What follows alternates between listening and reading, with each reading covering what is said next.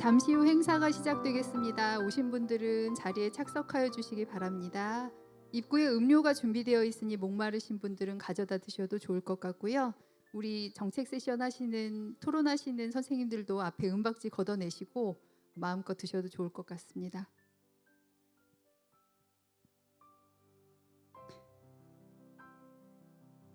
호모사피엔스는 지구의 모든 생물종 가운데서 가장 협동적인 종이다.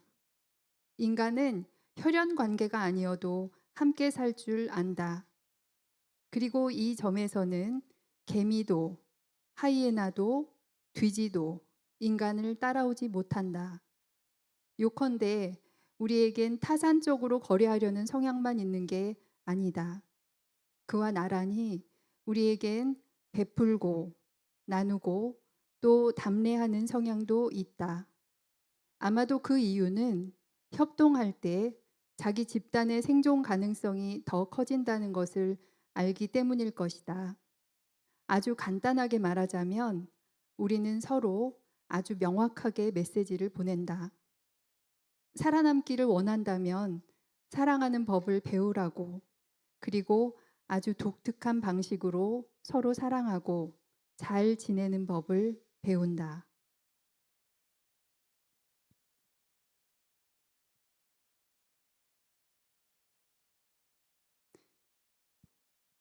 네, 도넛 경제학에서 발췌한 내용입니다. 안녕하세요. 안녕 못하신가 보다. 다시 할게요. 안녕하십니까? 네, 오늘 이 자리에 함께하신 모든 분들을 아주 격하게 환영합니다. 저는 오늘 행사의 사회를 맡은 Y 도넛에 있는 이상아라고 합니다. 반갑습니다. 자, 이제 자리를 꽉 채워주셨으니 개회 선언을 하겠습니다. 느티나무 도서관에서 2025년 글로벌 도넛 데이를 시작하겠습니다. 네, 여러분들 그 리플렛과 포스터에서 보시는 바와 같이 첫 번째 세션은 도넛 경제학을 학문적으로 연구하시는 박사님들의 토론 시간입니다. 혹시 여러분들 태권브이 아세요? 모르시는 척하지 마시고요. 다 아시잖아요. 태권브이 아시죠? 태권브이 누가 만들었는지 아세요? 김 박사님이 만들었습니다. 김 박사님 아세요?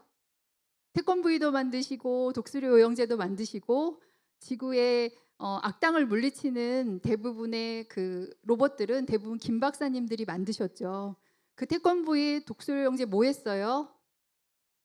지구를 지켰습니다. 악당을 물리치고 지구를 지켰습니다.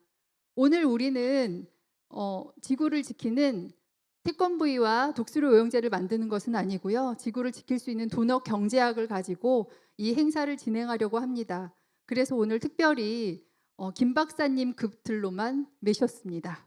네, 앞에 계신 분들이 우리 도넛 경제학이 우리 지구를 살리는데 어떠한 역할을 할 수 있는지, 어떠한 정책으로 실현할 수 있는지, 왜 필요한지 이 부분에 대해서 좋은 말씀들을 많이 해주실 것으로 기대합니다. 여러분들도 기대되시죠?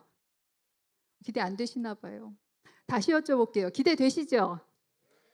예. 그러면 그 토론을 함께 해주실 우리 도넛 경제학의 전도사라고 할 수 있지요. 홍기빈 소장님께 진행을 부탁드리겠습니다. 큰 박수로 맞아주세요. 예, 반갑습니다. 저 진행을 맡은 홍기빈입니다. 제가 이 책을 번역했다는 그 이유로 그냥 이렇게 흘러오게 된 것 같은데요. 중요한 거는 이제 이 책을 쓰신 분하고 케이트 레이버스 저자하고 그다음에 오늘 여기 함께 하신 분들 이분들이 정말 의미가 있는 것 같아요.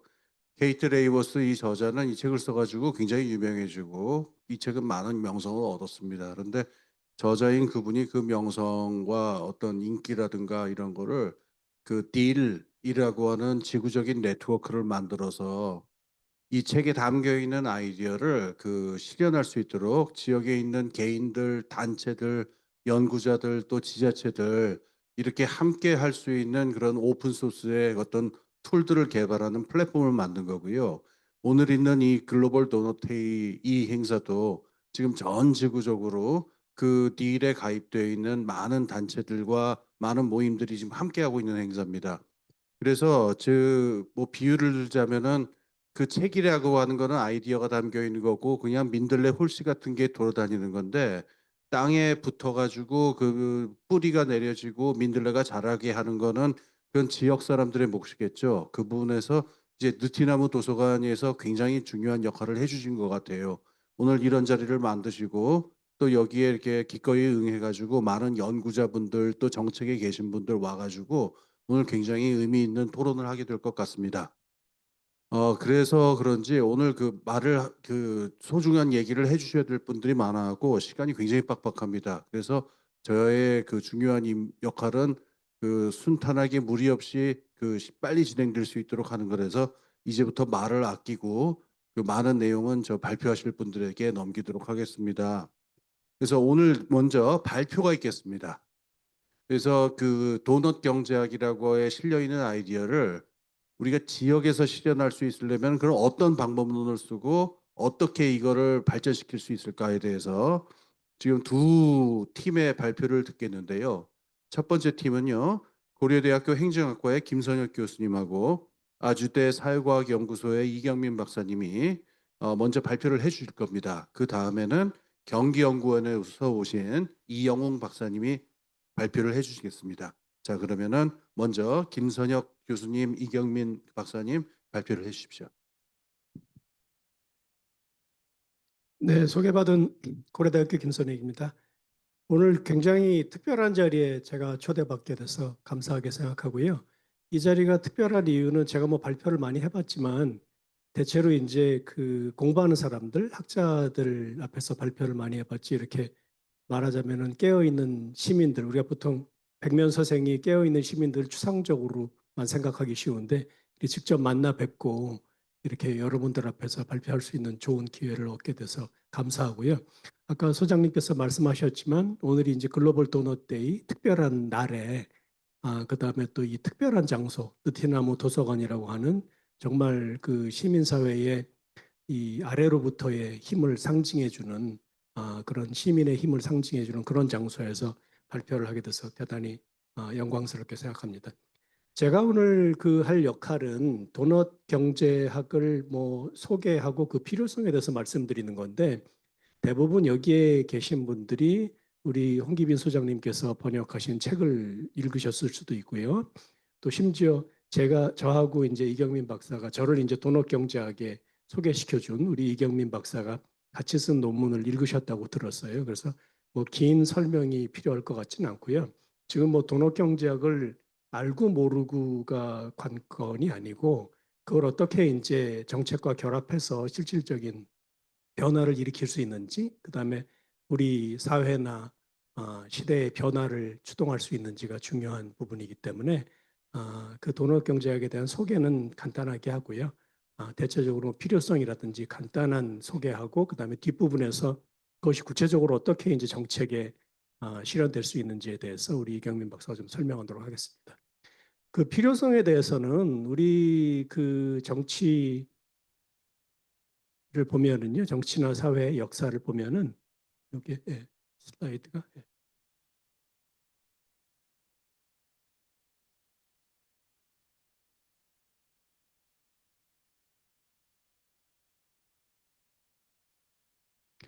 그 이념적인 그 이 소속에 불문하고 크게 두 가지에 대해서 우리나라 그 엘리트들이 큰 컨센서스가 있는 것 같아요. 하나는 이제 국가의 역할 내지는 국가의 역량, 국가가 많은 것을 할 수 있다는 기대, 그다음에 그 힘에 대한 믿음이 있는 것 같고요. 또 하나는 이 성장에 대한 그 거의 종교적인 믿음이 과거에 있었던 것 같아요. 그래서 이제 과거를 돌아보면은 이 성장 중심으로 정책이 많이 이루어졌다. 진보 보수 정부를 막론하고 그런 부분들. 그다음에 왜 이 성장 중심 담론이 문제가 있고 방향을 선회할 필요가 있는가? 그리고 그 방향을 선회한다고 할 때 도넛 경제학이 어떻게 그 방향 새로운 방향의 설정과 관련해서 중요한 아이디어를 줄 수 있는지 그런 부분 중심으로 말씀을 드리겠습니다.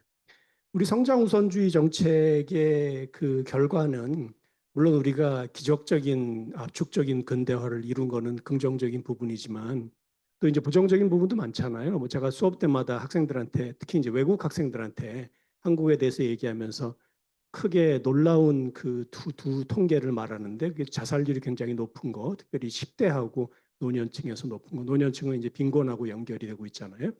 그 다음에 이제 또 그 출생률이 매우 낮은 거. 그런 두 충격적인 그 이 통계치가 보여주듯이 우리가 지금 행복한 사회가 아닙니다. 환경적인 문제도 여러 문제들이 있고요. 근데 이제 아까 말씀드렸듯이 정치적인 스펙트럼을 막론하고 성장 중심 담론이 핵심 기조로 지속되었다는 것. 거기에 이제 도넛 경제학은 굉장히 직관적으로 이해하기 쉬운 내용으로 우리에게 새로운 대안을 제시해주고 있다는 것입니다. 그 역사적으로 본다면은 1960년대, 70년대 발전 국가가 주도하던 그 수출 집약적인 그런 근대화가 되겠죠. 산업화.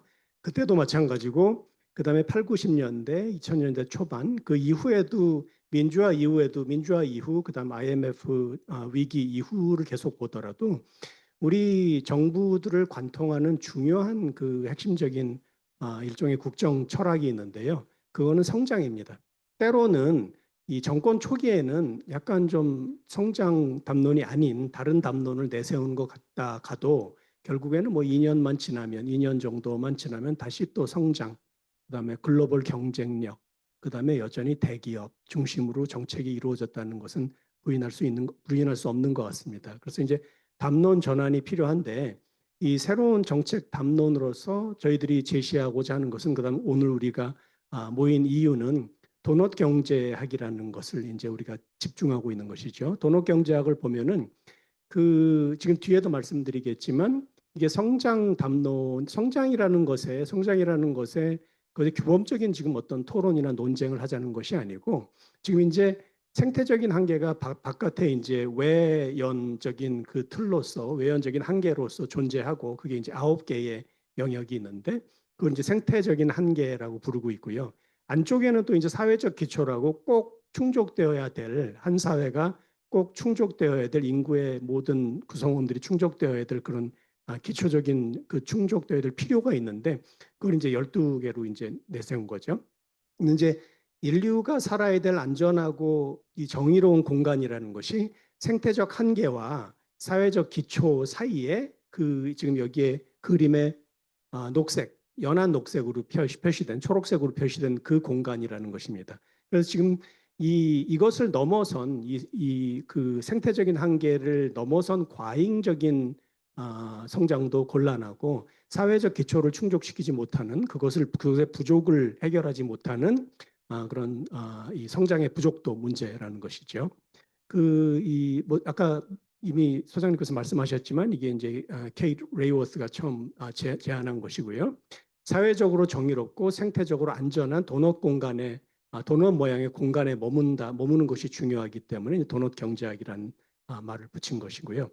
여기 뒤에 두 번째 이제 보시면은 기존의 개발은 약간은 번영, 프로스페리티를 이제 꿈꾸는 것인데 그 번영이라고 하는 거는 굉장히 이제 이 외부적인 그러니까 외부에 이제 현시적으로 나타내는 그런 것이고 또 소위 객관적인 것이고 물질적인 것인데 그거에 비해서 이제 도넛 경제학이 강조하는 번성이라는 것은 약간은 내면적이기도 하고 질적이고 또한 이제 주관적인 부분이 이제 행복감하고 관련되는 것이고 또 지속 가능성과도 밀접하게 관련되는 그런 식의 번영의 개념이라고 할 수 있겠습니다.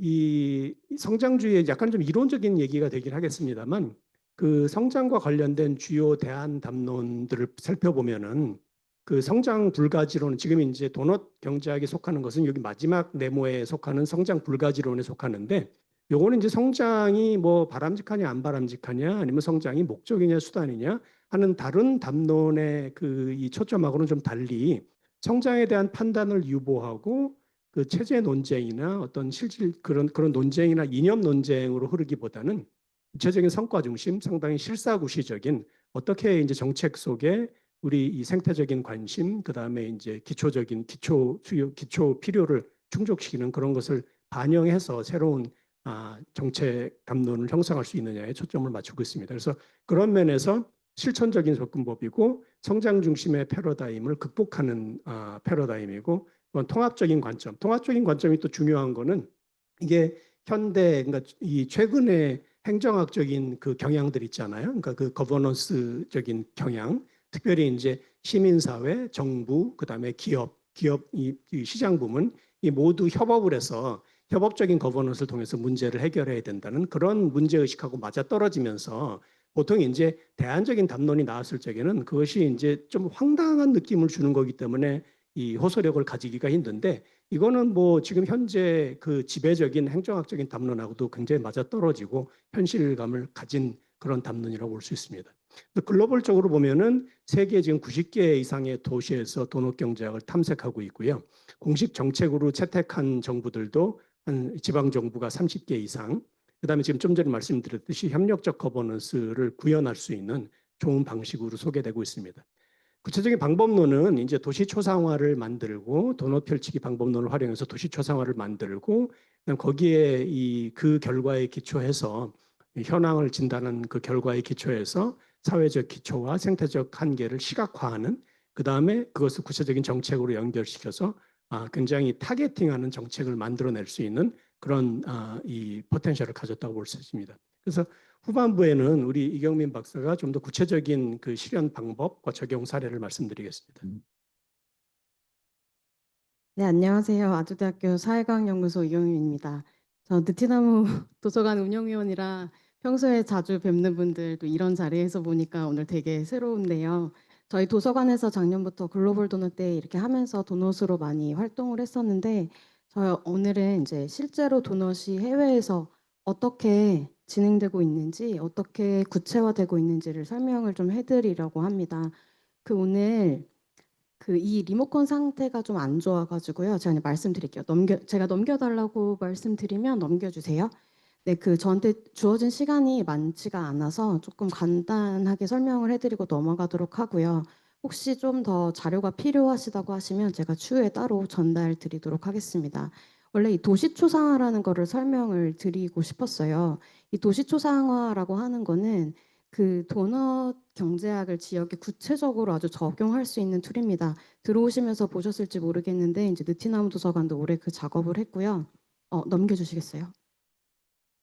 네, 작년에 오신 분들 많죠. 작년 글로벌 도넛 데이에서는 저희가 이 도넛 모양을 통해서 이 도서관 주변의 커뮤니티들을 연결하고 우리가 서로 되게 다른 활동들을 하는 것 같았지만 우리가 이렇게 연결되어 있구나 이런 거를 확인하고 서로 이제 북돋아주는 활동들을 했다면 네, 넘겨주세요, 사장님. 네, 올해는 이렇게 실제로 느티나무 도서관 주변에 있는 커뮤니티들에게 도넛 초상화를 소개를 하고 이거 작업을 실제로 이렇게 그려보는 그런 일들을 하고 있어요. 여기 보시면 이제 느티나무 도서관 주변 커뮤니티 활동들을 보실 수 있습니다.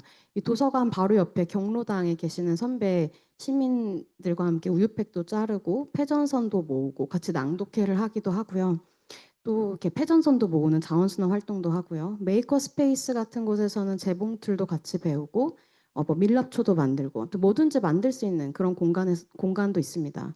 또 저희가 용인시 친환경 농업인 연합회에 가서는 그 농산물들 이렇게 옆에 책도 쌓아놓고 이렇게 농촌 활동 도움이 되는지는 모르겠지만 그런 활동들도 좀 하고 또 손골 수리수리라고 저희 동네 자랑인 이렇게 같이 수리도 하고 공유도 하고 그런 자원순환 센터도 있습니다.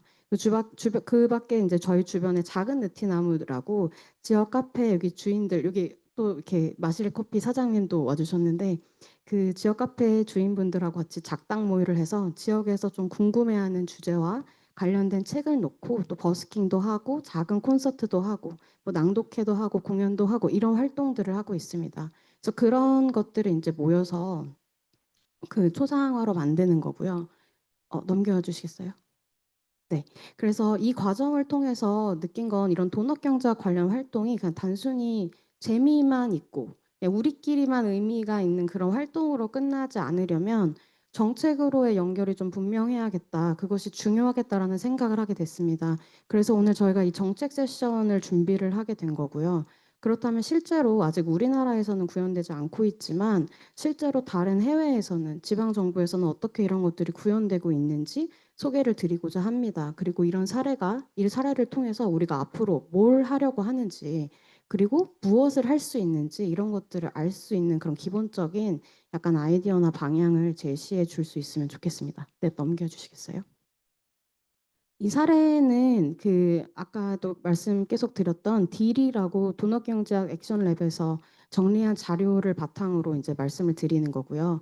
또 보통 보시면 다 9가지 방식으로 그 도넛경제학을 도시에 적용할 수 있는 방법들이 구분되어 있습니다. 이 9가지 방법은 다시 3가지로 나누어지는데요. 그러니까 첫 번째 아주 기본적인 단계, 그리고 이제 두 번째는 이 도넛경제학을 좀 시작하는 단계, 그리고 마지막은 정말 장기적인 비전으로서 커미팅 롱텀이라고 할 수 있을 만한 그런 헌신 단계 이 3가지로 나누어지고요. 이제 각각 다른 그 지방 정부의 그런 자원의 수준, 뭐 지자체장 리더의 정치적인 의지, 그리고 투입이 가능한 노력 이런 정도에 따라서 구분이 됩니다. 네, 넘겨주시겠어요? 먼저 첫 번째를 보겠습니다. 이제 대화를 시작하고 내부 학습을 촉진한다라고 되어 있는데요. 그러니까 도넛경제학이 지방정부에서 시작되는 그 과정은 다양할 수 있지만 지자체장이나 시장이 의지로 그냥 시작을 할 수도 있고요. 혹은 소수의 공무원들이나 되게 열정이 넘치는 그런 실무자들이 아이디어를 가지고 와서 조직 내 확산을 하고 영감을 주고 변화를 만들어 가기도 합니다. 그래서 이 딜에는 사용할 수 있는 되게 다양한 자원들이 있어요. 이 자료들을 마음껏 사용을 하실 수 있고 그래서 이제 그거를 이렇게 활용을 할 수 있고 몇 가지 사례를 말씀드리면 독일 바트나움하임이라는 곳이 있어요. 여기 사진에 나와 있는데 여기는 이제 혁신, 지속 가능성, 기후 위기 관련된 팀들이 이 도넛 대화를 시작을 했습니다. 그리고 여기 이제 연구 프로그램이라고 되어 있는 데서는 이제 내부 학습에 그러니까 정부 내부 공무원들끼리 이 도넛 경제학에 대한 워크숍을 시작을 했는데 이제 이것들이 일반 시민들을 대상으로 좀 확장이 돼서 이 아이디어가 퍼져나간 그런 케이스고요. 암스테르담 같은 경우는 제일 유명하죠. 도넛경제학을 제일 먼저 시작한 도시이기도 하고 그 지속가능 발전 목표 이 그 기준을 도넛경제학으로 적용을 해서 그 voluntary local review라고 자발적인 그 지역 보고서를 작성을 해야 되는데 그걸 이제 이 도넛을 적용해서 작성을 하고 있습니다. 그리고 딜에서 보시면 여기 이렇게 다양한 사진이 있잖아요. 빨갛게 딜 피어 게더링이라고 되어 있는데 이렇게 다양하게 줌을 열어서 다양하게 이제 지역 간, 도시 간 학습 모임 이런 것들을 참여할 수 있게끔 기회를 많이 열고 있습니다.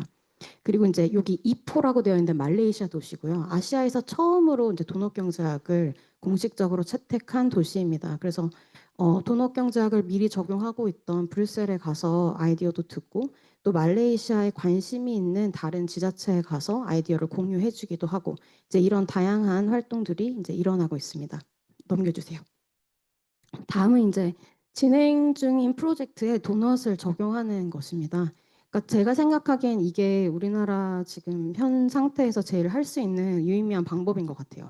그래서 새로운 예산이나 뭐 복잡한 의사결정 과정 필요 없이 지금 지자체에서 이미 하고 있는 사업들을 도넛의 관점으로 들여다보는 건데요. 이게 처음에 보시면 이렇게 복잡하게 되어 있는 게 스페인 바르셀로나의 사례입니다. 그 바르셀로나 같은 경우가 이 방법으로 기존에 있는 계획들 그리고 전략들이 도넛의 사회적인 기초 그리고 생태적인 한계 이 차원에 맞춰서 어떻게 진행이 되고 있는지 매핑하는 작업을 했어요. 그러다 보면 이게 어떤 것은 또 사회적 기초와 생태적 한계 이렇게 같이 연결이 돼서 상호 연결성을 확인할 수도 있고 또 우리가 빼먹고 있었던 영역이 있었구나 이런 것들을 좀 발견할 수도 있습니다. 여기 보시면 프랑스 그로노블도 마찬가지고요. 그래서 제가 시간이 많지는 않아서 이렇게 한 개의 좀 대표적인 것들만 설명을 하고 넘어가도록 하겠습니다. 넘겨주시겠어요? 다음은 이제 지역 주체들의 역량 강화와 관련된 것입니다. 이제 이거는 사실 느티나무 도서관이 하고 있는 일이라고도 할 수가 있어요. 이미 지역에 존재하고 있는 지역 네트워크들 그리고 시민 조직들을 지원하고 연계를 해서 이 도넛 경제학 아이디어를 실제로 시민들이 구현할 수 있게끔 지방 정부가 도와주는 건데요. 마찬가지로 암스테르담에서는 아주 적극적으로 그 암스테르담 도넛 콜리션이라고 암스테르담 도넛 연합이라는 시민 단체가 있는데 여기를 적극적으로 후원만 할 뿐이 아니라 공무원들도 이 활동에 아주 결합을 해서 진행이 되고 있고 여기 첫 번째 보시는 사진 같은 경우는 그 지방 정부에서 하는 프로젝트입니다. 그래서 두 가지 이상의 단체들이 모여서 도넛 아이디어로 문제 해결을 한다라고 했을 때 정부가 지원해주는 프로젝트입니다. 그래서 이런 것들이 이제 암스테르담에만 있는 게 아니고 프랑스 그로노블에서도 진행이 되고 있고요. 바르셀로나 같은 경우는 2,000개 이상의 공공기관, 민간기관이 참여하는 이 전 거 아직 네, 참여하는 바르셀로나 플러스 서스테이너블 네트워크라고 있어요. 그래서 이 집단, 이 조직이 이제 도넛 초상화를 기반으로 이제 뭐 시민 약속 2024, 2034 이런 것들을 수립해서 이제 바르셀로나의 도시 상태를 점검하고 어떤 부분에서 우리가 협력해야 될지 이런 것들을 이제 구체적으로 찾아 나가기도 했고요. 요 마지막에 보여주신 요게 이제 독일의 바트나우하임 사례인데 무작위로 시민들 100명을 초청을 해서 우리 도시가 이 도넛 안으로 들어가기 위해서는 우리가 어떤 걸 해야 될까라는 거를 함께 이야기를 하고 제안하고 또 거기서 정책을 선정해서 구체화하는 그런 작업을 하기도 했습니다. 네, 이제 넘겨주시겠어요? 다음은 이제 데이터에 관한 겁니다. 이제 여기는 이제 그 도넛을 하기로 한 이제 정부들이 하는 그 작업이라고 할 수 있는데요. 구체적인 도넛 초상화를 그리는 작업입니다. 그래서 아주 양적인 지표가 필요하죠. 그래서 저희 느티나무 도서관 같은 경우도 지금은 정성적 자료를 모으고 있는데 궁극적으로는 이 데이터 포트레이트를 그리는 것을 목표로 하고 있습니다. 최초로 그린 곳이 당연히 암스테르담이고요. 이제 바르셀로나 같은 경우도 이 데이터 포트레이트를 그리고 있고 조금 주목해 보고자 하는 사례가 이제 코펜하겐 같은 경우인데 코펜하겐은 이제 2023년부터 이 데이터 포트레이트로 연례 보고서를 제출을 합니다. 그래서 예산을 논의할 때도 이 데이터 포트레이트를 기본으로 우리 정책의 우선순위를 결정하고 실제로 좀 더 집중해야 될 영역을 선정하는 그런 일들을 하고 있습니다. 네, 다음으로 넘겨주세요. 이 데이터 포트레이트 이렇게 우선순위를 정하고 상태를 결정한다고 한다면 이제 그 다음으로는 계획, 아주 구체적인 계획과 전략의 이 도넛 경제학을 적용하는 건데요. 여기 보시면 이 그림 되게 유명하잖아요. 이 암스테르담 서큘러 스트래티지라고 되어 있는데 이 암스테르담이 도넛 경제학을 기반으로 수단 경제 전략, 도시 개발 전략, 그리고 모빌리티 전략 이런 것들을 수립을 했습니다. 그리고 이제 옆에는 퀴라소라는 지역인데요. 여기는 이제 경제 발전 전략을 할 때 경제 발전에 필요한 곳입니다. 근데 이거를 애초에 시작을 도넛 경제학의 모델을 가지고 와서 이제 이니셔티브를 발굴하고 하자. 이제 이런 것들을 했고요. 멕시코 시티 역시 이제 시민 참여 워크숍을 이 도넛 모델을 가지고 와서 우리가 장기적으로 이 도넛 안에 들어가야 한다라는 이야기를 하면서 시민들과 함께 토론을 하고 계획을 하면서 그 도시의 그 계획을 함께 수립해가는 그런 사례입니다. 네, 넘겨주세요. 네, 그 다음은 우리가 시범 프로젝트를 해볼 수 있겠죠. 도넛 경제가 구체적으로 적용된 우수 사례를 이제 만들어 나가는 건데요. 네, 다음 넘겨주세요. 제가 사례 하나를 소개를 드리면 두 개 정도? 네, 하나를 소개를 드리면 여기 이 지도가 스웨덴의 토멜리라는 곳이에요. 그래서 여기가 도넛 경제학의 원칙을 바탕으로 초등학교를 건립을 하고 있습니다. 그래서 이 초등학교를 만들 때 그 뭐 초등학교를 만드는 팀, 초등학교에 만드는 참여하는 주민들, 그 뭐 급식 들어가는 뭐 자재들 그리고 하다못해서 교사의 역할까지 이 도넛 경제학을 적용해서 그 요 계획에 반영을 하고 있고요. 그 옆에 여기 까맣게 보이는 게 버밍엄, 영국의 버밍엄인데 이 버밍엄 사례가 느티나무 도서관이 가장 많이 참고한 사례입니다. 여기 시빅 스퀘어라고 시민사회가 주도를 해서 이제 지방정부와 같이 조금 조인을 하고 있는 상황인데요. 그 도넛 경제학 핵심 원칙을 반영을 해서 스트릭 디몬스트레이터라는 프로젝트를 하고 있어요. 이게 기존의 건물을 거의 새 건물 수준으로 업그레이드를 하는 건데 에너지 소비를 최소화하고 이제 탄소 배출을 줄이는 그런 방식의 이제 개보수 작업 같은 것들을 하고 있습니다. 네, 다음 넘겨주시겠어요? 이제 다음 세 가지는 이제 좀 더 장기적인 헌신을 갖고 있는 지방 정부들에서 할 수 있는 건데요. 이제 이 전략적 지침으로 활용을 한다라는 것은 사실 의회의 결의나 지자체장들의 그런 약속, 정치적인 약속이 이루어지는 그런 단계를 의미를 합니다. 제일 대표적인 곳이 캐나다의 나나이모라는 지역인데요.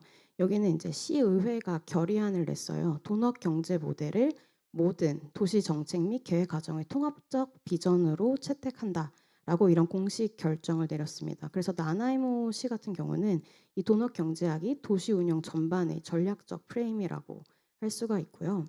그리고 다음 보여주시겠어요?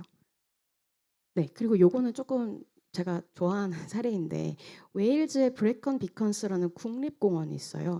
그래서 국립공원을 관리를 할 때 그 관리의 기준을 또 도넛 경제학으로 가져왔습니다. 그래서 파크 도넛이라는 걸 만들어서 그 공원을 관리하는 지침에 이제 도넛 경제학의 원칙을 적용한 거고요. 그리고 계속 나오는 그 프랑스 그로노블 같은 경우도 그 그로노블 2040 접근법이라는 거를 가져와서 도넛 경제학을 통해서 그 도시의 전반적인 것들을 진단하는 그런 도구로 사용하고 있습니다. 다음 넘겨주세요. 그래서 다음은 이제 성과 평가를 도넛으로 하는 겁니다. 이것도 제가 조금 재밌어하는 사례인데 이건 이제 영국 코널의 사례입니다. 이게 보시면 이름이 Decision Making Wheel이라고 되어 있어요. 그래서 요거를 의사 결정 휠이라고 하는데 그래서 Corner Development and Decision Wheel에서 CDDW라고 합니다.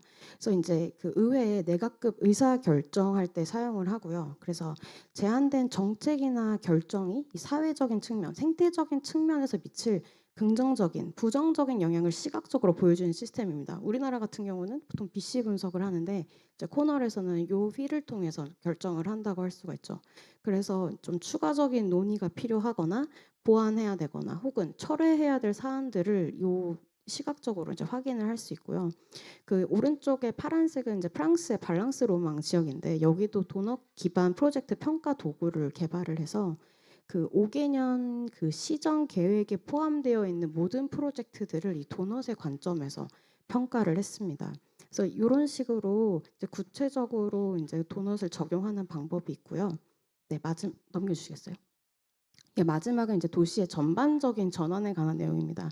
여기는 사실은 이제 기존에 아까 김선혁 교수님께서 말씀해 주신 것처럼 성장 중심의 담론, 성장 중심 담론으로 인한 우리나라의 그 경론 의존성들, 과거로부터 이어진 운영 패턴들, 이런 장애 때문에 근본적인 전환이 되지 못하는 이런 문제들을 우리가 어떻게 바꿔야 할지, 그러니까 우리가 추구해야 되는 궁극적인 목적이라고 할 수가 있습니다. 이런 것들은 사실 이렇게 이루어지기 어렵지만 어쨌든 저희가 추구해야 될 목표라고 생각을 하고요. 딜에서도 이걸 이제 북돋기 위해서 다양한 방법들을 제안하고 있고 또 제안을 받고 있습니다. 그래서 저희 해외 사례 발표는 여기까지고요. 이런 현실적인 또 실질적인 또 한편으로 실천적인 이런 전환을 위해서 어떤 것들이 필요한지에 대해서 이제 김선혁 교수님께서 다시 마무리를 해주시려고 합니다. 네, 시간이 넘어가서요. 제가 짧게만 말씀드리면 이제 각자의 역할이 있는데요. 저 같은 연구자는 여러분들께 이 도넛 경제학이라는 틀이 말이 된다. 그다음에 규범적으로 이 방향으로 가야 인류와 환경이 살 수 있다는 점.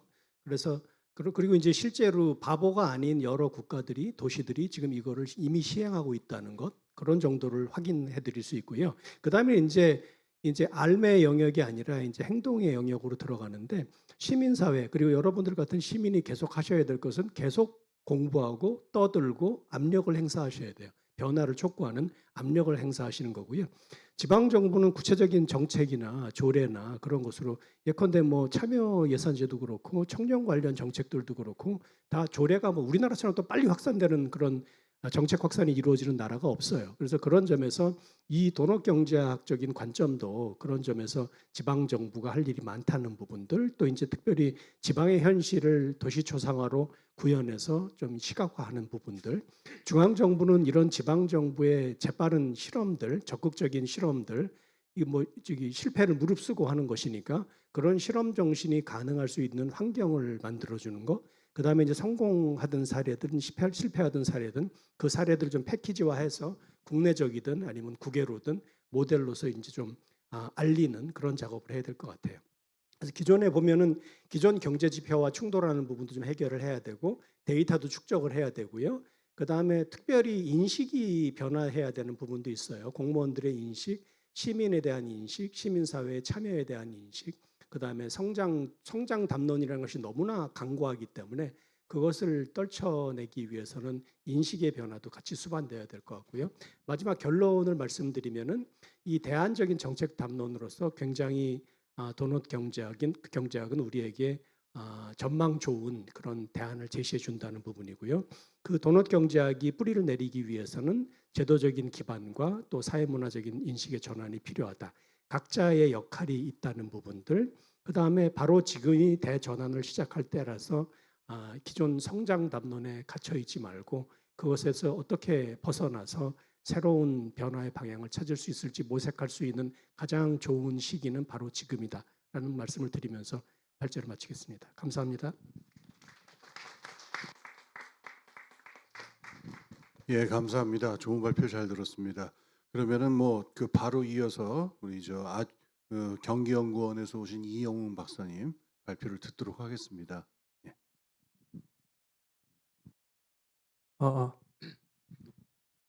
잠깐 준비 중이라는데, 예.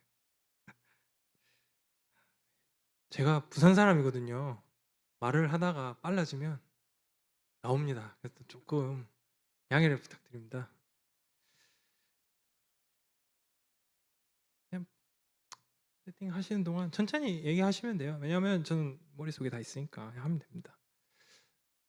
저는 뭐 처음부터 이런 도넛 경제학을 했던 건 아니고 제가 이제 속해 있는 기관에서 사회적 가치 관련된 과제를 하면서 또 이런 부분들이 사회적 가치란 게 좋은 건 알겠는데 대체 그게 뭘까? 그걸 정책으로 실현해야 된다라고 하면 뭘 해야 되는 걸까? 다들 뭘 했길래 하고 나서 이게 잘 됐니 못 됐니 그렇게 싸우는 걸까? 에 대해서 계속해서 좀 고민을 해 왔었습니다. 왜냐하면 제 과제가 잘 마무리되려면 경기도가 사회적 가치를 어떻게 증진해야 하는가에 대해서 답을 드려야 되거든요. 자, 그래서 네, 계속 하겠습니다. 그래서 아마 뭐 자료를 보고 계신 분도 계실 것 같아서요. 그래서 사회적 가치라는 것 자체가 굉장히 좋지만 저마다 정확하게 말하면 백과쟁명식으로 이해가 되고 있는 부분들에 대해서 한번 짚어보고 그다음에 이걸 실현하기 위해서 우리가 시도한 그간의 노력들이 얼마나 우리가 그렇게 되었으면 좋겠는가 하는 부분하고 차이가 있는가를 한번 살펴보고 그런 상태에서 우리가 도넛이라는 모델을 가지고 한번 해볼 때 어떤 잠재력이 있을까? 그리고 이 도넛 모델이 우리 도가 조례를 통해서 규정해 놓은 사회적 가치 중에 민주적 참여라는 가치를 나머지 다른 가치들과 연계를 하는데 그래서 이 가치를 재설계하는데 우리 도넛 모델이 사용될 수 있다. 그리고 아직은 연구가 한 75% 정도 완료됐기 때문에 나머지 25%를 채워가면서 관심 있으신 분들은 제 나중에 보고서를 참고하실 때 대략 이러한 것들을 보실 수 있을 것이다 하는 부분들에 대해서 설명을 드리도록 하겠습니다. 넘겨주세요. 자, 그래서 한번 잘 뜯어보면 주관적인 것도 들어가고 평가도 들어가고 나 말고 다른 누군가가 평가하는 것도 있습니다. 그렇기 때문에 백과쟁명식이 되죠. 자, 그러면 사회적 가치에 대해서 우린 이런 질문들을 해야 돼요. 필요한가? 실현할 수 있나? 실현했다면 그걸 어떻게 파악하고 뭐 식별, 더 나아가서 측정할 수 있는가? 이런 굉장히 복잡한 개념인 겁니다. 놀랍게도 우리가 성장 담론들이 우리 인생을 굉장히 힘들게 만들고 있다는 얘기를 하지만 사회적 가치 태동이 된 곳이 경제학입니다.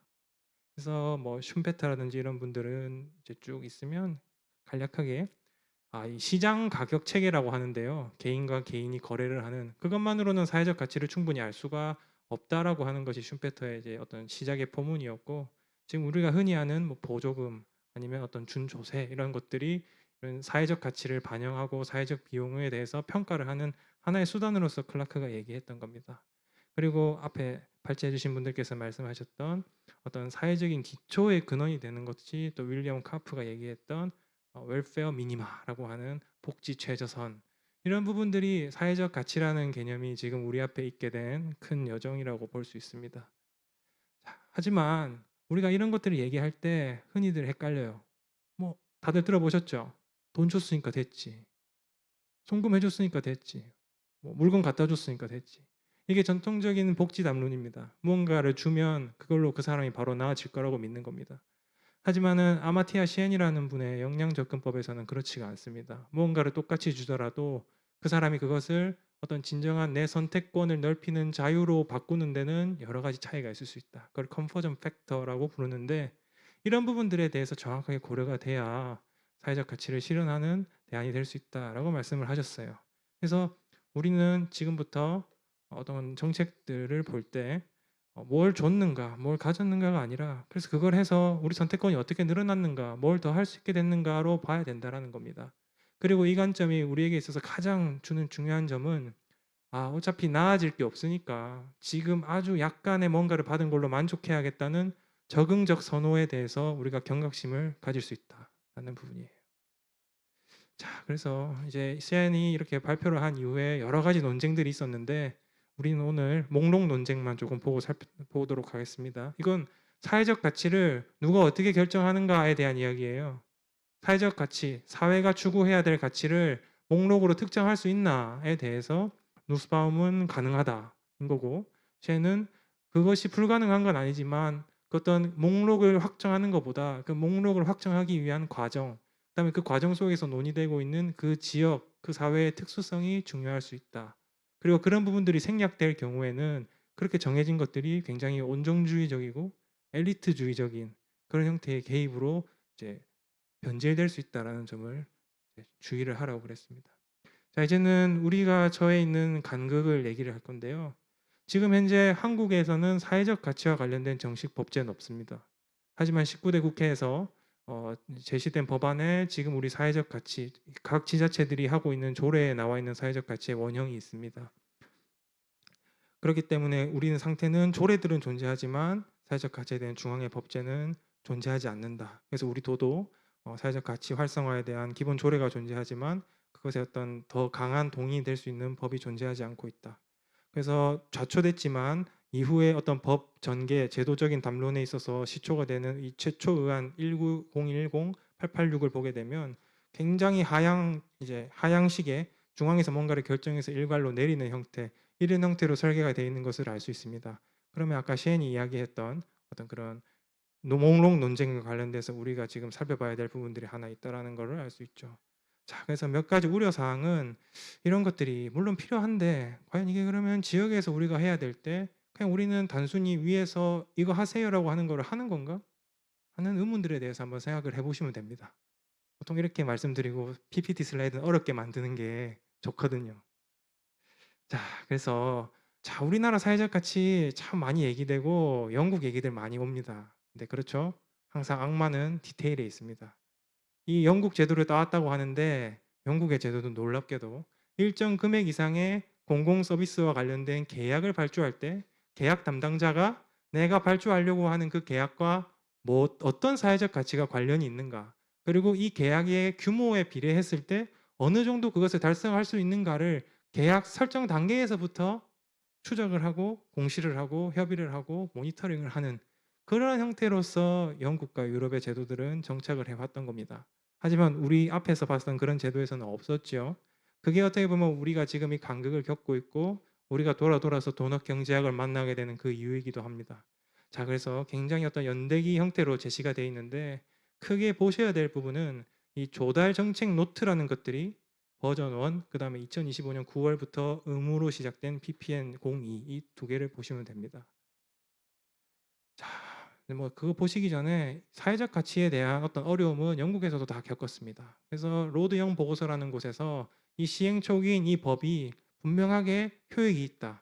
하지만 그 부분들에 대해서 평가를 하는 방법, 측정을 하는 방법들에 대해서 굉장히 다양성이 있고 이 부분에 대해서는 발전이 필요하지만 당시 영국 정부가 고려하고 있던 이 어떤 이것을 추진해야 되는 기준 자체를 상향함으로써 적용 대상이 되는 계약의 범위를 줄이는 것에 대해서는 반대한다라는 로드형 보고서가 있었고 이 부분들에서 사회적 가치라는 것이 실체가 없는 것이 아니다라는 것에 대한 근거가 될 수 있죠.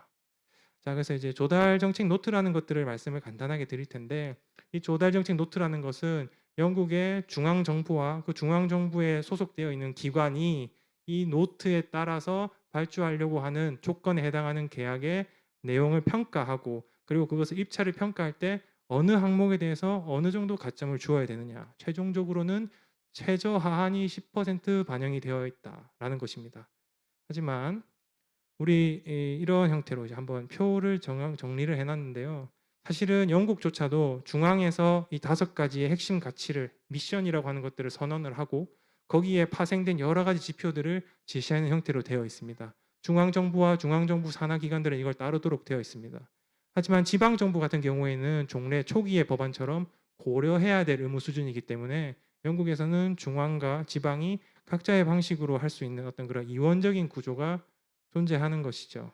자, 그래서 이 부분들에 대해서 우리 도넛 설명을 해주셨는데, 이 사회적 가치, 아까 제가 빠르게 넘어갔지만 우리가 정하고 있는 12가지의 사회적 가치 항목들, 뭐 인권, 일터와 어떤 그 현장에서의 안전, 그다음에 보건권, 뭐 그다음에 경제권, 이런 것들이 사실은 사회적 가치로 명명되어 있지만 도넛 모델에서는 사회적 기초와 상당 부분 조응하는 부분들이 있습니다. 그리고 환경권이라고 하는 부분은 어떻게 보면 생태적 한계를 이루고 있는 여러 요소들과 조응을 하고 있는 부분이 있죠. 자, 그래서 이렇게 쭉 이런 개별적인 요소들이 있습니다. 자, 이건 뭐 이제 제가 설명을 조금 드리자면, 우리는 이 연구자들이 그냥 제시를 한 것이 아니란 것을 분명히 알아야 됩니다. 우리가 삶을 영위하기 위해서 생산하고 있는 경제, 정확하게 말하면 교역 경제라는 부분, 흔히 여러분들께서 무역이라든지 어떤 비교 경쟁력이라는 걸로 생각을 하시면 돼요. 이런 것들을 생산하는 우리의 생산 체계가 자원이라는 것들을 소비해서 사람들의, 우리 구성원들의 사회적 기초를 충족시켜주는 속도가 자원을 고갈시키는 속도보다 훨씬 더 빠르다라는 부분들이 이 그림에 보시면 이 예전 1992년 대비해서 2015년에 배경 빨간 부분들이 훨씬 늘어나고, 빨간 부분들 안쪽에 빨간 부분들은 그렇게 크게 달라지지 않았다라는 부분들을 보실 수 있을 겁니다. 그리고 굉장히 절망적인 부분은 오히려 사회적 기초에서는 일정 부분들이 후퇴하고 있다라는 겁니다. 사회적 지지, 평등, 민주주의의 질, 삶의 만족도, 이런 것들이 떨어지고 있다는 겁니다. 그래서 이러한 추세가 계속될 경우에는 아무리 우리가 생태를 더 많이 이제 약탈을 하더라도 우리 전 구성원들의 사회적 기초를 충족시키는 게 불가능할 거다라는 것이 우리의 전망입니다. 자, 그래서 이제 이런 그 딜에서 제시하고 있는 방법들이 개인적으로는 아까 역량 접근법, 개인 수준에서 주로 논의를 하고 있습니다. 하지만 그 측정이 쉬울까요? 어려울까요? 매우 매우 어려울 겁니다. 그래서 도넛 경제학은 이것을 지역 수준에서 측정을 해서, 물론 합쳐서 제시를 하기 때문에 개개인의 편차는 있을 수 있지만, 그것을 어떻게 보면 우리 지역에서 결핍되어 있는 것들이 무엇인가에 대해서 끊임없이 공공이 그것을 이해할 수 있고, 그리고 그것에 대해서 자체적으로 생산하거나 국가가 생산하는 어떤 통계 자료나 같은 것들과 끊임없이 비교를 하면서 시민들, 주민들의 이러한 우려와 걱정이 정말 데이터로 봐도 부합하는가, 아니면 부합하지 않는다고 한다면 그것이 기우인가, 아니면은 우리가 지금 생산하고 있는 데이터 자체에서 편향으로 인해서 놓치고 있는 것이 있는가에 대해서 볼 수 있게 해준다는 점에서 그 잠재력이 굉장히 크다고 할 수 있겠습니다. 자, 그래서 민주적 참여라는 이제 이 타호, 그러니까 12번째 호가 그렇습니다. 그래서 이제 시민적 권리로서 민주적 의사결정과 참여를 실현한다라고 되어 있는데, 자, 그럼 반대로 우리가 이렇게 사회적 가치를 그동안 얘기했는데 여러분들 지역에서 어떤 사회적 가치가 모자라다고 생각하십니까? 라는 질문을 저는 35년 동안 살면서 받아본 적이 없습니다. 자, 그래서 그렇게 했을 때 제가 이것은 다른 세부 가치들에 대해서는 이 도가 하고 있는 여러 가지 업무들을 통해서 무언가 가능하겠으나, 이 부분들에 대해서는 정말 우리가 참여 가치라는 것을 도넛 이코노믹스의 관점에서 한번 재설계해 볼 필요가 있겠다 하는 부분입니다.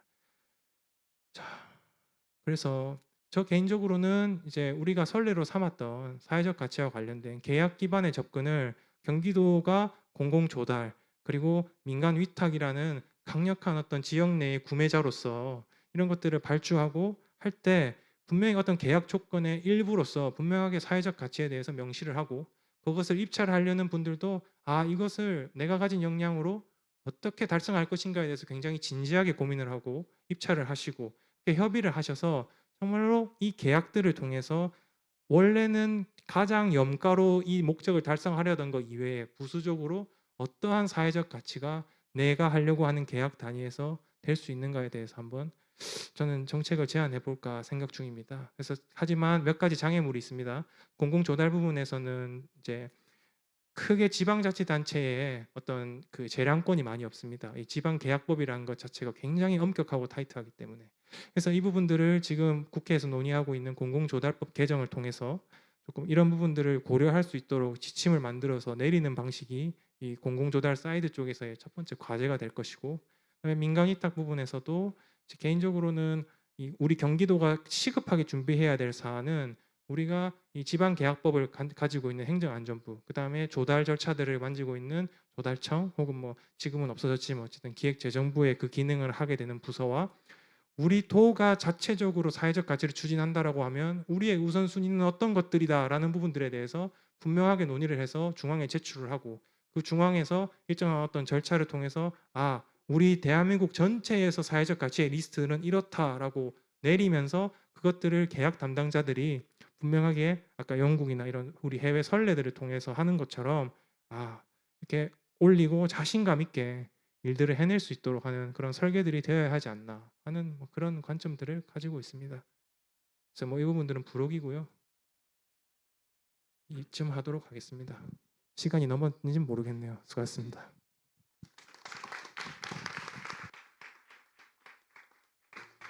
예, 그 시간들을 엄수해 주셔가지고 좀 하시고 싶은 얘기들이 굉장히 많을 텐데 시간 지켜주셔서 너무 감사하고 또 아쉬운 마음도 드네요.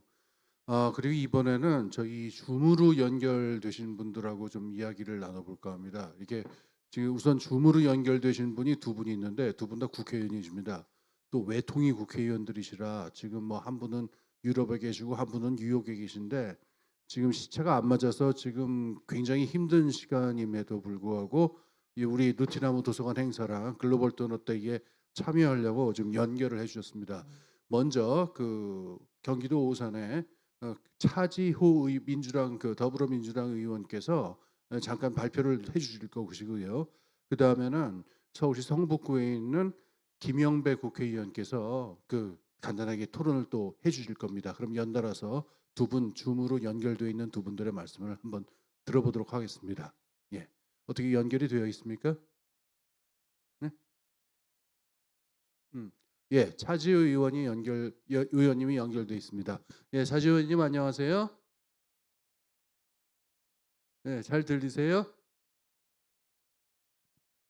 저희는 안 들려요.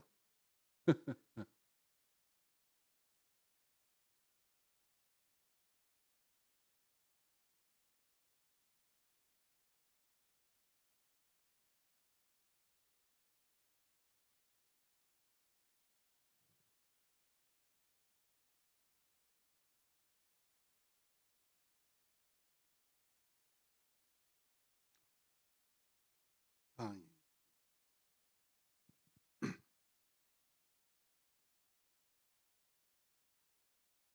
막간에 제가 실수를 했는데 그 줌으로 연결된 분이 한 분 더 있습니다. 두 분 국회의원 말고요.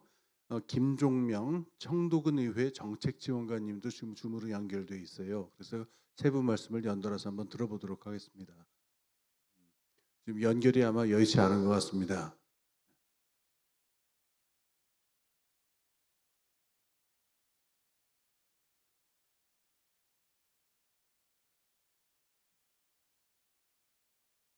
뭐 다 느끼시겠지만 굉장히 바쁘시고 할 일도 많으신 분들인데 이렇게 우리 느티나무 도서관에서 행사를 한다 보니까는 기꺼이 이렇게 연결을 해주시고 그냥 동영상으로 인사만 찍어 보내주셔도 좋습니다. 저희가 뭐 그렇게 말씀을 드리기도 했는데 아예 참여하겠다고 이렇게 열성적으로 해주셔가지고 저희가 그냥 세 분 모두 무척 감사한 마음을 좀 가지고 있습니다.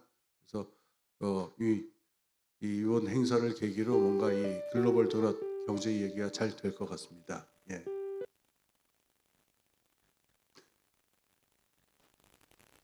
됐어요? 예, 아마 연결이 된 것 같습니다. 그럼 한번 연결을 해보겠습니다. 예, 차지호 의원님 나와 계세요? 네, 목소리 들리시나요? 예, 잘 들립니다. 예, 말씀하시죠. 네. 예, 네, 감사합니다. 네, 좋은 기회 주셔서 감사합니다. 저희가 글로벌 도넛데이라고 해가지고 저는 암스테르담에서 또 김영배 의원님 저기 미국에서 이렇게 접속해서 글로벌 도넛데이로 만들고 있는 것 같습니다. 그러면 시간이 없으니까 제가 얼른 슬라이드 공유해서 얘기 진행하도록 하겠습니다. 슬라이드 보이시죠? 네,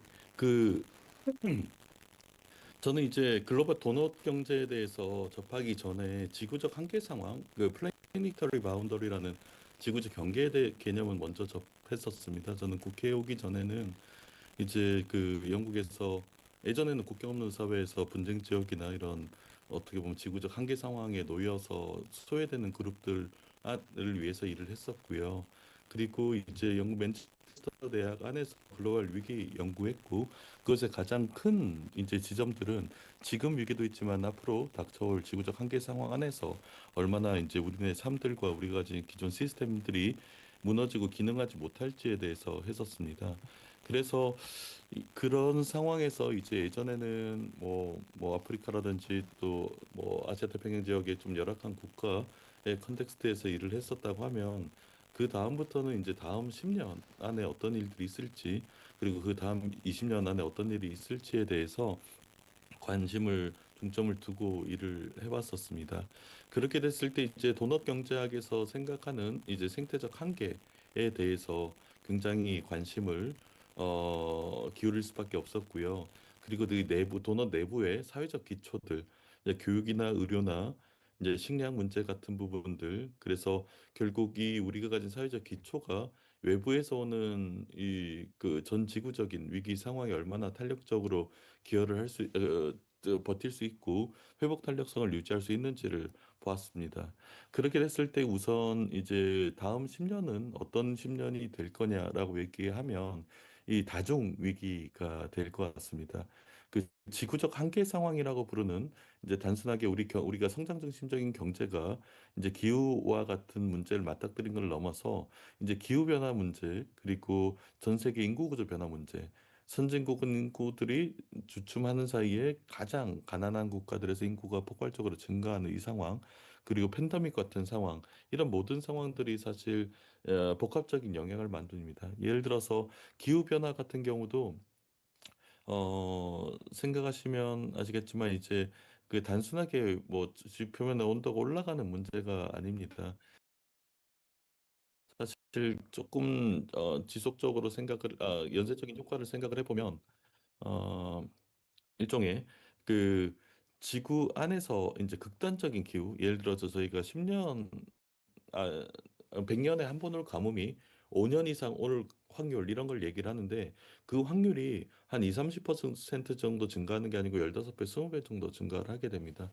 그러면 어떤 일이 발생을 하냐면 예를 들어서 제가 일했던 분쟁 지역 같은 경우에 이런 기후 변화 위기가 먼저 왔었습니다.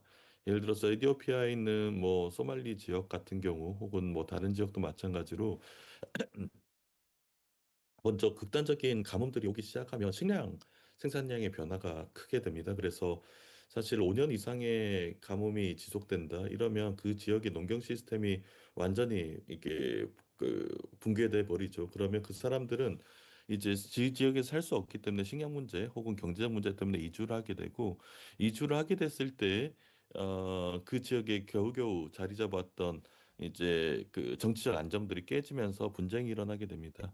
그랬을 때 이 분쟁들이 지금 이전에는 한 국가의 특정 지역에 왔다고 하면 이 기후변화 시대에는 적어도 여러 국가, 이 중동이나 서아프리카 지역 국가 전반에 퍼지게 될 가능성이 높고 이렇게 됐을 때는 지구의 한국 같은 나라 혹은 유럽 같은 나라의 기후변화 충격이 직접적으로 오기보다 이런 기후 취약국부터 무너지고 전 세계 경제가 무너지는 형태로 나타나게 됩니다. 그리고 안보 위험도 커지게 되는 거죠.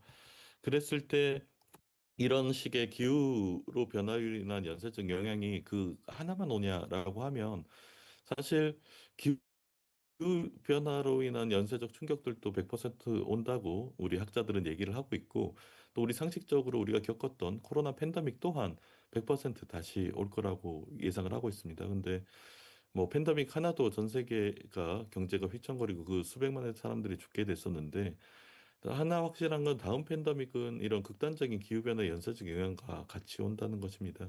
그리고 그런 영향들이 예를 들어 글로벌 인구 변화, 저출생 고령화로 경제활동 인구가 굉장히 위축된 한국에 오게 됐을 때 사실 이런 다중위기 우리가 도넛 경제학의 생태적 한계라고 부를 수 있고 그 한계에서 오게 된 복합적인 영향들은 사실 그 영향 안에서 지금의 우리가 가진 사회 시스템 뭐 식량, 그 의료, 교육 이 모든 시스템 그리고 소득과 일자리 이런 시스템은 사실상 버티기는 쉽지가 않을 것 같다는 생각들이 듭니다.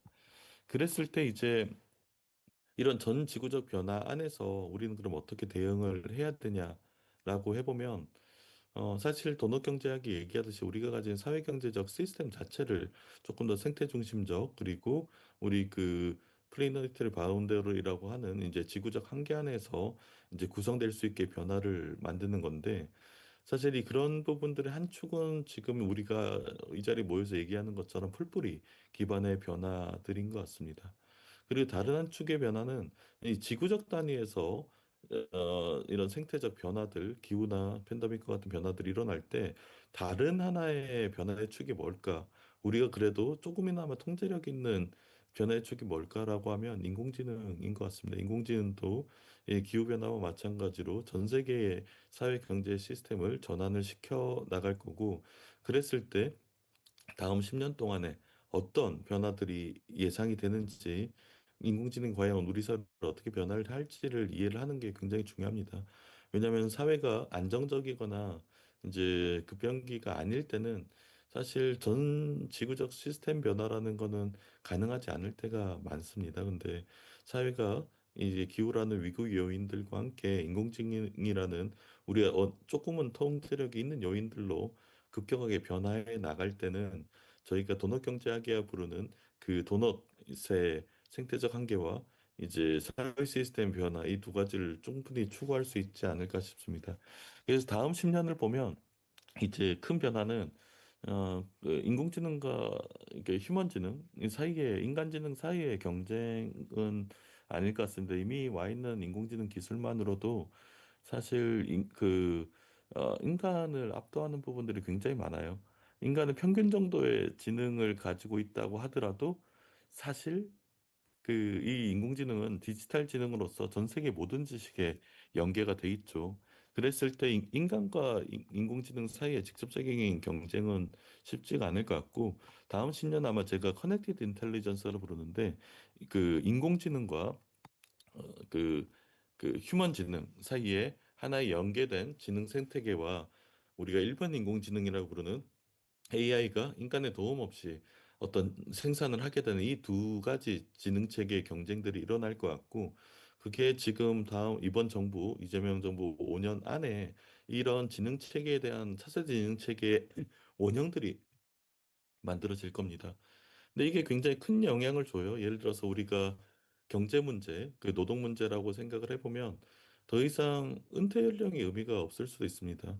인간지능과 우리가 AI가 30대에 사람들과 협력하는 것과 이제 70대 이후에 사람들과 협력하는 것 사이에 사실 생산성의 차이가 크지 않을 수가 있고 다른 한편으로는 한국같이 이제 교육의 정도가 높고 과학기술 정도가 높은 국가에 노동 인구의 그 생산성과 어떻게 보면 예전에는 굉장히 가난했던 나라, 동남아시아나 아프리카 일부 지역 국가의 지식 생산성의 차이가 AI와 결합될 때 그렇게 크지 않을 수가 있습니다.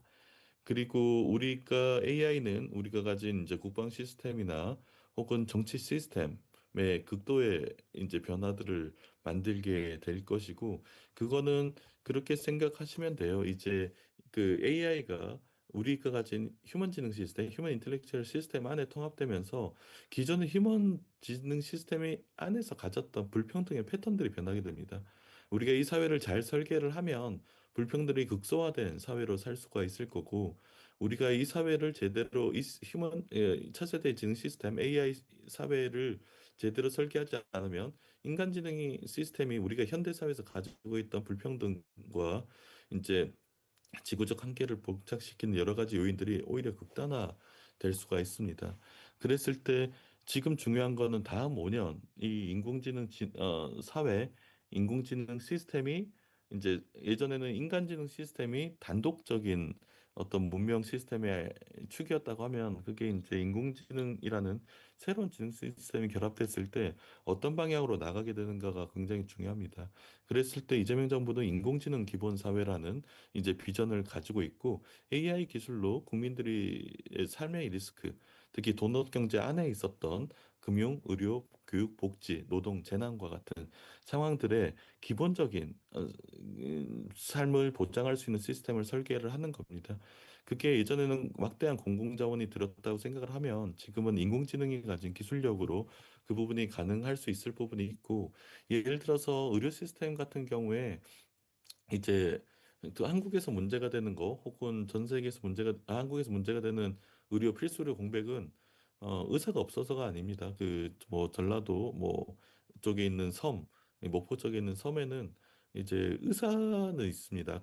정형외과 의사나 응급의학과 의사처럼 1차 의료인은 있고 필수 의료 전문의들이 없기 때문에 지역적인 격차가 생기는데, 지금은 1차 의료진과 AI가 협력을 하면 필수료 전문의와 동일한 정도의 진단 능력과 처방 능력을 가지게 됩니다.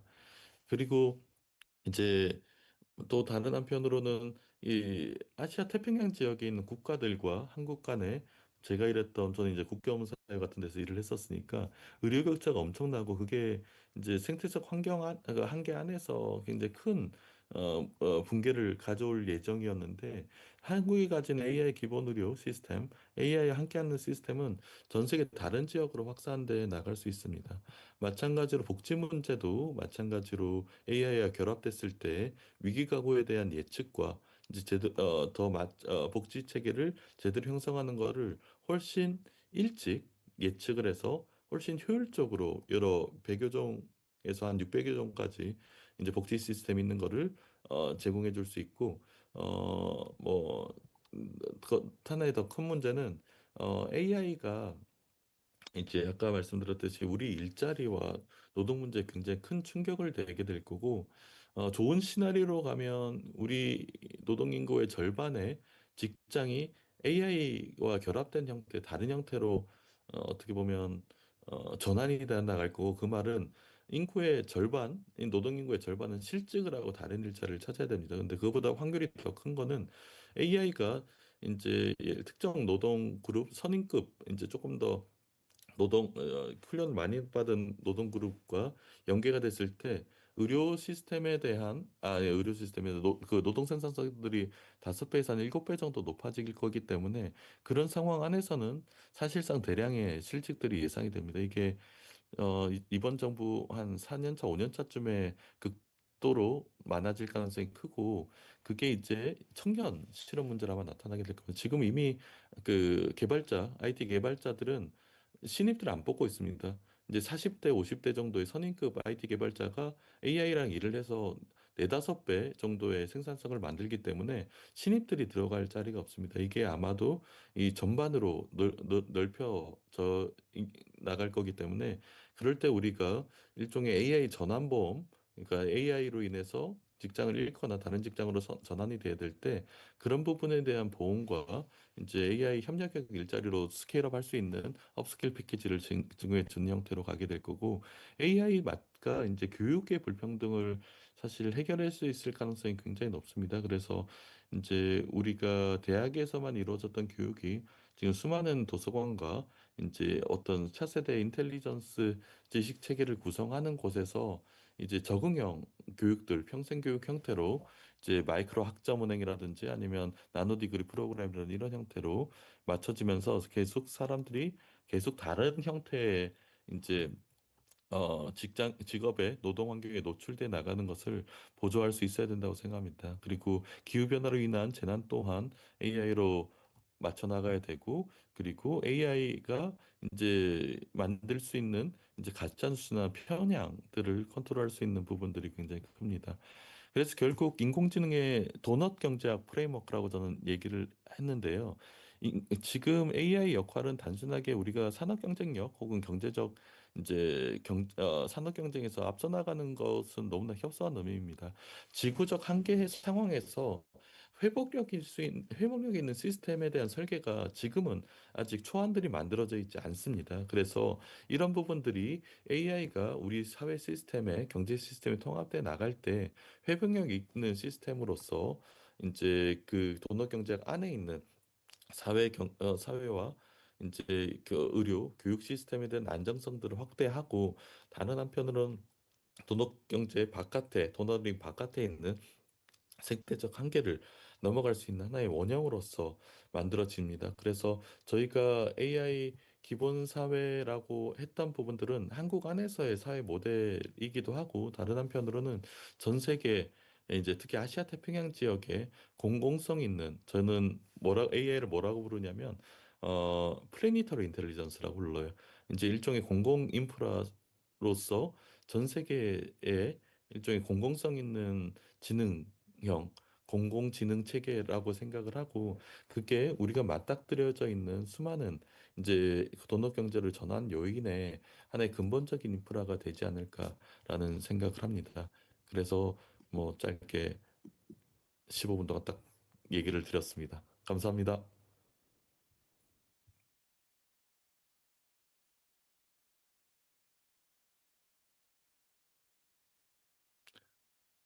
어, 그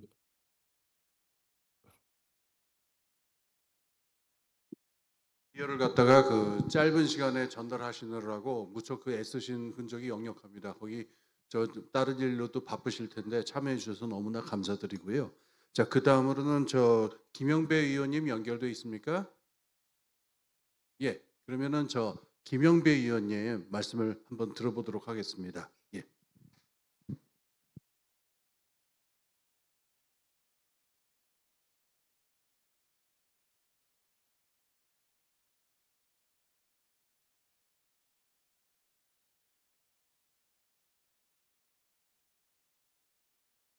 들리시죠?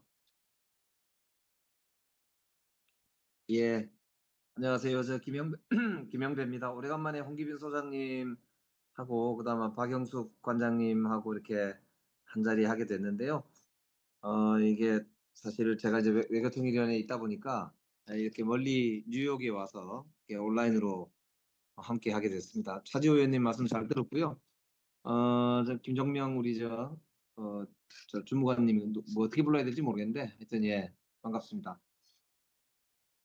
오늘 사실 제가 내용을 잘 준비를 못했습니다. 이 국정감사 와서 반장으로 와 있다 보니까 뭐 이렇게 내용을 좀 준비를 해서 사실 토론을 했을 되는데 그렇지 못해서 너무 죄송하다는 말씀을 우선 드립니다.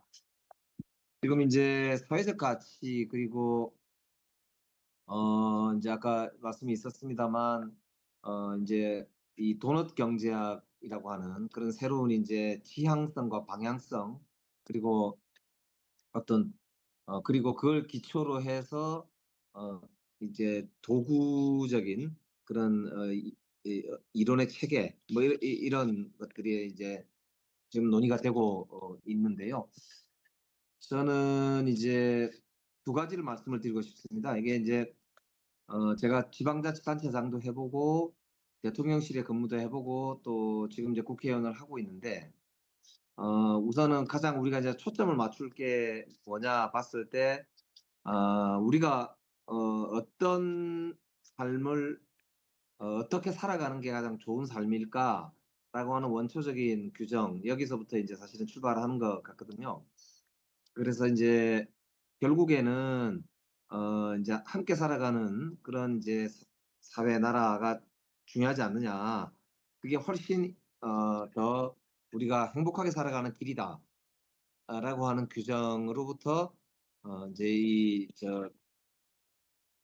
시작하는 게 굉장히 필요할 것 같습니다. 특히 저는 칼 폴라니가 이야기한 것 중에 우리가 경쟁 위주로 살아온 것은 인류 역사상 실제로는 오래되지 않았고 호혜성과 그리고 공동체적으로 살아온 인류의 역사가 훨씬 길고 그것이 훨씬 더 이 인간이라고 하는 존재의 특성의 바탕에 있다라고 하는 그 통찰로부터 굉장히 중요한 어떤 그 뭐랄까 방향성 이런 걸 설정할 수 있다고 생각합니다. 그래서 그런 부분이 일단 하나 정리가 돼야 된다고 보이고요. 거기 더 나아가서 인간이 인간으로서 지속 가능하게 계속 잘 살려면 결국 자연이나 지구 그리고 다른 여타 생물계나 다른 존재들과의 관계 설정에 있어서도 여전히 인간과 인간 간의 관계를 설정하는 것과 마찬가지로 잘 설정하지 않으면 인간 자체가 제대로 생존하고 행복하게 살아가기 어렵다라고 하는 그런 이제 문제의식 이런 거를 좀 분명하게 정리를 할 필요가 있는 것 같습니다. 그게 이제 우선은 방향과 관련해서 첫 번째가 있고요.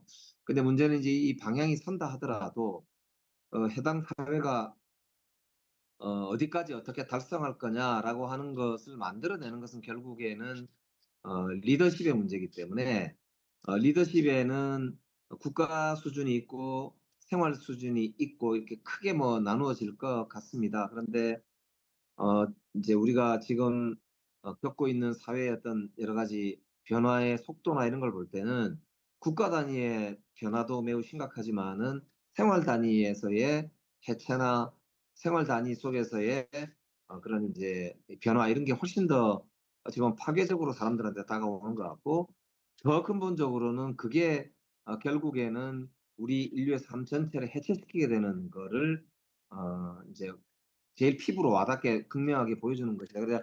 그래서 저는 이제 생활 단위와 우리가 살아가는 사람들과 주변의 이제 단위, 그러니까 예를 들면 지방 정부라든지 공동체 단위라든지 거기로부터 출발할 수 있는 정치적 결사체나 혹은 공동체 그렇게 해서 주체 단위를 잘 설정하는 게 굉장히 중요하다고 생각합니다. 이게 왜 그러냐면 결국에는 제도와 주체의 문제로 나누어질 텐데 제도를 설계하고 제도를 그걸 이제 법을 만들거나 조례를 만들거나 하는 게 제도를 설계하는 것이고 정치와 경제의 관계를 설정하고 하는 등등 이런 것들이 다 제도 설계에 해당하는데 이 제도 설계를 하는 것도 결국에는 주체들이고 그 주체들이 정치적 주체가 있을 수 있고 경제 주체가 있을 수 있고 사회적 세력이 있을 수 있을 텐데 어쨌든 그들 간의 관계에서 이 주체들이 무엇을 하느냐라고 하는 것을 본다면 그 주체가 결국에는 이 내셔널 단위로 보면은 정당과 정치가 뭐 요즘은 가장 중요한 행위자 중에 하나인데 그 정당과 내셔널 그러니까 국가 단위의 주체들이 변하려고 하더라도 결국에는 생활 단위에서의 모범이나 마을 단위에 있어서의 그런 주체들의 재구조화 뭐 이런 것들이 기초가 되었을 때만이 이제 이런 단초를 풀어나갈 수 있다 이런 생각이 들기 때문에 저는 결국에는 출발을 이제 방향성은 큰 틀에서 인류와 지구의 미래에 대한 논의를 하면서도 결국에는 문제를 풀어가는 것은 우리가 생활 단위에서의 주체 문제로 귀결된다 이렇게 볼 수가 있을 것 같습니다. 그렇기 때문에 결국에는 저는 이제 우리가 살아가는 동네에서 정치적인 결사를 해내고 정치적인 혹은 사회적인 주체 형성의 과정을 어떻게 이제 만들어내고 결국 그걸 통해서 새로운 사람 관계를 만들어낼 수 있는 주체 형성을 어떻게 해나갈 거냐라고 하는 것들이 결국에는 이 전체 문제를 해결하는 데 가장 중요한 거 아닐까 그런 생각합니다. 그래서 이제 저는 성북구청장 할 때도 그러했고 이번에 사회연대경제기본법을 제정하려고 지금 준비하고 있는 와중에서도 가장 고민이 되는 게 결국에는 이 동네에서 자기 삶에서 작은 변화라도 만들어 나갈 수 있도록 이제 이 프로세스를 설계하고 그걸 이끌어갈 수 있는 사람들을 만들어내고 그러려면 이제 시민 교육 또 혹은 또 시민들이 말할 수 있는 참여의 장과 참여의 구조 이런 것들을 설계하고 이끌어갈 수 있도록 하는 그런 과정이 저는 뭐 가장 중요한 우리의 이제 고민 중에 하나가 돼야 되지 않을까 이렇게 생각을 하고 있습니다. 결국 이제 아까 제가 이론 말씀을 잠깐 드렸는데요.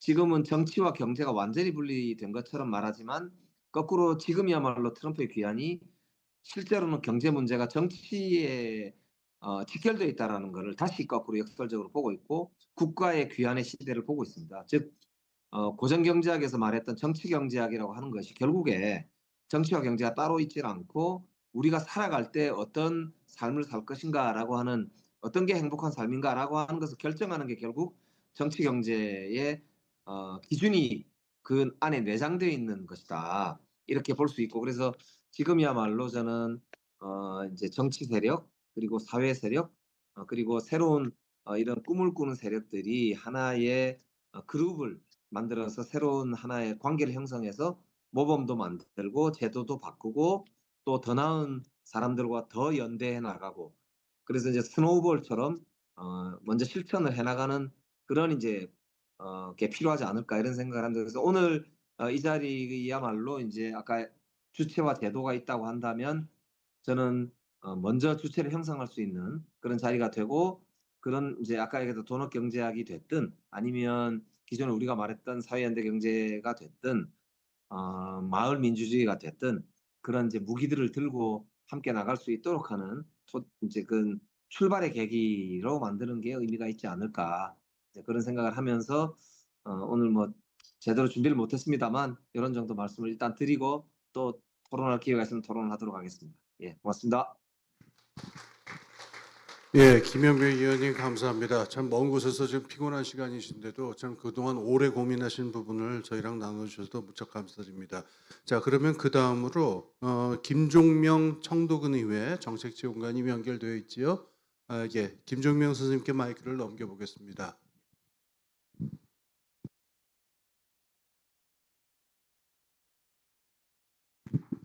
예, 김종명 선생님.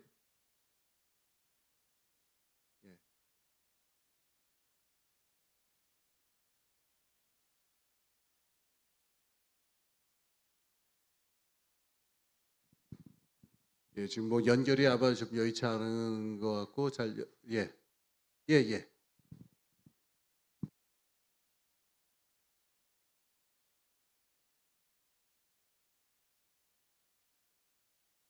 네, 안녕하세요. 제 목소리 들리시나요?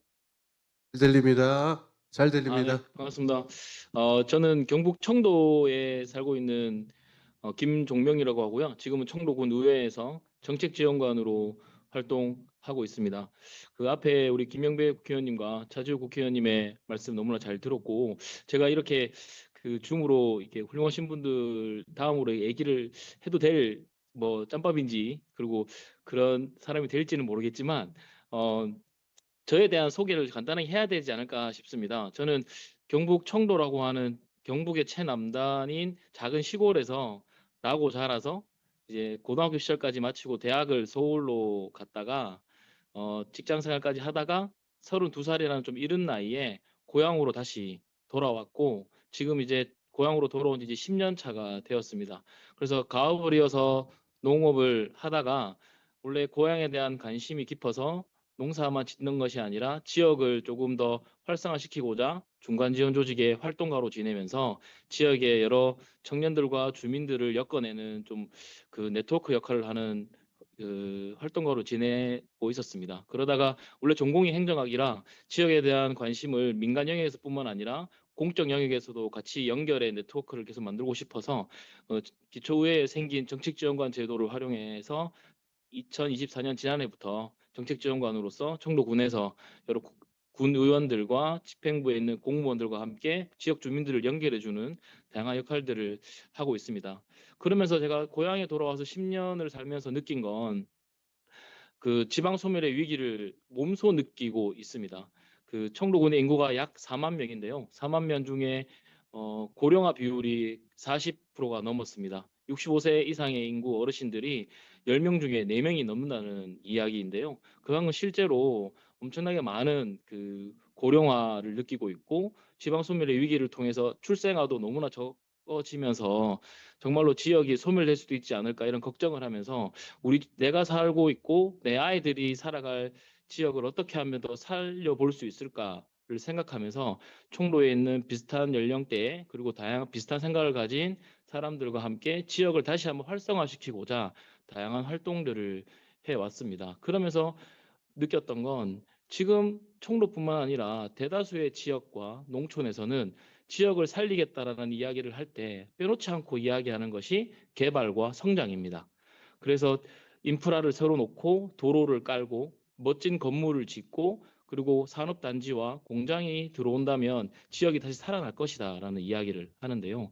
실제로 그런 멋진 건물과 인프라가 놓여진다고 해서 인구가 늘어나거나 지역 주민들의 삶이 행복해지는 건 아니라고 생각을 합니다. 그러면서 실제로 우리 지역이 지속 가능하고 제대로 되기 위해서 무엇이 필요할까라고 이야기했을 때 가장 첫 단추는 먼저 여기 있는 사람들의 이야기를 먼저 듣고 여기 있는 사람들이 살고 싶은 청도의 미래는 어떤 것이고 여기 있는 사람들이 함께 나누고 싶은 청도의 미래는 무엇일까를 가장 먼저 생각하게 되었는데요. 그러면서 이번 이재명 정부가 들어서면서 가장 핵심 정책인 기본사회 정책을 보면서 이것이야말로 지역을 살릴 수 있고 대한민국을 살릴 수 있는 길이겠다라는 생각을 하게 되었습니다.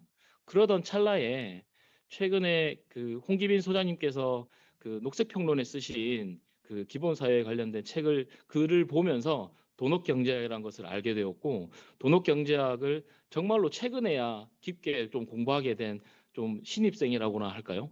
그래서 돈업경제학이 말 그대로 기본사회와 너무나 일맥상통했고 제가 평소에 꿈꿨고 생각했던 어렴풋하게 생각했던 지역에 대한 미래를 그릴 수 있는 그 근본 이론이 돈업경제학이 아닐까 생각을 하게 되었습니다. 그러면서 지금은 제가 정책지원관으로 있지만 내년에 있을 지방선거에서는 민주당의 이름을 걸고 지역에서 최초로 민주당으로 당선이 돼볼까라는 생각으로 지역을 어떻게 한번 바꿔볼까 고민하고 있는 와중에 그 돈업경제학을 알게 되고 기본사회 정책과 접목시켜서 청도에서 기본사회를 제대로 시작해 보겠다. 그 시작을 돈업경제와 함께 지속 가능한 청도를 만들어 봅시다라는 슬로건으로 내년 지방선거를 한번 임해 볼까 하고 있습니다. 일례로 청도에서 출생아 수가 너무나 적은데 요즘에 지역마다 출산 지원금을 엄청나게 많이 주고 있습니다. 저희 청도도 전국에서 거의 최고 수준인데요. 첫째를 놓으면 1,000만 원, 둘째를 놓으면 1,500만 원, 셋째를 놓으면 2,000만 원을 주고 있습니다. 그런데 아이들을 낳는 사람들은 보면 돈을 준다고 해서 아이를 낳지는 않습니다. 아이를 낳으니 돈을 줘서 고맙긴 하지만 첫째를 낳은 사람들이 1,500만 원 주니까 우리 둘째를 낳아보자. 2,000만 원 주니까 셋째를 낳아보자라고 하진 않는다는 거죠. 이런 이야기를 돈업경제학에서는 금전적 지원을 통해서 우리는 문제를 해결할 수 있다라고 기본 이론에서 말하지만 그건 우리의 자발적 동기나 가치관이 돈으로는 모든 걸 해결할 수 없다라는 이야기를 보면서 정말로 공감을 했었습니다. 저는 고향으로 돌아와서 서울에 있을 때는 아이가 없었는데요. 청도에 와서는 지금 세 딸아이의 아빠가 되었습니다. 그래서 첫째 딸, 둘째 딸, 셋째 딸 8살, 6살, 3살 아이를 키우고 있는데요. 원래는 둘째까지만 낳고 와이프가 더 낳지 않고 싶다고 했는데 그 와중에 그 비슷한 아이들 나이대에 키우는 아이들과 비슷한 엄마들과 만나면서 10가족이 육아 공동체를 형성하게 되었습니다. 그러면서 함께 육아도 나누고 고민도 나누고 삶을 함께 살아가다 보니 함께 했던 엄마들 덕분에 저희 와이프가 셋째를 갖자라고 이야기하면 셋째를 가지게 되었고 저희가 셋째를 가지니까 다른 엄마들도 나도 갖자, 너도 갖자 이러면서 저희 10가족의 평균 그 출생아 수가 2.8명입니다. 그래서 지금 셋째, 넷째가 대부분이고요.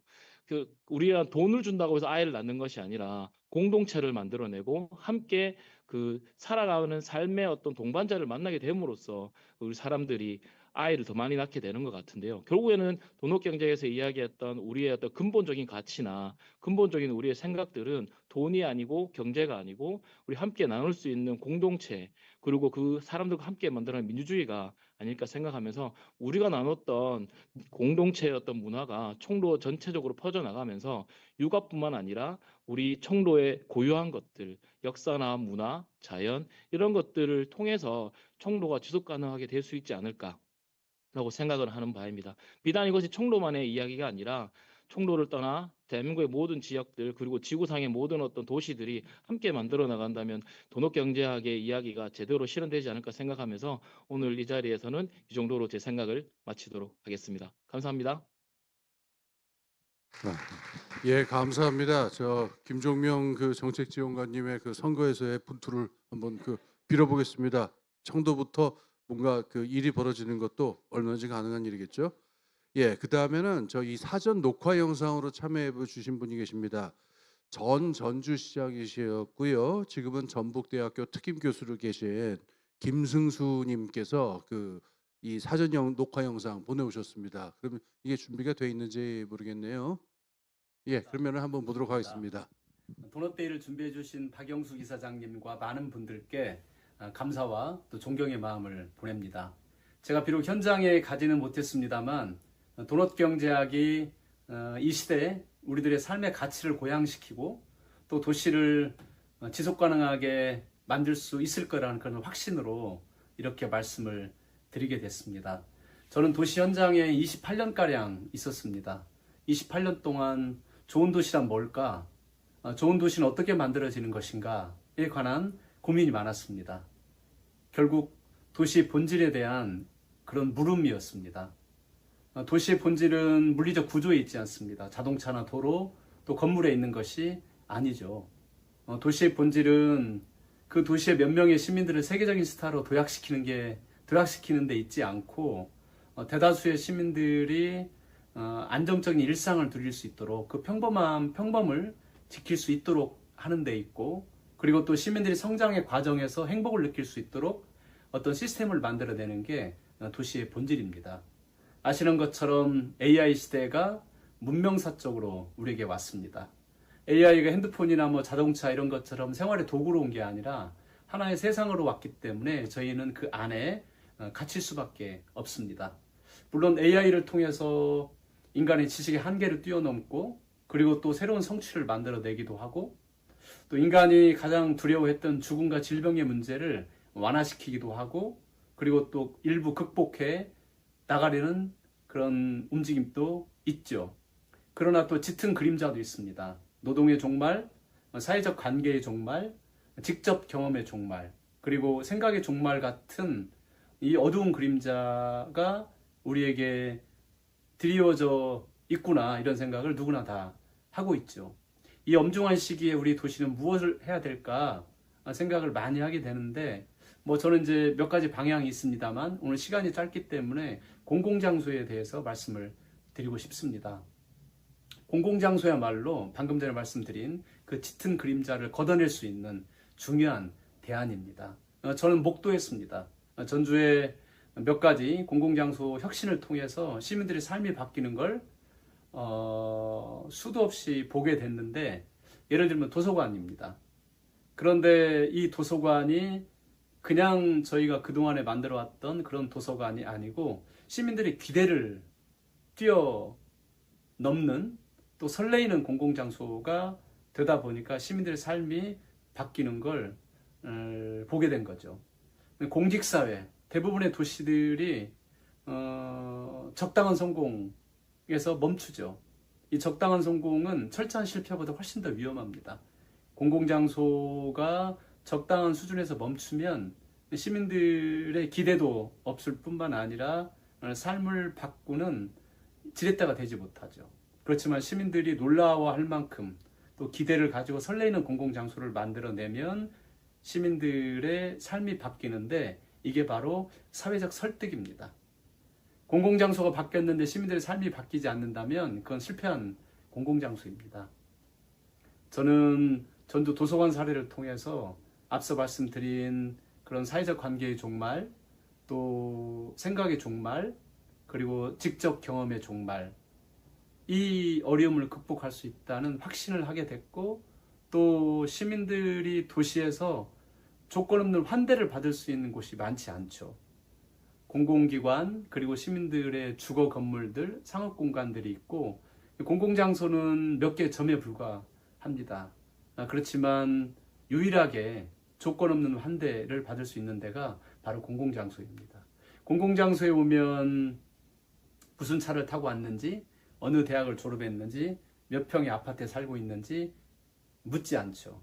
공공장소는 가난한 아빠, 부자 아빠를 구분하지 않습니다. 조건 없는 환대의 공간이기 때문에 이 어려운 시기에 공공장소의 혁신이야말로 시민들을 바꾸는 최후의 보루입니다.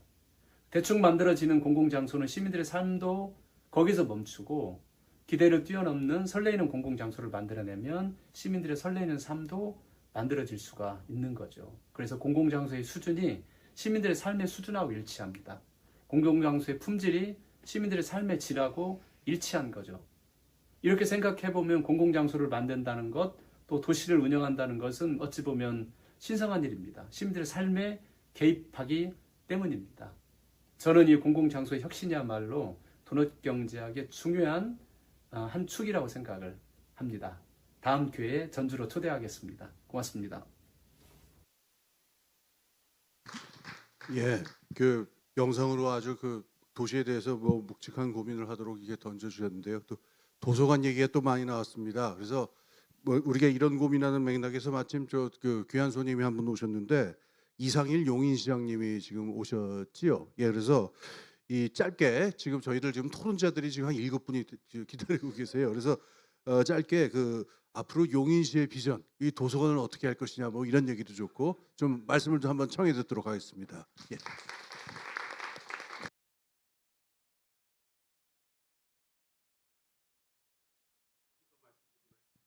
예. 네, 안녕하세요. 시장 이상일입니다. 반갑습니다. 예. 제가 저 경제학을 공부를 했던 사람인데 뭐 저희 대학 시절에 경제학하고 지금은 또 많이 다르고요. 중앙일보에서 정치부 기자를 25년 하고 국회의원하고 시장을 하고 있습니다.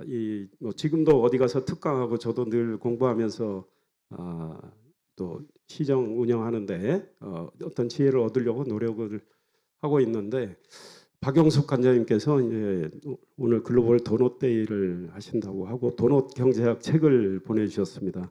솔직히 책은 못 봤습니다. 그리고 주신 자료를 이렇게 봤습니다. 이제 우리 성장 중심의 이제 경제학이 많죠. 그런 데서 우리가 한번 성찰을 해서 늘 그쪽으로 가지 말고 다른 관점에서 생각을 해보자 하는 것 같아요. 우리 사회적 기초라는 표현이 있고 이제 생태학적 한계라는 게 있는데 그거는 뭐 틀림없이 우리가 그 현실 인식은 거기서 바탕을 해야 된다고 생각합니다. 그래서 그거를 생각하면서 사회적으로 정의롭고 생태학적으로 안전한 균형 있는 삶과 사회, 정의는 정말 멋진 것 같아요. 과연 어떻게 해야 가능할까? 하우라는 면에서 책에 얼마나 노하우가 있을지 궁금해졌는데 살펴보진 못했습니다.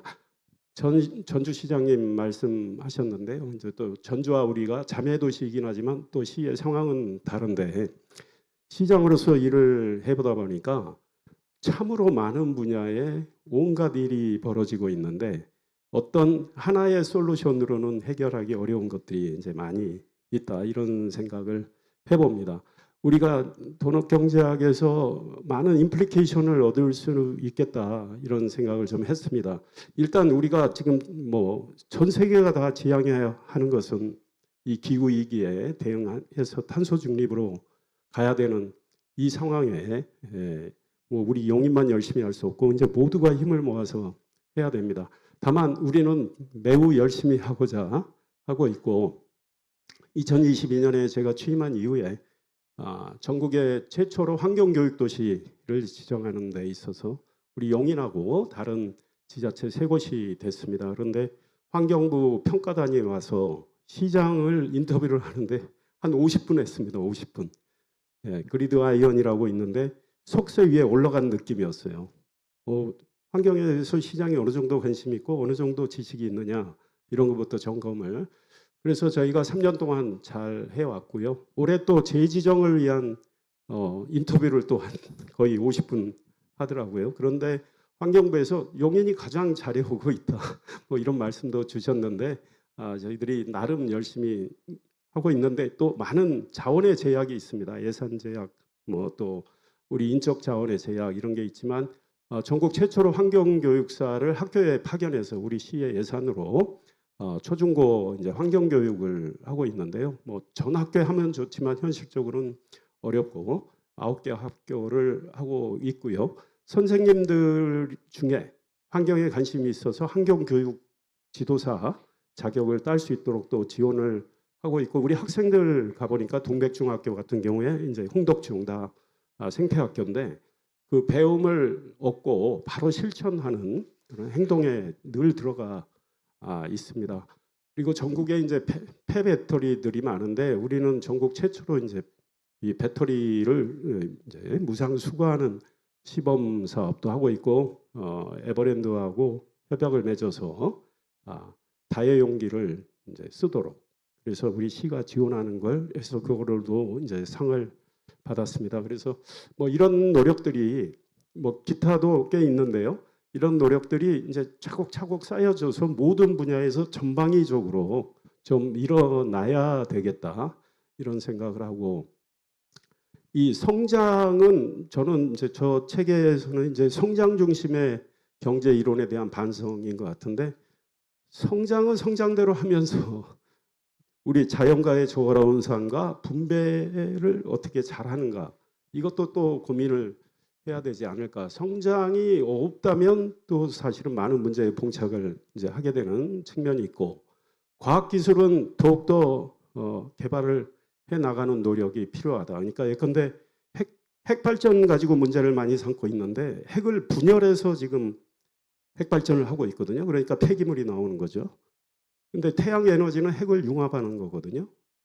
핵 융합 기술을 지금 물리학적으로는 불가능의 영역으로 돼 있지만 우리나라를 비롯해서 많은 나라가 연구하고 있는데, 핵 융합 기술을 만약에 만든다면 지구 에너지 문제는 해결될 수가 있어요. 네, 그런 것들에 대한 우리 과학기술에 대한 더 분투 노력, 지원 이런 것들이 이제 필요하다고 생각하는데, 한 도시가 하기는 한계가 있고 이거는 국가적으로 좀 집중적으로 했으면 좋겠다고 생각합니다. 우리가 이제 살아가는 이 삶에 있어서 각자 이제 하는 일이 다르고 생각도 다르고 이러기 때문에 이 공동체를 잘 꾸며가고자 하기 위해서는 정말 좀 더 열린 마음으로 이제 서로 대화도 하고 지혜를 모으는 거, 이게 제 말은 쉬운데 실제로 쉽지 않은 게, 아까 청도에서 민주당으로 잘 되시기 바라고요. 저는 국민의힘 소속인데 우리 저 의원님도 우리 뭐 국민의힘도 있고 민주당도 계시고, 그런데 뭐 저희가 생각이 달라서 언쟁을 할 때는 하더라도 좀 품격 있게 하고 좀 건설적으로 했으면 좋겠다. 뭐 국회의원님 아까 두 분 계셨다는데 요즘 국회 보면 너무 상대를 공격하는 데만 열중하고 우리 정말 민생이나 시민의 삶에 좀 소홀한 느낌 뭐 이런 게 있어요. 근데 시장은 해보니까 달라요. 시장은 저는 국회 개인적으로 없는 걸 다행으로 생각하는데, 시장은 시 발전과 시민의 삶에 이제 보탬이 될 수 있는 일에 몰두하다 보면 거의 이제 정답이 이렇게 모아집니다. 물론 다 예산이 받쳐주는 측면이 있어야 되는데, 그래서 내가 이 퍼블릭 서비스를 하고 선출직 공직자로서 일을 하는데 나의 리스판시빌리티, 나의 책임은 무엇일까? 이런 것들을 사실 저는 개인적으로 늘 생각을 합니다. 리스판스를 해야 되는데, 뽑아주는 시민들께 리스판스 응답을 해야 되는데 말로 해서는 공허하죠, 무책임하죠. 그래서 어빌러티, 능력 있는 응답을 해야 되는데 그 능력이라는 게 이제 해석하기 나름인데, 어떤 분은 능력 있다고 다 좋냐, 우리의 이 문명과 지구를 파괴하는 능력은 발휘하면 안 되겠죠.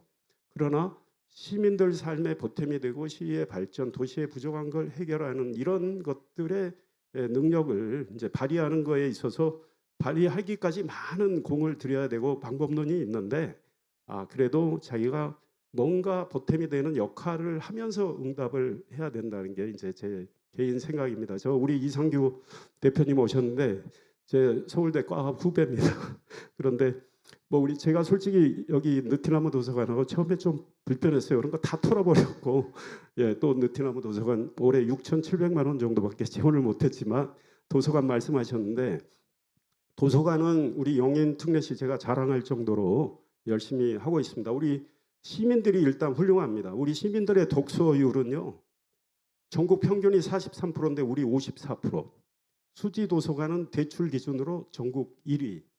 경기도 100대 도서관 중에 영인 도서관 10개가 들어가 있고, 현재 20개 도서관이 있는데 4개를 더 짓습니다. 그리고 리노베이션하는 도서관이 5개가 있고, 스마트 도서관도 도서관을 당장 만들기 어려운 곳은 한 대 설치하는데 거의 1억 들어가는데요. 책이 250권 정도 들어가는데 그것도 13곳 정도, 15곳인가요? 네, 그렇게 만들어 놨습니다. 그리고 거기서 터치를 해서 책을 대출 받으려고 했을 때 거기에 없는 책, 250권에 안 들어가 있는 책은 다른 도서관에서 대출 연계 시스템으로 대출을 해드리고 있고 시민들께서 서점에 가셔서 이 책을 읽고 싶다 그러면 거기서 대출 받으면 됩니다. 그럼 저희가 구입을 이제 하게 되는데요. 우리 시민들 독서열에 부응하기 위해서 이제 많은 노력을 하고 있고 이제 도서관이 단순히 책만 있는 공간이 아니고 시민들이 소통하고 또 좀 더 문화를 향유할 수 있는 이런 공간으로 이제 만들어가기 위해서 많은 노력을 하고 있고 또 이제 이걸로 끝내겠습니다. 사립도서관 내 작은 도서관들 또 활성화에 위한 지원 사업도 하고 있습니다. 어쨌든 이렇게 뵙게 돼서 반갑고 오늘 이 글로벌 도넛데이 훨씬 유익한 그런 프로그램이 진행되길 바라고요. 여기서 도출되는 좋은 아이디어도 저희들에게 주시면 실천하도록 하겠습니다. 저는 오늘 중앙시장 야시장 개장식이 있어가지고 조금 이따 가야 됨을 널리 이해해 주시기 바랍니다. 느티나무 도서관 조화영입니다. 감사합니다.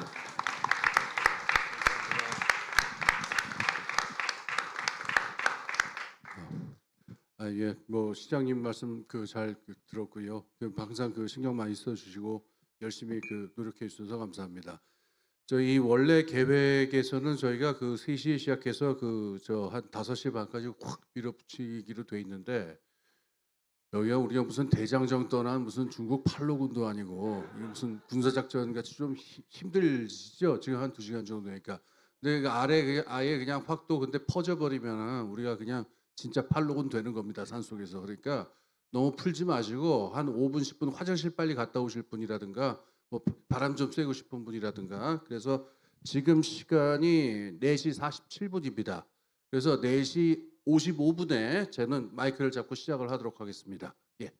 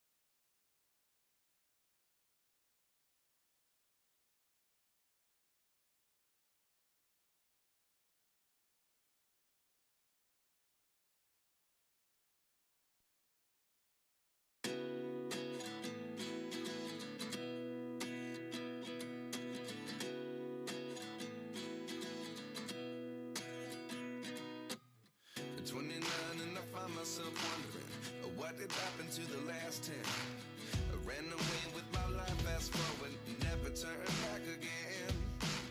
It's kind of funny that the more we pass time, the more we need to set them rewind. And 19 was the year I had to leave you, but now I'm seeing all the signs. Is this really happening? I can't believe it's true. I'm just as surprised as you. Is this really happening? I can't be too sure, but one day I'll be yours again.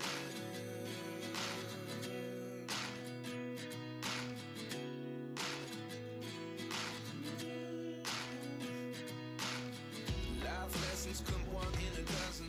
The other 11 give something from nothing. I sit here looking for an answer. Maybe the biggest question was in the last chapter.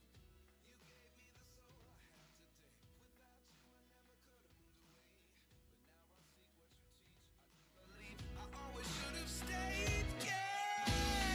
Is this really happening? I can't believe it's true. I'm just as surprised as you. Is this really happening? I can't be too sure, but one day I'll be yours again. One day I'll be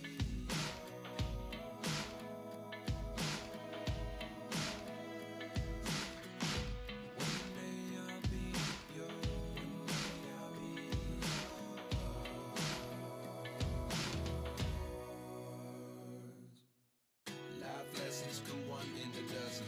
The other 11 give something from nothing. Life lessons come one in a dozen. The other 11 give something from nothing. Life lessons come one in a dozen. The other 11 give something from nothing.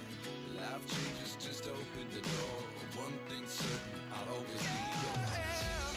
Is this really happening? I can't believe it's true. I'm just as surprised as you. Is this really happening? I can't be too sure, but one day I'll be yours. Is this really happening? I can't believe it's true. I'm just as surprised as you. Is this really happening? I can't be too sure, but one day I'll be yours.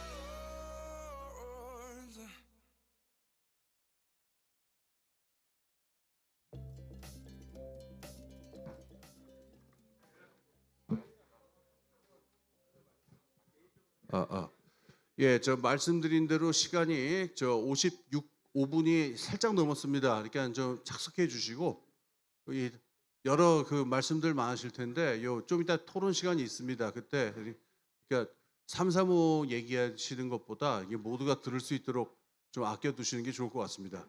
자, 자리에 앉아 주십시오.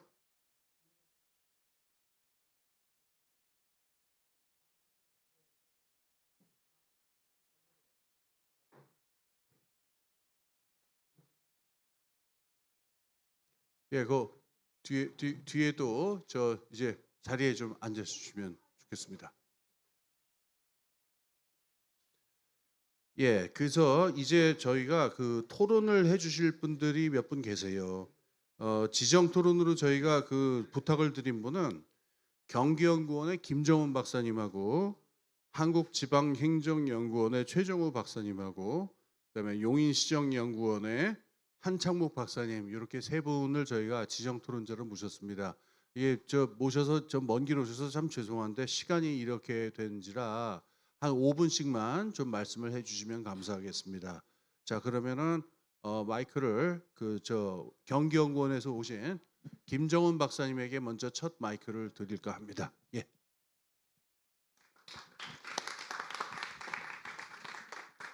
네, 안녕하세요. 경기연구원에서 지금 근무하고 있는 김정훈입니다. 제가 한 2년 전쯤에 여기 느티나무 도서관에 왔었는데 사실 개인적으로 깜짝 놀랐어요. 그래서 제가 갖고 있던 기존의 모든 개념을 다 깨는 시끄러운 도서관 뭐 이 얘기를 듣고서는 아 그래 이거다 생각했는데 그 이후에도 이렇게 도넛데이에 맞춰서 이 도넛 경제학이라는 의미 있는 우리 사회에서 반드시 이제 고민을 해야 되는 영역들을 지역 단위에서 고민하시는 거 보고서 아 다르긴 다르구나 생각이 들었습니다. 그래서 오늘 이 자리에 초대해 주셔서 너무 감사드리고요. 사실은 제가 좀 몇 가지 말씀드릴 거리 요 정도 이렇게 말씀드리면 좋겠다라고 생각했던 부분이 있는데 이미 발표자분들께 다 말씀을 해주셔가지고 너무 당황스럽습니다. 제가 사실은 경제학을 전공을 했는데 사실 이제 앞서 말씀드린 바와 같이 경제학에서는 사회 혹은 제도 그리고 이제 생태, 환경 문제를 하나의 외부적으로 주어진 것으로 이제 가정을 해서 경제 이제 분석을 이제 진행을 하거든요. 그런데 이제 앞서 말씀하신 바와 같이 사실 이제 경제, 사회, 그다음에 뭐 생태 이 부분이 사실 서로 이제 다 영향을 주고 받으면서 이제 움직이고 사실 경제는 그 자체로서 이제 목적이라기보다는 우리가 삶을 이렇게 이어가는 과정으로 사실은 들여다봐야 되는데 그 부분은 사실 경제가 많이 놓치고 있었다라는 것이었고요. 하지만 이제 최근에 보면은 이제 기초 경제론, 파운데이션 이코노미라고 해서 아직 국내에는 이제 번역되거나 소개된 글이 아닌데 그쪽의 논의나 아니면은 삼터 경제학, 경제론, 해피테이션 뭐 이코노미라는 이런 개념들을 많이 사용하고 있어요. 그래서 좀 더 이제 인간의 어떤 삶의 실제적인 삶에 초점을 두고 경제를 다시 재조명하는 이런 논의가 지금 많이 이루어지고 있거든요. 그래서 이제 도넛 경제학은 이런 좀 더 삶에 가까이 가 있는 그리고 현재 세대뿐만 아니라 미래 세대까지도 다 아우르는 그런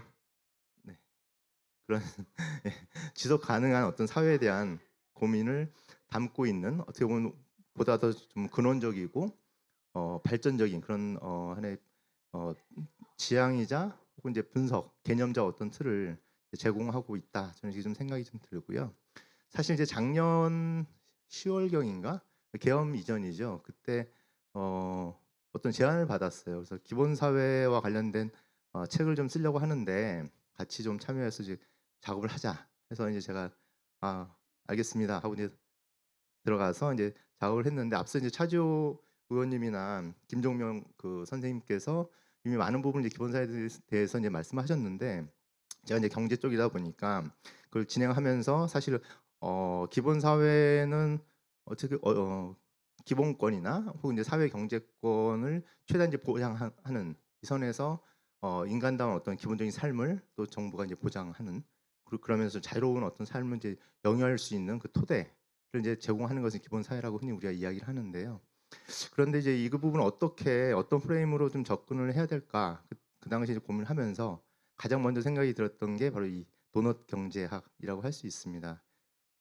예를 들면 이제 그 아까 말씀드린 바가 말씀해 주신 바와 같이 사회적 기초, 그다음에 환경적 한계 이 부분이 사실은 그 부분을 이제 고려한 어떤 경제적 관계나 상호작용 이 부분을 이제 같이 고려한 부분을 우리가 삶에 있어의 기본으로서 저희가 고민을 해야 된다라는 부분이 없어 이제 제가 이제 먼저 생각이 들어서 그 부분을 하나의 중요한 기본 사회를 구성해 들어가는 하나의 프레임이자 틀로서 개념적 틀로서 기본 사회를 생각을 했고요. 그래서 제가 이제 뭐 책이 6월 달인가 나왔는데 그때 이제 보시면 아시겠지만 이제 거기에 기본 사회의 기본 실행 원리 6대 원리를 제가 이제 이야기를 했는데 그 원리가 앞서 이제 발표문에서 말씀해 주신 그 내용을 대부분 다 담고 있습니다.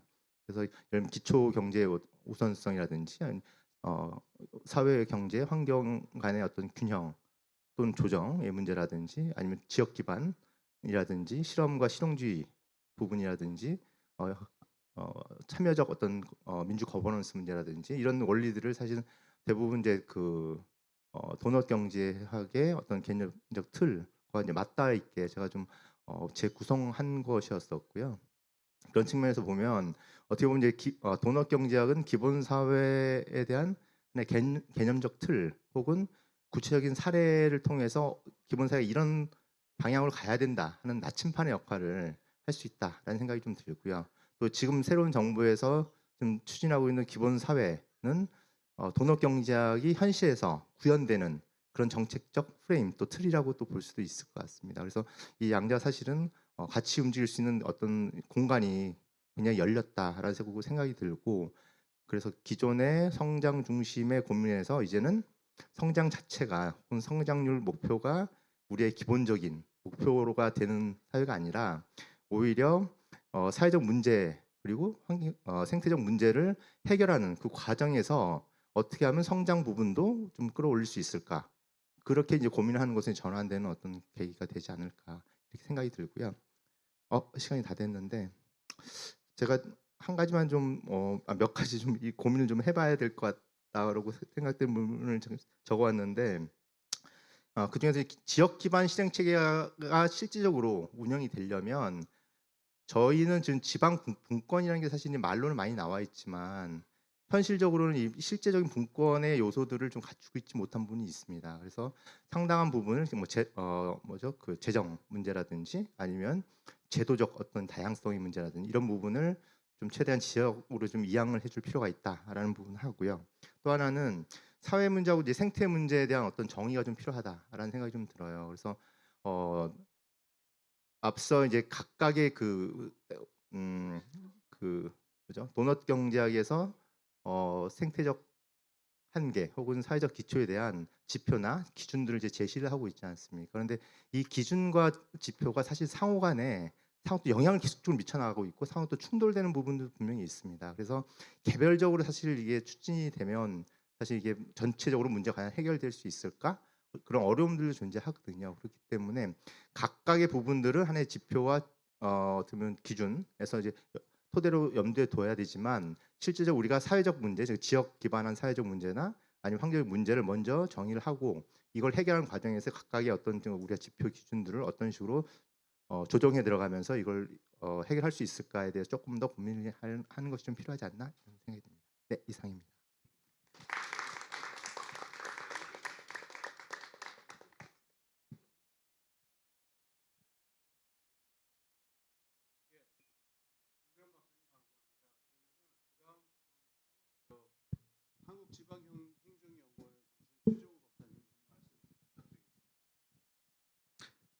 한국지방행정연구원 최정우입니다.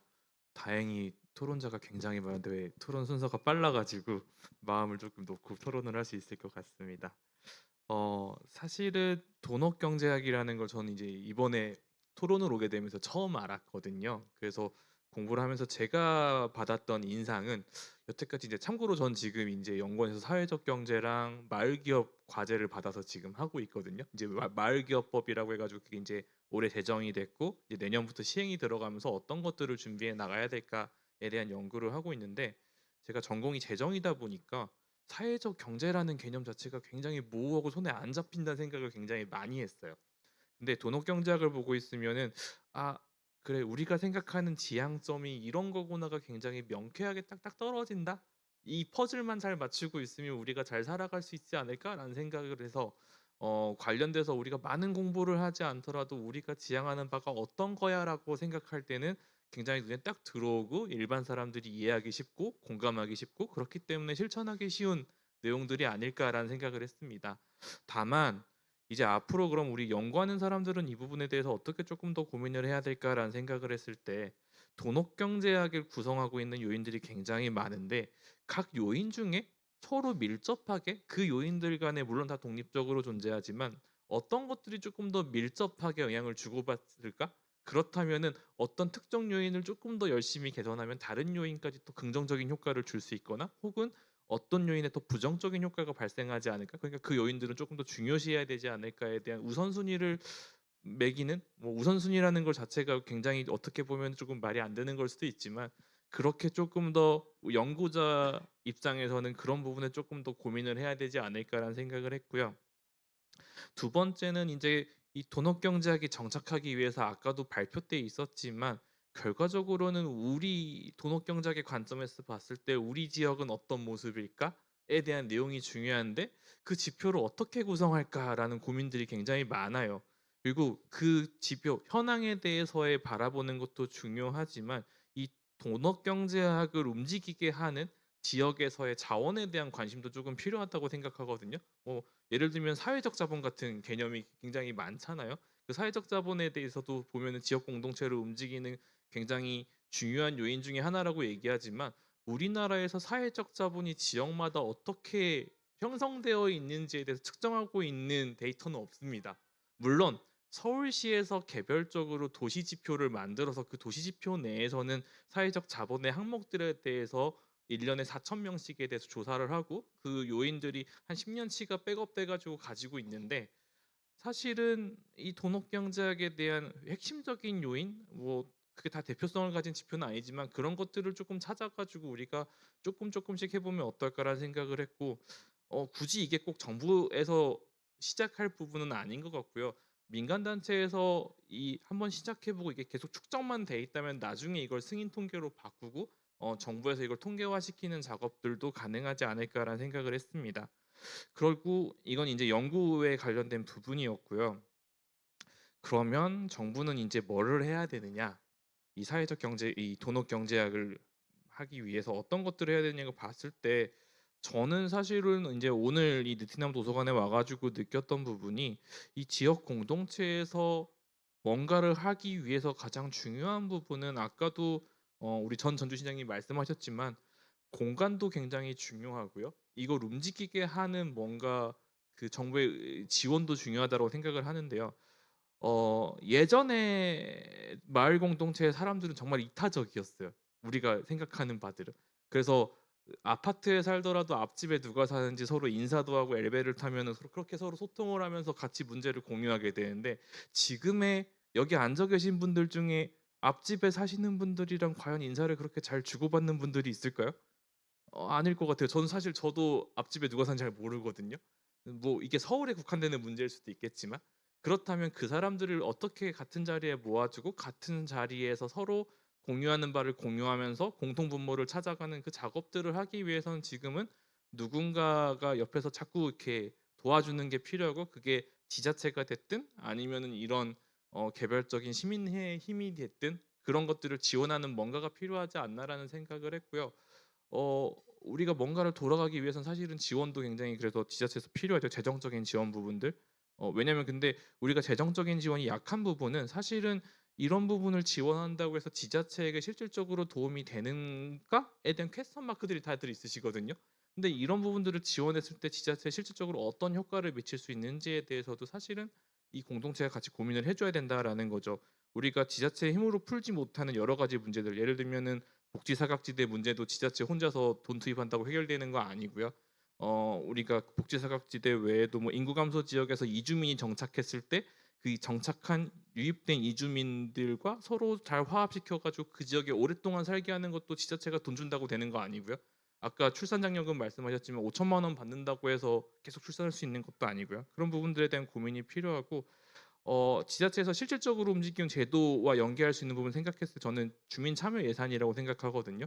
우리가 주민 참여 예산 했을 때 다들 우리가 어떤 분야에 대해서 어떻게 돈을 써야 될지에 대해서 다들 막연하고 그래서 자기가 꼭 필요한 문제들만 얘기를 하는데 이 돈업 경제학의 프레임에서 지자체가 어디에 돈을 투입하고 있고 우리가 실질적으로 어떤 문제를 겪고 있는지를 고민하게 된다면 우리가 겪는 문제에 대해서 주민 참여 예산에 돈을 더 어떻게 실을 수 있을까에 대해 고민할 수 있고요. 더 나아가서는 저희가 인지제도 예산제도가 굉장히 많아요. 재정에서는 성인지 예산제도도 있고요.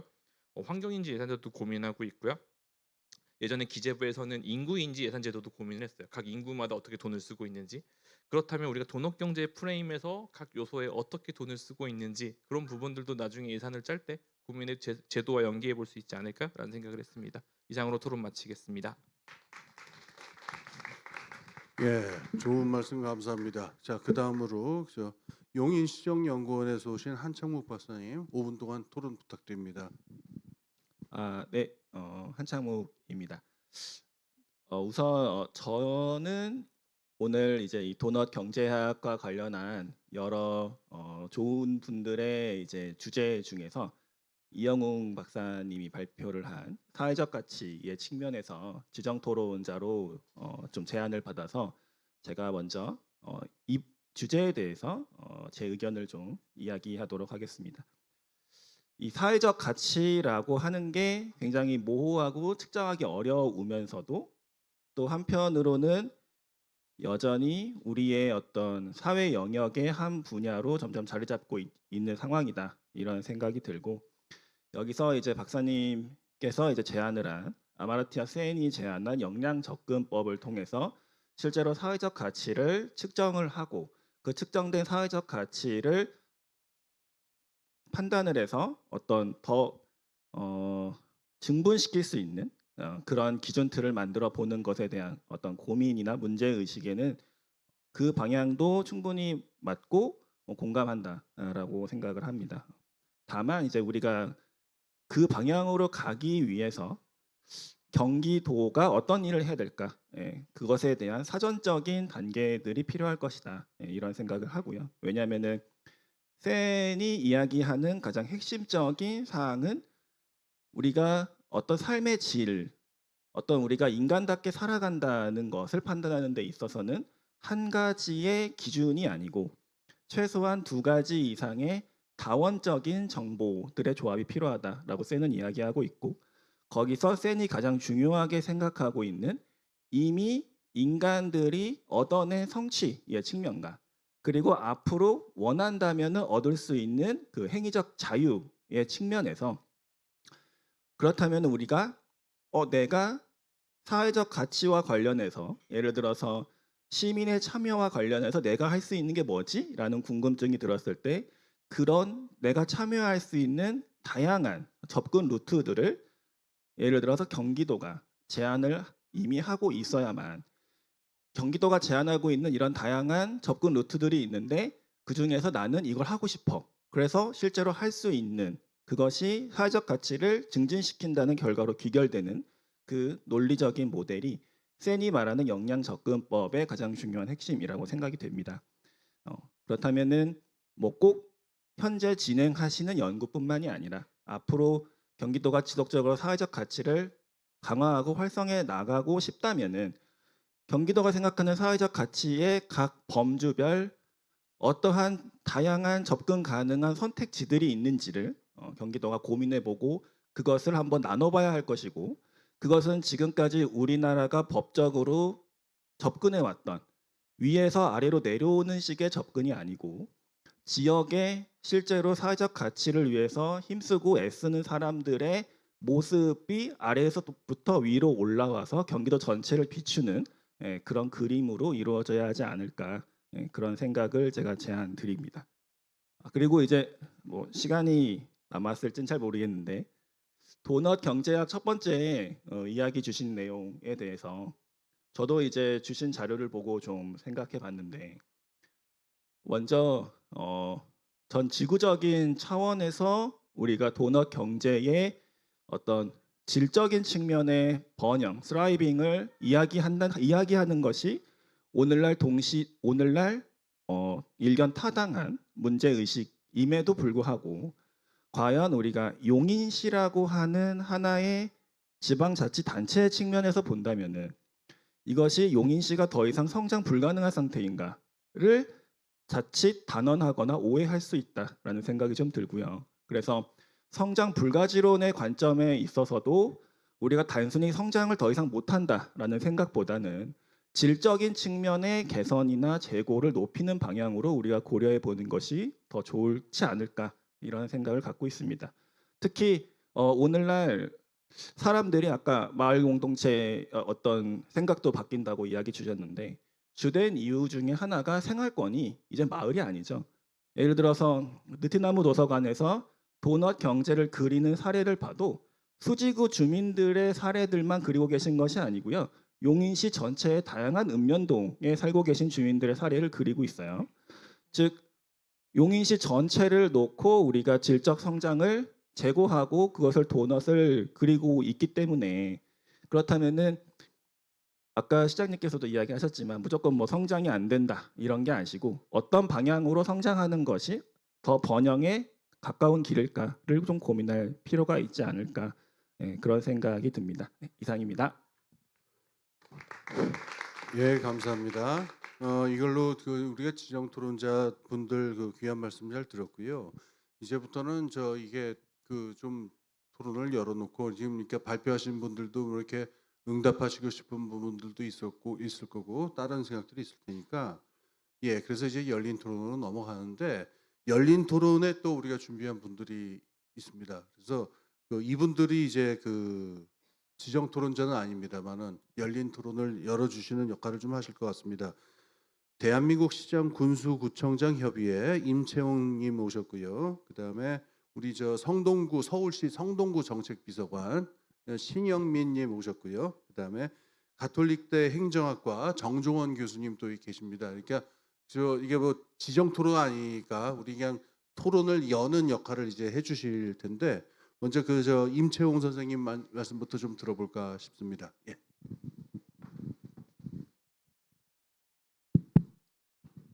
예, 안녕하십니까. 대한민국 시장 군수구청 협의회 임채용 전문위원입니다. 일단 이제 저희 조직은 이제 전국에 있는 228개 기초 지방자치단체 역할과 이제 의견들을 모아서 중앙에 전달해서 그런 의견들을 좀 쟁취하는 그런 업무를 좀 저희가 하고 있습니다. 그래서 그런 맥락에서 이제 오늘 도덕 경제와 관련된 어떤 그런 이러한 민과 관 또 학과 연 모든 어떤 주체가 모이는 하나의 어떤 그 공로의 장에 참석할 수 있어서 너무 영광인 것 같고요.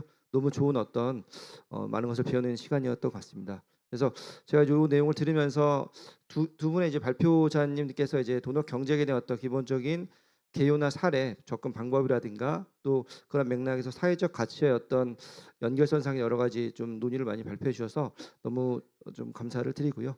더 나아가서 이제 김영배 의원님하고 차지 의원님, 그다음에 김종명 정책지원관님, 그다음에 이상현 시장님께서도 이런 관련된 좀 지방의 어떤 현장의 말씀들과 또 앞으로의 또 나갈 어떤 미래에 대한 어떤 다중사회, 다중위기사회의 어떤 그런 주의점들을 말씀해 주셔서 너무 좋았던 것 같습니다. 그래서 좀 그런 부분들이 보면 이제 이런 도덕경제학이 케이트 레이어가 얘기한 그런 하나의 어떤 두 가지 축으로 생태적 한계와 사회적 기초란 두 가지 축으로 해서의 어떤 접점의 균형 공간에서의 어떤 그런 모델을 제시하고 있는데요. 대체로 이제 기존의 지속 가능 발전이나 ESG와 사회적 가치, 사회적 경제가 얘기하고 있는 어떤 프레임이나 논의를 좀 더 포괄적으로 하면서 되게 다면적인 어떤 내용들을 보이고 있어 상당히 또 의미가 있다고 좀 판단이 됩니다. 다만 이제 이런 것들이 이제 90여 개 해외 지역이라든가 30여 개 지자체에서 적용이 되고 있고 그런 맥락에서 한국적 맥락에서 이런 것들을 좀 더 이런 그 국외의 모형인데 좀 더 그런 맥락에 좀 반영이 되기 위해서는 좀 앞에서 얘기했던 부분들이 좀 보완이 되면 좋겠다 그런 생각이 좀 문득 들었습니다. 예를 들어서 생태적 전환 한계라는 그런 측면에서 보면 다양한 기후환경 요소들이 다양하게 포함되어 있는데 여기 보면 뭐 그 AI라든가 또는 이제 AI가 팬데믹이라든가 재난에 관련된 부분들 상당히 또 중요한 꼭지가 되지 않을까. 근데 그런 부분들 좀 더 추가가 되면 좋겠다는 생각이 좀 들었고요. 두 번째는 사회적 기초 안에서 보면은 다양한 이제 디멘전들이 좀 나와 있지만 여기서 그 핵심적인 것은 제 생각에는 어떤 중앙과 지방과 시민 간의 어떤 협업적 거버넌스라는 측면들 같은데 좀 더 그런 것들을 좀 말을 바꿔서 제 생각에는 분권형 거버넌스라는 측면들 생각에는 들어가 줘야 기존의 어떤 중앙 집권적인 측면에 우리가 발전해 성장 기반의 논의들이 지방으로 내려가서 또 기초나 시민으로 연계해서 풀뿌리 문제지를 구현한 방향으로 좀 더 그런 요소가 좀 반영되는 게 맞지 않을까 하는 생각이 들었고요. 여기 나오는 요소에 네트워크라는 측면들이 좀 들어가 있지만 그 기술이나 AI에 대한 측면들도 상당히 사회적 이제는 기초가 되는 것 같습니다. 그런 측면들도 좀 고려가 돼서 논의가 될 필요가 있고 마지막은 이제 성장의 가장 한계는 이제 불균형의 문제와 격차를 심화시켰다는 것이 가장 큰 한계인데요. 지금의 가장 큰 화두 중에 하나가 또 수도권, 비수도권의 격차 문제와 더 나아가서는 지방이 소멸하는 그런 문제를 또 갖고 있기 때문에 그런 지방 소멸과 적정한 어떤 생활 인구란 측면들도 이런 기초적 측면에 좀 고려가 돼서 한국형 도넛 경제학의 모델로서 좀 더 앞에 발표하신 두 분 발표팀에서 좀 더 발전시킨 모델을 좀 더 만드는 건 상당히 좀 고민적인 생각이 듭니다. 그래서 이런 논의들을 이제 바탕으로 해서 앞에 다양한 말씀을 해주셨는데 결국 이런 모델들이 지자체에 적용이 되기 위해서는 결국 지자체 어떤 정책 과정에서의 어떤 그런 일련의 분석과 평가의 논의들을 포함해서 모델을 만들고 그런 것들에 대한 다양한 지표나 목표치를 설정하는 작업이 상당히 중요할 것 같은데요. 그런 측면에서 이제 데이터의 문제가 실제로 그냥 우리가 그냥 주관적으로 도넛 초상화를 그리는 게 아니라 데이터베이스에서 그런 것들을 좀 할 수 있도록 하는 데이터 관리와 또 데이터를 축적하는 문제도 상당히 또 중요한 이슈가 되지 않을까 생각이 됩니다. 그래서 이런 부분들도 저희 이제 앞으로 저희 쪽에 좀 지속적으로 관심을 갖고 지속적인 이런 논의들이 있으면 저희 협의에서 참여해서 공동으로 좀 이런 논의의 지속성을 좀 더 이어갈 수 있도록 그렇게 하겠습니다. 이상 마치도록 하겠습니다. 예.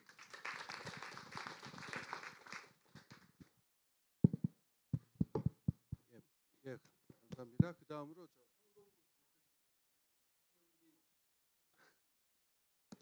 네, 괜찮습니다. 네. 제가 이름 발음이 조금 어려워서 네네 바로 진행하겠습니다. 저는 저는 성동구청 구정연구기획단의 정책개발 전문관으로 일하고 있는 신영연이라고 합니다. 네, 오늘 제목은 정책을 바꿔야 사회가 바뀐다. 성동구의 정난 실험으로 진행해 보도록 하겠습니다. 목차는 보시는 바와 같습니다. 위험거처 기준 개발을 했고요. 그 다음에 저희가 전국 최초 공공시설 순환 셔틀버스를 도입했습니다. 그리고 마지막에는 우리가 새로운 기준을 세울 때 어떤 방법을 쓰는지 간단하게 소개해 드리려고 합니다. 네, 넘겨주십시오. 저희는 전국 최초로 위험거처 기준을 개발했습니다. 여기서 위험거처라는 말이 조금 생소하실 수 있는데요.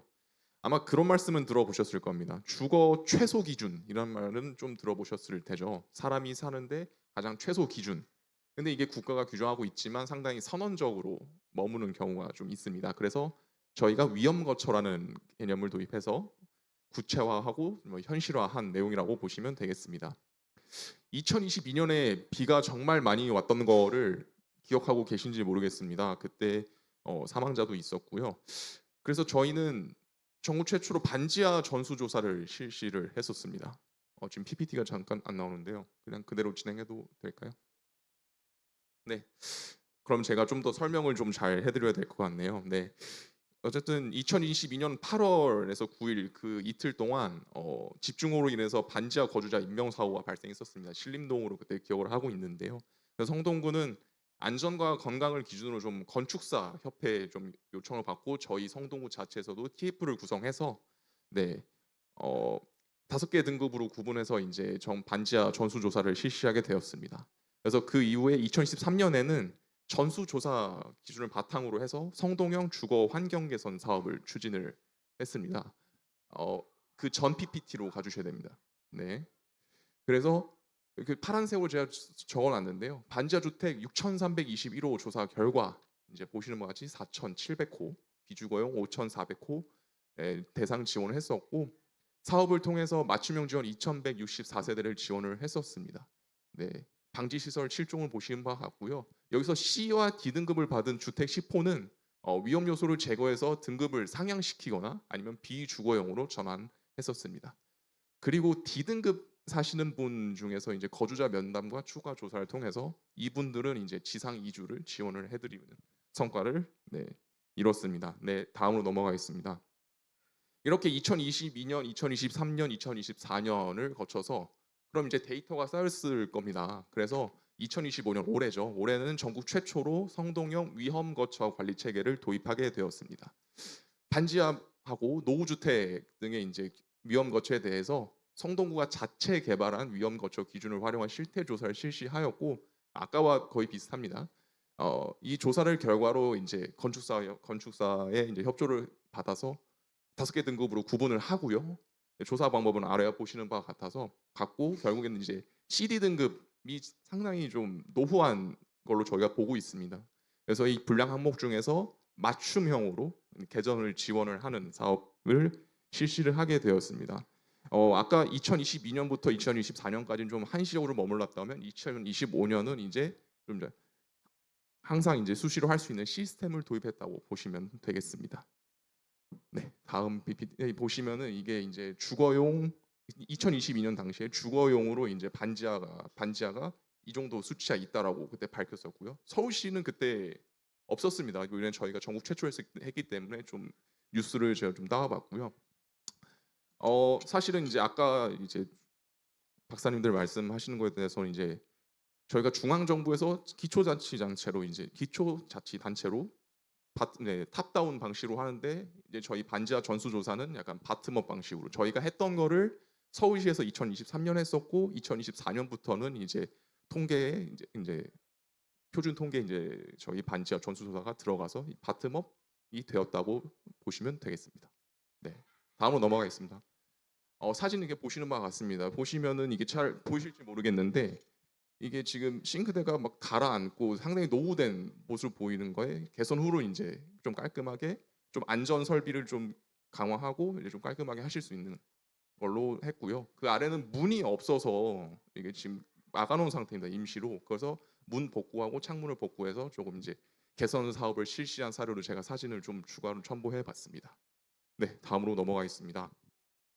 네, 그래서 이제 저희가 위험 거처 종합 평가서 잘 안 보이실 텐데 이게 쭉 이제 30개로 이제 잡아서 평가를 합니다. 하나하나 이제 건축사협회에서 이제 하나하나 들어가서 평가를 하고 이 평가 기준으로 이제 맞춤형 지원 사업을 실시하게 되고요. 별표에는 이제 저희가 이제 그 시스템 하기 위해서 좀 점수 산정 방식도 도입을 저희가 자체적으로 했다는 것을 보여드리기 위해서 네, 이렇게 첨부를 했습니다. 네, 다음으로 넘어가겠습니다.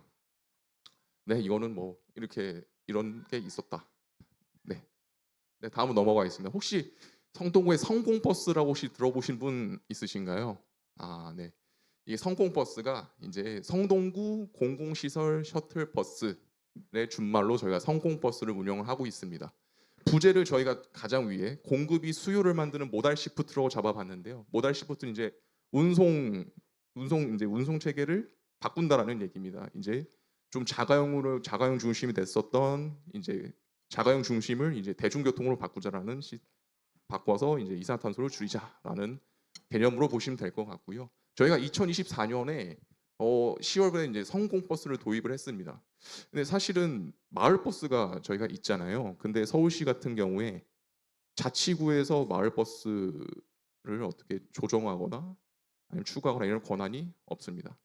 근데 저희 성동구 물론 저도 이제 경기도로 살고 그렇긴 하는데 성동구에도 교통 사각지대가 분명히 존재했습니다. 그래서 저희가 이 마을버스를 이제 사각지대에 좀 더 추가하고자 했지만 이게 마땅치 않았고 그래서 저희가 도입을 한 게 성공버스라고 보시면 되겠고요.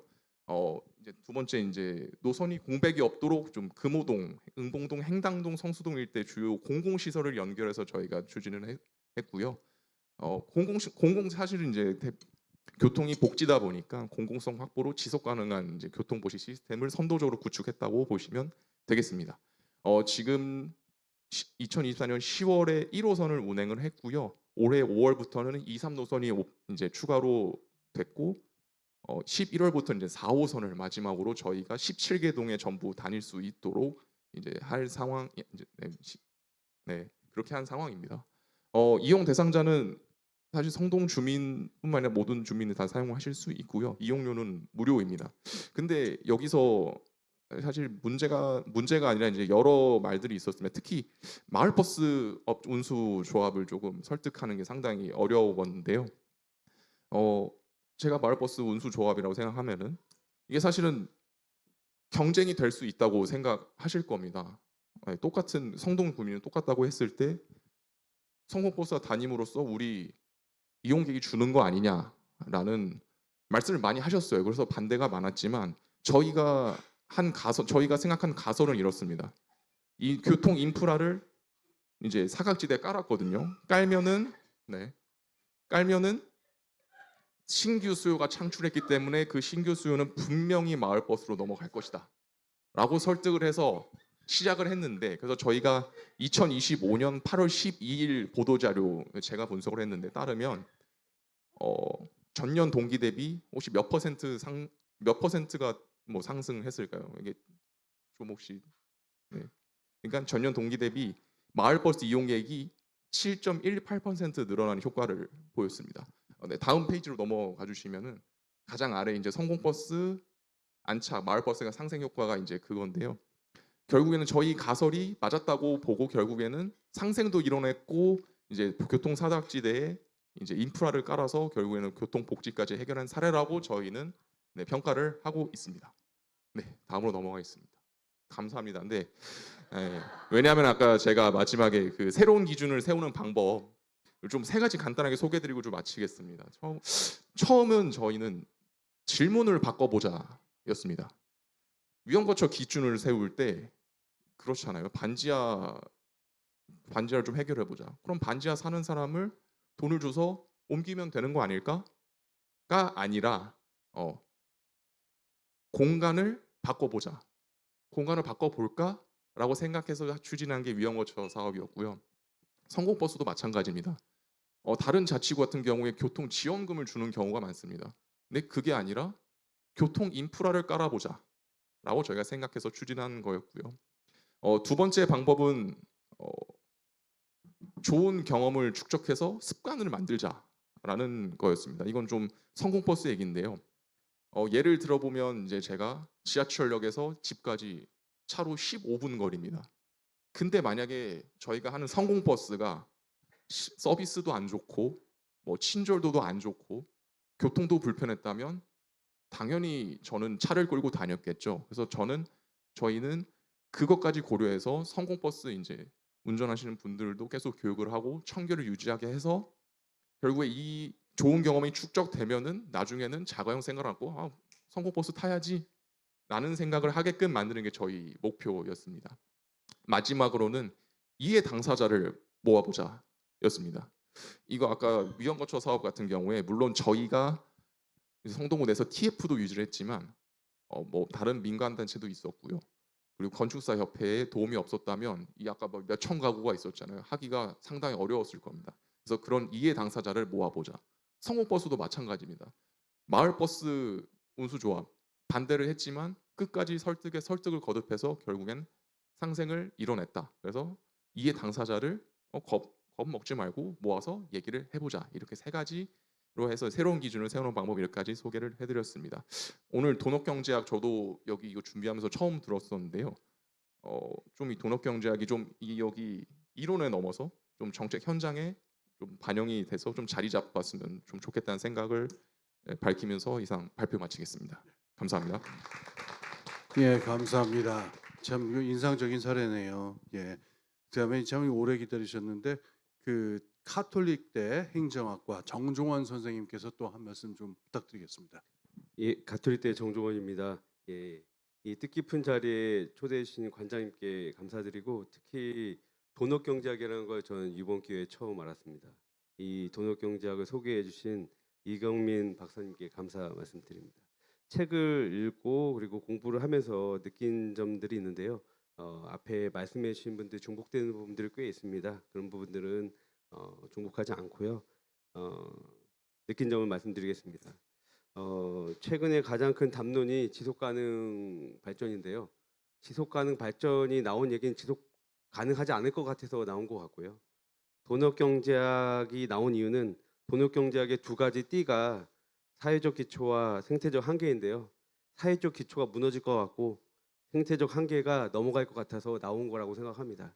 그런 위기의 시대에 있는데 그 위기의 시대를 가져온 곳은 풍요였지 않는가 싶습니다. 지금 우리가 살고 있는 시대는 가장 풍요롭고 가장 생산성이 높은 시대인데 우리가 지키고자 하는 것들이 다 무너지고 있는 그런 모습들을 볼 수 있지 않는가 싶습니다. 그런 관점에서 돈업경제학이라든지 아니면 지속가능 발전이 주는 의미는 우리가 우리 것을 과연 어떻게 지켜나가고 우리가 추구하는 것이 무엇인지를 다시 한번 생각해보는 계기라고 생각됩니다. 그런데 다양한 말씀들을 이렇게 주시는 가운데 제가 더 강조드리고 싶은 것들은 오늘 국회의원분들도 나오셨고 시장도 말씀하셨고 또 군의원으로 도전하시는 분의 말씀도 들었습니다. 가장 중요한 게 어떻게 보면은 굉장히 이 돈업경제학의 사회적 기초와 생태적 한계 근저에 해당하는 정치를 얘기하지 않을 수 없을 것 같습니다. 우리가 어떠한 문제를 해결함에 있어서 지역사회의 다양한 문제들 그런 것들을 해결할 때 관에 찾아갑니다. 이런 게 합리적으로 아무리 얘기해도 들어주지 않습니다. 왜냐하면은 가장 중요한 가치자 그리고 자원은 권력이기 때문입니다. 즉 경제학이 다루고 있는 모든 것들은 희소하기 때문에 다루는 거거든요. 희소성의 관점을 봤을 때 가장 희소한 것이 권력이고 그 권력의 희소함을 누리고 있는 사람들이 있고 그 누리고 있는 사람들은 성장을 바라고 있습니다. 그 성장을 바라는 사람들이 과연 그걸 놓을까? 그리고 우리 개개인이 갖고 있는 얄팍함이 있습니다. 여기 개개인에 있는 모든 사람들은 얄팍함이 있고 그 얄팍함 가운데는 성장이 근저에 깊이 박혀 있습니다. 그걸 어떻게 극복할 것인가? 그런 것들이 가장 큰 과제인 것 같고 같이 이 자리에서 그런 것들을 조금 얄팍함을 내려놓고 고민하기 위해서 모인 것이 아닌가 저는 그렇게 생각을 해봤습니다. 그리고 그 다음으로 또 말씀드리고 싶은 거는 데이터인데요. 뭐 AI도 있고 뭐 다양한 것들이 있습니다만 우리가 어떠한 담론을 이야기하고 성장을 넘어선 기초가능 발전과 그리고 돈업경제학에서 추구하고자 하는 것을 이야기하려면은 데이터가 필요하다는 생각이 듭니다. 좋은 말씀 많이 하셨으니까 좀 부정적인 말씀 드리면은 이 데이터와 관련해서 우리 공공 분야에서는 기존 30년 이 데이터를 엄청나게 잘 구축했습니다. 구축하고 성과 관리라는 관점에서 지표를 만들고 지표를 관리하고 그걸 통해서 무엇인가 평가하려고 했고 그걸 피드백해서 좀 더 잘 만들려고 했는데 이 과정이 매우 기능주의적입니다. 즉 저는 경영평가를 10년 전에 그만뒀는데요. 그걸 하면서 느꼈습니다. 할 필요가 없는 경영평가를 하고 있구나. 이거 왜 하고 있을까? 결국 마지막은 가장 희소한 자원인 정치에 의해서 모든 등급이 갈려 나가는 걸 봤습니다. 그런 관점을 봤을 때 이 데이터가 기능주의적으로 우리 돈업경제학에서도 어떻게 보면 데이터를 쌓고 그 데이터로 뭔가 많은 것을 이야기하려고 할 때 결국 기능주의적으로 빠지고 기능주의적 성과주의가 여기 또 결부가 돼서 마치 돈업경제학이 뭔가로 인해서 뭔가 성과가 막 나오는 듯한 그런 것들이 나타나지 않았으면 좋겠다. 만약에 이 돈업경제학이 조금 더 성장 중심적의 유리함이 있으면 거기에 자본이 들러붙고 그리고 또 학자들이 성과를 내고 싶은 학자들이 들러붙고 논문이 막 나오고 그러면 그게 또 관으로 들어가지고 그 관에서 또 우리 옛날 BSC 막 퍼졌던 때처럼 막 갖다 붓고 그런 일이 벌어지지 않았으면 좋겠다. 그런 생각을 하면서 마치겠습니다. 예, 고맙습니다.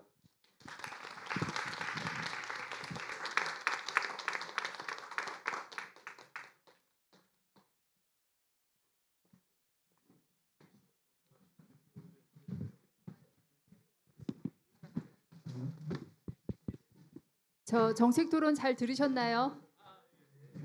네, 아직 좀 앉아 계시면 좋을 텐데. 네, 우리 토론하시느라고 애써주신 선생님들께 다시 한번 큰 박수 부탁드립니다.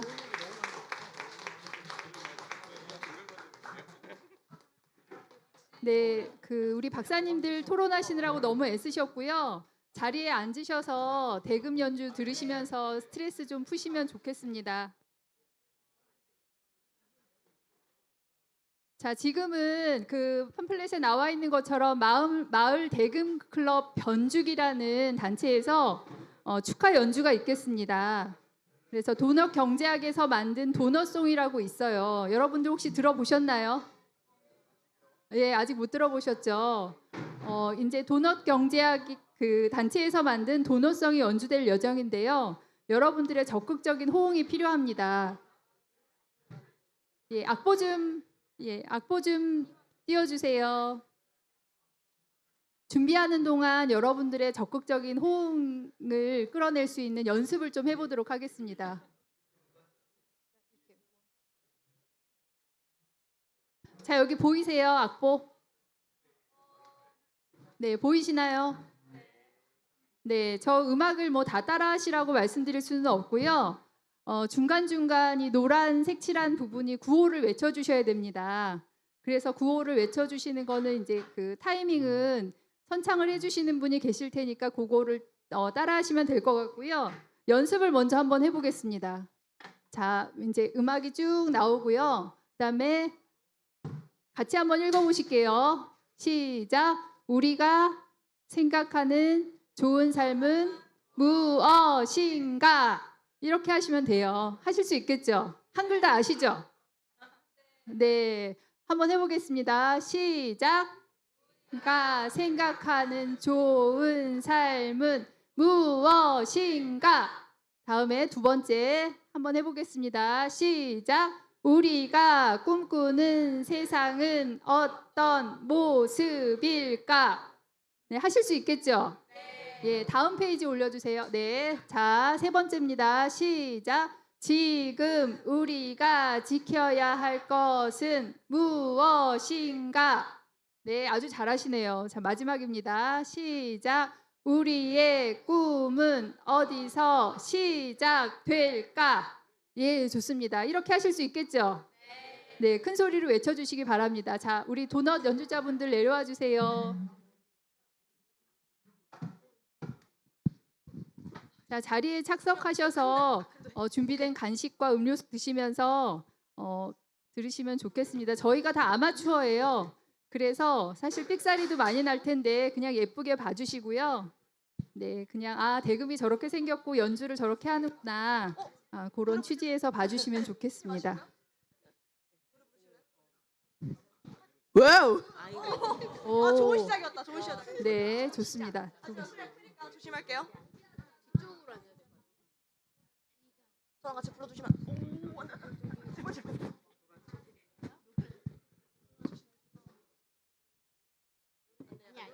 노래 제가 부를 겁니다. 노래 제가 부를 거예요. 노래 불러요. 자,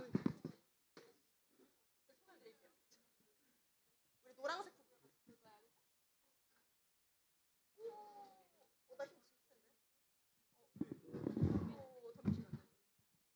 자, 우리 연주자분들 모두 오셨고요. 우리 동네 대금 클럽 변죽이 어떤 단체이고 오늘 어떤 곡을 할지 우리 변죽의 기둥이자 굳은 일 마다 않으시는 멍게님의 소개를 듣도록 하겠습니다. 네, 큰 박수로 맞아주세요. 안녕하세요. 저 누나예요. 제가 입고 있는 티 혹시 보이시나요? 와우. 예. 제가 먼해 대금 클럽의 회원이기도 하지만 우리 사회 부는 바람에 또 회원이기도 합니다. 오늘 이렇게 귀한 자리에 함께 여러분들과 이 자리를 빛낼 수 있게 되어서 너무 감사한 마음을 전하고 싶습니다. 저희는 동촌동 그다음에 고기동 이 먼해 마을에서 대금을 통해서 국악의 어떤 그런 감칠맛을 좀 한번 느껴보자 하는 그런 마음으로 저희가 먼해 대금 클럽을 만들었고요. 이 클럽에서는 저희가 일주일에 한 번씩 전공자 선생님을 모시고 함께 배우고 있습니다. 벌써 저희가 한 5년 정도 시간이 흐른 것 같습니다. 그리고 저희가 그 대금 우리 클럽의 이름을 변죽이라고 적었는데요. 그 말 그대로 저희가 어떤 전공자로서 또 예술을 느끼고 있지만 그 중심부에는 없어도 그 가장자리에서 변두리에서 우리만의 흥과 신명을 좀 느껴보고 배워보자 하는 마음으로 변죽이라는 이름을 지었습니다. 오늘 여러분들에게 저희가 들려드릴 노래는 저희가 두 개를 준비했습니다. 먼저는 방금 우리 같이 오늘 이 행사에 중요한 또 주제라고 할 수 있는 도노성을 저희가 대금으로 연주를 할 거예요. 도노성을 부르고 우리 여기 선생님 한 분이 중간에 랩을 또 해주실 겁니다. 저희가 좀 부족하지만 함께 연주를 해볼 거고요. 그것이 끝나면 이어서 우리가 아리랑 여러분들 익히 잘 알고 있는 미랑 아리랑 그 다음에 그냥 아리랑 이 두 곡을 저희가 이어서 연주하도록 하겠습니다. 여러분 저희가 조금 부족하고 변죽을 울리더라도 여러분들 기쁜 마음으로 귀를 열어주시고 마음을 열어주시고 함께 해주셨으면 좋겠습니다. 감사합니다.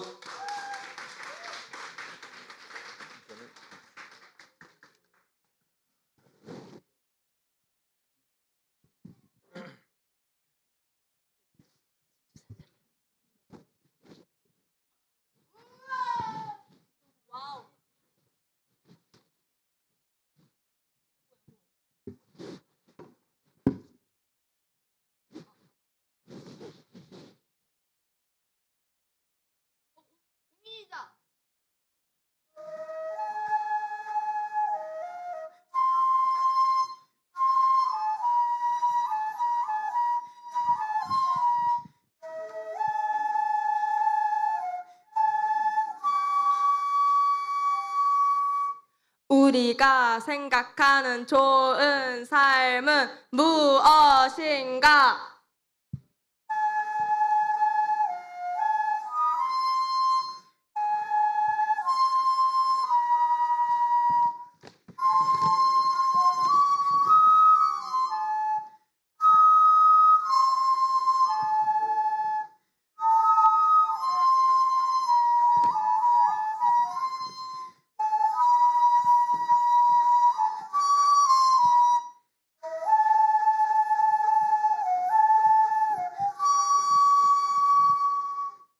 우리가 꿈꾸는 세상은 어떤 모습일까?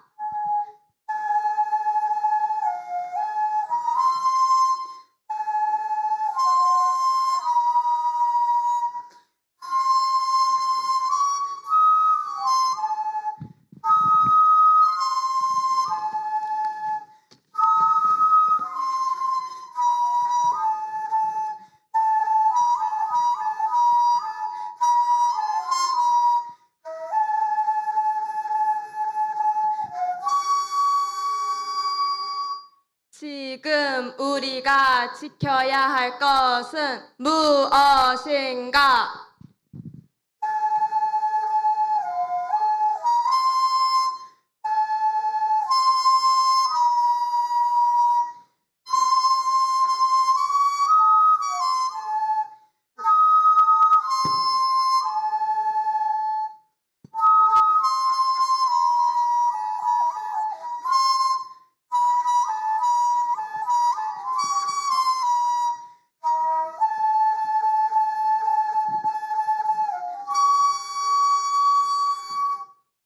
우리의 꿈은 어디서 시작될까?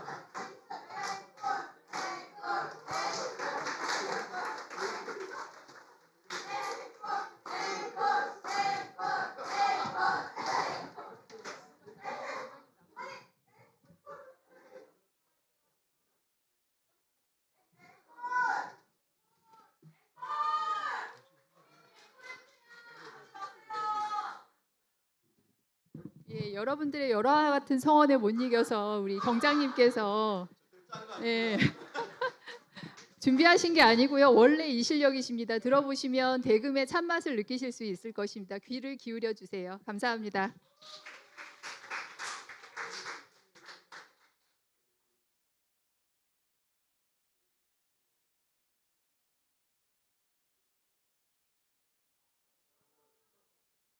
경장님 일로 올라와서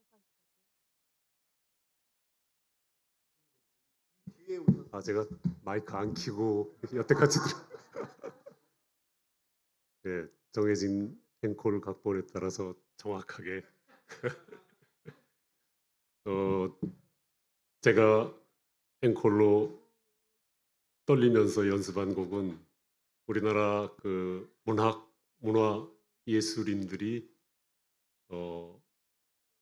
변함없이 가장 최애의 곡으로 뽑힌 대중가요입니다. 봄날은 간다 연주해 보겠습니다.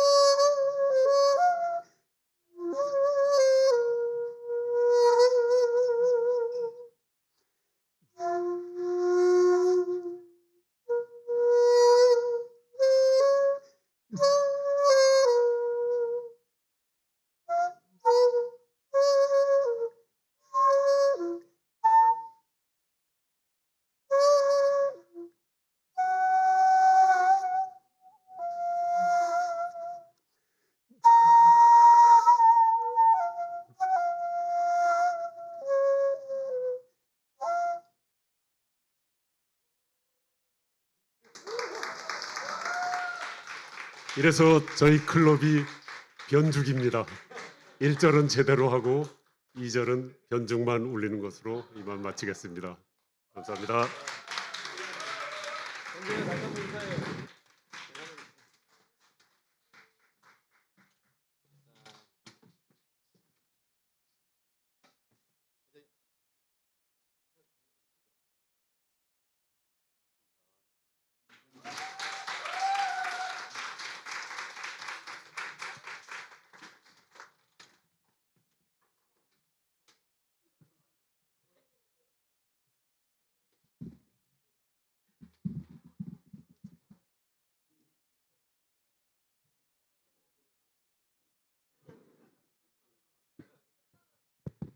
자, 어떠셨어요, 연주? 네, 반응이 별로 안 좋으신 것 같아서 좀. 자, 연주 어떠셨어요? 네, 별로 반응이 안 좋으시는데 다시 여쭤볼게요. 잘할 때까지. 자, 연주 어떠셨어요? 잘 안 들려요. 연주 어떠셨어요? 네, 감사합니다. 저희 준비 많이 했는데요. 사실 떨려서 제대로 실력 발휘를 못한 것 같아서 좀 아쉽고요. 그래서 여러분들께 대금 연주를 한 번 더 들으실 수 있는 기회가 있습니다. 11월 15일 이곳 느티나무 도서관에서 저희 정규 연주회가 있으니까 그때 더 많은 곡과 더 많은 프로그램이 있으니까 관심 있으신 분들은 11월 15일 5시에 이곳 느티나무 도서관에 오셔서 그때 제대로 대금의 향기를 느껴보시기 바랍니다. 자, 지금은 이제 여러분들 배고프시죠? 네, 배 안 고프세요? 네, 배고프시죠? 그래서 저희가 식사를 준비했습니다. 느티나무 도서관 제로쿡에서 김밥을 준비하셨는데요. 테이블에 보시면은 지금 김밥 재료가 있습니다. 다 있으신가요? 네, 김밥 재료를 준비해 놓았으니까 여러분들이 김밥을 직접 싸셔서 드실 수 있는 기회를 드리겠습니다. 저희가 왜 김밥을 준비했냐면 김밥이 동그랗게 도넛을 닮았잖아요. 그래서 여러 가지 재료들이 어우러져서 좋은 맛을 내는 김밥을 준비했으니까 여러분들이 앞에 있는 재료를 가지고 직접 만들어서 제일 예쁜 거는 제일 예쁜 사람한테 주시고, 그리고 또 좀 못생기더라도 좀 예쁜 사람한테 주시고 해서 나눠 드셨으면 좋겠고요. 그리고 혹시나 시간이 안 돼서 못 드시는 분들은 김밥을 아마 준비하신 것 같아요. 그래서 가져가실 수 있게 준비했으니까 하나씩 가져가셨으면 좋겠습니다. 자, 이제 그 김밥을 드시면서 영상을 좀 보실 건데요.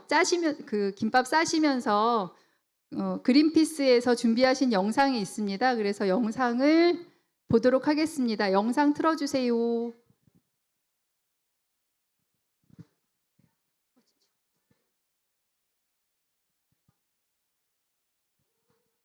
영상 준비되셨나요?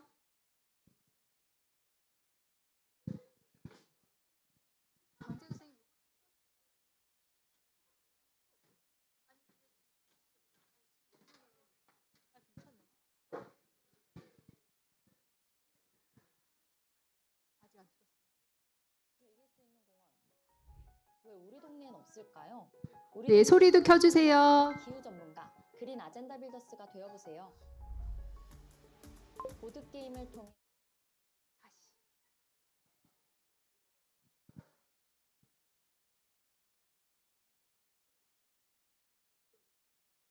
뒤에 서 계신 분들은 여기 앞에 자리가 많이 있으니까요. 앞에 와서 앉아서 김밥 싸서 드시면 좋을 것 같습니다.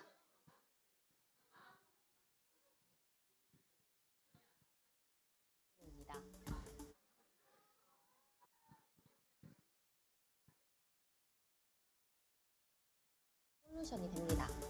웃고 떠들며 고른 카드 속에서 새로운 정책 아이디어가 태어납니다. 하지만 혼자서는 어렵습니다.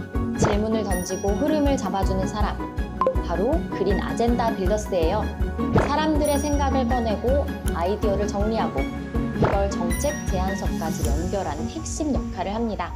정책과 서민들이 굉장히 멀다고 생각했는데 이렇게 가까워질 수 있다는 거에 대해서 그린피스 통해서 알아서 너무 고맙고요. 그래서 이렇게 게임을 하면 정말 아이들에게 너네 좀 생각을 해보자 하지 않아도 끌어낼 수가 있을 것 같아서 이제 여러분의 차례입니다. 우리 동네 해법을 함께 만들어갈 그린 아젠다 빌더스를 찾습니다.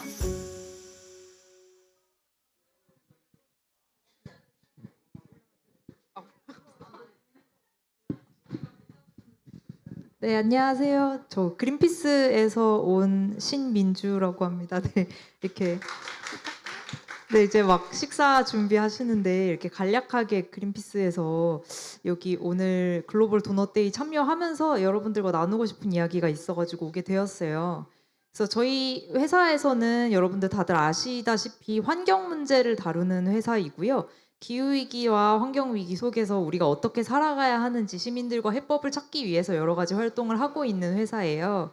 근데 이번에 도넛경제학을 기반으로 해서 그린피스에서 조금 보드게임을 출시하게 되어가지고 시민들과 같이 동네에서 도넛경제학을 어떻게 이야기를 처음 시작할까를 고민하다가 만들게 되었어요. 그래서 도넛마을 만들기라는 게임을 통해 가지고 여러분들이 같이 도넛 이제 마을로 우리 마을을 다시 재구축해보는 게임을 해보실 수 있는 기회 많이 얻으셨으면 좋겠고요.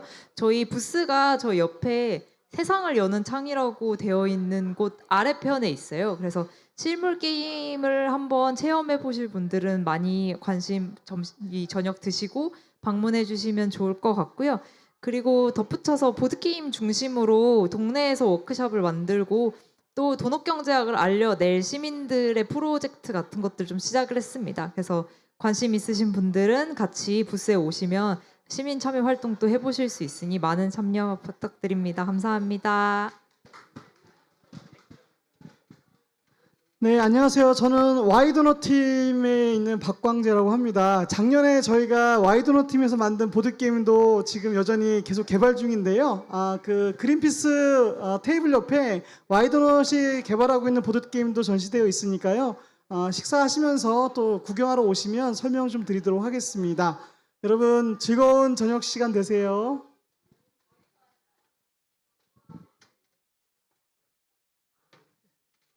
안녕하세요. 저희는 사이에 부는 바람이라고 하는 발달장애 가족과 그리고 마을이 함께하는 자조 모임입니다. 이번에 저희 사이바람과 그리고 작년에 도넛데이를 통해서 만난 우간다의 예술 캠프 팀인 아비아스가 함께 이번에 전시를 하게 되었어요. 그래서 여기 도서관 1층에서 2층 그리고 2층에서 3층 가는 계단에 저희 아이들과 그리고 아프리카 우간다의 친구들이 함께한 전시 작품들이 전시되어 있으니까 함께 관람해 주시고 아이들에게 응원의 메시지도 남겨주시면 감사하겠습니다. 네, 식사 맛있게 하세요. 네, 사이바람에서 준비한 영상 보시겠습니다. 뭐라고? 시아가 물에 빠졌으면 물에 빠졌으면 어떡할래? 진짜? 너 수영할 수 있어 이제? 이거 안 벗겨져.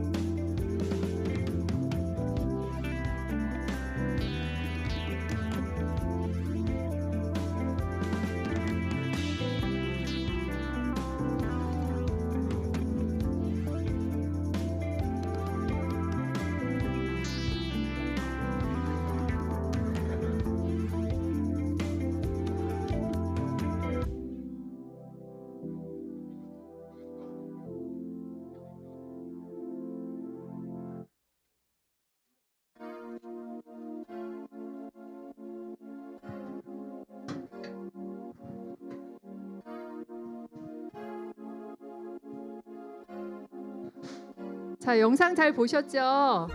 그 사이에 부는 바람이라는 우리 동네 아주 귀중한 단체입니다. 그래서 그 사이바람 친구들이 아까 말씀하신 대로 여기 계단에 3층까지 올라가는 계단마다 지금 작품들을 붙여 놓으셨어요. 우리 그 작가님들께서 직접 설명을 해 주실 수도 있으니까 운이 좋으면 설명 들으실 수 있으니까 오며 가며 보시면 좋을 것 같고요. 그다음에 아까 보드게임 설명하신 것처럼 세상을 여는 창이라는 여러분들 저 움푹 들어간 곳이 세상을 여는 창이라는 공간인데 그 공간에 보드게임 2개가 준비되어 있습니다. 도넛경제학과 관련된 그 보드게임을 개발해 놓은 것 있으니까 식사하시고 나서 한번 보시면 좋을 것 같습니다.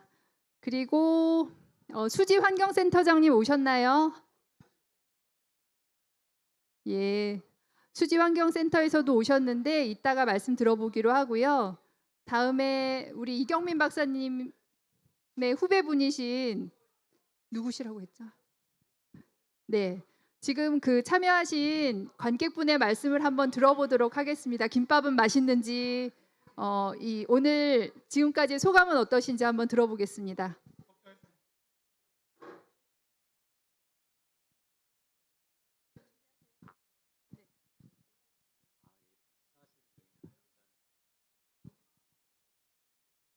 네, 식사하는 중에 저도 갑자기 나와서 인사를 드리게 됐는데요.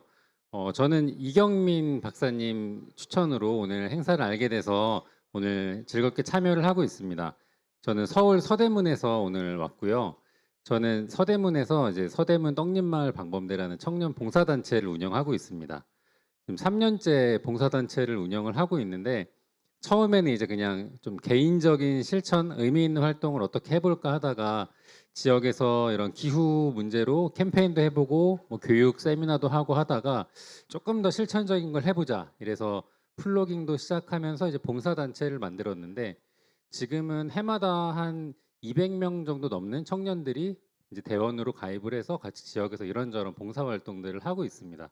근데 저희가 외부 지원 없이 자체 회비로만 하다 보니까 사실 단체 공간도 너무 만들고 싶은데 공간 하나 만드는 것이 참 쉽지 않고 대원들은 있고 같이 이제 지역사회에서 봉사도 너무 의미 있는데 조금 더 의미 있는 일들을 어떻게 할 수 있을까 이게 요즘에 참 고민이어서 사실 이 느티나무 도서관도 제가 이제 선배님 통해서 알게 됐는데 너무 와보고 싶은 공간이었고 지역에 이렇게 기반을 두고 다양한 지역사회 이런 자원들을 네트워킹하고 의미 있는 활동들이 많이 있는 것 같아서 좀 인사이트도 많이 얻고 좀 배워가고 싶어서 오늘 왔고요. 그리고 행사에서도 그렇고 뭐 행사에서 이렇게 해주신 전문가분들의 이야기보다 사실 더 인상적인 건 이 공간과 그리고 이곳을 운영하고 계신 분들의 이 모습이 가장 인상적인 것 같고요. 너무 부럽기도 하고 많이 와서 좀 배우고 가야겠다 이런 생각을 많이 하게 되고 저희 지역에서도 뭘 할 수 있을지 저희는 아직 너무 자라나는 새싹 단계이긴 한데 여기 와서 좀 그래도 영감을 많이 얻고 가는 것 같습니다. 오늘도 즐겁게 보고 참여하고 가도록 하겠습니다. 네, 감사합니다. 네, 마지막 우리 서대문에서 오신 선생님 말씀도 들어봤고요. 여러분 김밥은 다 맛있으세요? 맛있는 분 딱 한 분밖에 안 계신가 봐요. 김밥 맛있으세요? 네, 직접 싸서 드시는 것도 좋고요. 지금 미리 싸놓으신 거는 우리 뒤쪽에 계신 어머니들께서 준비를 해주신 것 같아요. 네, 김밥 준비해 주신 어머니들 내려와 계신가요? 네, 우리 김밥 준비해 주신 어머니들께 박수 한번 보내드리겠습니다.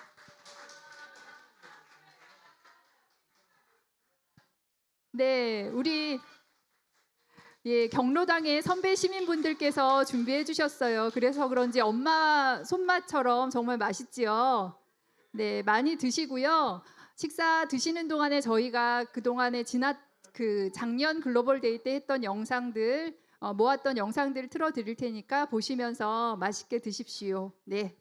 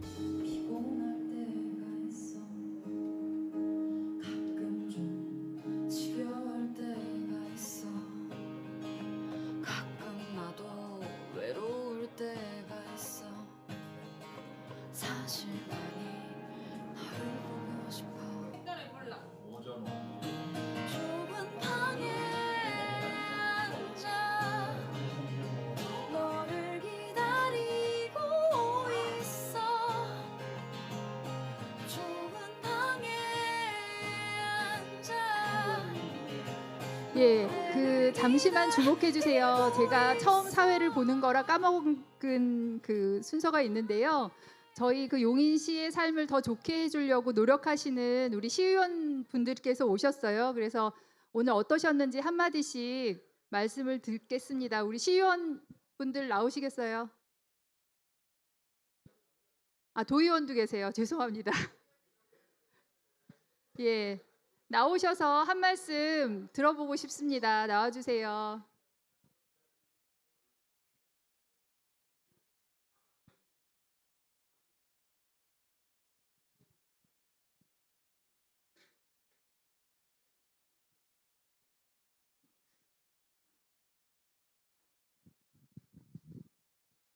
네, 안녕하세요. 반갑습니다. 경희대 강홍철 의원입니다.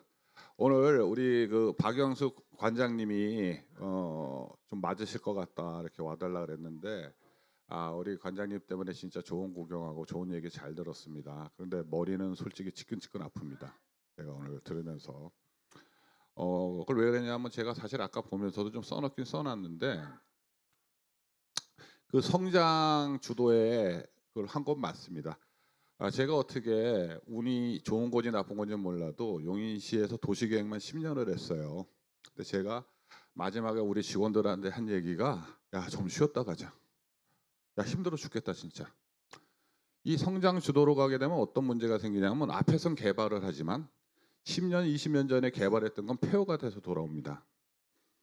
조금 쉬어가면서 예를 들어서 공원에 나무를 심더라도 나무를 가꾸야지 나무를 내버려두면요 4, 5년만 되면 잡초밭 돼요.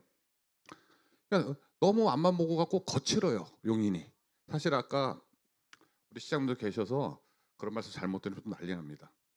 그런데 우리가 모든 정책은 돈과 연관이 됩니다. 돈을 낭비해서는 안 됩니다. 저는 항상 정책에 돈이 있어야 된다고 보거든요. 그러면 우리가 개발을 하지만 그거를 유지 관리하면서 나가는 게 이득일까? 그거를 무조건 개발만 하고 뒤는 폐허로 돼서 또다시 하는 게 이득일까? 그래서 저도 이 성장 관리 방안에 대해서는 사실 굉장한 그 고민을 하고 있습니다. 그리고 또 두 번째 아까 그 우리 연구원 말씀하신 거 사회적 가치. 제가 한 2, 3년 전에 그거 가지고 좀 심하게 다퉜어요. 아무리 관장님은 아시죠? 사회적 가치 그런 부분에 대해서. 근데 거기서 우리 연구원분들은 사실 굉장히 조심스러웠어요. 아까 거기서 발표하셨죠? 여기 사회적, 그죠? 나 대충 기억나죠? 여기서 논문을 발표한 게 있는데 굉장히 좀 힘들게 썼어요. 그때 뭐냐면 사회적 가치가 기본소득과 그다음에 참여소득, 그다음에 이제 기회소득 이렇게 분류가 돼 있는데 기본소득과 참여소득은 학술적인 자료가 있어요. 근데 기회소득은 없어요. 근데 아마 이분이 좀 하시는 것 같아. 맞죠? 그게 그때 결과가 나왔는데 그 내용 자체가 굉장히 좀 부정적으로 썼습니다. 아마 우리 연구원분들도 굉장히 힘드셨을 거야. 전 그거 기억하거든요. 그래서 야 이렇게 힘들게 그래서 말씀을 조심들 하시더라고. 그래서 아까 보셨을 때 연구원분들은 말씀을 굉장히 조심스럽게 해. 근데 아까 우리 김정원 교수님이신가? 정정원 교수님 가셨어요? 저는 아까 그분 말씀을 듣는데 좀 현실적이다라고 얘기를 들었어요. 왜 그러냐? 결론은 그 사회적 기준을 잡을 때 우리가 사실 질의하는 게 기준이 뭐냐고 따져요. 왜냐? 우리도 정책 결정을 하려면 어떤 기준이 명확해야 되고 지표가 있어야 돼요. 그건 어쩔 수가 없습니다. 막을 수가 없잖아요. 그러니까 그걸 자꾸 하다 보니까 연구원분들은 사회적 기준이라든가 지표에 대해서 굉장히 민감합니다. 근데 아까 또 우리 그 정정원 교수님이 딱 말씀하실 때 그렇게 하면 뭐하냐? 그거에 용역을 준 그 사람의 의지에 쫓아가지 않냐? 그 얘기를 딱 하는 순간에 오늘 여기서 제가 참 잘 왔다. 그 뭐냐면 어떤 내용은 다양한 사람의 목소리를 듣는 거고 여기서 하신 분들의 말씀이 다 옳더라고요. 옳은데 이제 거기에 대해서 고민을 하는 거고 왜냐하면 제가 오늘 동력 경제학이라는 것도 사실 팜플렛 가지고 처음 봤어요. 처음 봤는데 제가 느낀 게 뭐냐면 저는 이제 기술직으로 오래 있었는데 이 기술은 BC라든가 타당성 조사를 해요. 근데 제가 이제 행정을 10년 동안 용인시에서는 그것만 해가지고 도에 가서는 나 이제 기술하고 싫다 손을 뗐어요. 그때 제가 행정에 질문을 던지는 게 뭐냐면 이 정책을 만든 기준이 뭐냐고 제가 항상 물어봐요. 그런데 이 행정적인 기준이 없더라고. 솔직히 얘기해서. 그래서 이런 행정이라든가 복지 부분도 기술적으로 타당성이라는 어떤 기준을 세워서, 왜 타당성이 완벽하진 않지만 그 기준이라도 좀 있으니까 조금 어느 정도 부족하지만 이렇게 정리가 되거든요. 그래서 아까도 보면서 그 기준 부분에 대해서 이 돈옥 경제학이 어떤 그 모델의 형태로 끌고 가게 되면은 부족함이 있으면서도 좋지 않겠냐. 그리고 아까 우리 그 정정훈 교수님이 얘기한 것처럼 그냥 한 방 날리더라고요. 해도 의도적으로 끌고 가지 않냐. 맞습니다. 그리고 또 저희는 하나 더 추가되는 게 뭐냐면 이 정책을 만들 때 우리 여기 연구원분들이나 교수님도 그렇지만 예산을 생각을 안 하는데 저희는 이 예산을 항상 생각하거든요. 예산은 진짜 시민의 혈세 아니겠습니까? 어떤 정책을 하나 추진하게 되면은 거기에 항상 예산 사항이 수반이 돼요. 그러니까 니네는 왜 그렇게 움츠리냐고 얘기하지만 사실 선출직도 고통이 있습니다. 전철을 하나 놓자 그러면 몇 조 원의 사업이 들어가는 거지 내 기분으로 하지 않거든요. 그래서 여기 계시는 아까 그 발표자분들의 의견을 제가 다 들으면서 이분들 말씀이 다 소중하고 다 좋은 얘기이기 때문에 저희가 사실은 어떤 정책 결정을 할 때 그분들 의견 다 듣습니다. 그런데 그래도 항상 부족하죠. 왜 부족할 수밖에 없냐면은 어떤 그 정책을 하는데 아까 성장 일병도의 그 밝은 면과 어두운 면이 있잖아요. 제가 항상 이런 질문을 많이 해요. 그 우리 수지구는 그 개발 경사도가 17.5도입니다. 그리고 기흥구는 아마 17도 거예요. 우리 의장님 계시니까. 그다음에 이제 초이는 21도인데 항상 저한테 와서 이런 질문을 많이 해요. 왜 밑에 집은 개발 행위를 해도 되는데 나는 안 되냐고 물어봐요. 근데 저는 욕 먹는 줄 알면서도 단호하게 죄송합니다. 그거는 어렵습니다. 그래요. 왜 그러냐? 그러면 선생님 집이 되면 선생님 윗집은 또 안 되냐고 똑같이 옵니다. 그러니까 어떤 거에 답은 없습니다. 단지 우리가 그 근사치로 가는 거고. 그래서 오늘 여기서 그 좋은 말씀 잘 듣고 저희가 새겨들어서 정책에 반영할 수 있도록 하겠습니다. 감사합니다. 예, 경기도에서 오신 강웅철 의원님 말씀 잘 들었고요. 다음은 용인시에서 오신 용인시 의회 의장님 유진선 의장님 말씀 들어보겠습니다. 나오시죠.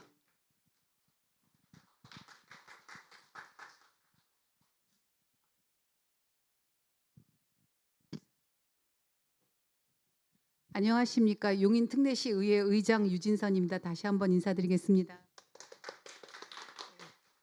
저는 느트나무 도서관에 우리 박영숙 관장님이랑 또 곽선진 지금 사무장님이시죠.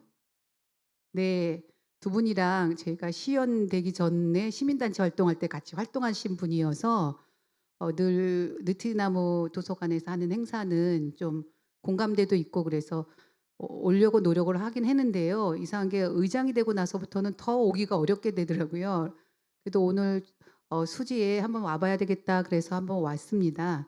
근데 저는 오늘 보니까 글로벌 도넛 데이라 그래서 제가 곽선진 사무국장님한테 느트나무 도서관은 글로벌이라는 단어 싫어하는데 글로벌을 쓴 게 좀 이상하다 여쭤보니까 글로벌하게 영국에서 펀딩을 받아서 저 단어를 썼을 수밖에 없다고 생각해서 오늘 이렇게 맛있는 식사 김밥 해주신 게 이게 영국식인가? 영국에서는 이렇게 예, 우리 모여서 얘기도 하고 또 현재와 미래도 얘기하나 더 나은 세상을 위해서 그래서 그런 생각을 좀 하면서 맛있게 먹었습니다. 마침 배고팠는데요. 맛있게 먹었고요. 그리고 오늘 내일을 위한 한 끼라 그러는데 저는 사실 먹으면서 나는 내일을 위한 한 끼를 먹지는 못했고 오늘을 위한 한 끼라도 좀 먹어야 되겠다 이런 생각을 하면서 왔습니다.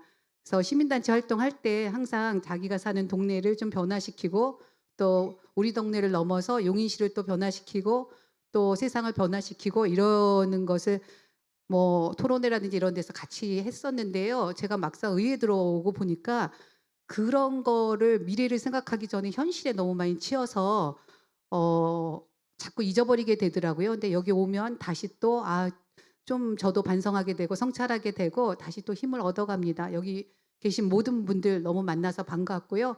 저희도 뭐 현재에만 안주하지 않고 뭐 반발자국이라도 미래를 향해서 열심히 나아가도록 하겠습니다. 고맙습니다. 네, 우리 유진선 용인시 의장이 말씀 잘 들었고요. 우리 시의원님 오셨죠? 네, 한 말씀씩만 우리 인사 말씀 들어볼까요? 나와주세요.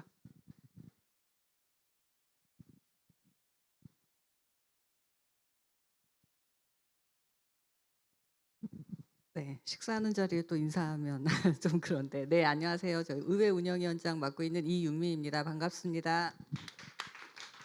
네, 1회에 이어서 2회 글로벌 도넛데이 참여하게 돼서 너무 좋습니다. 근데 여러 가지 계속 발전하는 것 같아서 행사가 네, 기쁘고요.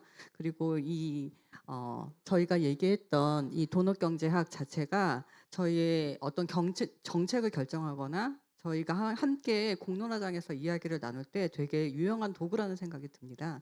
저희가 그 용인시의 위원회는 굉장히 많은데 사실 저희가 위원회 활동이 아까 말씀하신 강홍청 의원님 말씀처럼 예산 때문에 2시간 딱 이렇게 해놓고 그 시간 안에 모든 걸 다 결정해야 되는 거의 이제 위원회 위원들이 거수기 역할을 하는 일이 너무 많아서 제가 그 부분이 안타까워서 계속 그 부분에 대한 지적들을 하고 있거든요.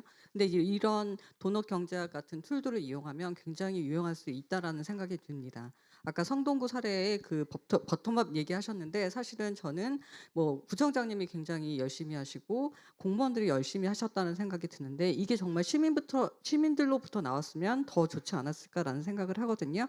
그래서 이런 기회가 좀 더 많이 활성화될 수 있도록 저도 노력하겠습니다. 같이 열심히 해주시면 감사하겠습니다. 네, 우리 용인시 의회 이윤미 의원님 말씀 잘 들었고요. 다음은 우리 이교우 의원님 말씀 들어보겠습니다. 예, 안녕하세요. 저 느티나무 도서관이 있는 동청동 지역구 시의원 이교우입니다. 그 말씀을 이제 드리기 전에 한 번도 제가 이 말씀을 드린 적이 없는 것 같아요. 물론 아시는 분들은 다 아시는데 그 22년도에 이상일 시장님으로 용인 시장님이 바뀌시고 그 해에 느티나무 도서관 운영비가 이러저러한 가슴 아픈 사연으로 삭감된 적이 있었죠. 예. 근데 이제 그 지난 총선 이후에 부승찬 의원님 다시 당선되시고 저희가 또 열심히 또 부서 시장님 설득하고 부서 설득하고 해서 25년부터 다시 그 운영비 예산을 복구했습니다. 예. 그 부분을 한 번도 이제 자랑을 안 드린 것 같아서 말씀을 드립니다. 오늘 이제 제가 도넛 경제학을 좀 들었는데 저는 도넛 경제학이라는 단어만 들었었지 그 내용이 뭔지는 전혀 모르고 있었는데 오늘 좀 내용을 들으면서 제가 시의원이 되기 전부터 항상 고민하던 부분이 있었어요. 이제 우리 사회가 그 뭐 70년대부터 성장 위주의 산업화 사회를 쭉 이어오면서 우리는 이제 그 산업의 양극화, 왜 부의 적절한 분배가 아닌 양극화의 사회를 맞이했잖아요. 특히 뭐 80년대 뭐 레이거노믹스, 대처리즘 이런 신자유주의 열풍이 세계의 경제를 주도하면서 우리 이제 세계적으로 그리고 우리나라 국내적으로도 양극화의 길을 걷고 있었는데 이제는 우리가 그 2000년대 들어서면서 이제 복지 시대 접어들고 이제는 좀 분배의 시대로 우리가 준비해야 되지 않는가. 정의로운 분배란 무엇인가. 또 더구나 기후 위기 이런 생태 환경의 파괴에 대한 부분에 대해서 우리는 어떻게 맞이해야 될 것인가라는 고민을 항상 했는데 답을 못 내고 있었어요. 이제 그러고 이제 저는 시의원이 되면서 이런 것들에 대한 고민과 논의가 이루어질 줄 알았는데 막상 시의원이 되고 나니까 여기 도로 파였어요. 도로 복구해 주세요. 뭐 버스가 안 와요. 버스 해 주세요. 뭐 이런 걸로 하다 보니 제가 이제 전혀 또 그런 게도 고민도 못 하고 이렇게 살다가 오늘 강의를 들으면서 내가 이런 고민을 했었지라는 걸 새롭게 깨우쳤습니다. 그러니까 저는 이제 항상 오늘 이제 도넛 경제학을 들어보니 우리 생태 환경의 파괴, 더 이상의 어떤 개발, 성장 위주의 경제들이 가지고 있는 한계를 극복하기 위한 이제 기후 탄소 중립의 정책들과 또 하나는 이런 사회 양극화를 통한 정의로운 분배에 대한 것들에 대한 고민들이 들어간 게 하나의 그래픽화, 뭐 도식화된 것이 도넛 경제학이 아닌가라는 생각이 들더라고요. 그래서 근데 이제 저는 이제 한 가지 의문점은 그러면 이런 것들이 우리 전 세계 지구에 있는 지구상에 있는 다른 어떤 국가에서 우리는 어떤 모델을 삼아야 할까? 저는 사실 20대 때는 사회주의가 이상적인 사회인가라는 고민도 했었거든요. 그런데 이제 지금 시대가 흐르고 사회가 변화되면서 지금 우리가 모델로 삼아야 할 사회상은 어떤 것인가? 뭐 북유럽인가? 서유럽인가? 아니면 어떤 모델인가? 이런 고민들을 하고 있는데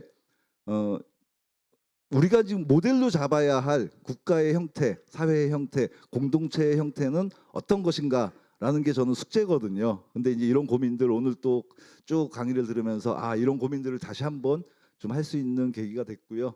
뭐 지역 사회에 저는 이제 한 가지 또 이제 좀 이 강의를 듣고 이제 발제자들, 토론자들의 말씀을 들으면서 또 하나 좀 우리가 조심해야 될 부분은 모든 좋은 정책과 모든 굉장히 활발한 주민 자치의 활동들이 모든 것을 다 돈업 경제로 치환해 버리는, 우리는 돈업 경제를 하고 있다라고 우리 모순에 빠지는 그런 모습은 혹시 또 우리가 범하지 않는가라는 생각은 좀 들더라고요. 정말 그러니까 이 정책의 의미가 뭐고 의도가 뭔지를 가지고 출발을 해야 되는데 뭐 좋은 정책이라 하면 이건 돈업 경제학이야. 돈업 경제학의 정책이야라고 자꾸 또 치환해 버리면은 이것 역시 또 하나의 또 다른 하나의 성과주의적인 정책이 될 것 같고요. 뭐 어찌 됐건 우리가 앞으로 맞이해야 할 이 사회에서 생태 환경을 보존하기 위한 지구와 함께 우리가 가기 위한 그런 성장주의가 아닌 개발주의가 아닌 정책과 또 하나는 우리가 다 같이 그 아까 이 컬렉션에 보니까 복지가 아닌 권리입니다라고 컬렉션이 제목이 있던데 베풀어 주는 게 아니라 함께 누리는, 우리가 당연하게 함께 살아가는 사회, 정의로운 분배 사회가 어떤 것인가라는 고민들 함께 해 나가면서 이런 기회들, 소중한 기회들 계속 맞이할 수 있었으면 좋겠습니다. 오늘 좋은 자리 만들어 줘서 감사합니다. 감사합니다. 예, 즉석에서 말씀을 부탁드렸는데도 참 말씀들을 잘하시죠. 그 시의원, 도의원은 아무나 하는 게 아닌 것 같습니다.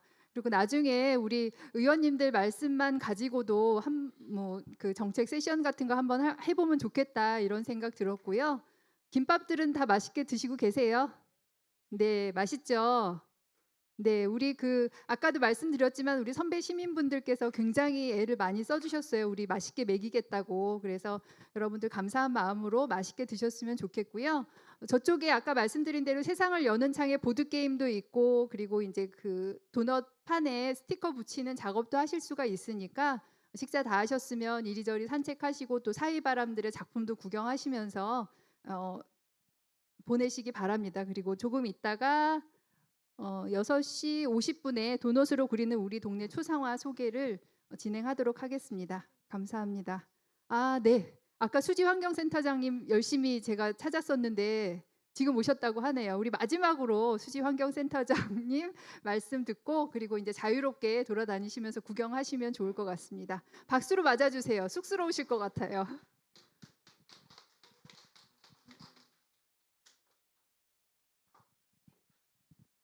네, 제가 마이크를 받아야 하는 상황이었군요. 그리고 저희는 수지환경교육센터입니다. 예, 수지환경센터는 소각시설이고요. 우리한테 굉장히 필요한 필수 시설이죠. 수지구에 그런 시설이 있다는 것에 대해서도 긍정적인 사고를 가져주시면 좋을 것 같습니다.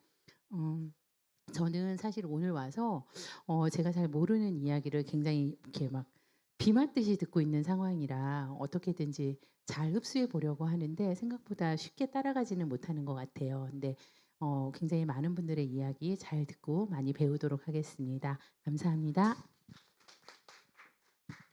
네, 우리 수지환경교육센터 센터장님 말씀까지 들었고요. 아까 말씀하신 대로 자유롭게 시간 보내시다가 6시 50분에 도넛으로 그리는 우리 동네 초상화 소개 시간에 다시 한번 뵙겠습니다. 영상 틀어주세요.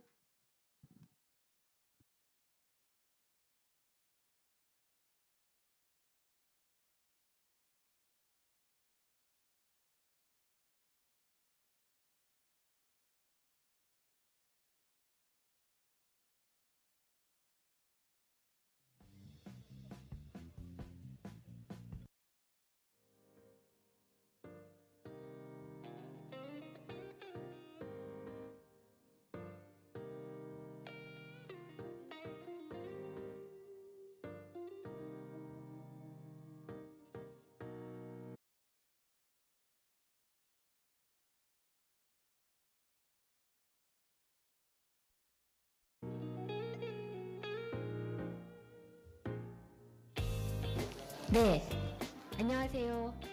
지금부터 한국 느트나무 도서관 글로벌 도넛데이 온라인 세션을 시작하겠습니다.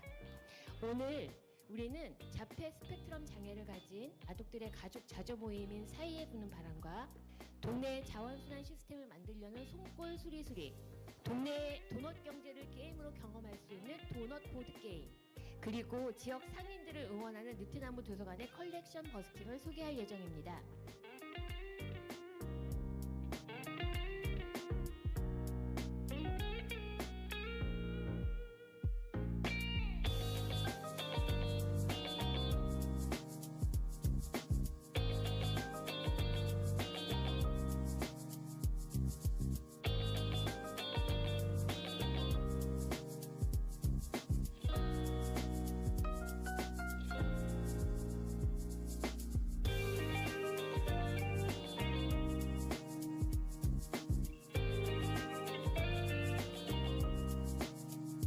AGI 시대와 인간의 미래라는 책을 쓰신 전 카이스트 교수 맹찬현 교수님과 그리고 바로 그분 홍기빈 글로벌 정치경제연구소 홍기빈 소장님 두 분을 모시고 마을 포럼을 진행하려고 합니다.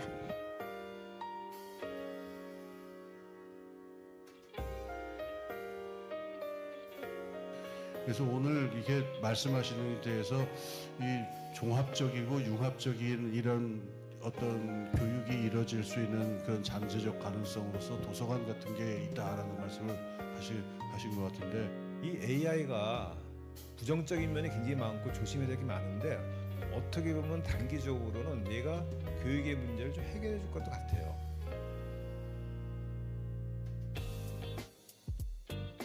느트나무 도서관 관장입니다. 살아가면서 배우고 경험한 걸 함께 공유하고 그 의미를 해석하고 내러티브로 엮어가는 그 과정, 그 시간이 도서관이라는 걸 배우고 있습니다. 그래서 도서관에서 지식은 동사로 작동합니다. 같은 바람을 가진 세계 시민들을 딜이라는 네트워크에서 연결해 준 덕에 이제 바다 건너까지 연결망이 확장됐습니다. 한 사람 한 사람 삶이 피어나는 풍경을 함께 만들어가는 여러분. 느트나무 도서관은 그렇게 한 조각씩 우리 미래를 만들어가는 여러분의 실험과 실천을 부추기고 북돋우겠습니다. Hello, we are 느티나무 Library, and we are excited to participate in Global Donut Day. Let us first introduce ourselves. 느티나무 Library is a privately funded public library in Yongin-si, Korea. Serving as a knowledge commons and community hub, we are committed to fostering public service. We are supported by the dedication of volunteers and the generosity of donors. We actively engaged with various activities in town. Our commitment to financial independence and publicness makes 느티나무 Library an exemplary model of a community-centered library. Our encounter with donut economics was serendipitous. As we approached our 20th anniversary in 2019, we were eager to transform the ideas and questions into practical actions. Discovering donut economics was timely, especially during the COVID-19 pandemic, which highlighted the importance of social connections and brought issues like elderly poverty and suicide into sharper focus. The donut resonated deeply with our mission. Consequently, we chose to concentrate on two main pillars: promoting a circular economy that respects ecological ceiling and strengthening social foundation through mutual caring initiatives. This year, we are thrilled to discover a new funding opportunity. Now, let's delve into how we plan to celebrate Global Donut Day. On the first day, our diverse group will gather to watch the Global Donut Day program together. We would love to be part of the event and, if possible, introduce ourselves to others. For the remaining days, we've planned a series of events. Village Forum over dinner. This will focus on the role of humans and what truly matters for thriving in the age of artificial intelligence. Collection busking. We will share and introduce book collections related to donut economics. This event will also take place at the local market in Pajushi. Donut Community Portrait. We'll work together to visualize our activities using tools from the Donut Economics Action Lab. Local group presentations. Our local groups will present their donut-inspired projects. Here are some highlights of our local groups. Supunglo Co-op. This local producers co-op will showcase regenerative products. Local small businesses. They will introduce their service and products committed to thriving of our town. Urban gardeners. They will introduce permaculture practices like community composting. Songol Surisuri Recycling Center. That will explain how they recycle and reduce waste and share all possible items. Eco-Friendly Farmers Association. They will host a farmers market and forum on sustainable agriculture and local food systems. Yongin Climate Action. This group will advocate for environmental policy. Makers Movement. They will encourage zero energy consumption practices and play donut-themed board games. Seniors Association. They will perform play readings and encourage social connection among seniors. Hospitable Table. This self-support group for autism families is dedicated to fostering connection. They plan to apply augmentative and alternative communication into spatial guidance. Yongin Citizens Fund. They will host a roundtable discussion on how Citizens Fund can actually support local initiatives. All of these are driven by a spirit of volunteerism and reciprocal community engagement that goes beyond charity-driven volunteering. To host this event, we need your help with funding. We plan to decorate the venue with posters and banners, provide a delicious menu for our dinner conversation, rent audiovisual equipment, design participant handouts, and create donut drawing kits. While donut economics is gaining traction in Korea, our goal is to ground this concept in real-world actions. By exploring how diverse activities can be fueled with donut principles, we hope to create a tangible impact on the community and inspire others to join the movement. Please support our journey toward a regenerative and redistributive future. Thank you.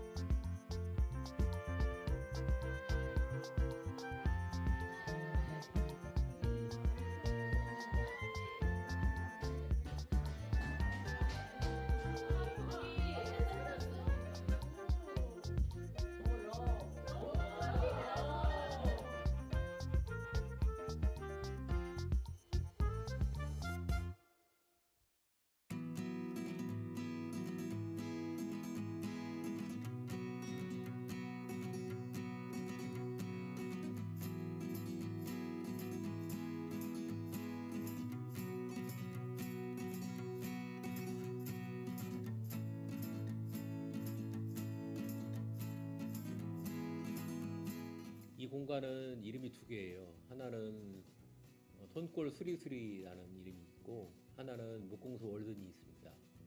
손골 수리수리에서는 세 가지를 해요. 하나는 망가져도 괜찮아 수리 가게입니다. 오른쪽에 보시면 기계들이 놓여 있는데 그거는 전자제품이나 자전거, 공구들을 수리하는 일을 하고 있어요. 최근에는 접점이 떨어진 부분이 있는데 그거는 오셔가지고 직접 2인 6기로 본인이 하셨어요. 이건 내가 할 수 있겠다 그래가지고 하시면서 재미도 느끼셨던 것 같아요. 기능은 좀 다운되더라도 그걸 버리지 않고 사용할 수 있도록 하는 게 사실은 저희 수리가게의 목표입니다. 그리고 위층에 보시면 마을 창고가 있어요. 거기는 마을 사람들이 공유할 수 있는 물건들을 갖다 놓고 서로 공유하고 있습니다. 공방에 쓰는 물건도 있기도 하고 그 다음에 마을 사람들이 자기는 안 쓰지만 남은 쓸 것 같다는 물건도 맡긴 적도 있어요. 그래서 별의별 것이 다 있어가지고 별의별 마을 창고라고 이름을 붙였는데 반대편 공간은 리사이클 카페예요. 그래서 거기서는 마을에서 사람들이 모여가지고 자원의 재생과 관련된 연구나 아니면 뭐 작업 뭐 그런 것들을 하는 공간입니다. 최근의 활동은 목공과 관련된 혹은 집수리와 관련된 세미나를 했었고 커피박으로 새로운 걸 만드는 커피 차력을 이용해서 연필이라든지 아니면 뭐 캔들 꽂이를 만든다든지 뭐 그런 일을 하고 있고 커피박으로 만든 퇴비도 만들고 있어요. 그리고 이따가는 태양광에 관련된 수업도 진행을 할 거예요. 이렇게 리사이클 카페에서는 뭔가 마을 사람들이 모여가지고 새로운 아이디어를 만들어내고 시도해보는 역할을 하고 있습니다. 이 공간은 마을 사람들이 쓰는 공간이지 제가 뭐 돈을 벌기 위해서 혹은 뭐 그런 영업을 하기 위해서 만든 공간이 아니어서 마을 사람들이 오셔가지고 다양하게 자기 활동을 이끌어 나갈 수 있었으면 좋겠어요.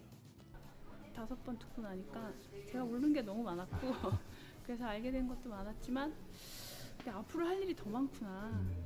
이런 식으로 앞으로 이제 에너지 관련 뭐 빗물을 받아서 물을 재생하는 장치라든지 퇴비화 장치 여러 가지를 이제 시리즈로 계속 기획을 하고 있습니다.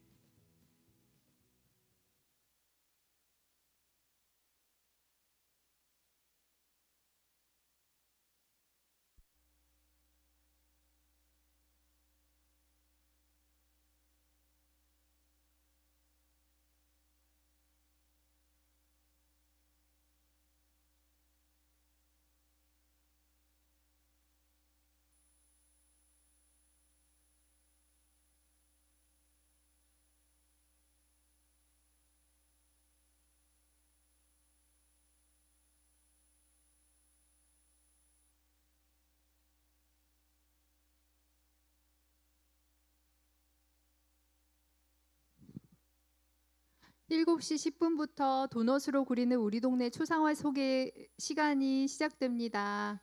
다들 잘 시간 보내고 계시겠지만 7시 10분까지는 착석 부탁드리겠습니다.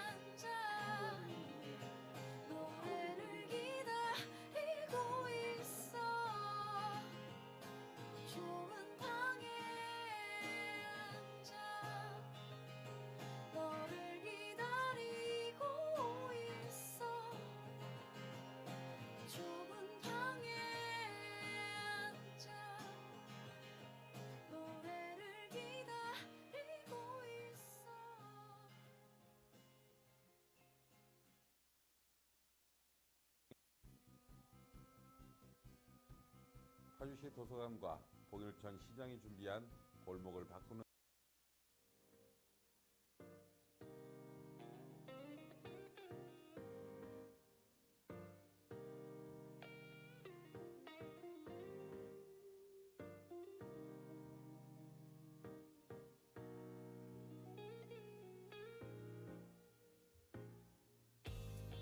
네, 안녕하세요.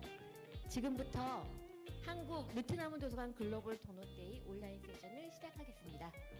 오늘 우리는 자폐 스펙트럼 장애를 가진 아동들의 가족 자조 모임인 사이에 부는 바람과 동네 자원순환 시스템을 만들려는 손골 수리수리, 동네의 도넛 경제를 게임으로 경험할 수 있는 도넛 보드 게임, 그리고 지역 상인들을 응원하는 느트나무 도서관의 컬렉션 버스킹을 소개할 예정입니다.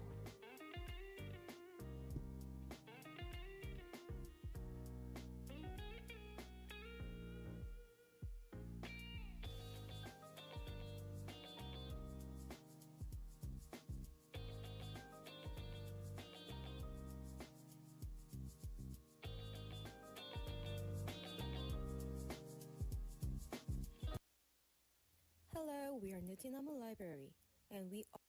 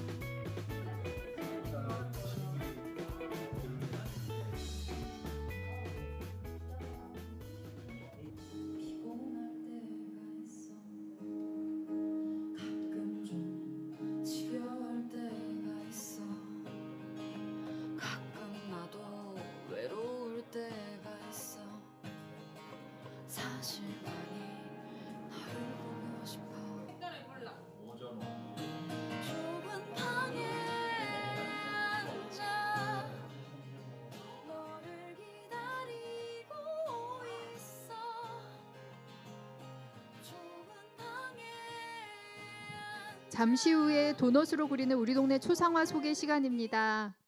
계신 분들은 자리에 착석하셔서 도넛 경제학이 어떻게 도넛 초상화로 구현될 수 있는지 설명을 들어보는 시간을 갖겠습니다. 네, 외부에 계시거나 작품 감상하시는 분들 있으면 오셔서 착석하시도록 알려주시기 바랍니다.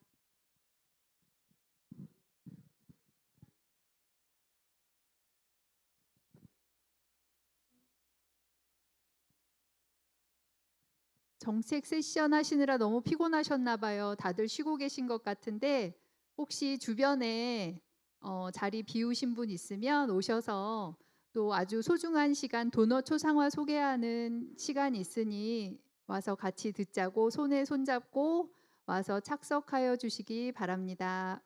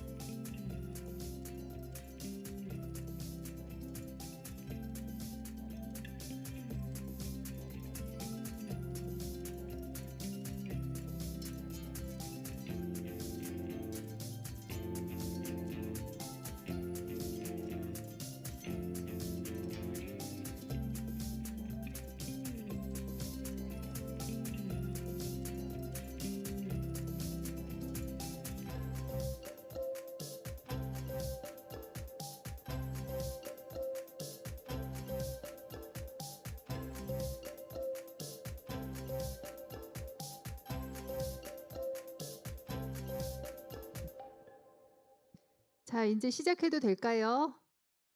네, 아직 다 안 앉으신 것 같은데 네, 그러면 일단 시작하는 것으로 하고 주변에 안 앉으신 분 있으면 와서 앉으시라고 말씀 전해주시면 좋겠습니다.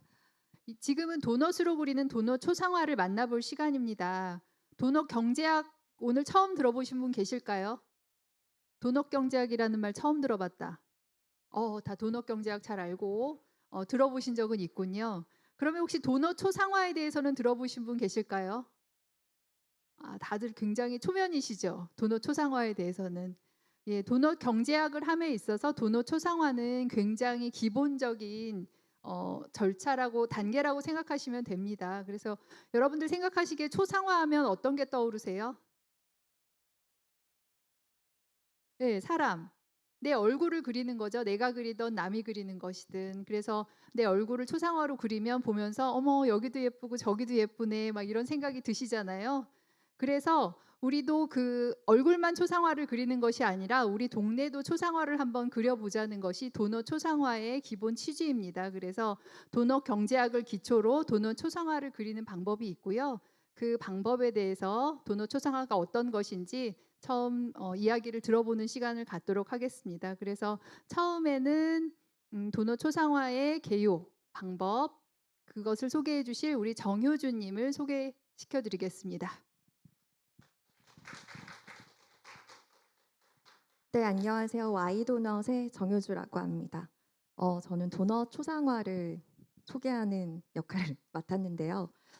먼저 와이도넛에 대해서 짧게 소개해드리자면 작년에 여기 느티나무 도서관에서 그 홍기빈 소장님의 그 경제학 강의를 중심으로 한 그 지혜학교라는 게 한 10주 과정 정도 열렸었어요. 그때 참여했었던 그 시민분들이 이렇게 한 4분 정도 모여서 이런 프로젝트 시민 모임을 지금까지 진행이 되고 있고요. 와이도넛의 Y는 용인입니다. 그래서 저희가 살고 있는 곳이 용인이다 보니까 우리 용인을 지역 기반으로 해서 도넛을 한번 그려보자라는 취지에서 모임이 계속 진행되고 있다는 말씀 드리겠습니다.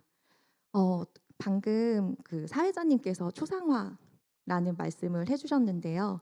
도넛 초상화는 말 그대로 도넛 경제학을 도구로 해서 좀 더 우리 지역 사회를 깊이 있게 들여다보자라는 어떤 도구로서 시작되었습니다.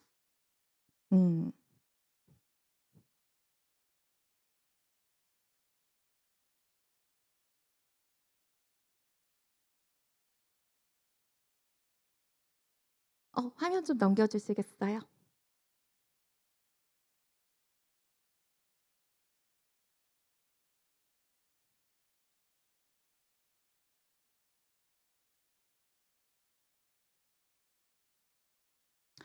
네, 지금 보이는 화면은 지금 전쟁이 아직 끝나지 않은 곳이죠. 팔레스타인 주민 지역 인이 살고 있는 가자 지구의 한 단편적인 모습이고요. 지금 아빠와 아들이 그 페어가 된 마을을 뒤로하고 찍힌 사진 모습입니다. 그 어제 한국 코스피가 3,700을 찍었더라고요. 그렇게 우리나라의 어떤 경제 성장이나 지표가 계속 날로 좋아지고 있다는 뉴스들이 나오고 주변에서는 요즘 주식 얘기를 많이 하는데 우리 지구의 한편 어느 곳에서는 이렇게 끝나지 않는 전쟁 중인 내일을 알 수 없는 그런 미래를 기약할 수 없는 사람들이 살고 있습니다. 이런 어떤 중첩된 모습들을 보면서 뭔가 자꾸 이런저런 생각들이 들게 되더라고요. 넘겨주시겠어요?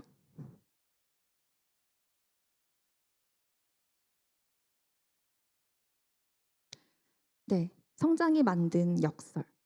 오늘날 우리는 그 어느 때보다 많은 부를 만들어내고 있습니다. 하지만 그 성장의 결과가 모두에게 공평하게 돌아가고 있는지 우리는 스스로에게 그리고 우리들에게 묻지 않을 수 없는데요. 경제는 성장했지만 여전히 수많은 사람들은 빈곤 속에 있고 동시에 지구는 과열되고 있습니다. 성장은 계속되는데 왜 우리는 더 행복하지 않을까요? 넘겨주시겠어요? 이런 질문에 대한 새로운 시각을 제시한 사람이 바로 영국의 경제학자 케이트 레이워스입니다. 그녀는 기존의 성장 중심 경제학을 비판하면서 인간과 지구의 균형을 추구하는 도넛 경제학을 제안했습니다. 도넛 안쪽 원은 인간다운 삶을 위한 사회적 기초, 그리고 바깥쪽 원은 지구가 감당할 수 있는 생태적 한계를 뜻합니다. 그리고 이 두 원 사이의 도넛 부분이 바로 우리가 번영할 수 있는 안전하고 정의로운 공간입니다. 케이트는 질문했습니다. 지구의 한계를 넘지 않으면서 우리 모두가 인간다움을 살 수 있을까? 이런 케이트 레이워스가 던진 질문은 아주 단순하지만 근본적입니다. 도넛 경제학은 성장 속도보다 균형과 번영의 질에 초점을 맞추고 인간다운 삶과 지속 가능한 지구 생태의 균형을 추구하는 경제 모델입니다. 경제가 더 커지는 것이 아니라 더 건강하게 자라는 것을 목표로 하는 겁니다.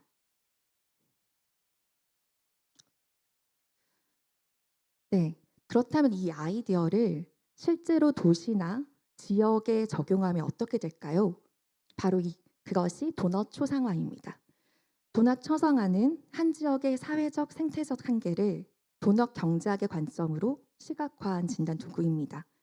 다시 말해서 이 도시는 사회적 기초를 얼마나 달성했는가, 지구의 한계를 얼마나 지키고 있는가를 한눈에 보여주는 일종의 지속 가능성 지도입니다. 때문에 도넛 초상화는 정책과 시민 행동의 나침반의 역할로서 적용 가능합니다. 네, 이거는 딜에서 이렇게 자료를 공유하고 있는 그 참여형 도넛 초상화 도구인데요. 여기는 잘 그렇게 보이지 않은데 우측 상단에 보면 도넛 에코노믹스 액션 랩이라는 딜의 그 의미가 쓰여져 있어요. 그 딜에서는 이러한 어떤 시민들 혹은 나라, 국가, 지방 행정자치단체 행동을 이끌어낼 수 있는 직접적인 이런 도구를 많이 만들어서 배포를 하고 있는데요. 이 그림 같은 경우에는 참여형 도넛 초상화 도구입니다. 제가 보는 저 우측편에 보면 세상을 여는 창 코너에 보면은 여러 도넛 원들과 4가지 렌즈로 해가지고 도넛 초상화를 그린 어떤 자료들이 많이 있으니까요. 그것들을 한번 이렇게 둘러보신 분들은 이 부분들에 대한 이해가 조금 더 쉬우실 것 같습니다. 이 참여형 도넛 초상화 도구에는요, 스티커를 붙이거나 도장을 찍어서 우리 지역의 현황을 살펴볼 수 있습니다.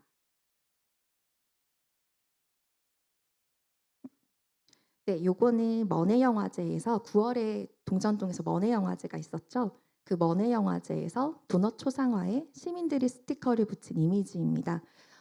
이 이미지 같은 경우에는 그 용인 그리고 동천동을 주제로 한 도넛 초상화였고요. 그 푸른 숲 공원과 교육 부분이 초록색 스티커가 많이 붙여져 있는 게 조금 눈에 띄는 도넛입니다. 이런 도넛을 보면 아, 동천동에는 푸른 숲과 교육이 좀 더 되게 잘 되어 있구나라는 거를 이 그림을 보고 우리는 직관적으로 알 수 있습니다. 네. 다음. 네. 요거 같은 경우에는요. 도넛 초상화 두 번째 도구를 설명하는 그림인데요. 그 아까 전에 도넛 그 초상화는 동그라미였잖아요. 그 동그라미를 이렇게 펼쳐 보면은 오른쪽 편에 보시면은 하나의 길이 나오죠. 이 길을 4가지 갈래로 나눈 게 도넛 초상화의 4가지 렌즈입니다. 다음 장면 부탁드릴게요. 네, 4가지 렌즈는 그 도넛 초상화를 좀 더 심도 있게 생각해 볼 수 있는 도구입니다. 앞서 참여형 도넛 초상화에서는 스티커를 붙이는 방법으로 생각해 보았다면 4가지 렌즈에서는 항목별로 메모를 하거나 포스트잇을 붙여 생각이나 아이디어를 좀 더 확장할 수 있게 도와주는 도구입니다. 렌즈는 이 왼쪽 아래에서부터 이렇게 시계 방향으로 돌거든요. 먼저 첫 번째 렌즈는 지역 안의 사회적 정의에 관한 주제로 시민들이 인간다운 삶을 살고 있는가를 질문하면서 주거, 교육, 소득, 복지, 불평등 같은 부분을 통해 주민들의 삶의 질을 살펴볼 수 있습니다. 그리고 왼쪽 상단에 있는 렌즈죠. 두 번째 렌즈인 지역의 생태적 한계의 경우에는 도시의 자연환경은 건강한가라는 질문을 통해서 대기질, 물, 녹지, 폐기물 등을 평가하여 지역의 생태계를 살펴볼 수 있습니다. 그리고 우측 상단에 있는 렌즈입니다. 세 번째 렌즈이고요. 지구 차원의 사회적 영향을 주제로 해서 우리 도시의 소비가 다른 나라 사람들의 삶에 영향을 줄 수 있는가라는 질문을 해보면서 노동 착취나 공정무역 같은 문제를 들여다볼 수 있습니다. 마지막으로 4번째 렌즈인 지구 차원의 생태적 영향은 지역의 소비가 지구 환경에 어떤 부담을 주는가라는 질문을 통해서 탄소 배출, 자원 사용, 수입 제품 영향 등을 평가하여 지역에서 소비하는 에너지나 자원이 지구 환경에 어떤 부담을 주는가를 살펴볼 수 있습니다. 이렇게 4가지 렌즈를 함께 분석하다 보면 이 도시가 이 도넛에 어디에 위치하고 있는지, 그리고 어떤 부분에서 부족하거나 초과되고 있는지, 어디를 개선해야 지속 가능한 균형을 달성할 수 있는지를 직관적으로 볼 수 있습니다. 이렇게 4개의 시선이 모여 도시의 진짜 초상을 그릴 수 있습니다.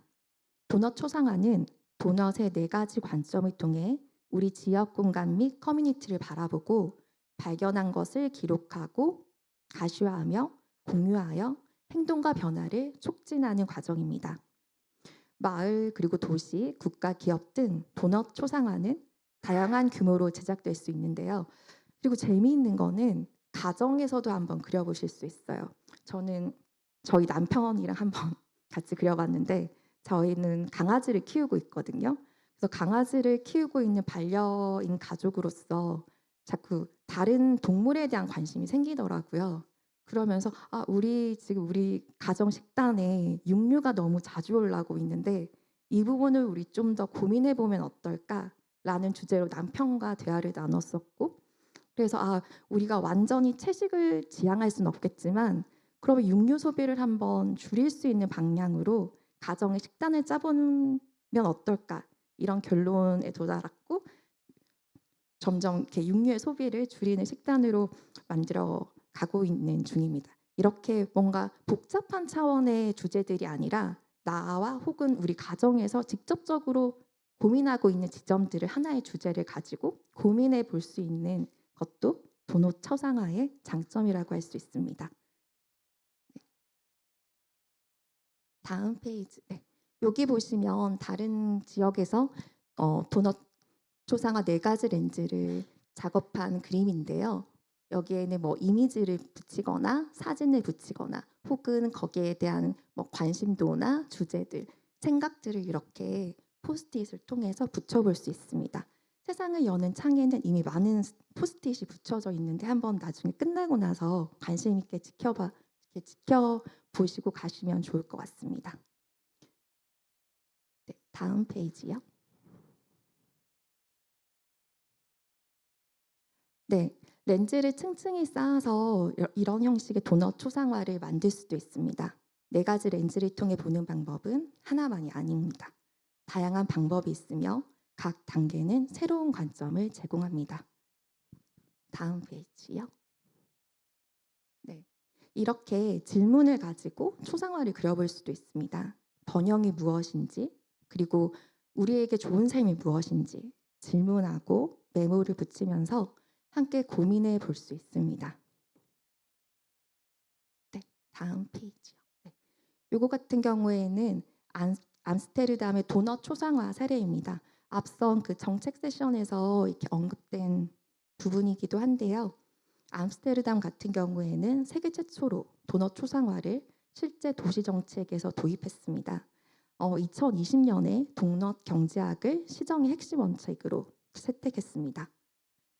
이 도시는 주거 불평등, 대기 오염, 자원 낭비 문제 등을 도넛 초상화를 통해 진단하고 그 결과 재활용률이 향상됐고 공정무역 제품 사용이 확대되었습니다. 그리고 에너지 효율과 주거 정책 같은 구체적인 변화를 만들어낼 수 있었습니다. 도넛 초상화를 통해 어디에서 부족하고 어디에서 초과되고 있는가를 시각적으로 확인하여 도시 정책을 도넛의 안전하고 정의로운 공간으로 맞춰가는 데 활용했다고 할 수 있습니다. 네, 다음 페이지를 보시면 90개 도시에서 이렇게 도넛 경제학을 주제로 해서 활동하고 있는 사진들을 모은 이미지고요. 이미 30개 도시에서는 지방 행정적으로 정책 시행이 진행 중에 있다고 합니다. 네. 그렇다면 도넛 경제에서 도넛 초상화의 의미는 우리는 어떻게 생각해 볼 수 있을까요? 기존의 경제학이라고 그러면 우상향되고 있는 그래프에 대한 그림이 먼저 떠오를 수 있잖아요. 근데 케이트 레이워스는 그 그림을 버리고 이제 도넛의 관점에서 그림을 그려보자라는 문제의식에서 도넛 초상화를 고안을 했다고 합니다. 그렇기 때문에 초상화는 자세히 들여다보는 게 중요해요. 경제 지표 같은 경우에는 숫자로 이렇게 지표들이 나열이 되어 있어서 이해하기는 쉽지만 그 숫자가 내포하고 있는 그 뒤에 어떤 우리 삶들을 들여다보기에는 어려운 점이 있는데 도넛 초상화 같은 경우에는 나 그리고 우리 가족, 우리 지역의 모습들을 초상화로서 그리면서 여러 문제에 직면을 하기도 하고 혹은 다른 사람들의 생각을 듣기도 하면서 이 지역 현안에 대한 주제를 함께 나눌 수 있고 이야기를 할 수 있다는 장점이 있습니다. 특히 도넛 초상화를 그리다 보면은 여러 문제에 직면을 하기도 하는데요. 예를 들어서 일자리 창출과 기업 유치가 생태 문제와 충돌을 하는 경우가 있어요. 그럴 경우에는 우리는 어떤 것들을 우선순위로 해서 이 도넛을 그려야 할까에 대한 고민을 하게 되거든요. 그래서 도넛 경제학은 뭔가 딱 답안이 있는 정답지가 아닙니다. 초상화를 그리면서 우리 지역 커뮤니티 사람들과 혹은 초상화를 함께 그리고 있는 사람들과 그 현안에 대해서 같이 고민해 보는 그 지점을 도넛 경제학에서 도넛 초상화로 안내하고 있다는 의미로 보시면 될 것 같아요. 그렇기 때문에 도넛 초상화는 단지 도구일 뿐입니다. 중요한 건 우리가 함께 고민하고 함께 행동해 보는 게 중요한 거겠죠. 네, 마지막 페이지 부탁드릴게요. 그렇다면 이러한 도넛 초상화, 이러한 모델을 우리에게 적용해 본다면 어떨까요? 예를 들어 용인의 도넛 초상화를 만든다면 사회적 기초에는 주거비, 교육, 그리고 교육 격차, 돌봄 서비스 같은 요소가 중요할 것이고 생태적 한계에서는 미세먼지, 에너지 소비, 쓰레기 처리 문제 등이 주요 지표가 될 수 있습니다. 지구적 영향으로는 해외 생산에 의존하는 소비 구조나 탄소 배출의 큰 수입 제품도 포함될 수 있습니다. 이렇게 도넛 초상화를 만들면 우리가 지속 가능한 도시로 가고 있는가를 구체적으로 볼 수 있습니다. 결국 도넛 초상화는 단순한 통계나 분석 도구가 아니라 미래를 향한 나침반이라고 할 수 있습니다. 인간의 기본 삶을 지키면서도 지구의 한계를 넘지 않도록 안내하는 새로운 지도입니다. 이제 중요한 건 이러한 도넛 안으로 들어가고자 하는 우리의 선택과 실천입니다. 이번 글로벌 도넛 데이를 경험하면서 우리 용인이 그리고 나아가 대한민국이 지금 도넛의 어디쯤에 있을지를 함께 고민해보는 시간이었으면 좋겠습니다. 이상 마치겠습니다.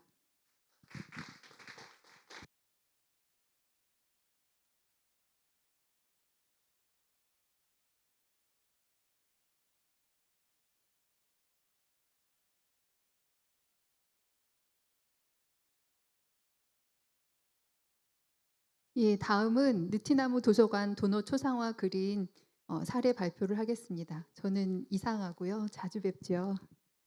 네, 시작하겠습니다.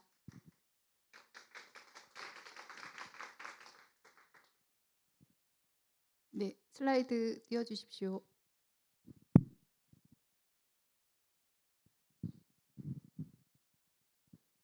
네, 이 코너의 제목이 도넛으로 그리는 우리 동네 초상화입니다. 그래서 아까 들으신 대로 도넛 초상화라는 것이 그 동네를 진단할 수 있는 것인데, 그래서 저희는 느티나무 도서관 초상화 프로젝트를 진행을 했습니다.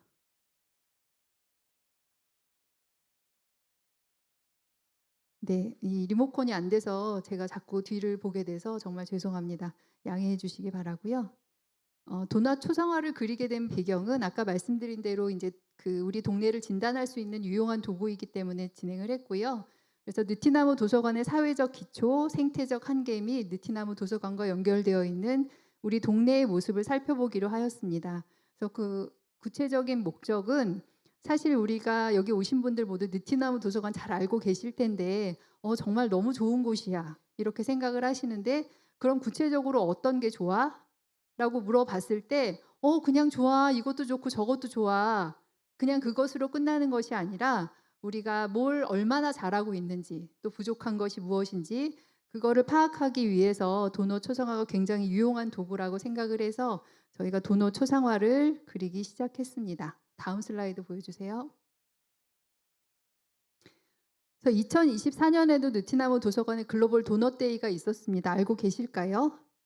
네, 참여하신 분 계세요? 네, 두 분 계시네요. 안타깝습니다. 세 분. 네, 네 분. 네, 좋습니다. 뭐 그때 못 하셨어도 올해가 더 알차게 준비되었으니까 여러분들이 올해를 기점으로 보셔도 좋을 것 같습니다. 그래서 도넛 그 글로벌 데이를 작년에 처음으로 함께 했고요. 도넛이 다양한 활동을 잇는 아주 효과적인 도구임을 저희가 알 수 있었습니다. 그래서 올해에는 좀 더 구체적으로 도넛 초상화를 그려보기로 했습니다. 다음 슬라이드 보여주세요. 네, 아까 보신 대로 참여형 도넛, 저희는 도넛 초상화 맛보기라고 이제 표현을 하는데요. 도넛 초상화의 맛보기 워크숍을 진행을 했습니다. 그래서 우리 도서관과 연결되어 있거나 우리 지역에 있는 커뮤니티 혹은 도넛 경제학을 조금 아시는 분들, 행사에 참여하는 사람들의 도넛 포트레이트도 그려보기로 했어요. 그래서 참여하는 사람들은 지역과 관련이 있는 사람들이긴 하지만 불특정 다수이고 도넛 경제학의 이름조차 들어보지 못한 사람들, 아까 우리 선생님들도 도넛 초상화 처음 들어보셨다고 하셨잖아요. 그래서 좀 더 간단하게 참여할 수 있는 원형 도넛 포트레이트에 스티커를 붙이는 방식으로 진행을 했고요. 그래서 저희가 도넛 초상화를 그리고자 했던 지역들이 이렇게 있습니다. 그래서 느티나무 도서관과 다음 슬라이드요. 느티나무 도서관과 연결된 여러 모임과 단체들이 이렇게 많이 있었고요. 그래서 저희가 찾아가서 도넛 경제학에 대한 이야기도 하고 그 다음에 맛보기 도넛을 해보았습니다. 다음 슬라이드 보여주세요. 대표적으로 지금 4개의 화면을 보실 수 있습니다. 그래서 머네마을 영화제 아까 말씀하셨는데 머네마을 영화제 폐막제에 저희가 가서 거기 참여하신 분들과 함께 해봤습니다. 머네마을 영화제 다 알고 계시죠? 네, 대표적인 주민 참여 축제이지요. 그래서 여기서 참여하신 분들이 붙여주셨고요. 그 다음에 두 번째로는 용인 친환경 농업인 연합회로 찾아가서 한번 도넛 경제학에 대한 말씀을 나누고 그리고 도넛 참여형 도넛을 붙여보았습니다.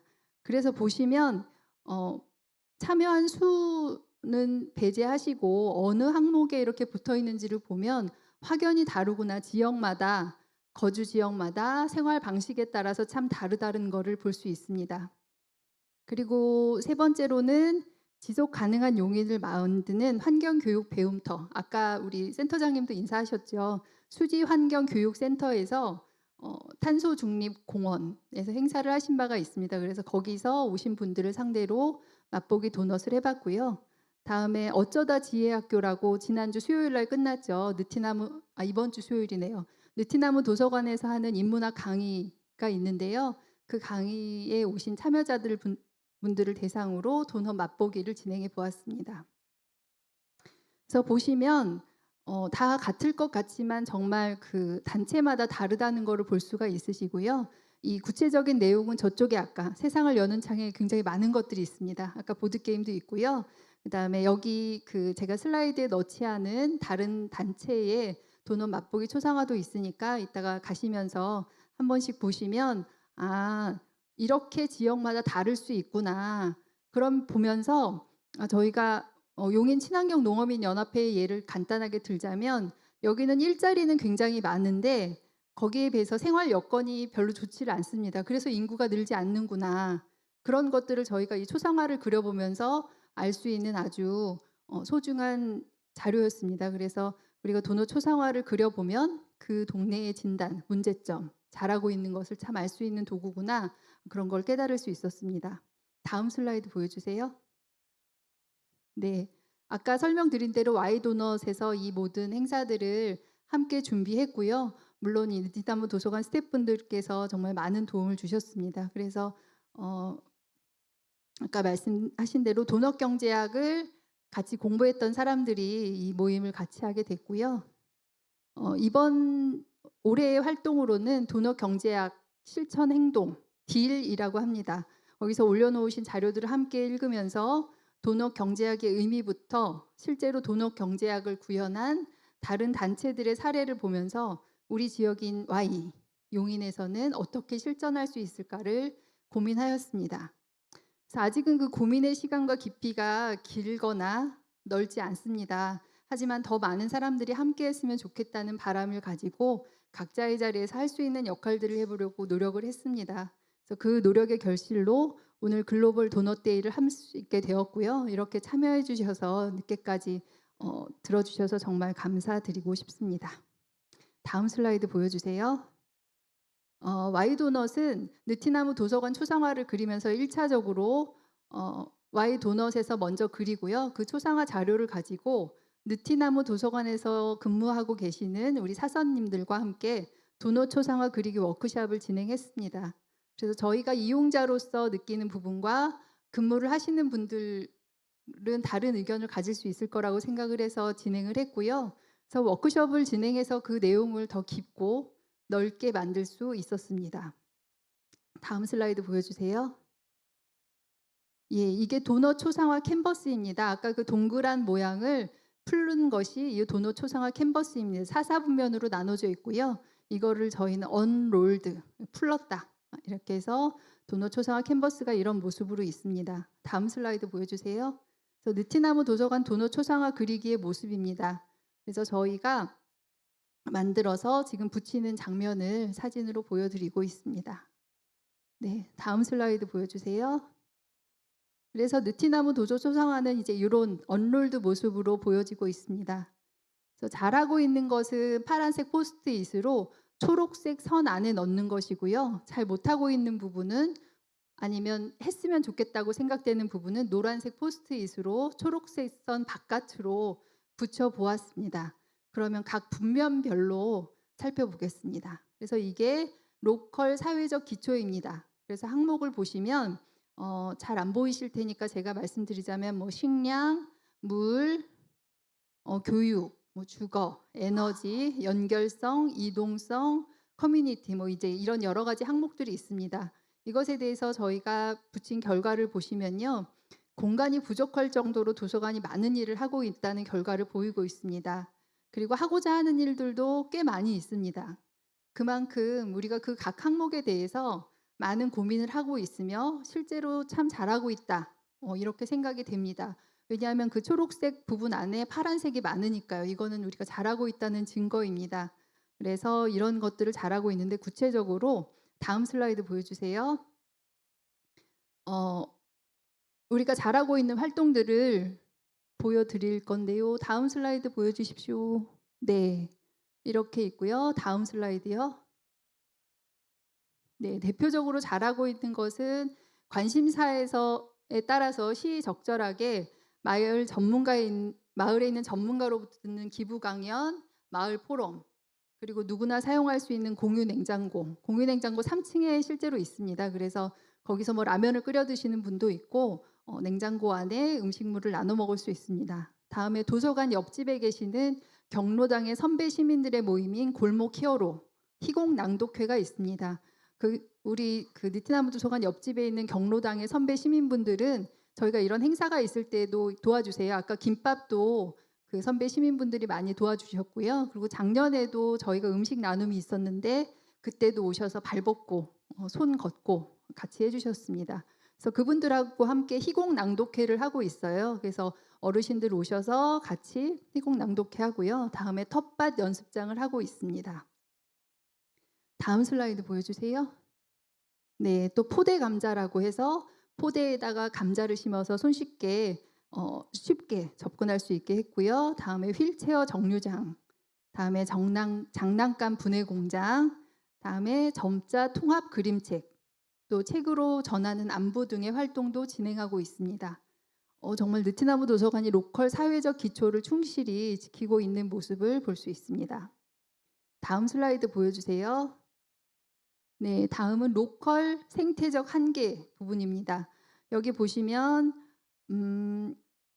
물 순환, 에너지 정책, 온도 조절 이런 식의 항목들이 있고요. 여기에 대해서 우리가 붙여봤습니다. 그래서 로컬 생태적 한계에서는 사회적 기초보다 적지만 여러 가지 일들을 하고 있는 것을 볼 수 있습니다. 네, 다음 슬라이드 보여주세요. 다음 슬라이드. 네, 이렇게 있고요. 그 다음 슬라이드 보여주세요. 네, 대표적으로 우리 느티나무 도서관의 아주 시그니처죠. 느티나무 도서관을 감싸고 있는 담쟁이는 공기 정화의 역할을 하고 더 많은 사람들이 환경과 관련된 책들을 볼 수 있도록 전시하고 있습니다. 환경 코너가 따로 있죠. 다음에 탄소 포집의 강점이 있는 캐냐프 심기와 동네 정원을 실행하고 있습니다. 이렇게 로컬 생태적 한계를 실행하기 위해서 느티나무 도서관이 아주 잘하고 있는 것을 보실 수 있습니다. 다음 슬라이드 보여주세요. 다음은 글로벌 사회적 기초인데요. 조금 이 슬라이드는 잘못 들어간 것 같은데 다음 슬라이드 보여주세요. 예, 보시면 글로벌 사회적 기초 부분에서는 포스트잇의 숫자가 현저히 적어진 것을 볼 수 있습니다. 이것은 우리의 사회적 활동이 글로벌과 연결시키기에는 아직 부족함이 있거나 아니면 그 항목에 대한 고민이 아직 충분하지 않았다는 것을 보여주는 게 아닌가 싶습니다. 다음 슬라이드 보여주세요. 그럼에도 불구하고 우리가 글로벌 사회적 기초를 하기 위해서 실행하는 행동들로는 르완다 봉제 인형, 르완다에서 만든 봉제 인형에 판매하여 그 수익금을 나누는 일을 하고 있고요. 베트남 청년들과의 교류, 애니띵크 라이브러리, 자원순환 정거장 이것들을 실행하고 있습니다. 다음 슬라이드 보여주세요. 네, 도넛 초상화 글로벌 생태적 한계 부분입니다. 네, 다음 슬라이드 보여주세요. 글로벌 생태적 한계 분면에서는 포스트잇의 숫자가 아주 현저히 적어졌습니다. 몇 개 안 되죠. 실제로 우리가 안 하는 것도 아닐 텐데 여기에 붙여도 되는가 하는 생각이 들기도 합니다. 그만큼 우리의 고민이 로컬에만 머물고 있거나 우리가 하는 행동을 글로벌로 연결시키지 못하는 한계가 있는 것으로 생각됩니다. 그래서 우리 동네뿐만 아니라 우리 지구도 더 많이 생각하고 고민을 해봐야겠다는 생각을 하게 되었습니다. 그래서 글로벌 생태적 한계 우리 활동으로는 퇴비함 만들기가 있지요. 그래서 저희가 뭐 그때 판팥 그 도시농부 할 때는 닭뼈를 모아서 퇴비함에다가 넣어서 그것을 퇴비로 만들어서 밭에 뿌리기도 하고 그랬습니다. 그리고 우리 느티나무 도서관 옥상에 보면 태양광 패널이 있지요. 이렇게 해서 우리가 글로벌 생태적 한계에서 우리가 할 수 있는 활동들을 하고 있고요. 더 많이 고민해서 더 많은 활동들을 해야겠다는 생각이 듭니다.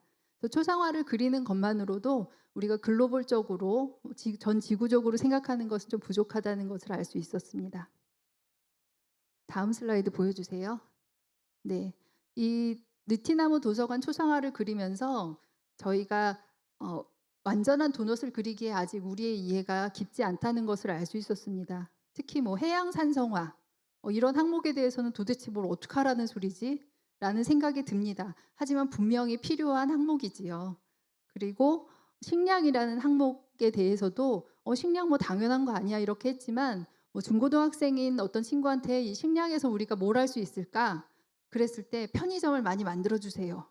이런 얘기를 하더라고요. 그러니까 중고등학생들에게는 식량이 편의점으로 연결이 되는 것이지요. 그래서 그런 한계가 있었다는 것을 알았습니다. 그래서 항목이 의미하는 내용이 아직은 좀 헷갈리기도 한데 점점 우리가 초상화를 그리면서 공부하면서 더 명확해지지 않을까라는 생각이 들었고요. 그래서 그런 과정에서 해양 산성화는 우리랑 연결이 되지 않지 않아? 그럼 이 항목을 없앨까? 라는 고민까지 했습니다. 그런데 그 해양 산성화를 막는 것은 굉장히 필요한 일이잖아요. 그래서 항목을 없애는 것이 아니라 그 항목에 대해서 우리가 고민을 더 해서 구체적인 행동을 하는 것이 더 필요하다는 결론에 이르렀습니다. 그래서 해양 산성화에 대해서도 고민을 하기 시작했습니다. 다음으로 우리가 그 도넛 초상화를 그려보니까 아까 말씀드린 대로 각 단체별로 잘하고 있는 것, 부족한 것 무엇인지 확연할 수 있었고요. 초상화를 함께 그린 구성원들과 공감할 수 있어서 초상화를 함께 그리면 방향을 같이 잡고 구체적인 행동을 만들어가는 참 유용한 도구이구나라는 생각을 하게 되었습니다. 다음 슬라이드 보여주십시오. 네, 앞으로의 계획을 간단하게 말씀드리자면요. 2024년 글로벌 도넛데이에는 초상화의 존재를 저희가 알게 되었습니다. 여러분들이 이제 2025년에 알게 되셨지만 저희는 2024년에 알게 되었죠. 그리고 2025년에는 직접 도넛 초상화 그리기를 하면서 각 항목의 의미를 이해하고 실행할 수 있는 방안에 대한 고민을 할 수 있는 시간이었습니다. 그래서 생각해 보니 이대로라면 2026년에는 더 완성된 도넛 초상화를 그려서 우리 동네가, 우리 지구가 더 나아질 수 있기를 기대합니다. 구체적으로 더 많은 주민들과 단체들이 도넛 초상화를 그리고 이를 통해서 관계망을 공유하고 소통할 수 있는 기회를 만들고 도넛 초상화를 통해 발견된 우리 동네의 모습을 진단하여 이를 바탕으로 필요한 활동을 기획하고 실행하고자 합니다. 이 도넛 초상화를 그리면서 저희가 부탁을 드렸을 때 뭐 살짝 손을 잡아주신 분도 있고 덥석 손을 잡아주신 분들도 있습니다. 그런 분들이 있었기에 저희가 느티나무 도서관 또 동네 초상화를 그릴 수 있지 않았을까 싶습니다. 그래서 지금까지 경청해 주시고 그때 손을 잡아주신 모든 분들께 이 영광을 돌리겠습니다. 감사합니다.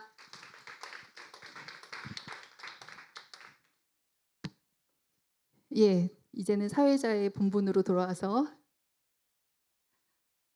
네, 지금부터는 유조이 스쿨이라고 저희 용인시에 있는 대안학교에서도 도넛 초상화를 그렸습니다. 그래서 도넛 초상화, 도넛 경제학을 지도하신 우리 박광재 선생님과 유조이 스쿨에서 실제로 도넛 초상화를 그린 학생이 유조이 스쿨의 도넛 초상화 경험을 말씀드리겠습니다. 큰 박수로 맞아주세요.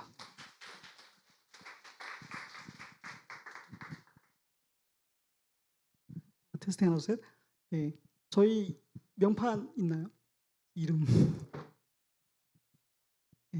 네, 저희는 뉴조이 스쿨 교사 파스칼이고요. 뉴조이 스쿨 학생 백한결이라고 합니다. 네, 안녕하세요. 네. 우리 다니엘 김밥 맛있게 먹었어요? 맛있게 먹었습니다. 네, 너무 감사합니다. 여러분 저희 학교 아이들인데요. 저희 11명입니다. 초등학교 5학년부터 고등학교 1학년까지 11명인데요. 여러분 뭐가 보이시나요? 네, 아이들의 표정이 보이지 않나요? 아이들의 표정이 저렇게 밝은 것은 도넛 때문입니다.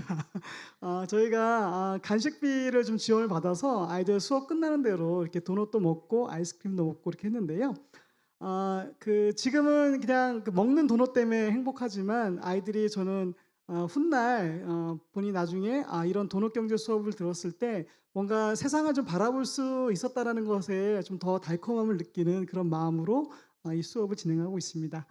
제가 그 일반적인 학교 소개와 교육과정 설명하고요. 활동은 우리 다니엘이 경험한 것들 얘기하도록 하겠습니다. 다음 페이지요. 네, 저희 뉴조이 스쿨은 흥덕에 있어요. 영덕 일동에 있고요. 미인가 대안학교입니다. 네, 아주 작은 학교로 무학년 교육과정으로 진행되고 있고 저희 교육과정의 가장 큰 특징은 국가교육과정 하지 않고요. 저희가 독자적인 교육과정과 또 학생 선택적 자기주도적인 그런 수업으로 하고 있습니다. 이게 첫 번째 돈업경제 수업 시간에 찍은 건데요. 저희가 이렇게 국가교육과정을 하지 않으니까 이 자유롭게 돈업경제 수업도 개설할 수 있었던 것 같습니다. 네, 다음 페이지요. 네, 이제 뉴조이 스쿨의 돈업경제 수업을 소개하도록 하겠습니다. 저희가 매 학기마다 교사들이 수업을 개설하는데 이번 2학기 때 어떤 수업을 개설하면 좋을까 고민을 하다가 저는 지금 살고 있는 이 세상 속에서 학생들이 나의 삶과 세상이 어떻게 연결되어 있는지를 조금이라도 알았으면 좋겠다는 마음이 들었습니다. 다는 아니지만 대다수 이 지역에 있는 학생들은 중산층에 속한다고 생각이 들어요. 그래서 되게 안정적인 생활을 하기 때문에 사회적 기초에 대해서는 그렇게 심각한 고민은 상대적으로 적지 않는가라는 생각하고 있는데요. 하지만 교사로서 이 세상은 그 사회적 기초가 무너진 것도 많고 또 우리의 삶이 어떻게 세상에 영향을 주게 되는지 좀 확장적인 사고와 경험을 학생들에게 알려주고 싶었습니다. 그래서 우리 마을은 어떤 마을이고 어떻게 세상과 연결되어 있는지, 그 다음에 우리의 삶이 환경과 지구에 어떤 영향을 주는지, 또 우리의 어떤 로컬의 삶이 글로벌한 삶에 어떻게 서로 영향을 주고받는지 이런 것들이 아이들에게 조금 자극을 주는 그런 수업을 생각하면서 이 수업을 개설하게 되었습니다. 다음 페이지요. 저희가 2시간씩 14주차 교육과정으로 진행됐고요. 이번 주에 수업했나요? 네, 이번 주에 수업했죠.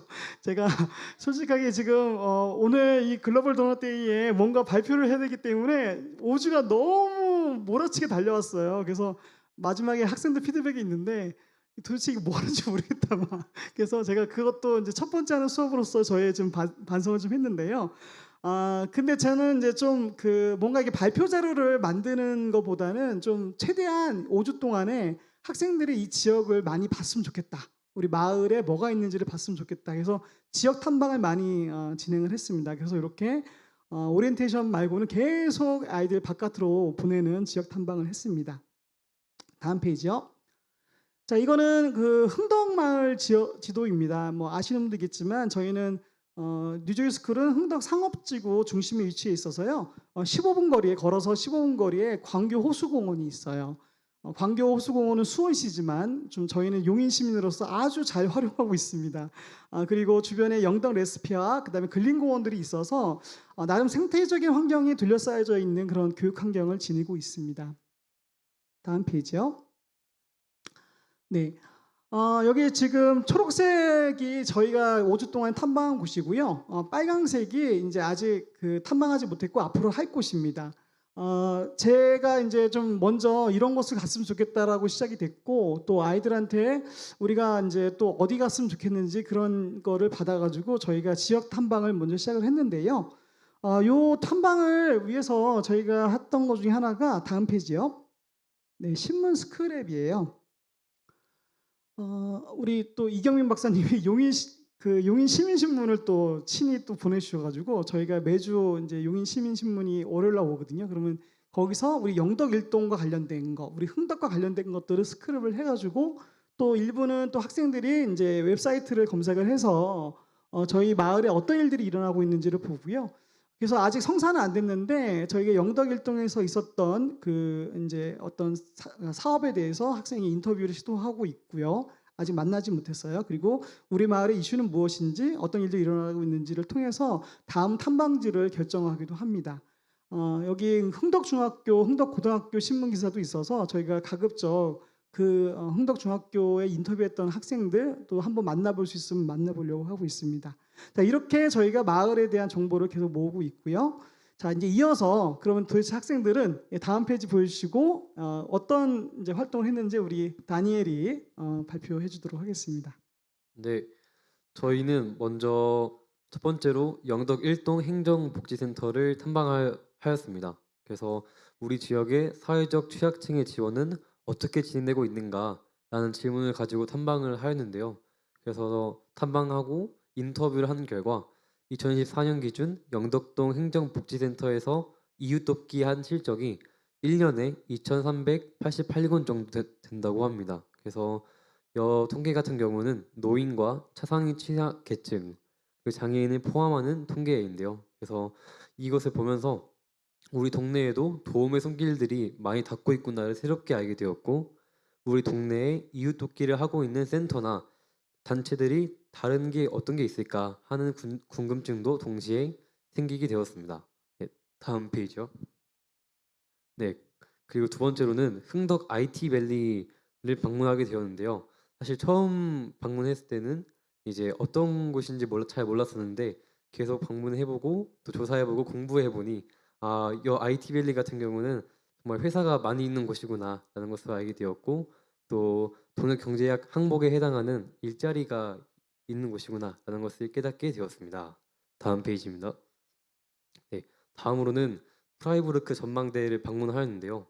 프라이부르크 전망대 같은 경우는 수원 광교 호수공원에 위치해 있는 전망대입니다. 그래서 수원시가 과거 독일 프라이부르크시와 자매도시 결연을 맺고 기념하여 동일한 형태의 건물을 광교 호수공원에 짓게 된 것인데요. 그래서 보시는 것처럼 또 비슷한 또 건물의 형태를 보실 수 있습니다. 다음 페이지 넘겨주세요.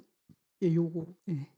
네. 지금 왼쪽이 어디가 수원이고 어디가 독일인지 모르겠네요. 네, 한쪽은 독일이고 한쪽은 수원입니다. 네. 네. 네, 계속해 주세요. 네. 네, 그래서 독일의 프라이부르크 도시를 모방해 우리 동네에 친환경적인 녹지 공간이 있다는 것을 알게 되면서 동네 시민으로서 자랑스럽고 우리나라도 환경을 위해 어느 정도 노력하고 있다는 점에서 안심이 조금 되었습니다. 네, 다음 페이지입니다. 네, 다음으로는 한살림 흥덕 매장을 방문하여서 교육을 받았었는데요. 네, 한살림 매장 같은 경우에는 1986년 농업시장 개방과 수입 농산물 증가에 대한 우려 속에서 시작된 소비자, 생산자 연대형 유통 조직이라고 합니다. 그래서 이 매장의 특징적인 부분은 식품 생산자가 소비와 직접적으로 연결될 수 있도록 도와준다는 것이었습니다.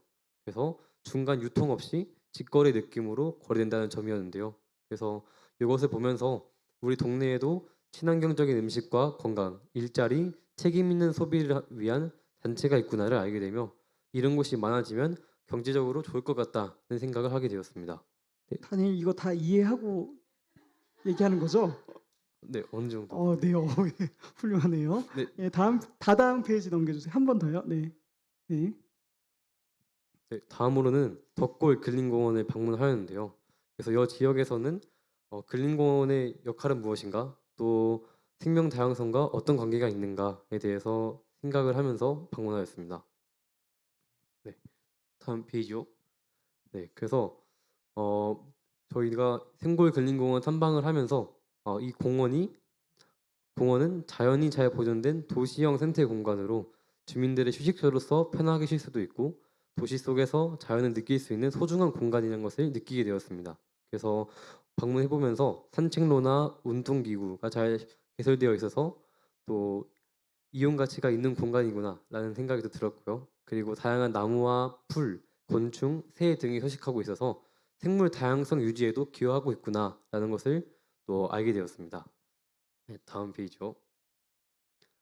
네, 다음으로는 광교 생태환경 체험 교육관을 방문해 이제 광교 호수공원 안에 있는 숲을 돌아다니면서 교육을 받았습니다.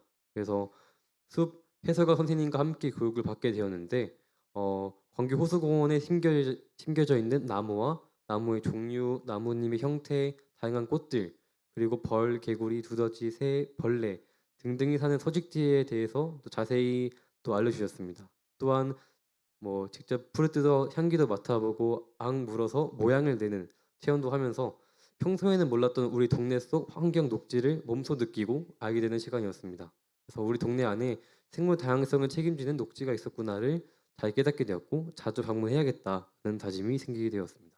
네, 이것도 체험비가 좀 들었는데 전부 우리 딜에서 지원을 해주셨습니다. 감사합니다. 네, 다음 페이지. 네, 다음 페이지요. 네. 네. 다음으로는 저희가 친환경 곡물을 탐방하였는데요. 그래서 마을을 돌아다니면서 우리 주변 동네에는 친환경적으로 인증을 받은 건물이 어디에 있을까 하는 것들을 찾아보았습니다. 다음 페이지요. 네, 다음 페이지요. 네. 그래서 조사하다 보니까 친환경 건물 같은 경우에는 녹색 건축 인증을 받은 건물들이 대부분이었습니다. 그래서 녹색 건축 인증이란 교통부와 환경부가 공동 주관하여 운영하는 제도로 건축물의 에너지 절약, 환경오염 저감, 쾌적한 거주 환경 제공 등등 7가지를 종합적으로 평가해 인증을 부여한다고 합니다. 이런 것이 있었고요. 네, 다음 페이지요. 그리고 건축물 에너지 효율 등급 인증에 대한 부분도 있었습니다. 그래서 이 인증이란 이제 건축물이 설계, 시공, 운영 단계에서 얼마나 에너지를 효율적으로 사용하는지를 평가해 등급을 부여하는 제도입니다. 그래서 예를 들어 건물의 난방, 냉방, 조명, 급탕, 환기 등 주요 에너지 사용 요소를 정량적으로 분석하면서 등급으로 나타내는 제도입니다. 그래서 이 인증에 또 합당한 우리 동네에 있는 건물들을 다음 페이지 부탁드리겠습니다. 네. 건물들을 또 조사해 봤는데요. 총 6가지 건물이 있었습니다. 네. 다음 페이지요. 네. 다시 제가 마이크를 잡도록 하겠습니다. 이렇게 지역 탐방을 하면서 아이들이 마을에 대한 좀 이해를 좀 많이 이제 하는 게 목표였고요. 한살림 같은 경우에는 매장에 가본 친구도 있지만 이런 곳이 뭐 하는 곳인지 저희 학교에서 바로 뭐 걸어서 한 2, 3분 거리 있거든요. 근데 이제 처음 가보고 아이들이 이제 이런 데가 있구나 그런 것도 처음 느꼈고 무슨 아이스크림이었더라? 되게 맛있는 거 먹었는데 오미자차 맛나는 아이스크림이 맛있더라고요. 예, 아이들이 이제 갔다 온 아이들이 오미자 아이스크림이 맛있다고 그래서 되게 괜찮더라고요. 그래서 한림살림 갔다 왔는데요. 그 이후에 저희가 이제 미술교과와 이제 좀 같이 콜라보를 했어요. 마침 초상화 그리면 좋겠다라는 미술 선생님이 아이디어 있어서 우리 도넛에서 되게 중요한 거라고 초상화가. 그래서 저희가 학생들 초상화 그림 수업을 진행을 했습니다. 내면 이제 파스텔이랑 물감을 이용해서 자기가 어떤 내면의 색깔을 보여주는지, 그다음에 밑그림, 그다음에 자기의 사진을 이렇게 콜라보로 막 찢어서 사진을 자기가 표현하고 싶은 거, 어쨌거나 자유롭게 자기 색깔로 자기를 표현해 보는 수업을 했는데요. 이거 딜사이트 초상화 그리기 자료집에 어떻게 활용하면 좋은지 내용이 다 있어요. 제가 그거를 또 미술 선생님한테 드렸고 그 미술 선생님이 그 내용을 보고 본인의 수업을 구상을 했습니다. 그래서 요 내용들은 아마 딜 내용을 보시면 좋을 것 같고요. 다음 페이지요. 네, 이렇게 우리 한결님도 우리 다니엘도 그렸네요. 네, 이거는 어떤 걸 표현한 거죠? 네, 저 그림은 또 요즘 가을이다 보니까 또 가을 색깔을 잘 나타내서 또 갈색과 빨간색과 노란색을 잘 조합해서 초상화를 잘 그려봤습니다. 네, 그렇군요. 네. 예상된 질문이 아니라서 좀 당황을 한. 네, 다음 페이지 부탁드리겠습니다. 네. 그래서 저희가 이제 이번 주 월요일까지 저희가 황태 채용을 하고요. 이번 주 수요일 날 정말 이제 도넛 그리기와 포렌즈 작업을 한꺼번에 했어요. 몰아치듯이. 네, 그래서 아이들이 막 아침에 오자마자 제가 우리 30분 만에 끝내야 돼. 그래서 왜냐하면 시간을 길게 안 주는 게 나은 것 같더라고요. 그냥 자기가 딱 우리 마을에 대해서 느끼는 대로 그냥 팍팍팍 해보자. 그래서 저희가 20분 만에 도넛 그리기 스티커 작업과 그 다음에 소상화 포렌즈 작업을 같이 했습니다. 다음 페이지요. 네, 저희가 이제 강조된 거 했는데요. 놀랍게 아까 예시로 보였던 데랑 거의 비슷한 게 있어요. 저도 깜짝 놀랐는데 모네 영화제 때 한 거랑 사실 거의 비슷한 패턴이 나오더라고요. mon해영화제에 있는 분들은 이쪽 그 수지 쪽 분들이 많으셨고 저희는 흥덕이기 때문에 어떻게 보면 생활권이 다르잖아요. 그런데 보시다시피 푸른숲과 공원은 좀 많은 것 같고 그 다음에 그 교육도 좀 잘 돼 있는 것 같고 우리 학생들이 다 한 거예요. 학생들하고 선생님들이 한 겁니다. 하지만 이제 이동성이 너무 불편하다는 얘기가 많이 나왔습니다. 이동성이 불편한 여러 가지가 이유가 있는데 그래서 이거는 수지구민들의 고민하고 저희가 좀 디테일한 건 다르겠지만 그 범주는 좀 일치가 된다. 그래서 이거는 진짜 저희가 취합을 해봐야겠지만 용인시의 고질적인 문제이지 않을까 그런 생각이 좀 들었습니다. 폭염대응은 뭐 아이들이 너무 이제 작년부터 너무 여름이 더워가지고 이제 다니기가 힘들었나 봐요. 그래서 이거는 저는 이제 차를 타고 다니니까 잘 몰랐는데 주로 이제 대중교통과 도보를 걷는 학생들에게는 여름이 너무 싫었다라고 하더라고요. 네, 그다음에 다음 페이지요. 이거는 저희가 이제 4가지 렌즈작을 펼치기를 해봤는데요. 네, 말에 대해서 말하고 싶은 것은 무엇인지, 말과 세계는 어떻게 연결되어 있는지. 그냥 한쪽에서 스티커를 붙이고 본인이 이 스티커를 붙인 이유를 이제 키워드로 여기 쪽에서 쓰게 했습니다. 그래서 잘 되고 있는 거는 초록색, 그다음에 못 하고 있는 거는 약간 붉은색으로. 그래서 스티커도 초록색은 잘 되고 있는 거, 빨간색은 좀 안 되고 있는 거 색깔로 좀 일치시켜서 했는데요. 질문을 2가지를 던졌어요. 말에 대해서 말하고 싶은 게 무엇인지, 그다음에 말과 세계는 어떻게 연결되어 있는지를 물어봤는데 마찬가지로 아이들 지금 지역적인 거는 많이 저희가 돼 있지만 여전히 저희가 좀 글로벌한 어떤 세계 시민 교육은 사실 학교에서 아직 체계적으로 진행이 되지 않았어요. 그래서 그러다 보니까 아이들이 자기의 마을과 또 마을에서 글로벌을 생각한다는 거는 좀 제한이 있는 것 같고 그거는 이제 교사로서 어떻게 세계 시민 교육을 해야 될지에 대한 또 과제를 던져주고 있는 그런 초상화인 것 같습니다. 여기 재미난 게 지금 많은데 여기 이쪽에 보시면 잘 안 보이시죠? 여기 초록색 하나 있는 게 많은 병원이에요. 병원이 많다. 근데 밑에도 병원이 많다예요. 그래서 제가 여기 밑에 빨간색 쓴 친구한테 너 이거 병원이 많다. 초록색 아니야? 그랬더니 자기 빨간색이래요. 근데 그때 시간이 없어가지고. 근데 어떤 친구는 병원이 많아서 좋다고 얘기하고 어떤 친구는 병원이 많아서 싫다고 얘기했어요. 그래서 이거 다음에 그 디베이트 하면 되겠다. 토론 수업 하면 되겠다. 그래서 아이들의 이런 피드백이 그 교사로서는 다음에 이거 가지고 어떤 수업을 하면 좋을지 그런 아이디어가 나온 것 같습니다. 여기 보면 요 3가지 안 보이시겠죠? 이거는 편의점 얘기예요. 편의점에 먹을 게 없다. 특히 뭐가 없다 그랬지? 네, 그래서 그 친구는 이제 제가 미션을 주었어요. 그 편의점에 한번 CU면 CU 한번 문의를 해봐라. 왜 네가 원하는 게 없는지. 그래서 저희가 이제 요 이후에는 실제로 요걸 가지고 우리가 구체적으로 이제 그 지역 문제를 해결하는 그런 수업으로 PBL 수업으로 이어지려고 하고 있습니다. 다음이요. 이게 그렇죠. 공원 이렇게 썼고 대중교통 불편하다. 지하철 지금 그 흥덕이 지금 지하철 공사하고 있거든요. 그래서 좀 불편해요. 막 길 건너기도 그런 내용들을 썼습니다. 네, 편의점 음식이 부족하다. 있고요. 저희 이거 문제 해결할 겁니다. 저희 이번 올해 안에 적어도 해결 안 되면 CU나 편의점의 공식적인 입장을 좀 받아보려고 합니다. 네, 다음 페이지요. 네, 이제 마지막으로 학생 피드백인데요. 관장님이 이제 피드백 받아보면 좋겠다. 그래서 제가 무슨 5주밖에 안 했는데 피드백을 그래도 한번 받아보자. 그래서 4가지 질문을 던져봤어요.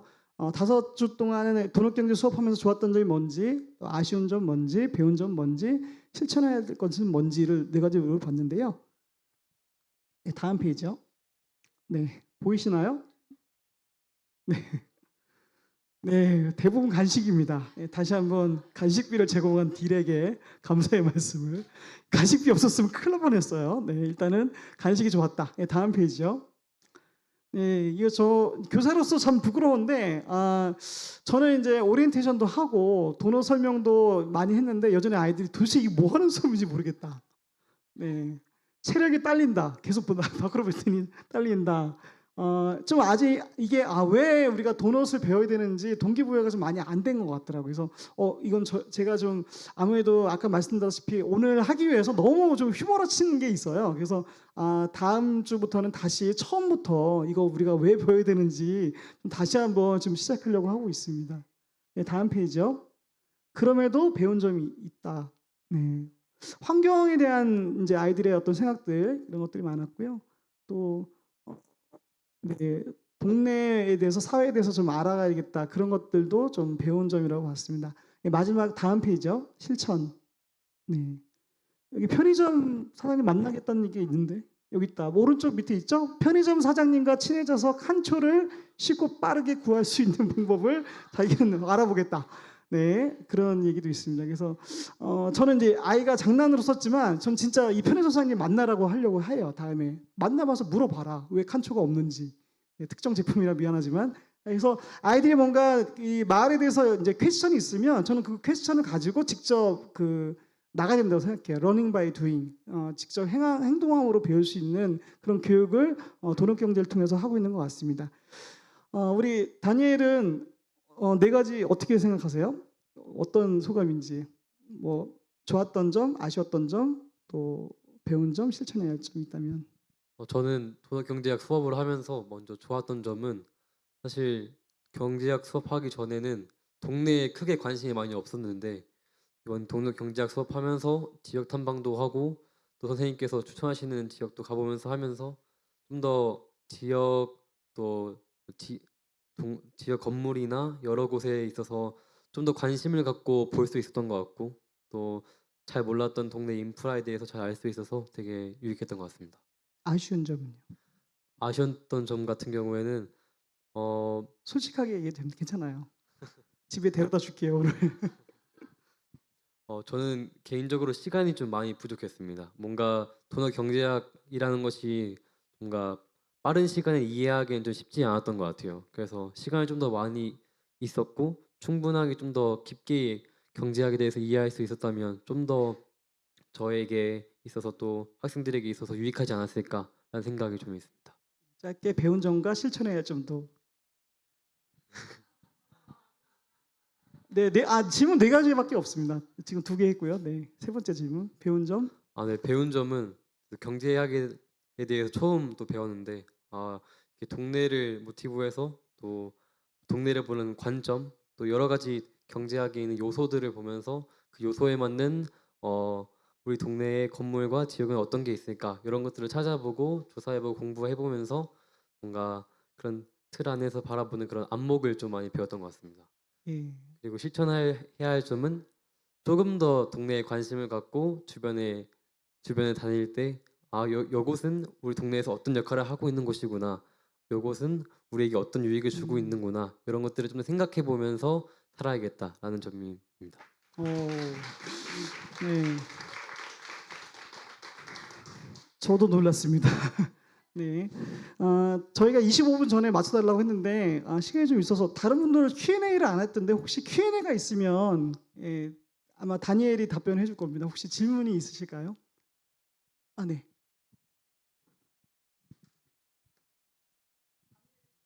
네, 다니엘에게 묻도록 하겠습니다. 일단 수업 커리큘럼 14차시 교육과정에 체험학습도 하고, 네, 그리고 뭔가 사회 참여를 하는 그 과정 안에서 자원 발굴을 해볼 수 있는 좋은 기회였던 것 같은데 사실 학교에서 체험학습 안 하지 않잖아요, 그렇죠?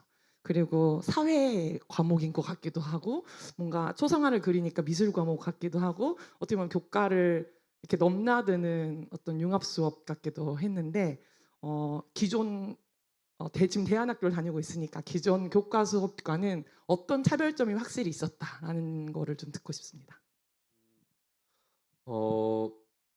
기존 교과 수업과의 좀 차이점이라고 한다면 사실 다른 수업 같은 경우에는 뭔가 선생님께서 이렇게 문제를 던져주시면 그걸 좀 해결하는 방식으로 했다면 뭔가 이번에 저희가 체험학습하고 직접 뭔가 지역 탐방하면서 할 때에는 아예 선생님께서 도움을 거의 안 주시고 저희가 한번 나가서 한번 해봐라 하시면서 좀 더 주체적으로 자발적으로 하는 것이 좀 더 기존 그런 교과 수업과의 좀 차이점이었던 것 같습니다. 한 가지 더 질문을 그럼 드린다면은 어떻게 보면 저는 보면서 제가 알고 있는 교육학적인 다양한 개념들 가운데 학교와 세상과의 연결하는 리얼 월드 러닝 싶다라는 생각이 들었거든요. 그렇게 되면은 지금 어떻게 보면 이번 그 프레임 안에서 다양한 항목들, 요소들을 보게 됐잖아요. 그리고 그런 안목을 기르게 됐다고 했고, 그러면 우리 다니엘이 좀 더 이 요소와 이 항목에 더 초점화해서 다음번 도넛 경제의 어떤 두 번째 과정에 수업을 만약 듣게 된다면 뭘 더 초점화해서 탐구해 보고 싶은지도 궁금합니다. 저는 개인적으로 그 아까 말씀드렸던 그 영덕동 행정복지센터를 탐방했을 때 보았던 그런 사회적 취약계층이나 장애인, 노인분들이 어떻게 좀 도움을 받고 또 살아가고 계신지 이런 것들이 좀 더 궁금해져서 다음 도넛 경제학 수업을 하게 된다면 그쪽 부분을 좀 더 파고들어서 공부하고 싶습니다. 응원합니다. 감사합니다. 한 분만 질문 더 받을게요. 혹시 있으시면. 다니엘이 답변할 겁니다. 네, 네 감사합니다. 네. 그러면 이걸로 저희가 뉴조이스쿨 도넛 경제 수업 사례 발표 마치도록 하겠습니다. 감사합니다.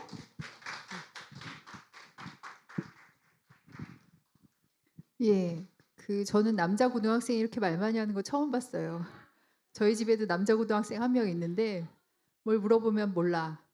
아니야, 내가 알아서 할게. 이렇게 하는데 저렇게 친절한 말투로 하는 친구 처음 봤고요.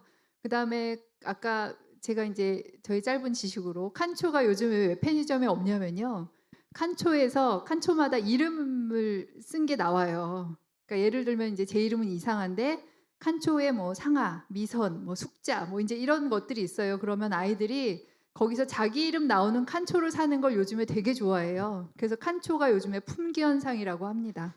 네, 그래서 편의점 사장님하고 아무리 뭐 면담을 해봤자 사실 의미 없다는 말씀드리고요. 어떠셨어요, 여러분? 도넛 초상화에 관한 소개 들어보셨는데 좀 아시겠나요? 네, 사실은 이 1시간 듣는 것으로 도넛 초상화를 아신다고 하면 사실은 거짓말일 겁니다. 예, 그 도넛 초상화 오늘은 맛보기 하셨다는 생각으로 하시고요. 그 다음에 느티나무 도서관 왔다 갔다 하시면서 아 이런 거구나라는 거를 차츰차츰 알아가시고 내년 2026년에는 우리 다 같이 도넛 초상화를 그리는 시간을 가져보면 어떨까 생각합니다. 다음에는 우리 그 북토크 시간이 있는데요. 지금 오랜 시간 앉아 계셨기 때문에 좀 일어나셔서 걷기도 좀 하시고 화장실 가실 분은 가시고 잠시 쉬는 시간을 갖도록 하겠습니다. 그래서 지금 시간이 8시 17분입니다. 8시 25분부터 북토크를 진행할 예정이오니 쉬셨다가 8시 25분에 다시 착석하여 주시기 바랍니다. 감사합니다.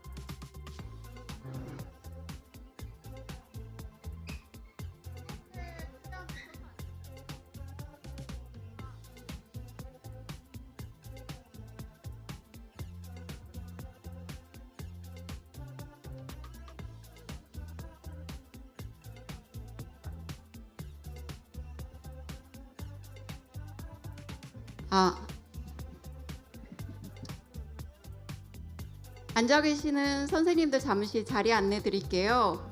저희 지금까지의 강의 모드가 아니고 책상을 버리고 앞으로 나오세요. 네, 책상을 버리고 앞으로 나오셔서 지금 이 시간은 강의를 듣는 시간이 아니라서 여기 작가님이 계실 건데 좀 동그랗게 앉아서 처음 북토크 하시는 작가님 떨리지 않게 떨리지 않게 코앞에서 얼굴을 마주해 주셔야 되거든요. 네, 그래서 지금 앉은 자리를 버리고 거긴 짐만 놓고 이렇게 앞으로 좀 앉아주세요.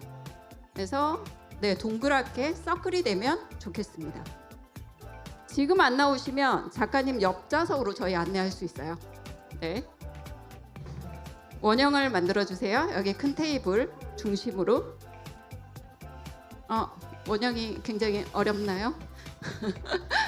네, 선생님 앞으로 오세요. 네, 앞으로 오세요. 여기 빈자리 되게 많거든요. 네. 뒤에서 웬만하면 안 보실 겁니다. 네, 이렇게. 네, 우리 보리씨 선생님이 오실래요? 말씀해 주시죠. 여기 앉아서 하실래요? 마이크를 드릴게요. 네.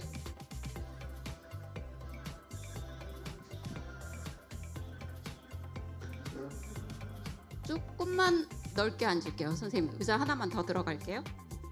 네, 의자 하나만 더 붙일까요? 이렇게 되면 결국 중심입니다. 네. 네, 지금 저도 처음 하는 자리라서 네.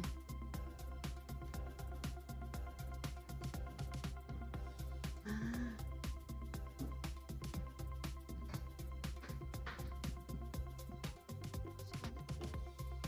3분이나 남았어요. 3분 있다 시작할게요. 네.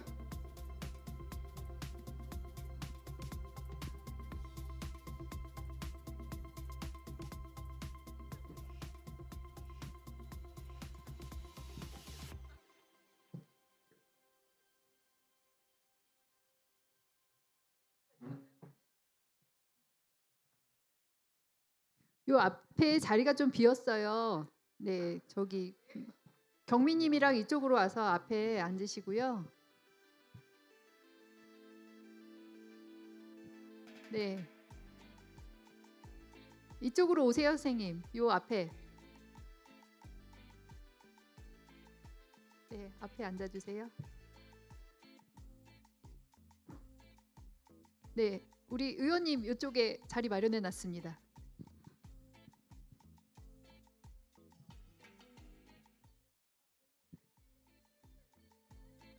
네, 편하신데 앉으세요. 여기 자리 한 자리 비었으니까 와서 앉으시면 좋을 것 같습니다. 네, 지금 시간은 그 이태원 참사 희생자이신 고 신혜진님의 어머님이신 죄송합니다. 어머님이신 김나미님이 딸을 그리워하면서 기록한 책 아로새기다에 관한 이야기를 나누는 시간입니다. 우리 느티나무 페이커스의 보리씨님께서 진행해 주시겠습니다. 그 전에 잠시 불을 좀 낮춰주시겠어요? 네, 얼굴을 약간 네, 쭉. 에어컨도 좀 줄여달라는 민원이. 네.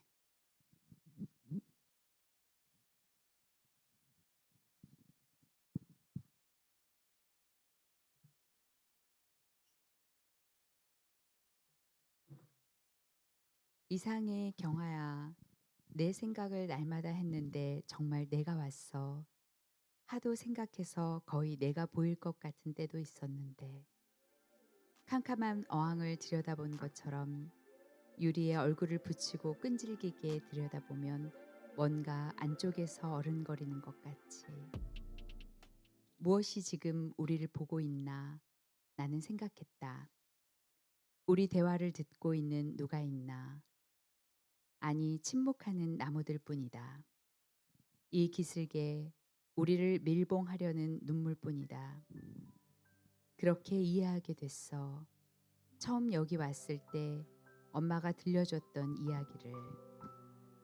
섬을 떠나 있던 15년 동안 아버지가 저 건너편을 지켜봤다고 그날 엄마는 말했어. 어떤 밤에는 환하게 달이 뜨고 그 빛을 받은 동백잎들이 반들반들 윤이 났다고. 어떤 새벽엔 마을길 가운데로 노르떼와 살기 번갈아 다니고 폭우가 퍼부으면 새로 생긴 물길이 이 냇가로 쏟아져 흘렀다고. 반쯤 불탄 대숲과 동백들이 다시 울창해지는 걸 그렇게 지켜봤다고 했어. 밤새 취침등이 밝혀진 감방에서 그걸 보고 있다가 눈을 감으면 방금까지 나무들이 있던 자리마다 콩알같이 작은 불꽃들이 떠 있었다고 했어. 물론 믿을 수 없는 이야기라고 생각했어. 10살 아이도 의심했던 이야기를 엄마가 얼마나 진지하게 생각했는지는 모르겠어. 언제 아버지에게 들은 이야기인지. 이 기슭에서 같이 저쪽을 건너다 본 적이 있었는지도.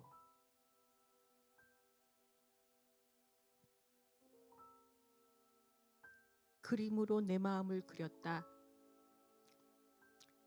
예진이가 떠난 후 쓰나미처럼 몰려오는 감정을 끌어오르는 슬픔과 분노를 추스릴 수 없었다. 하염없이 울어도 끊임없는 길을 걸어도 정체를 알 수 없는 감정을 다스릴 수 없었다. 슬픔인지 아픔인지 분노인지 구분조차 되지 않고 올라오는 감정들을 받아 안을 수도 버릴 수도 없었다. 그 끝에서 내가 찾은 게 낙서다. 아무 생각 없이 그저 펜 가는 대로 형상을 나타내는 낙서들이었다. 장례식에서 봤던 국화꽃, 그저 머릿속에 떠오르는 사물과 장면들. 예진이 방에 있는 물건을 그리기 시작했다. 잠들지 못하던 밤에도 울다 지쳐 아무것도 할 수 없는 낮에도 낙서를 끄적였다. 그림 같은 낙서를 하며 나는 예진이에게 끊임없이 말을 건넸다. 낙서는 내 마음의 맨 얼굴이었고 예진이와 함께한 시간을 증명했다. 그리고 낙서에서는 우리의 사랑이 배어나왔다. 그림을 그리지 않았다면 난 예진이를 떠나보내고 찾아온 아픔과 슬픔을 받아안지 못했을 것이다. 사랑하는 사람을 떠나보낸 후 찾아오는 고통 또한 사랑의 다른 모습이라는 것을 알지 못했을 것이다. 그림은 나에게 슬픔을 껴안는 방법과 내가 예진이와 함께 살아갈 방법을 알려주었다. 나는 지금도 예진이가 생각나는 순간마다 그림을 그린다. 우리가 행복했던 순간을, 예진이가 떠오르는 순간에 내 마음을 그린다. 나는 그렇게 예진이를 기억하고 예진이와 함께 살아갈 것이다. 이것은 떠난 이에 대한 사랑이고 존재에 대한 예의라 생각한다.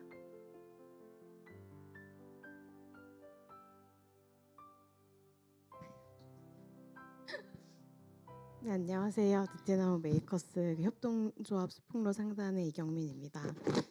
오늘은 안 울고 시작을 하려고 되게 무던히 애를 썼는데 어쩔 수가 없네요. 작년 11월 28일을 혹시 기억하시는 분들이 아마 다 계실 거라고 생각을 합니다.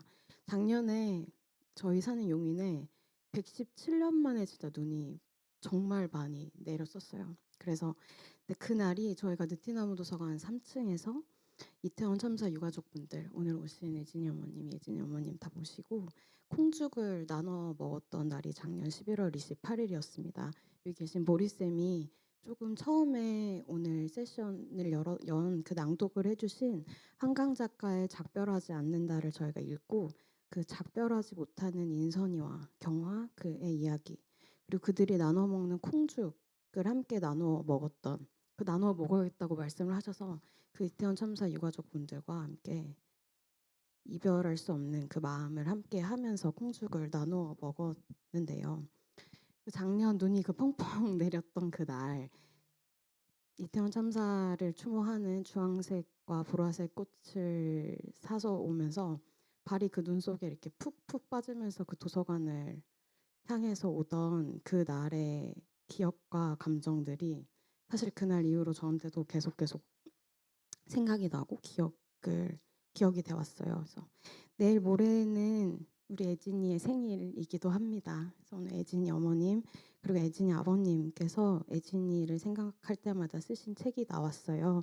그래서 그 책과 함께 이야기를 나누고자 하고요. 특히 그 유가족분들뿐만 아니라 우리 도서관을 이용하는 사람들이 이 도서관이 어떻게 우리의 힘든 시간을 함께 하는지에 대해서 이야기를 하다가 이 자리가 기획이 되었고요. 작년 글로벌 도넛데이 혹시 기억하시는지 모르겠는데 각자 도생의 반대말로 저희가 작년에 도서관이다라는 이야기를 하면서 작년 글로벌 도넛데이를 마무리했던 기억이 납니다. 그래서 이 각자 도생의 시대에 어떻게 우리가 도서관에서 함께 어울리는지 오늘 함께 이야기를 나눠보도록 하겠습니다. 네, 저희가 그 메이커스가 이 자리를 좀 진행을 하면서 약간 순서가 곳곳에서 꼬이고 있어요. 초반부터.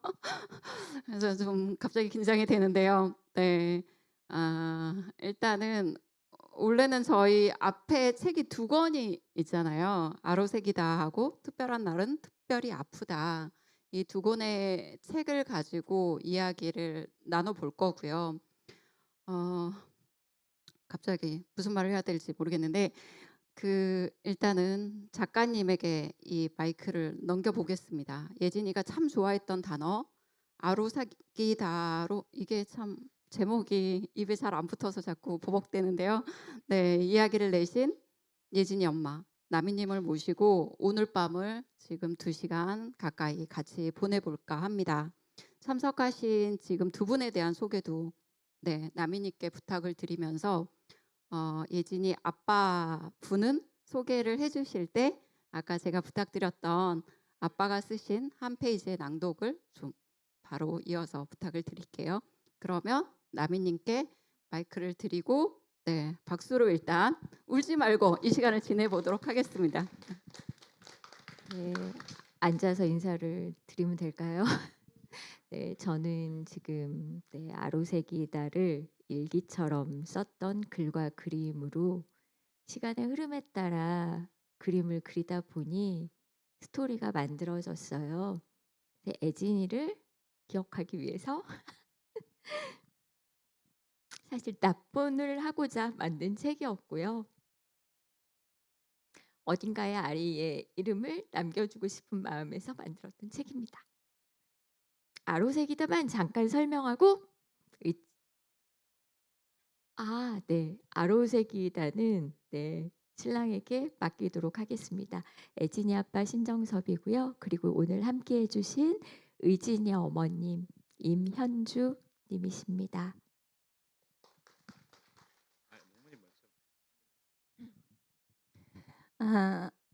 저희 별들의 이름이 그 세대가 비슷하다 보니까 비슷한 이름들이 많아요.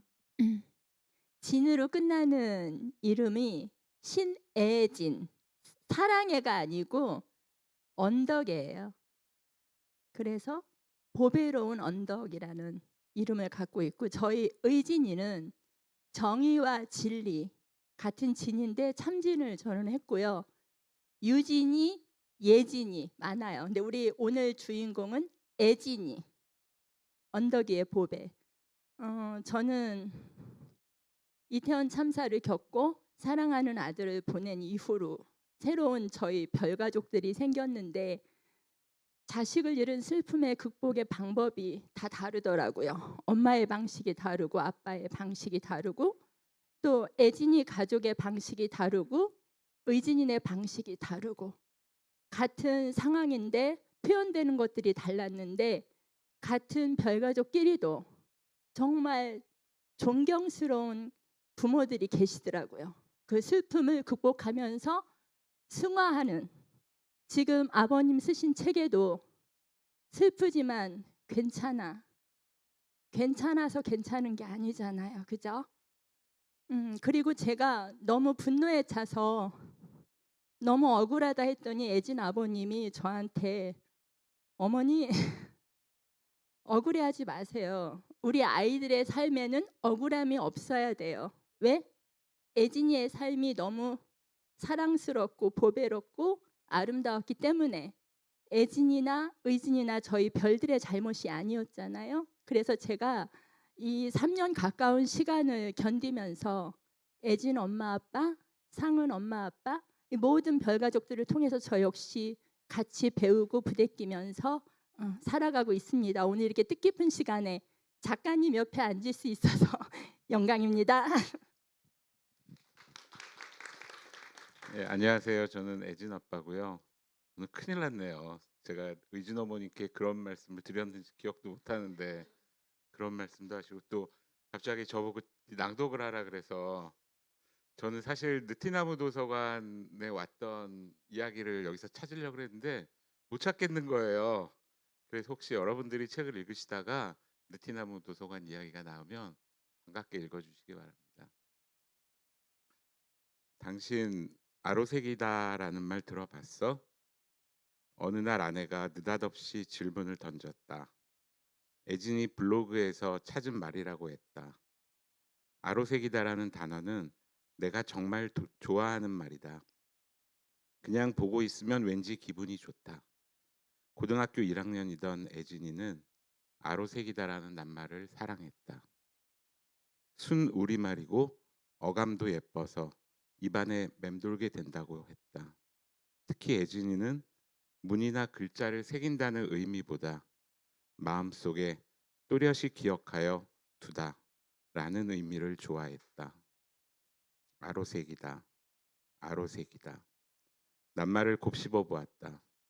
과연 밥을 씹으면 단맛이 우러나듯 낱말이 풀어지며 맛이 우러났다. 애진이를 아로색이다.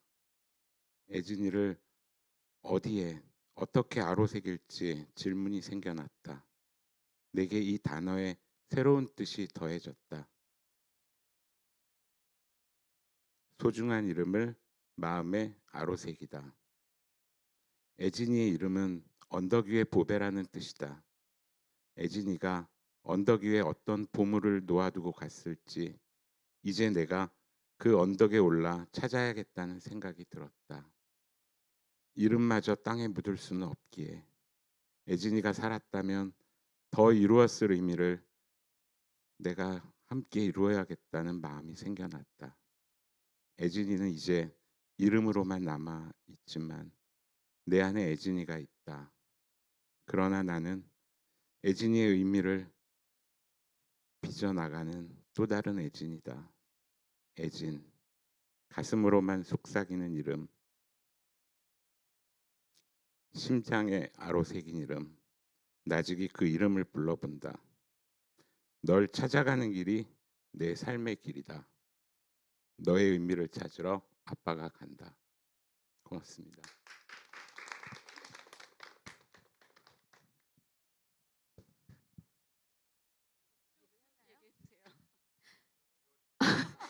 제가 사회까지 보면서 말을 하게 될 줄은 정말 꿈에도 몰랐습니다. 느티나무 도서관은 저한테 쉴 수 있는 유일한 곳이었습니다. 우연히 찾은 그 서대문 형무소 앞에 이진아 도서관이라는 곳이 있습니다. 저희가 집에 머물지 못해서 눈만 뜨면 밖을 돌아다녔어요. 서울 시내 뭐 지나가다 나오는 성당, 걸을 수 있는 세상의 길은 다 걸을기세로 돌아다니다가 이진아 도서관을 보고 이런 도서관이 있으면 좋겠다. 어딘가 애진 이름을 남길 수 있는, 그러면서 이제 인터넷에서 도서관이란 도서관 다 찾게 됐던 거예요. 그랬는데 개인이 특별히 공공기관이 아니어도 개인이 법인을 만들어서 운영하는 공공도서관이 있다는 걸 보고 너무 궁금했어요. 그래서 이제 느티나무를 찾아 일부러 왔던 거예요. 도대체 어떤 모습의 도서관인데 개인이 법인을 만들어서 이렇게 도서관을 운영할 수 있을까? 근데 도서관을 열었을 때 처음 받은 느낌은 살아있다. 내가 평상시에 다니던 구립도서관이나 다른 중앙도서관이 아니라 살아있다라는 느낌이 많이 들었고요.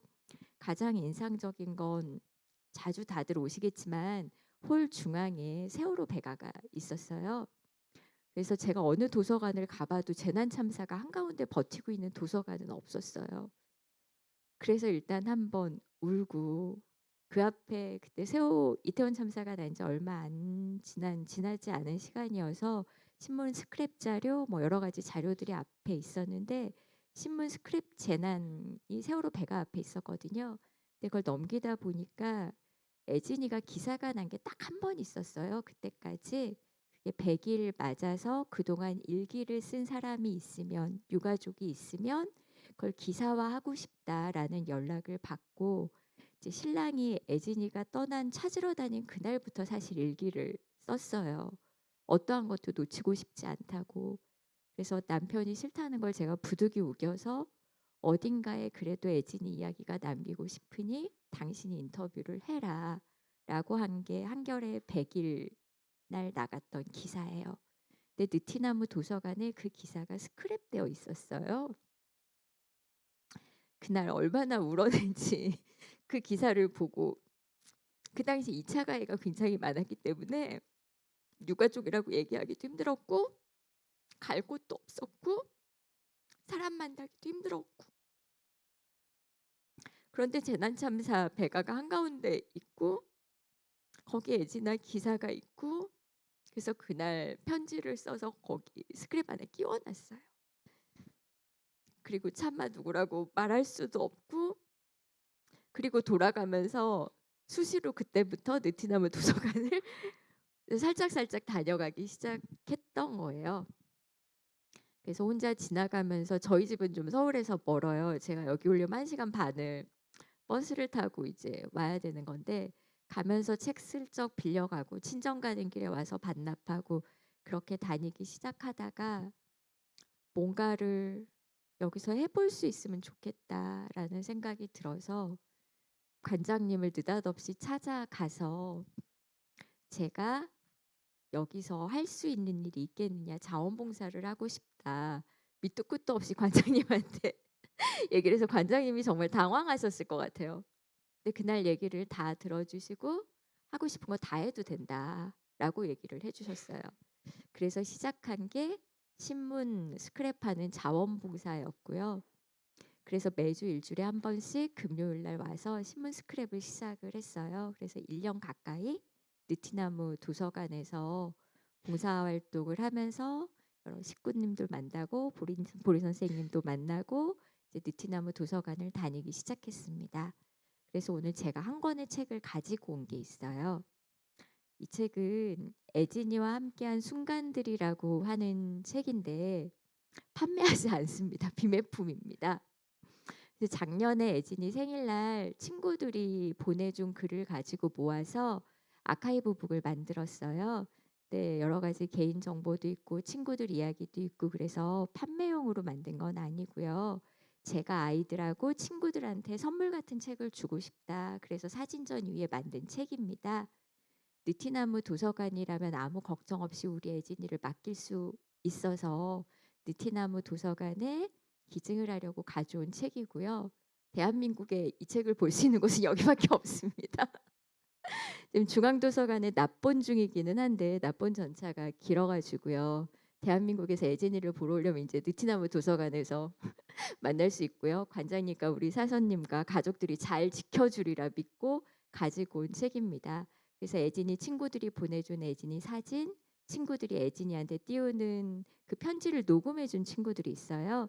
QR로 다 따서 넣어놨거든요. 그래서 그날의 영상, 애진이 영상들이 다 QR로 담겨 있습니다. 그래서 애진이 이야기를 여기다가 제가 마음 놓고 맡기고 갈 수 있는 그런 곳이 느티나무 도서관입니다. 저한테 숨 쉴 수 있는 공간을 만들어 주셨고요. 다른 일반인들을 만날 수 있는 처음 만났던 공간이고요. 내 얘기를 자연스럽게 풀어놓을 수 있는 공간이었어요.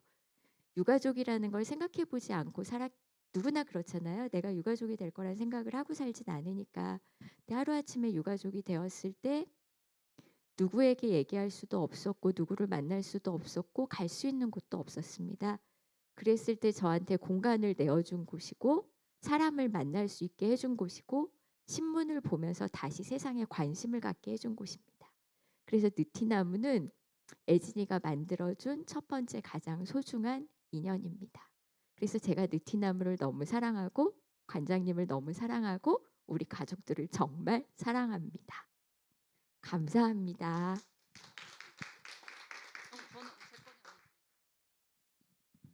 네, 사실 나빈님이 신문 스크랩을 1년 이상 하셨는데 스크랩이 3층에서 항상 활동을 했었거든요. 그래서 너무 아무런 생각 없이 자주 뵀기 때문에 저는 참사 이후에 느티나무로 오셨다는 사실을 몰랐어요. 근데 이제 얘기를 해주셔서 알았고,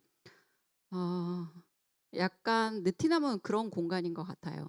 누군가 심심할 때, 누군가 아플 때, 의지하고 싶을 때, 정말 갈 곳 없을 때 이렇게 딱 오면 그냥 항상 열려 있는 거예요.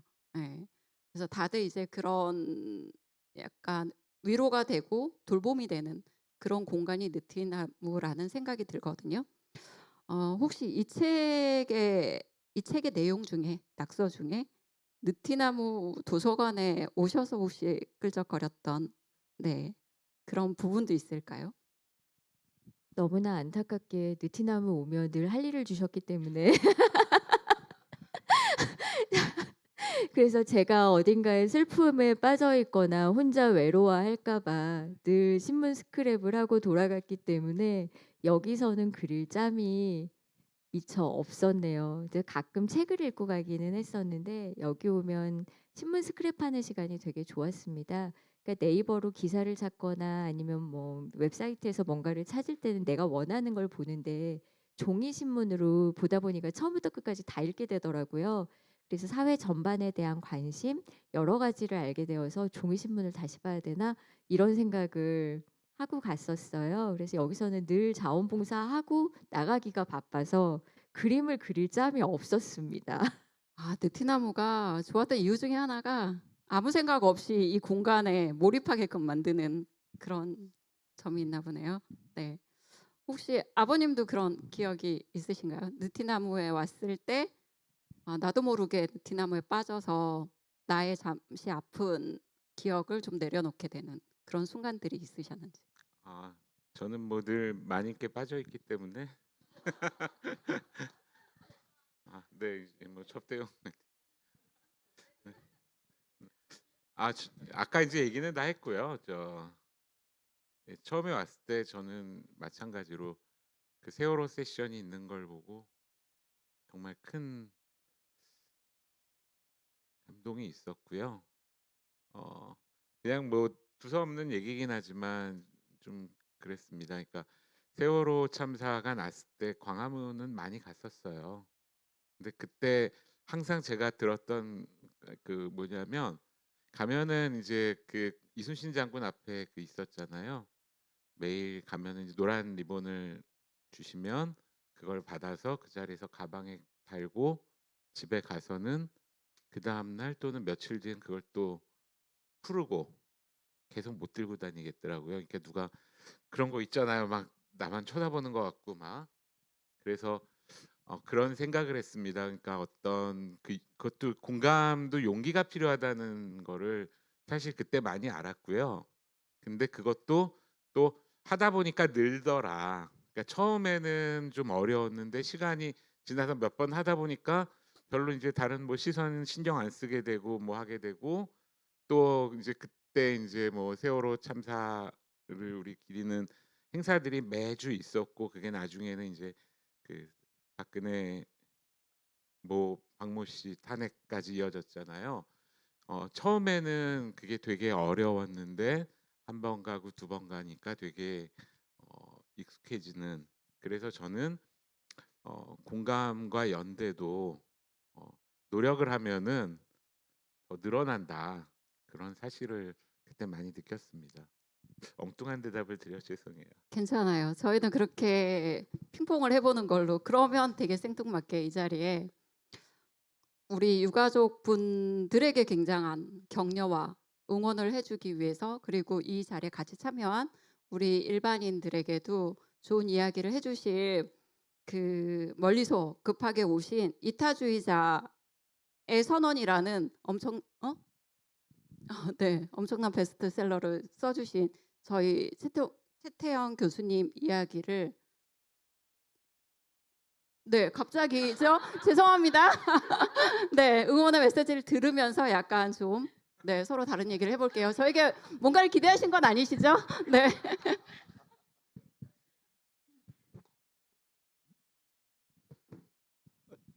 네, 안녕하세요.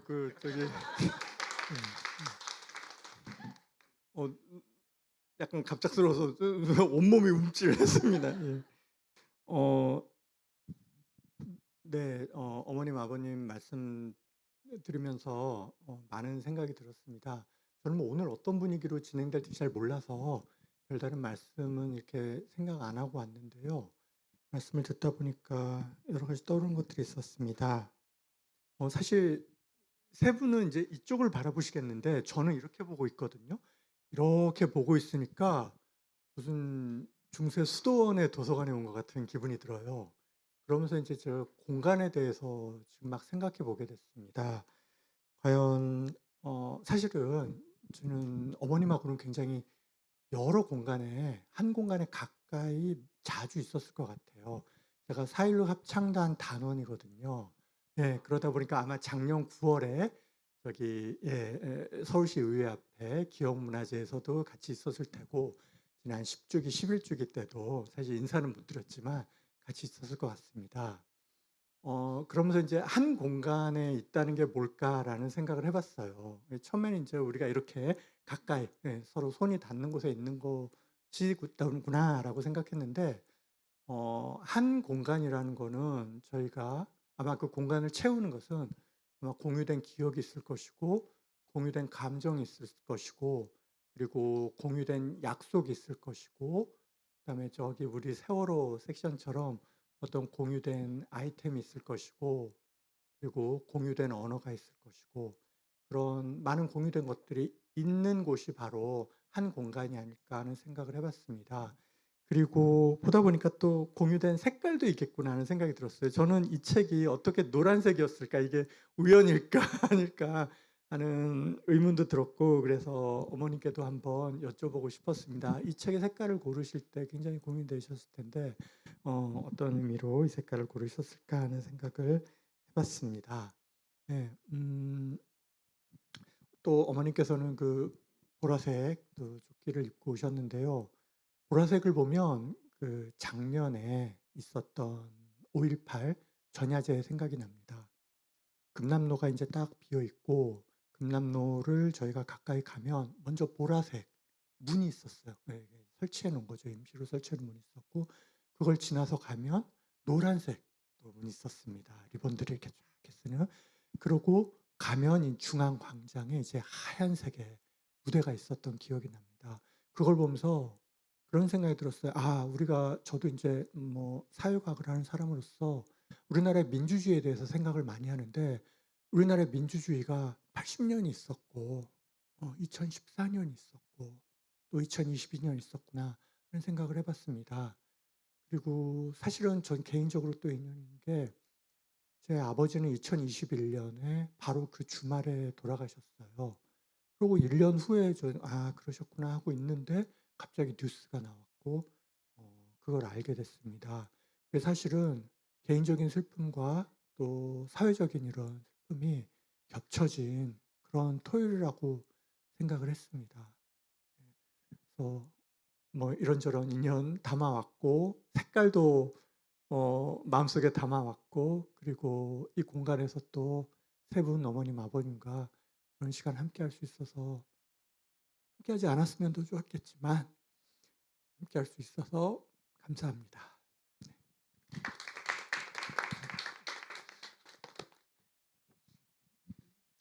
노란색은 개인적으로도 제가 굉장히 좋아하는 색이고요. 애진이를 보내고 나서 세월호 어머님들이 가장 먼저 쫓아오셨어요. 근데 정말 말없이 안아주셨거든요. 그때 어머님들이 안아준 게 정말 큰 위로가 되었어요. 그리고 저희가 어디든지 그날 이후로 참사 현장을 가기 때문에 늘 보는 것이 노란색이었고 그래서 어느새 그냥 노란색이 저의 색이 되었던 것 같아요. 그래서 노란색을 골랐던 것 같고요. 그리고 분홍색은 애진이가 좋아하는 색입니다. 그래서 사실 내일 애진이 북토크를 중심으로 애진이 생일 친구들하고 이야기를 하는데 드레스 코드가 핑크입니다. 처음엔 굉장히 당황스러웠는데 젊은이들은 다르더라고요. 애진이 친구들이 "아줌마 드레스 코드는요?" 이러고 물어보는데 처음에 엄청 당황했었는데 애진이 "무슨 색 좋아했어?" 그랬더니 "핑크요, 핑크." 그래서 "아 그래 그럼 알았어. 핑크로 하자." 그래서 애진이 생일날 드레스 코드는 핑크가 정해졌고요. 아까 작별하지 않는다 책 읽으면서 콩죽 먹던 날도 생각하고 제가 작별하지 않는다를 보면서 정말 많이 울었어요. 그 새를 쫓아가면서 눈길에서 새를 따라가는 그 길을 보면서 정말 많이 울었거든요. 그 사실 노란색 표지에 있는 새는 작별하지 않는다를 보고 난 다음에 그린 새예요. 그 사람들이 그렇게 쫓아갔던 새가 애진이 아니었을까? 나도 저렇게 따라갈까? 뭐 그런 생각들을 하면서 그 책을 보면서 참 많이 울었고 그 사람들이 쫓아갔던 새를 나도 한번 그려보면 좋겠다라는 그런 마음으로 그렸던 건데 책 디자인을 같이 해주신 분이 이걸 표지에다 딱 해서 표지를 제가 디자인한 건 아니에요. 표지는 그 있는 그림 중에 이걸 표지에 넣었으면 좋겠다라고 얘기해서 이제 새가 들어간 건데 그 새는 작별하지 않는다를 보고 그렸던 새고요. 작별하지 않는다를 보고 또 하나 꼭 그리고 싶었던 게 검은 나무예요. 작별하지 않는다에 나오는 그 주인공 이름은 잃어버렸는데 친구가 무심코 던진 말에 검은 나무를 그 친구가 계속 수집해서 모으잖아요. 정말로 그럴 줄 몰랐는데 네가 이렇게 많은 나무를 모았냐고. 그 검은 나무를 보면서 그 사람은 무슨 생각을 했을까? 그 검은 나무를 그려보고 싶다라는 생각을 해서 그 검은 나무를 그린 그림들이 좀 있습니다. 그 사람들이 사사망쟁에 사라졌던 사람들, 그리고 사람의 형상으로 깎아냈던 모습들. 그래서 저는 사실 작별하지 않는다에 검은 나무가 굉장히 기억에 많이 남아요. 그래서 꼭 그리고 싶었던 게 새와 검은 나무였고요. 그중에 새가 표지에 들어와 있습니다. 네, 잠깐 생각나서 두서없는 말을 전해드렸습니다. 항상 갔다 와서 저한테 오는 건가요? 저는 작가님 책에 보면 예진이를 바닷가일까요? 이렇게 한 명 가득 계속 예진이의 이름을 부르면서 메아리를 치는데 약간 느낌은 이 공간 안에 그래도 예진이의 이름이 들어갔다 나왔다. 나에게 오롯이 들어오는 이런 느낌이라서 마냥 슬프지는 않았던 그런 페이지 장면이 얘기하니까 이제 생각이 났고요. 작가님이 얘기를 많이 하고 싶어 하시지 않는 것 같아서 일단 이제 좀 앉아 계신 분들 좀 돌아가면서 오늘 이 자리에 이렇게 갈까요? 저는 지금 저 대각선에 계시는 약간 노란 매듭을 하고 계신 선생님이 눈에 띄어서 마이크는 그쪽으로 넘길 겁니다. 네, 잠시 대기하고 계세요. 마음의 준비를. 네, 느티나무와 같은 이런 공간이 내가 그러니까 뭐 격려를 받고 응원이 되고 힘이 됐던 이런 공간에 대한 기억이 있으시면 같이 얘기해 주시면 좋을 것 같고요. 저희가 지금 유가족분들이 계시긴 하지만 항상 이런 자리가 슬프거나 무겁지만은 않았으면 해요. 그래서 저희도 슬픔을 나누는 것보다는 더 격려하고 협력해서 할 수 있는 일들을 고민하기 위해서 모인 사람들이 많으니까 그런 경험담이 있으시면 함께해서 힘이 됐던 일들 이런 이야기를 나눠주시면 좋겠고요. 지금 얘기해 주실 선생님은 혹시 입구에서 아까 저희가 준비할 때 약간 좀 어수선하긴 했는데 1시간에 하나 만드는 추모 리본을 만들었습니다. 저희 메이커스가. 네, 그거를 온 정성을 다해서 손가락이 부르트도록 만든 보라색 리본이 선물로 준비되어 있거든요. 그래서 마음 같아선 저희 작가님들의 책을 한 권씩 사면 드리고 싶은 정도로 꼭 나갈 때 끝나고 나가실 때 그 리본도 선물로 받아가셨으면 좋겠고 그 리본의 디자인을 따주신 작가님이세요. 네, 일단 얘기를 들어볼게요. 죄송한데 그 첫 질문이 뭐였죠? 제가 지금 백지처럼 그냥 하고 싶은 얘기 하시면 될 것 같아요. 예, 우연찮게 그러니까 담화왕이라는 커뮤니티를 통해서 우리 이경민님과 이제 연결이 되고 이렇게 이제 추모 리본 만드는 것까지 몇몇 분에게 이제 알려드리러 오게 되었었는데, 저 역시도 많은 도서관을 가봤지만 세월호 관련해서 한 부스를 이렇게 딱 떡하니 차려놓은 곳을 처음 봤어요.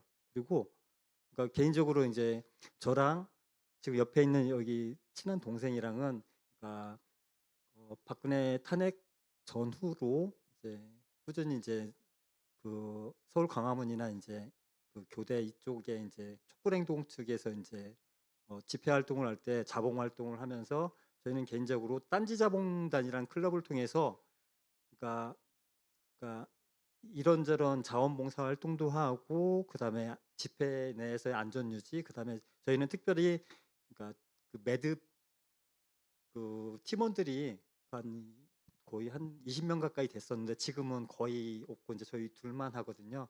유일하게 남아 있는 세월호 추모 매듭들을 하고 하다가 이게 이제 이게 더 일어나지 않았으면 참사들이 잊을만 하면 한 번씩 뻥뻥 터지면서 그 특징적인 색깔을 또 이제 하나씩 들어가게 되면서 저희가 최대한 할 수 있는 범위 내에서 그러니까 유가족 분들도 위로를 하고 저희 같이 활동하는 동지들이나 이제 같이 이제 오며 가며 스치는 사람들 중에서도 이제 하다못해 리본을 착용하고 다니는 모습을 보면은 그거 자체로 위안을 받는 분들도 많고요. 힘을 낼 수 있기도 하고 되게 다양한 그 감정들을 이제 느낀다는 걸 그 피부로 많이 느꼈거든요. 그래서 그러면 좀 더 정성 들여 가지고 끊어지지 않고 더 오래 기억하고 연대할 수 있는 그 길을 가자 해서 일단은 저희는 지금 그 길을 가고 있고요. 지금 저는 저기 그 참사를 겪으신 이 부모님들께 그 심심한 위로의 말씀 좀 늦게나마 이렇게 드리고 싶습니다. 그 제가 또 말주변 없어서 제가 더 뭘 말 못하겠는데 저 이거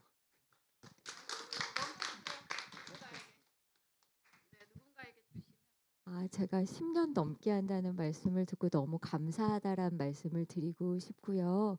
저희가 남편하고 토요일마다 마로니에 공원에 리본 나눔을 하러 가요. 근데 그 자리를 남편이 너무 사랑하고 좋아합니다. 저도 그렇고요. 근데 처음에 우연히 봉사하시는 분의 소개로 거기를 따라갔는데 마로니에 공원을 10년 동안 지키면서 리본을 나눠주시는 분들이 세월호 리본을 10년째 나눠주고 계셨던 거예요. 근데 10년 동안 토요일에 딱 2번 쉬셨대요. 천재지변으로 도저히 설치할 수 없어서 바람에 날아가는 태풍일 때. 근데 그분들이 여기 있는 느티나무 공원처럼 마로니에를 느티나무처럼 지키고 계세요. 근데 그 자리에서 10년 동안 이렇게 기억해주고 애쓰시는 분이 있다는 것만으로도 너무 감사했고 제가 느티나무를 너무 좋아하듯이 마로니에도 정말 사랑하는 곳이거든요.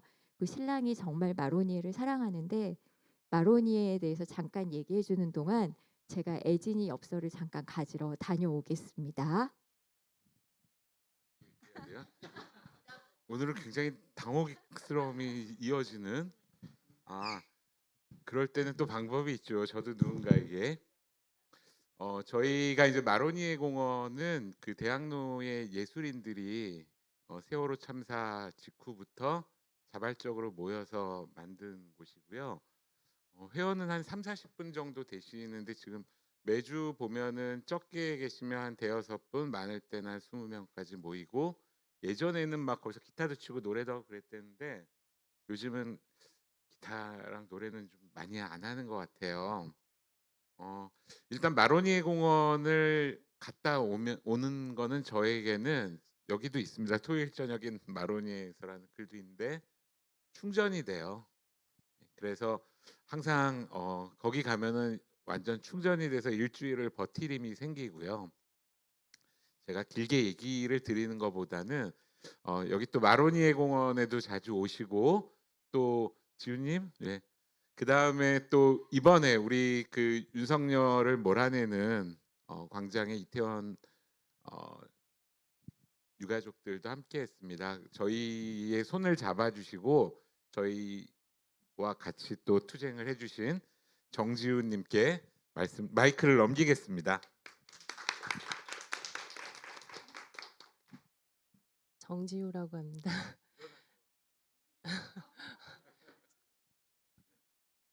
저는 오늘 애진이 엄마 소개로 일단 여기 왔고요. 세상에서 제일 무서워하는 게 마이크입니다. 제가 한 번도 그 마이크 잡은 본 적이 없어서. 일단은 뭐 소소하게 그냥 길거리에서 이름 없이 그냥 뒤에서 연대하고 있고요. 그냥 조금씩 알아가고 있는 것 같아요. 근데 이제 뭐 오늘은 주인공은 어쨌든 애진이니까 의진이 어머니도 있고 이태원 유가족 분들 처음 접하는 거는 별집에 이제 찾아가면서였고 어쨌든 애진이 어머니가 그러니까 어떻게 보여야 되나 길거리 활동을 하면서도 어떤 그러니까 참사의 어떤 이런 결을 읽으려면 일단은 찾아뵙고 얼굴을 많이 이제 익혀야겠다. 그리고 내가 어제 바느질을 하면서 저도 문득 앉아서 생각이 나는데 '별집에 와 있는 나는 무엇일까?' 뭐 이런 생각을 했는데 불뜻 아까 이제 여기를 이렇게 찾아오면서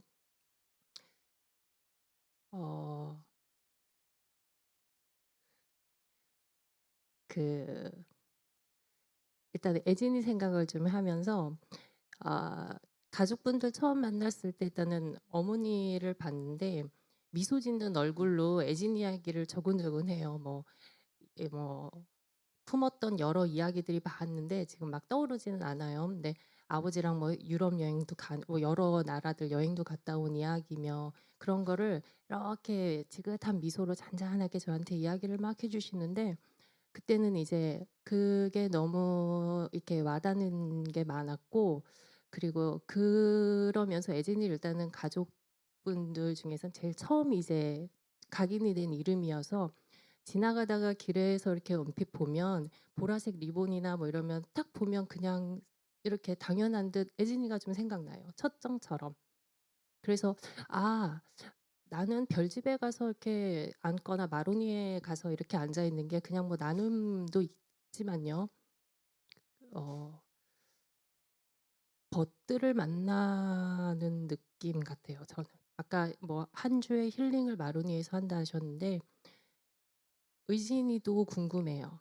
어머니는 의진이 이야기 옆에 이제 의진 언니도 계시니까 주인공은 애진이지만 애진이라는 어떤 그 친구를 이렇게 알듯이 한 분 한 분 나도 모르게 만나서 아는 게 아니라 어머니들을 통해서 친구를 만나러 가는 느낌이 좀 있었다라는 거를 저도 그러려고 그러는 게 아니라 어느 순간 그런 게 느껴지는 것 같아요. 내가 지금 그러고 있는 건 것 같다.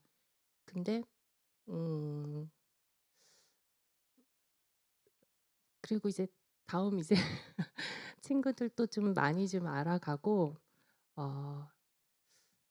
저도 어제 이제 문득 뭐 이렇게 책도 뭐 열심히 읽기도 하고 항상 어떤 대화의 일을 대화의 어떤 공간이나 기회를 열어주시면 그곳에 참여해서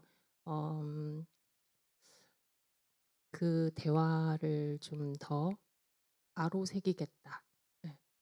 그리움을 그림으로 그려내신 뭐 어머니도 곧잘 또 몇 분도 계시고 그러면서 어떤 기회가 되면 계속 대화는 이런 공간과 이런 걸 열어주시면 기꺼이 어디든 참여하면서 함께 하겠습니다. 일단 잊지 않겠습니다. 아로새기겠습니다.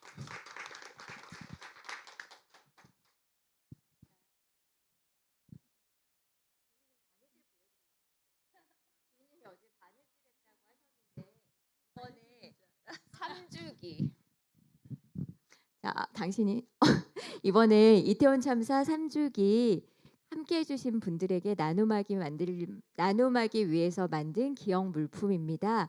맨 끝에 별 라벨이 있어요. 그래서 저걸 하나하나 가족들과 자원봉사자들이 손바느질하고 있습니다. 그래서 지훈님이 바느질 열심히 하고 계셔가지고 누구의 바느질인지 모르겠으나 그냥 지훈님 것으로 소개하겠습니다. 그래서 손바느질을 저렇게 하고 있고요. 저 손과 손을 보면서 저는 시민들과 유가족을 생각했습니다. 제가 분향소에서 살아서 숨 쉴 수 있었던 건 그때 시민들이 잡아주신 손이었어요. 그래서 그때의 따뜻함과 감사함을 잊을 수 없거든요. 유가족의 손과 시민의 손이 만나서 공감을 피우는 게 아닐까, 그런 꽃이 세상에서 제일 아름다운 꽃이지 않을까라는 생각을 제 마음대로 했습니다. 작가의 작품은 작가의 손을 떠나는 순간 그걸 받아드는 사람의 몫이라고 하더라고요. 작가님의 마음은 모르겠지만 제 마음의 이꽃은 공감의 꽃이었고요. 그리고 유가족과 시민사회가 만나서 생명안전사회가 됐으면 좋겠다라는 바람을 갖고 쳐다보고 있습니다. 3주기 추모식 때 오시면, 그리고 혹시 손수건을 받으면 공간과 연대를 생각해 주시면서 이태원 참사를 기억해 주셨으면 좋겠고요. 그리고 우리 의진이 어머님 자랑하려고요. 유가족 중에 가장 씩씩하고 밝으신 분입니다. 제가 힘들어할 때 항상 격려해주고 안아주시고 씩씩한 목소리로 이야기해 주시고요. 그리고 저희 별들의 집엔 아이들 사진이 있어요. 근데 사실 내 아이 하는 것도 안면이 있거나 좀 친숙해지면 쉽게 얘기하는데 쉽게 말하지 못해요. 근데 의진이 어머님은 별집에 오면 사진 앞에 있는 모든 아이들을 다 설명을 해주세요. 어머님이 알고 있는 모든 아이들을. 이 아이는 이런 아이의 스토리를 가지고 있었고 이 아이는 이런 이야기가 있어요. 의진이뿐만 아니라 모든 사람들한테 소개를 해주고 계세요. 그래서 제가 유가족들과 함께 길을 가면 의진이 어머님처럼 밝은 목소리로 씩씩하게 아이들을 소개해주고 함께할 수 있는 그런 모습으로 가고 싶다라는 생각이 있습니다. 우리 의진이 어머님께 의진이 이야기 들어보도록 하겠습니다.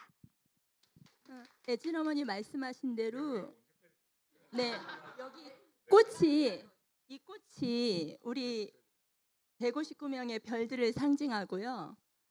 왼손 오른손이 유가족과 시민들을 표현한다고 그렇게 얘기했는데 애진 엄마가 확실하게 촉이 좋으세요. 제가 여러분에게 드릴 수 있는 말은 여러분 한 사람 한 사람을 제가 아이 컨택했어요. 실은 참 고맙고 보배롭고 사랑스러운 분이다라고 제가 여러분을 느꼈습니다. 왜? 오늘 이 귀한 시간에 여러분의 시간을 쪼개서 오늘 애진 엄마의 북토크에 이렇게 참여해 주시는 그 마음이 너무 고귀해서 감사한 마음을 제가 드립니다. 엄마들이 아이들의 생일에 나름의 의미 있는 활동들을 하세요. 애진 엄마는 작년에는 사진전을 했고요. 첫 해에도 행사가 있었고 작년에 뭐라고 얘기했냐면 내년 생일에는 아빠가 책을 낼 거다라고 했어요. 그 약속을 실천하는 가족이에요. 저는 애진이가 학교 때 동아리가 사진반이었더라고요. 그러니까 가지고 있는 재능을 참 활용해서 아름다운 애진이를 기억하게끔 하시는 그런 활동들이 너무 존경스럽고 저희 의진이한테 미안합니다. 저는. 그런데 상은이 엄마 아빠는 상은이가 평소에 청년들에 대해서 봉사하고 했던 그 마음을 기억해서 청년밥상을 생일에 꼭 해요. 그래서 처음에는 뭐 200명, 그 다음에는 뭐 159명 의미를 부여해서 청년들한테 한 끼 식사를 제공하는 그런 활동들을 하고요. 저는 직장 생활을 하다 보니까 여러 가지 제가 재능도 많지 않고 그래서 그냥 의진이가 좋아했던 꿀떡과 무지개떡을 세트로 만들어서 생일날 200명에게 혹은 159명에게 나눠주는 역할을 하는데요. 거기에 메시지가 처음에 이제 배너도 세우고 처음에 시청 분향소에 있을 때 배너까지 세웠는데 제 메시지를 한번 들어보세요. 저는 여러분이 참 사랑스럽고 보배롭습니다.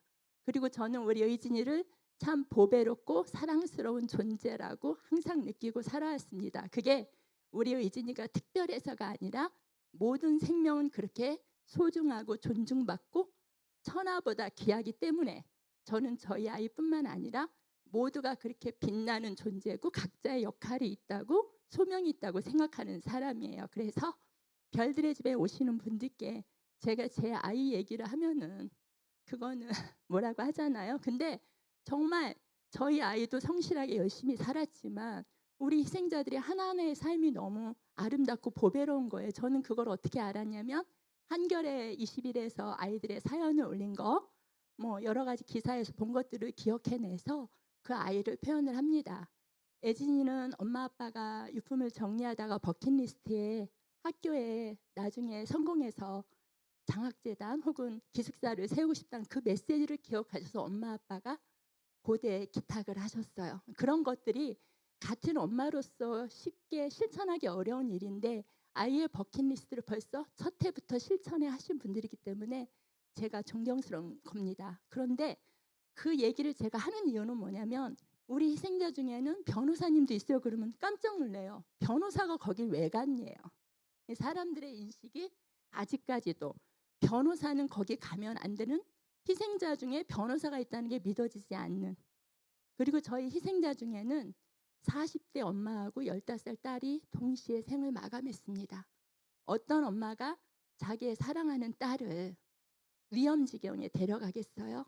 아무도 알지 못했던 그날입니다. 그래서 저희는 그날의 진실을 규명하자라고 하는 게 우리 희생자 한 사람 한 사람의 삶이 얼마나 소중했는지를 여러분이 기억하셔서 남들이 폄훼하듯이 왜 놀러 갔어?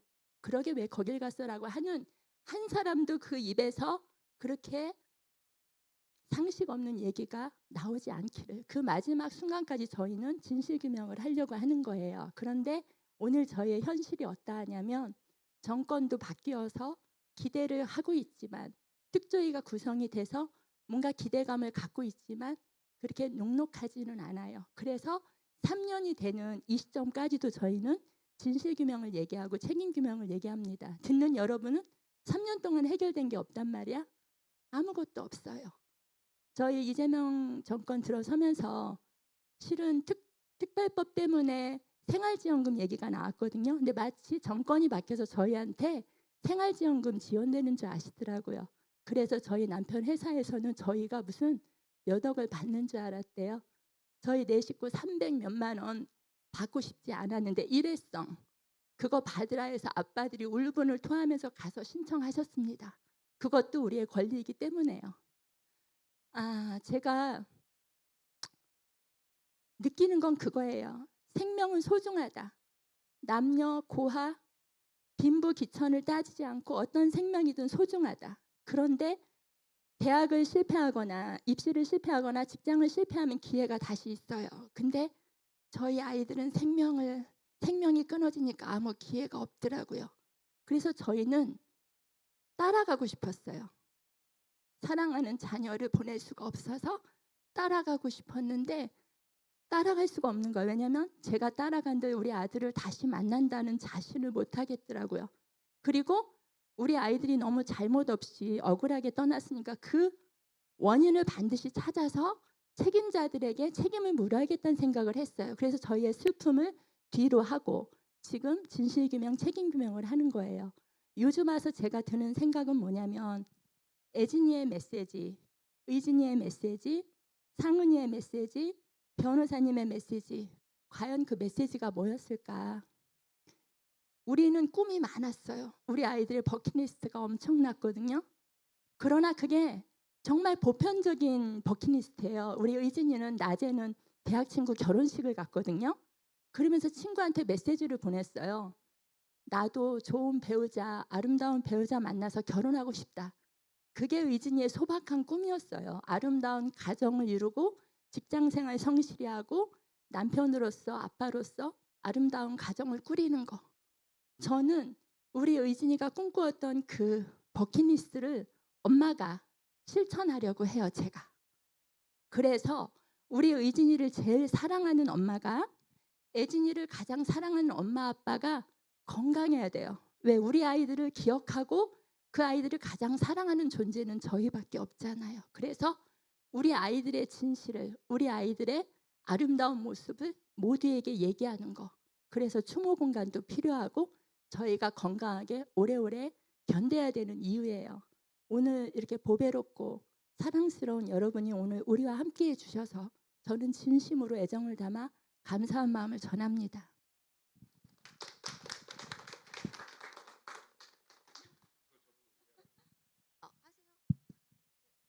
뭐 서로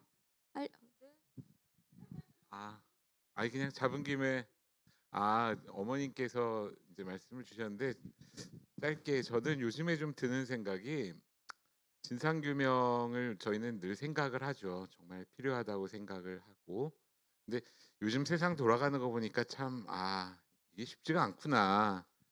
누구나 뻔히 아는 그 밤에 계엄을 하고 내란을 일으켰는데도 이 사람들 하나 제대로 들여보내지 못하고 뭐 조 모시며 뭐 지 모시며 그런 사람들 그냥 그런 것들을 보면서 사실은 처음에는 그런 생각을 했습니다. 참 이태원 참사 같은 경우는 사실 어떤 정권이나 정치적인 문제도 전혀 아니고 그냥 일반인들 뭐 이태원 참사 유가족 중에도 50%는 뭐 윤석열을 뽑았던 사람들이었어요. 다 확률적으로 다.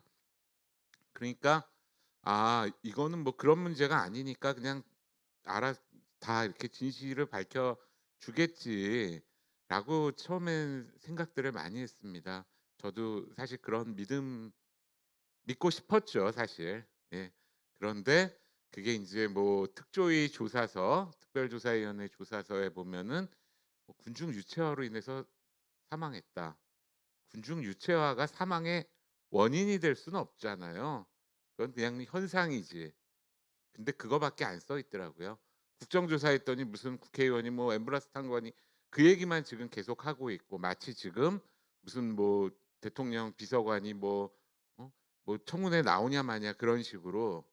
그래서 요즘 와서 최근에 와서는 이태원 참사의 진상을 규명하기 위해서는 단순히 우리가 이태원의 이야기만 해서는 되지 않는구나라는 생각을 많이 하고요.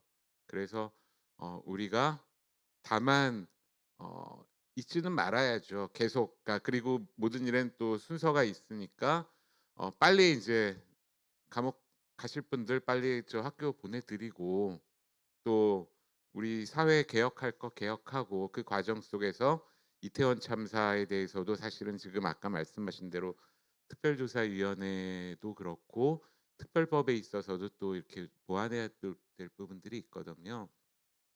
그런 작업들이 좀 같이 이루어져야 되지 않을까, 그런 생각을 많이 하고 있습니다. 이상입니다. 네, 지금 마이크를 갖고 계신 분 이야기를 먼저 듣고 나서요. 저희가 항상, 그러니까 작년부터 시작했던 이태원 유가족분들과 함께하는 이 자리에 저희가 콩죽을 끓여서 대접을 하고 있는데, 네, 콩죽을 일단 챙겨서 자리에 다시 오시면 네, 작가님하고 이런 자유로운 분위기의 이야기를 조금 더 이어가도록 하겠습니다. 잠시 쉬는 한 5분 정도에 콩죽도 챙겨 오시고 화장실도 얼른 갔다가 오시고, 네, 잠시 쉬어가는 타임을 가질게요. 선생님 얘기 나누고. 그럼요. 지금 들통에서 엄청 많이 끓였는데 많이 드시고 가세요. 절대 아닙니다. 해마다 할 계획입니다. 일단은. 네, 선생님 이야기 나누면. 예, 알겠습니다. 슬픔. 이 슬픔은 참 이루 말할 수 없습니다. 재난 연구자한테 재난은 하나의 슬픔의 밤입니다. 그런데 그 슬픔의 밤이 가고 다음 슬픔의 밤이 올 때까지는 굉장히 그게 오히려 더 괴롭습니다. 왜냐하면 눈에 뻔히 보이는 것들에 대해서 얘기를 하면 뭐 경제 발전이 됐든 사회복지가 됐든 다 재수없는 소리를 한다고 주로 합니다. 일어나지도 않은 것들을 왜 자꾸 시끄럽게 해서 윗사람들을 괴롭게 하느냐. 그런데 슬픔의 밤이 오고 난 직후부터는 이제 다시 굉장한 압박과 책임, 뭐 저는 책임을 질 일은 없었습니다만은 그제서야 무슨 어떤 대책들을 어떻게 내놓으라고 하는데 그게 뭐가 가능하겠습니까? 그 수많은 시간들을 그냥 흘려보낸 다음에 그렇게 된 것을. 예, 저는 지금 경기연구원에서 자치혁신연구실에 있습니다. 거기서 주로 재난안전연구를 했지만 그 이전에는 중앙정부의 산하기관에서 연구를 했었습니다. 돌이켜보면 제가 저희 어떤 입에 풀칠을 하기 위해서 수험 공부를 하던 2014년에 세월호를 만났었고요. 그 학원의 구내식당에서 그 사건을 오전부터 봤던 기억이 납니다. 점심 먹기 전에 잠깐 나왔을 땐 다 구조를 했다더니 갑자기 무슨 엄청나게 피해자 수가 집계됐던 기억이 있습니다. 그렇게 하고 그 수험을 그냥 그만두고 이제 지금의 길로 들어서게 되면서 가습기 살균제 사례들로 제 어떤 석사 과정의 주요한 연구 방향이었습니다. 그걸 보니 피가 끓더군요. 예. 아마 그때 저는 굉장히 그 연구실이 있던 골방에서 많이 울었던 것 같습니다. 그 공부를 하면서. 장동만 씨. 자기 아내가 폐 손상으로 옥 씨에게서 보상금을 1억을 받는데 그걸로 의사가 묻더랍니다. 아내의 폐를 교체를 하는 수술을 하면, 이식을 하는 수술을 하면 아내가 6개월 정도 더 살 건데 그걸로 살릴래? 아니면 그걸 갖고 자식을 건사할래? 거기에 대해서 이제 답을 장동만 씨가 못 하더라고요. 물론 국회에서의 증언입니다. 그리고 뭐 우리 한국 의료가 잘 돼 있다, 뭐 그것도 다 이제 옛날 말입니다만은 우리가 의료보험이 되는 약들은 굉장히 간에 독성을 주는 그런 약품들이기 때문에 폐손상. 그래서 간 손상이 일어난 분들은 더 이상 그런 의료보험을 적용받을 수 없고 1억이라는 돈이 크다면 크겠지만 의료보험 적용이 안 되게 되면 그것도 순식간에 없어집니다. 아, 이게 우리나라가 잘 산다고 하지만 실제로 조금만 들여다보면 잘 사는 척을 너무 많이 했구나 하는 생각을 석사 때 했던 것 같습니다. 그리고 이제 박사 과정을 마무리하고 이 이태원 참사를 만났을 때는 굉장히 부끄럽게도 저도 제 기간에서 보고서를 11월 동안은 보통 마무리해야 되겠 10월 11월을 마무리하는 기간이어서 그날도 주말에 출근했는데 아침에 저는 처음에 무슨 어디 저기 중동이나 이런 데 성지순례 하다가 압살을 막 당하는 게 일이니까 근데 자꾸 뭐 이태원 이거 한국에 있는 거 아닌가 이제 이런 생각을 했었습니다. 그렇게 이태원을 만났습니다. 그랬었는데 참 저는 이제 그 정부 기관에 있는 분들이 글쎄요 굉장히 고도로 책임을 분산하는데 특화되어 있는 시스템입니다. 이제 그게 어느 한 개인들이 나쁘기 때문에 그런 것이 아니라 실무를 하는 사람, 중간 관리자, 그다음에 어떤 의사결정을 하는 고위 관리직에 이르기까지 굉장히 고도로 책임이 분산되고 여러 가지 방식들로 어떤 그 원류들의 꼬리표를 떼는데 사실은 관료 조직이 특화되어 있기 때문에 아 이거 정말 문제가 많다. 그리고 우리의 재난 원인 조사라는 것이 아까 다른 분이 말씀해 주셨던 것처럼 거기서 어떤 과학적인 원인을 조사하면 마치 무언가 다시는 그런 일이 일어나지 않을 수 있을 것처럼 뭔가 대책을 만들 수 있을 것처럼 굉장히 호도되어 있습니다. 그리고 두 번째는 법정에 가서 누군가가 잘못한 걸 찾아낼 때까지를 해야 되는데 아까 말씀드렸다시피 이 관료제라는 거대한 제도가 개인의 의지 같은 것이 아니라 꼬리표를 떼는 데 특화되어 있습니다. 그래서 보통 그런 어떤 사법재단의 마지막은 실무자들이 보통 감옥에 가거나 스스로 생을 마감하는 경우들이 많습니다. 그래서 저 개인적으로는 아 이거 재난 원인 조사가 됐든 뭐가 됐든 이 일을 이렇게 해서 되겠는가 이렇게 해서는 안 되겠다라고 해서 제가 있던 부서가 원인 조사도 하는 부서였는데 다양한 어떤 뭐 보고서 아니면 다양한 조사 보고서들을 작성을 했었습니다. 하지만 굉장히 많은 모욕을 당했던 기억이 있습니다. 제 윗분들의 어떤 심기를 거스르고 이 어떤 정치적 혹은 뭐 어떤 이런 몰려 있는 관심에서의 벗어나는데 제 보고서는 별로 도움이 안 됐기 때문이죠. 그래서 아 이거 중앙에서는 될 일이 아니겠다 라는 생각을 하고 작년에 이제 이곳으로 옮겨왔습니다. 수원으로. 그런 과정에서 작년에 저는 이제 아리셀 참사의 어떤 백서를 발간하는 팀으로 참여를 했습니다. 이 백서라는 제도가 저는 정말로 중요하다고 생각합니다. 왜냐하면 이 백서라는 것이 실제로 어떤 그 사건이 발생한 이후에 공공 혹은 거기에 책임이 있은 대응했던 일정한 역할을 했던 사람들이 무엇을 했는가, 왜 그런 행위를 했는가, 아니면 그래서 우리가 뭘 향후엔 이거를 고쳐야 하는가에 대한 기능으로서 백서 제도가 존재하지만 현재 중앙정부의 백서는 사실상 발간되지 않습니다. 사문화됐다고 하는 것이 맞겠죠. 지방자치단체가 발간하는 백서는 보통 대부분 용비어 첨가입니다. 아, 시의원님이 계신데 이건 예. 어쨌든 예. 그래서 이번 아리셀 백서 팀에 참가할 때 제가 내걸었던 조건은 단 하나입니다. 나는 있는 그대로 쓸 거다. 그리고 내가 요구하는 자료들에 대해서 내가 검토한 그대로 쓸 거다. 라고 했었고 이 책의 6장 재난 대응과 복구 거버넌스에 대한 부분은 제 원하는 그대로 관철했습니다. 그래서 이 부분들에 대한 걸 전 여러분들께 말씀을 드리고 싶고 이 느티나무 도서관에서 제가 제안했던 것들이 이미 일부가 여기서 실현되고 있다는 걸 저는 확인을 하고 있습니다. 자, 첫 번째로 조사라는 것을 재난의 원인이 아니라 그 재난이 일어나기 직전까지의 불안전한 환경이 어떻게 만들어졌는지를 조사하는 걸로 상황을 바꿔야 됩니다.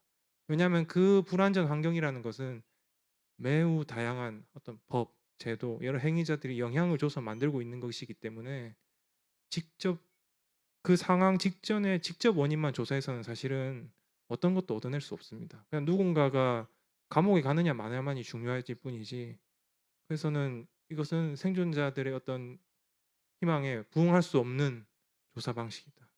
그리고 두 번째, 그 어떤 지금 현재 재난 관리 체계에서는 이 본부라는 것, 대책본부 아마 그 본부라는 것이 해산이 되고 나면 모든 것이 재난안전부서에서 떠납니다. 그러니까 복지부서가 됐든 다른 부서로 이관이 되어서 재난안전부서가 할 수 있는 것이 별로 없습니다. 그래서 본부가 해산이 되더라도 어떤 개별적인 케이스에 의해서 발생하신 분들의 어떤 장기적인 회복과 장기적인 일상으로의 복구를 확인할 수 있도록 장기 사례 관리반을 운영할 필요가 있다. 그리고 어떤 이분들이 원하는 방식으로 일상으로 돌아갈 수 있도록 지원을 해야 될 필요가 있다. 그리고 정확하게 말하면 이 지원이라는 것이 단순히 행정적 돈을 얼마 주라 이런 것이 아닙니다. 예를 들면 여러분들이 지금 하고 계신 이런 일종의 자조 활동 이런 것들에 대해서 여러분들이 원하는 방식으로 여러분들이 치유를 하는 거에 대해서 공무원들이 들어야 된다고 얘기를 하는 겁니다. 지금의 제도는 그냥 설명하고 받을 거예요 말 거예요 할 거예요 말 거예요 이러고 끝나버리지 않습니까? 이런 식으로 해서는 전혀 어떤 회복이나 향후의 어떤 공공과 이 생존자분들의 관계에 대해서 매우 적대적인 관계가 형성될 가능성이 많습니다. 그리고 마지막으로 공공이 다 할 수 없습니다. 전문성이 없거나 부족한 부분에 대해서는 민간이나 외부에 있는 조직들과 분명하게 협업을 해야 하지만 여전히 공공 부분은 굉장히 외부적 프레임에 갇혀 있다. 그래서 실제로 화성 아리셀 케이스에서는 그분들을 돕기 위해서 왔던 여러 단체들과 현장에서 굉장히 갈등이 생기고 했던 문제들이 있었습니다. 그래서 이 부분들을 정확하게 재난관리 자원 어떤 이 DB에 이 지역 내에 일정한 전문성이 있다. 혹은 일정 어떤 역량이 있는 조직들에 대해서도 확실하게 인적 자원들에 대해서 좀 파악을 하고 사전에 협의를 해서 유사시에 필요한 형태의 자원을 이제 동원할 수 있도록 하는 부분들이 반드시 필요하다라는 부분들을 제안을 했습니다. 그리고 느티나무 도서관은 제가 말씀드렸던 어떤 생존자분들이 압박 없이 자주 활동을 하실 수 있는 곳으로 기능하고 있는 걸 제가 오늘 여기서 확인을 했습니다. 많은 분들이 어떤 것들을 얘기하시면서 눈물을 흘리셨지만 저는 아직은 눈물을 흘리면 안 된다고 생각합니다. 재난연구자로서. 왜냐하면 우리의 재난관리 체계는 일본의 제도를 들고 온 다음에 미국의 시스템을 덧붙여서 굉장히 모순적이고 그리고 아까 말씀드렸던 것처럼 하고 싶지 않은 사람들한테는 최상의 환경이 되면서 실제로 그것을 일을 하는 사람들한테는 너무나 괴롭고 너무나 내가 지지 않아도 될 책임까지 지게 만드는 부분들이 너무나 많습니다. 그래서 이러한 부분들을 분명하게 완수하지 않는다면 고치는 과업을 제가 최대한 저는 저 나름의 투쟁이라고 생각합니다.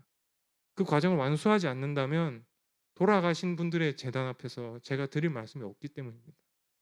그리고 제가 위로를 드린다고 해서 여러분들의 마음이 얼마나 나아지시겠습니다만은 어디에서든 적어도 저는 이 재난관리 체계라는 것이 정파가 뭐가 됐든 집권당이 뭐가 됐든 그런 건 전혀 중요한 것이 아닙니다. 이 국가가 존재하는 이유 중에 가장 근본적인 기능 중에 하나는 이 국민들의 안녕과 평온입니다. 그래서 재난관리 체계는 그 부분들에 있어서 굉장히 핵심적인 기능인데 이런 기능들이 평상시에는 굉장히 약해진 상태로 존재하다가 유사시에 끌려 나와서 난타를 당한 다음에 효과를 전혀 기대할 수 없는 온갖 종합 대책들로 누더기가 되는 꼴을 제가 더는 보고 싶지가 않습니다. 그래서 제가 여러 가지 연구들을 수행하고 있지만 저는 저 스스로를 재난안전 연구자라고 생각을 합니다. 그래서 여기 계신 분들께 제가 오늘 여기 남아서 이 말씀을 드리는 이유는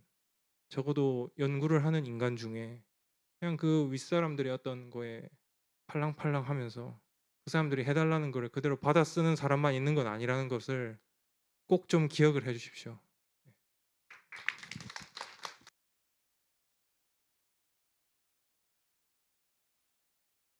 그렇게 연구를 해주시는 분이 계시다는 게 너무 감사하고요. 지금 말씀해 주시는 건 3년의 세월 속에서 매일같이 느꼈던 일들입니다.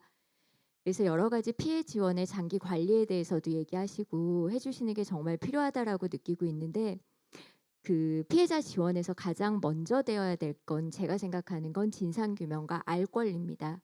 단 한 번도 진실에 대해서 정부에 대해서 설명 들어본 적이 없고 정권이 바뀌어도 아직까지 어떠한 설명을 단 한 번도 들어본 적이 없습니다. 그리고 지금도 감사가 추진되고 있어서 감사의 범위와 대상과 내용을 알려달라 그랬습니다. 그것도 비공개라고 답변을 받았습니다. 그러니까 가장 피해자 지원이 장기적으로 돼야 되고 그리고 정말 실질적으로 필요한 지원이 돼야 되는 게 맞는데 거기까지 가려면 일단은 진상규명이 최우선 되어야 되고 그리고 유가족들이 알고자 하는 사실에 대해서 알 권리가 보장되어야 됩니다. 그런데 어느 한순간도 어떤 재난도 피해자나 유가족을 대상으로 설명을 하거나 안내를 해준 적이 없습니다. 저희가 받는 정보는 모두 신문 기사를 통해서 스크랩하는 거고 직접 넣은 민원을 통해서 짜집기를 하는 거지 정부에 대한 설명과 안내는 단 한 번도 받아본 적이 없습니다. 그래서 가장 중요한 건 피해자가 받아야 되는 권리, 보상, 진상규명과 알 권리입니다. 유가족이 가장 원하는 건 그거고요. 그 다음에 진상규명이 되면 그 다음에 내 상처를 들여다볼 수 있을 것 같습니다. 진상규명이 되지 않은 상태에서 그 무엇도 치유도 되지 않고 가슴에 와 닿지도 않습니다. 그래서 진상규명이 꼭 되었으면 좋겠다라는 간절한 바람이 있고요. 재난안전보고서가 허술하더라도 정부기관에서 나왔으면 하는 바람도 있습니다. 그 결과가 저의 성에 찰 거란 생각하지 않습니다. 낱낱이 기록될 거라고 생각하지 않습니다. 하지만 그런 상황이 있다는 게 국가공문서에 반드시 남아야 된다고 생각을 하고 민간에서 나오는 보고서와 정부 보고서의 차이를 보면서 그 사이 안에서 저희가 새로운 진실도 발견될 수 있을 거라고 생각합니다. 그리고 정부에서 재난안전보고서가 어떠한 것 자체 반성이나 반성적 사고 없이 그 위에 세우는 대책은 모래 위에 세우는 성과 똑같습니다. 스스로 외부 기관에서의 조사와 내부에서 스스로 반성하고 조사하는 건 굉장히 큰 차이가 있습니다. 담당자들이 누구보다 더 잘 알 겁니다. 어디에서 잘못됐는지. 외부에서 보지 못하는 문화적인 요소까지 낱낱이 알고 있을 거예요. 그런 조사서가 나와야 된다고 생각을 하는데 그게 안 된다면 허술한 보고서라도 외부에서 지금 연구자님이 박사님이 해주신 것처럼 그런 조사와 정부 조사가 비교가 돼도 어디가 구멍이 났는지 알 수 있는 거고 정부기관의 기록으로도 남을 수 있습니다. 그게 어떠한 형태로든 정부에서 나왔으면 하는 바람이 있고요. 지금 박사님이 말씀해 주신 것처럼 진정한 진상규명이 되면 더할 나위 없이 좋겠지만 증빙할 수 없는 관계가 많기 때문에 쉽지 않을 거라고 보고 있습니다. 그리고 이태원 참사는 명확하게 저는 행정참사라고 생각하고 있습니다. 그 가장 우선에는 정부의 정책의 방향성이라고 생각을 하고 있거든요. 당일 인파 관리를 이태원에 10만 인파가 모였고 집회 인원이 4만이었습니다. 서울경찰청의 모든 인원이 집회를 막으러 갔습니다. 10만 인파를 버려두고 거기에는 분명히 행안부에서 내려온 정책의 방향성이 있으니까 용산경찰서가 움직였을 거고 그 실무자들이 움직였을 겁니다. 정책의 방향성에 대해서 누구한테 책임을 물어야 되는지 정말 알 수가 없다라는 생각을 하고 있습니다. 결국은 형사처벌만 요구하기 때문에 법에 어긋난 게 무엇인지만 조사를 하기 때문에 실무자들만 처벌을 받고 윗분들은 전부 자기의 다른 자리를 찾아 떠나는 것입니다. 그래서 그런 정무적 책임, 도덕적 책임, 사회적 책임에 대해서 물어야 되는데 어떻게 물을 수 있는지 모르겠습니다. 어떻게 물어야 그들에게 책임을 묻고 그 자리에서 똑같은 짓을 하지 않고 반성을 할 수 있는지 그리고 자체적 반성 없이 세우는 대책이 무슨 소용이 있는지 도대체 알 수가 없습니다. 세월호 사건을 겪었으나 재난안전보고 매뉴얼이 그렇게 많이 나왔으나 결국은 이태원 참사가 나왔습니다. 재난이라는 건 내가 예측하지 못한 상황에 불가피한 상황에서 벌어진 겁니다. 매뉴얼을 따라서 움직이는 게 아니에요. 그리고 재난참사 매뉴얼은 제가 여러 사례를 살펴봤지만 비슷비슷해요. 돌발 상황에 대처하는 거거든요. 그게 단순히 재난별로 매뉴얼이 나온다고 해결할 수 있는 게 아닙니다. 조직의 문화고 그 직책에서 일하는 사람의 마음가짐이고 사람을 얼마나 존중하고 대하는 그 사람의 자세에서 재난참사를 대하는 태도가 달라지고 대응이 달라진다고 생각합니다. 그게 단순히 매뉴얼에서 해결될 수 있을 거라고 생각하지 않거든요. 화가 나다 보니 제가 흥분을 하네요. 자, 적당히 여기서 마무리하겠습니다. 저도 죄송해요. 콩 좀 먹어야 되는데 한 가지 좀 말씀을 드리고 싶은 건 저는 사실 얼마 전에 그 젊은 소방관이 스스로 목숨을 끊으셨어요. 저는 개인적으로는 160번째 희생자라고 생각을 합니다. 그리고 우리가 모르는 또 한 분이 계신다 그러고 그분 장례식장을 갔었습니다. 정말 어린 그냥 젊은 남자 귀여운 아마도 물론 뭐 직접적으로 그분을 뭐 참사의 희생자라고 하는 거는 행정적으로나 뭐 어려울 수 있겠습니다만 적어도 연구하시는 분들에게 있어서는 그 인과성은 충분히 우리가 얘기해 볼 수 있잖아요. 그리고 인과성이 처음에 있고 나중에 다른 요인이 되더라도 그 이태원 참사로 인한 트라우마를 정부가 방치했기 때문에 그 어떤 트라우마는 점점 더 커질 수밖에 없었던 거고 그 부분에는 분명히 정부의 책임이 있습니다. 저는 그래서 그러한 분들도 참사의 희생자라고 우리는 인정을 해야 된다고 생각을 하고요. 사실 그거는 그분들을 소외시키는 거고 저희 입장에서는 저희 같은 유가족들을 일반인들로부터 또 소외시키는 것이라는 사실 소외감을 느낍니다. 그 일을 보면서. 그래서 그 부분은 당장 우리가 어떻게 당장은 못하더라도 적어도 연구하시는 분들은 그거에 대한 좀 논거들을 좀 많이 확보해 주셨으면 좋겠다는 말씀 드리겠습니다. 콩죽 먹어야 되는데. 콩죽 먹고 다음에는 네, 뒤에 지금 콩죽 준비되어 있으니 가져다가 일단 드시면서 이야기는 이어가도록 하겠습니다. 네. 네, 콩죽 앞으로 좀 보내주세요. 네, 가지러 가셔도 되고 담아놓은 거 보내주시면 드시면서 얘기하겠습니다. 말씀 감사합니다.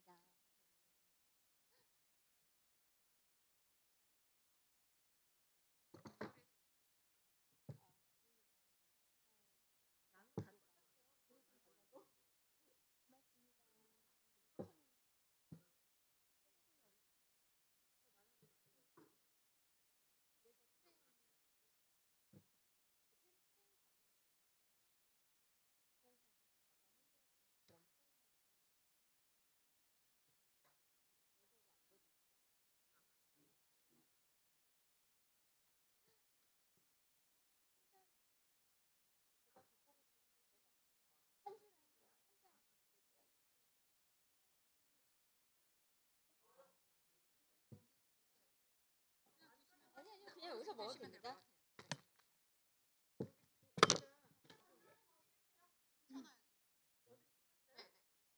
잘 먹겠습니다. 감사합니다. 세상에 콩죽 어떻게 끓이셨어요?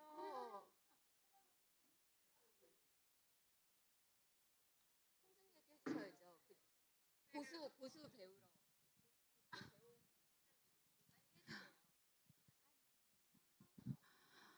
네, 그 지금 드시는 콩죽이 작년에 좀 전에 이제 경민 쌤이 열었던 얘기에 콩죽 얘기를 했었는데요.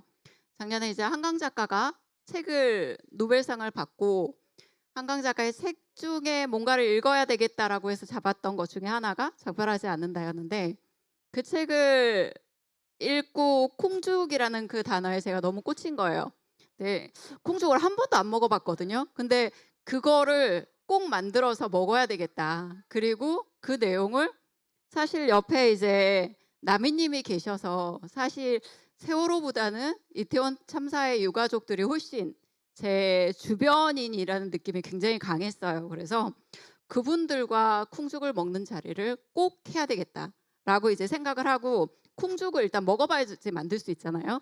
그냥 막 검색을 했는데 주위에 용인 근처에는 파는 데가 없는 거예요. 그래서 제일 가까운 데가 서울대 근처에 콩죽 전문점이 있어서 바로 갔죠. 네, 바로 가가지고 사장님이 그날 문을 닫았대요.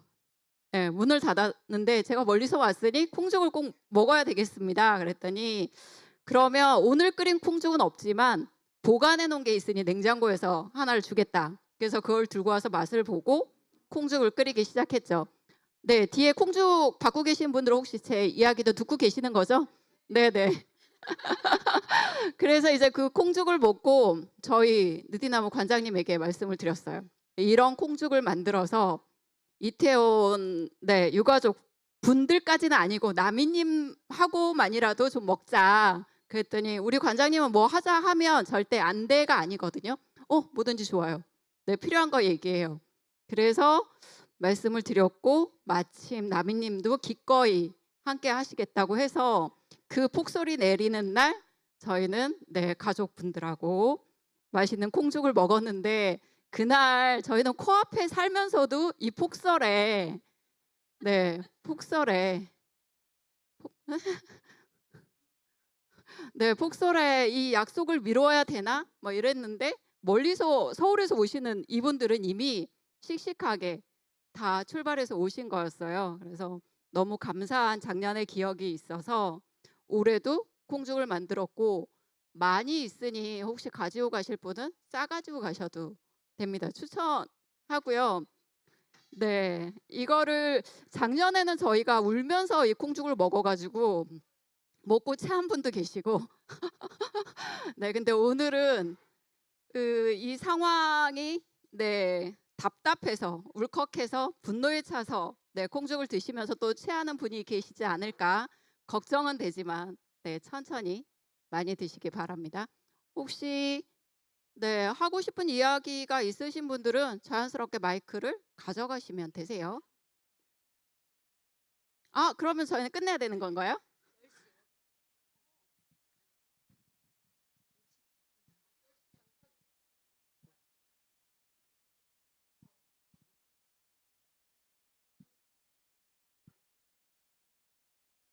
네, 그럼 마이크를 안 쓰면 되는 건가요? 그것도 아니고.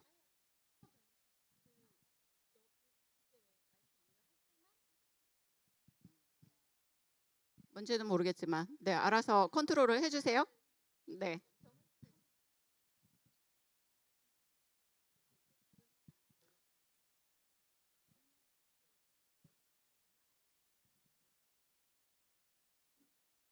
네, 나의 콩죽이 부족하다라는 얘기를 하셔도 되세요. 네.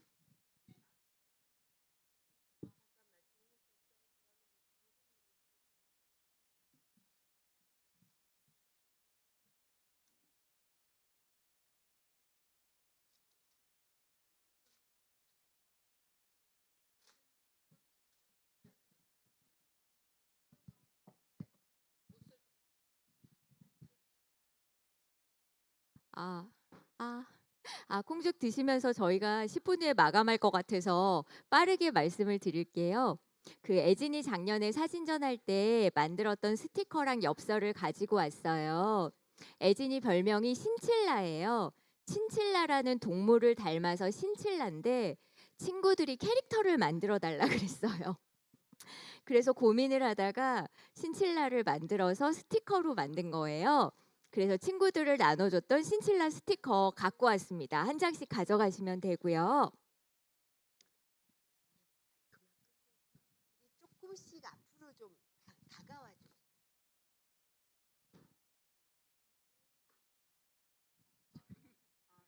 지금 오늘 이 글로벌 대 응. 응, 그래요.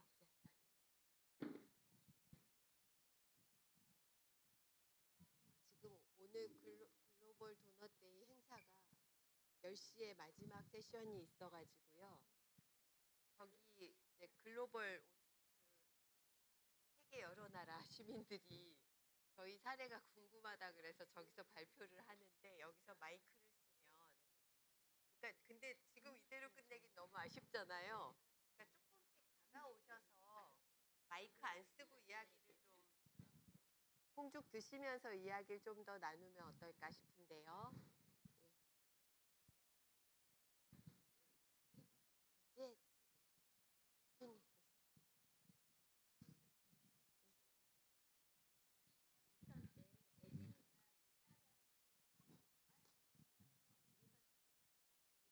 이거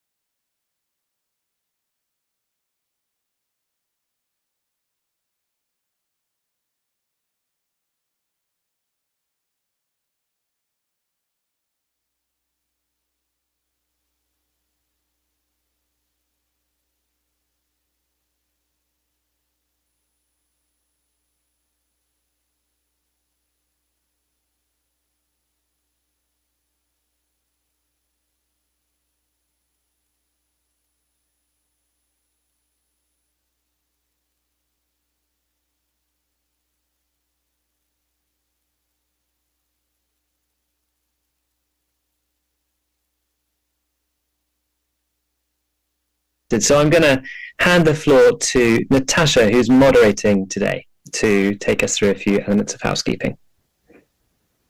Hi everybody, thank you Rob. I'm Natasha and I'm moderating for today. And as Rob mentioned, I've got a few things just to run through before we start, and then I'll hand back to Rob. Just to let everybody know, and a reminder that the session's being recorded today. Sessions will be posted onto the Deal YouTube channel after the session. If you'd rather not be in recording, please feel free to turn your camera off. In addition, we have BSL interpreters today. You'll see them on the screen, there'll be spotlight, but you can also choose your usual view on Zoom on the Zoom view at the top right of your screen. And in addition, as Rob mentioned, we have a Q&A session towards the end of this session. Please add any questions you have into the chat and we'll be taking them out and Rob will field them across the panelists. If you have one particular panelist, let them know the questions for them. And if you could put Q&A at the start of it, we'll put them into the document. And finally, there are a few other sessions going on for Global Donut Days for the rest of today and some tomorrow. I'll share some links in the chat for your information. But without further ado, I will start recording and hand back over to Rob. Recording in progress. Firstly, to say thank you so much, everyone, for joining. It's a real pleasure to bring the launch of the new tool, What is a Donut Portrait, to you today. It's something we've been working on as a global community for many months. And so to have this moment to finally release it and share all the work that's gone into it is a real joy. If I'm honest, a lot of creativity, a lot of practice and learnings have gone into it. And today we've got 3 people to share their stories as well. So what does it mean to bring these ideas to your community at different scales, where Kyung Min in Korea, the Newtonamu Library, where she's based right now for the local Global Donut Days events there, will share what it means to bring the portrait process to the civic space scale of a library or maybe a school or a church. Then we're going to be moving to Tansy Drake in London, who's going to be sharing what it was like to open up a process of community engagement at the neighbourhood scale in a couple of areas of South London. Before we move to Diane Randall, who is in Lethbridge, Canada, and has been taking the ideas into communities at a city scale and opening up an engagement process in Lethbridge. So moving up those different scales, we'll hear from community organisers bringing these concepts to life.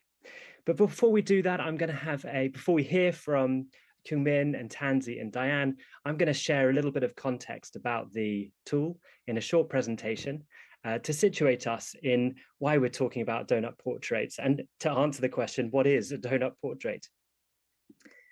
So we're launching 3 tools today. What is a donut portrait is a tool to help start planning your donut portrait for your place and your community. And as a kind of a collection of 3 tools, we also have a donut portrait tool library to help you make your donut portrait in lots of different ways, drawing upon lots of different methods, approaches, and existing tools. And also a donut portrait case studies, a set of 27 case studies from around the world of people who've been applying the ideas at all different scales and from all different kind of angles, whether it's civil society or public administration or as a business. So actually, I should say a consultancy, sorry. So the aims of the tool we're launching today are to help you introduce the idea of a donut portrait to your community, to show you the breadth and the depth of possibilities that have come to life over the last 5 years and that you can now draw upon that are most relevant for what you're looking to do in your place. And to help you start planning for your own process, your own donut portrait engagement process and creation process, including why you want to create it, how you want to create it, how you might share it, and also how you might bring care into the process, which is ever so important. These tools build on over 5 years of practice and learning, and it's amazing that they've been co-created with members of the Deal global grassroots community. So they're really grounded in what people want and need based on their experiences of trying to apply these ideas and the learnings that they've had in their process. But it's also a tool that's relevant and applicable no matter who you are, whether you're applying the ideas into a school or a local government. You know, these are ideas that you and tools that you can use too. So just to take a step back and remind us, well, what is this idea of the donut portrait? Well, ever since the donut was first published in 2012, people have been asking, what would it mean for our place to live in the donut?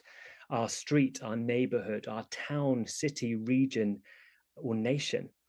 And so back in 2020, actually probably even slightly earlier than that, Kate came up with the idea of unrolling the donut to make some space and zoom in between the social foundation and ecological ceiling to ask a big question. How can our place become home to thriving people in a thriving place while respecting the well-being of all people and the health of the whole planet? Now, this is a really big question. It's a question for generations, but we really need to be looking at this if we're to understand how our place can get into the donut and respect the well-being of all people and the health of the whole planet. But to make it a more manageable question, we break it down into these 4 lenses, where we have the local aspirations on the left and the global connections on the right, asking the questions, how can all the people of our place thrive? How can our place be as generous as nearby nature? But also, how can our place respect the health of the whole planet and the well-being of all people? I won't go into too much detail, but the tool enables you to zoom in to each of these 4 lenses one by one and explore using a variety of methods to make visible your explorations into these questions, and crucially, to draw into connections between them and surface any tensions that exist about how we may meet our needs and the actions and choices we make locally and their impacts and implications for people worldwide. But also when you make the connections, new possibilities emerge. So seeing this holistic picture of our place allows us to take action in more transformational ways. So we say when we step back and see all the ways of exploring these 4 lenses, you can create a donut portrait of your place, and you can bring into it your local strengths and assets, the challenges in your place, the current targets and indicators you may have, the sense and experience of your place, the histories and stories, and surfacing any questions you may have and exploring your own possibilities, dreams, and imagination. And it can be done at any scale. So that's something we're also bringing to this new tool, a real permission to play with these ideas at any scale, from the civic space all the way up to the nation. The civic space, we might explore the holistic benefits of a place like a library, but also the challenges it might face and how you might take action in a globally connected way. At the neighborhood scale, it's an amazing way for bringing everyone on the journey of what it means to live well and how we can take action towards the donut in lots of creative ways. Might not be so much data available, but actually there's so many brilliant ways to engage people. At the town and city scale, there's lots more publicly available data, and you can create a compelling call to action to start a citywide conversation and engage policymakers and all the people in your place around a common question of what it means to get into the donut. At the bioregional scale, you can take nature's boundaries as your new kind of compass for organizing and actually bring communities together around, for example, a watershed, and understand how we live well within the limits and cultivate sort of biodiversity and regeneration in the process there. And at the national scale, you might look holistically at the different social, ecological, local, and global elements of what it means for your nation to be in the donut, and use that as a counterbalance to maybe mainstream narratives that might be too narrow in focus. So to pause and then say, well, the answer, what is a donut portrait? We believe it's looking through these 4 lenses at our place and community and making visible what we find in order to drive the changes we want to see to bring about a world in which we are living well within planetary boundaries, both locally and globally. So this is our 1-page visual, what a donut portrait is. And back in 2020, Amsterdam was the first city to publish their city portrait. So this is the city scale, and it brought together lots of existing targets and indicators and policies at the city scale, led by a collaboration between Deal and the municipality of Amsterdam and circle economy and biomimicry. So really pioneering what these ideas meant. And over the next few years, portraits sprung up around the world, mainly at the city scale and mainly led with data. And so at the community scale, there were very few examples of grassroots organizing or kind of neighborhood scale organizing, with the one exception of Civic Square's work in Ladywood in Birmingham. And they published their neighborhood portraits, the Neighborhood Donut, in 2022. And really kind of set the incredible scale of possibility about what these ideas can mean. They recognized that the four lenses was an idea that they could take and use and hack and make their own, and really take it to so many different creative, in so many different creative directions, that it took our understanding of the possibilities of this framework of the four lenses to a whole new level. And when they were sharing this portrait back with the whole community, it was a real process of imagining and dreaming, but also facing into the truth and the realities of the world and the situation of the community as it was. But so many creative ways to explore and share the portrait. And so it's hard to overestimate just how foundational and inspiring the work of Civic Square has been in the creation of this tool. But when we had this brilliant example of Civic Square's neighborhood work, and we'll hear from Tansy in London shortly. But in January 2024, the London Donut Economy Coalition was had some funding to bring the donut down to the neighborhood scale in two areas of South London, in Lambeth and Brixton, and in Old Kent Road, which is adjacent to the community of Walworth. So these two different community groups began exploring what these ideas mean for us. And these were some anchoring questions. What do we really want to achieve? Who are we trying to reach?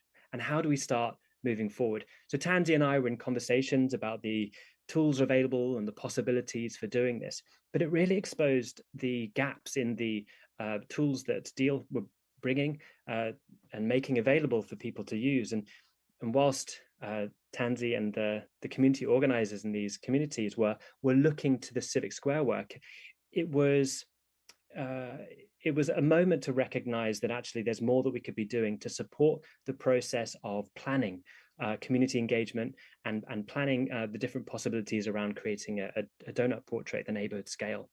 And so from that moment on, we've been working collectively with community members around the world to create these tools, to plug those gaps that existed up until that moment. So it draws upon Civic Square's work, but all the other the portrait tools as well, and bringing in the questions that have yet to be answered about how we kind of design community engagements in certain formats, setting up space as well, doing it in an as accessible way as possible.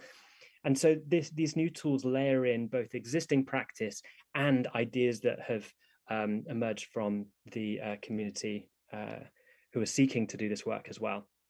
So the elements of the main tool are divided into these two lines. You've got the preparation elements and the workshop elements in the colorful blocks below.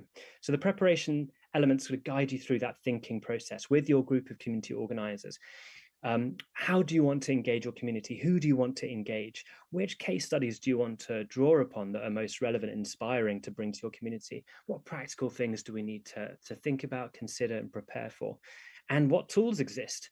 So we created a donut portrait tool library to show many, many tools that you can draw upon. Then workshop elements, they're there to pick and choose and mix and match and adapt as you see fit. There's some indicative timings there. You can see from 30 minutes to 90 minutes, but you can flex those out and you can sequence them how you like. So you could do a full day workshop, or you could break it up into a sequence of smaller engagements that build up over time, allowing you to engage with different parts of your communities in different ways. And so I'm going to go through these one by one, just giving you a very brief flavor of what you can find in them. So starting with the warm-up activity. From a standing start, how do you introduce the idea of a donut portrait in as least technical way as possible and fun, engaging, energizing way? So we start by asking, well, what is a portrait? And we invite people to create a portrait on paper in 10 seconds. And then it's always a very energizing and entertaining process. And then to add over the next 10 minutes, more information about who the person you're doing this with. So you do it in pairs, and then you reflect. Did they get an accurate picture of you? What things do you think best captured you, or what's missing? What were the issues in the process, and what might you change? And so this very relatable human sort of moment of creating a portrait of your neighbor, I beg your pardon, the person you're working with in this workshop, reveals to us many insights about how limiting a process can be.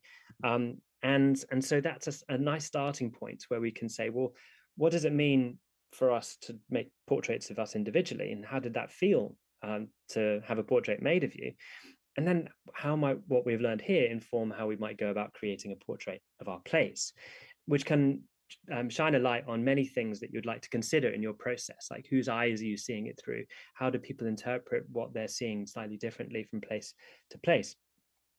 So that's a kind of a segue that takes you from kind of this concept of a portrait through to then introducing the idea. And so I've shown a few slides introducing what a donut portrait is.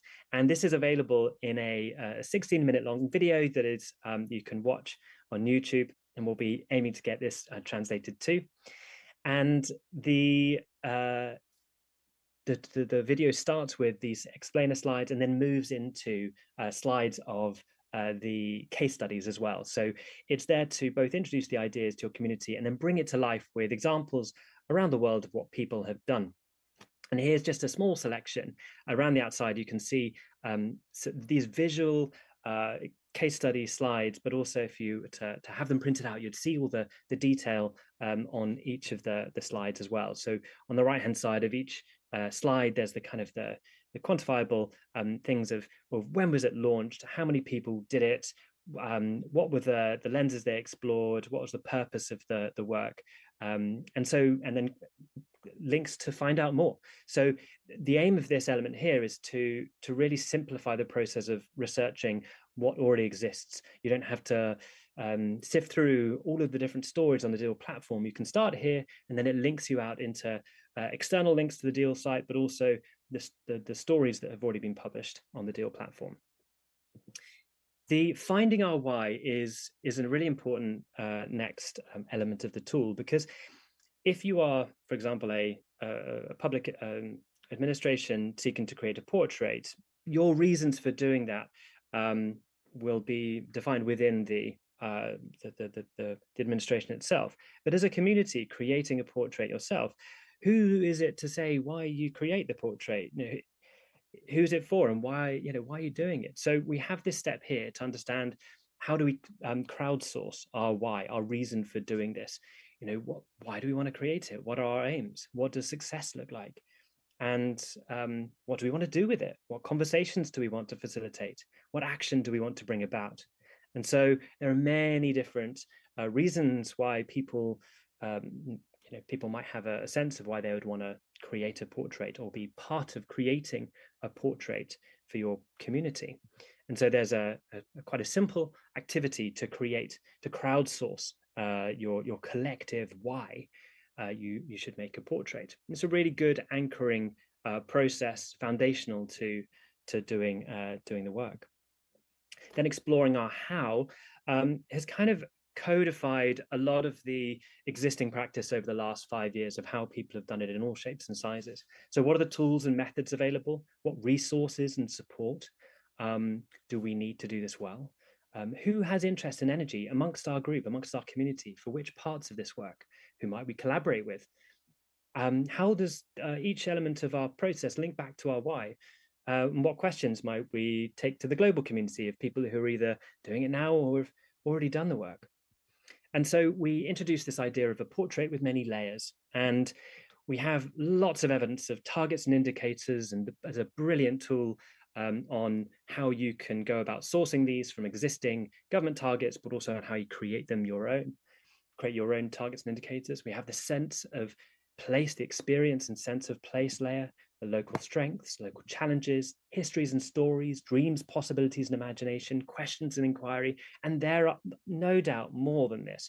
But what we're trying to show here is that you can bring all different ways of seeing and relating with the four lenses into your process. And when these all interconnect and interrelate, you create an ever richer picture for your place, which has ever greater potential to drive transformational action, and for everyone to see their role in both creating the portrait and bringing it into practice. And each of these layers is supported by a part or section, a shelf of the Donut Portrait tool library. And these are sourced from around both the Deal community and beyond.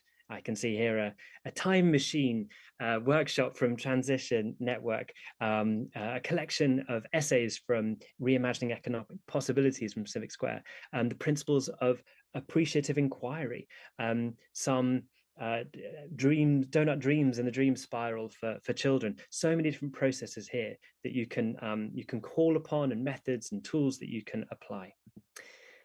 So caring for Ahu, I mentioned before, this is such an important part of the process. So what does a culture of care look and feel like?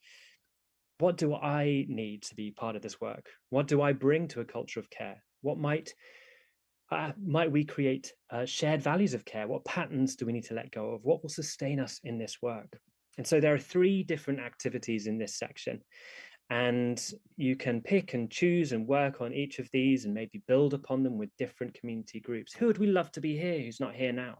What are the barriers that we might overcome to enable more and more people to become part of this process?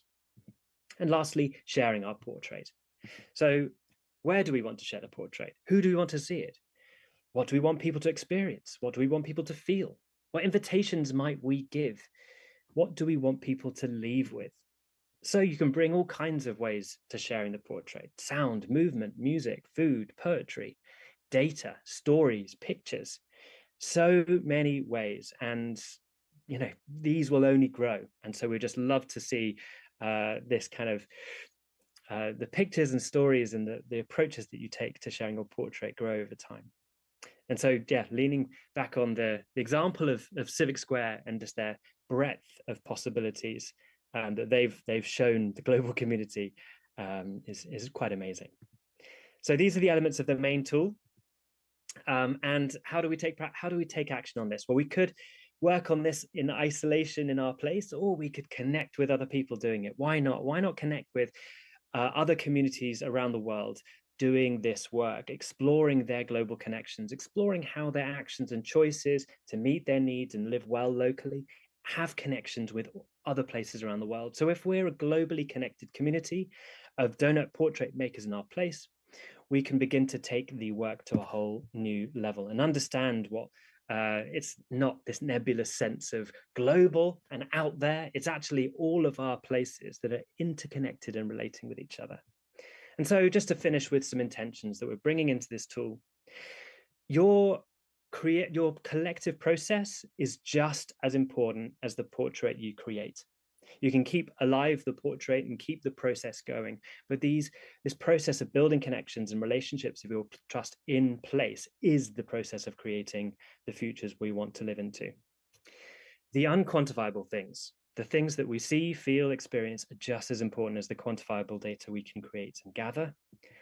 And by creating this global community of practice connected through our shared exploration of local to global connections, we will reveal connections and uncover insights that we can't do alone. And so just to leave by saying we're underway with the process of translation into Brazilian, Portuguese, Spanish, and Korean. And if you're interested in having these tools translated into your language, please contact me at rob@donuteconomics.org. So I'm going to stop sharing my screen there and see whether I've gone over time. I haven't, which is great news. And we're now going to hear from Kyungmin, who is in Newton-Amu Library in Korea. And Newton-Amu Library is a wonderful example of bringing the donut portrait to the civic space scale. And Kyungmin, I can see, is in the library now, and has been kind of integral to kind of bringing these tools into your process of community engagement and exploring what it means for you. As Kyungmin now shares from her place, feel free to share questions in the chat, and then we've got time for questions and answers afterwards. So Kyungmin, over to you. Hi, Rob, and hi, everyone. I'm Kyungmin Lee from Y Donut, based in Yongin, South Korea. And I'm very glad to share my experience of drawing a donut portrait, and I hope that what I share today might be helpful to anyone who wants to begin this journey. To begin with, I want to show you what we've done here. We've done community mapping with donut framework like this. And this is Newton-Amu Library community portrait of civic organization scale. So let me start from now.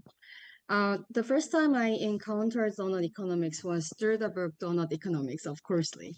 The book sparked a strong desire in me to do something, anything related to donuts. But at the time, I wasn't sure how or where to begin.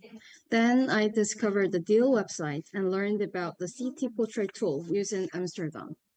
To understand the tool deeply, I gathered members of Y Donut, and together we began translating the Amsterdam City portrait document into Korean. The more I learned, the more I realized how effectively the tool could be adapted to local context. It enabled genuine citizen participation and felt like the right tool to help us imagine and draw the good life we want in our city. And that's how we started. And from there, we began reading the donut portrait tool document and started exploring the community portrait layer. Actually, last year, someone asked me to draw a data portrait using existing indicators. But to be honest, that approach didn't feel real. It felt artificial, as if we were forcing data into a predefined structure. Because of that experience, I decided to go back to the beginning and start again with the community portrait layer. So at first, I wanted to make a portrait for the entire city of Yongin.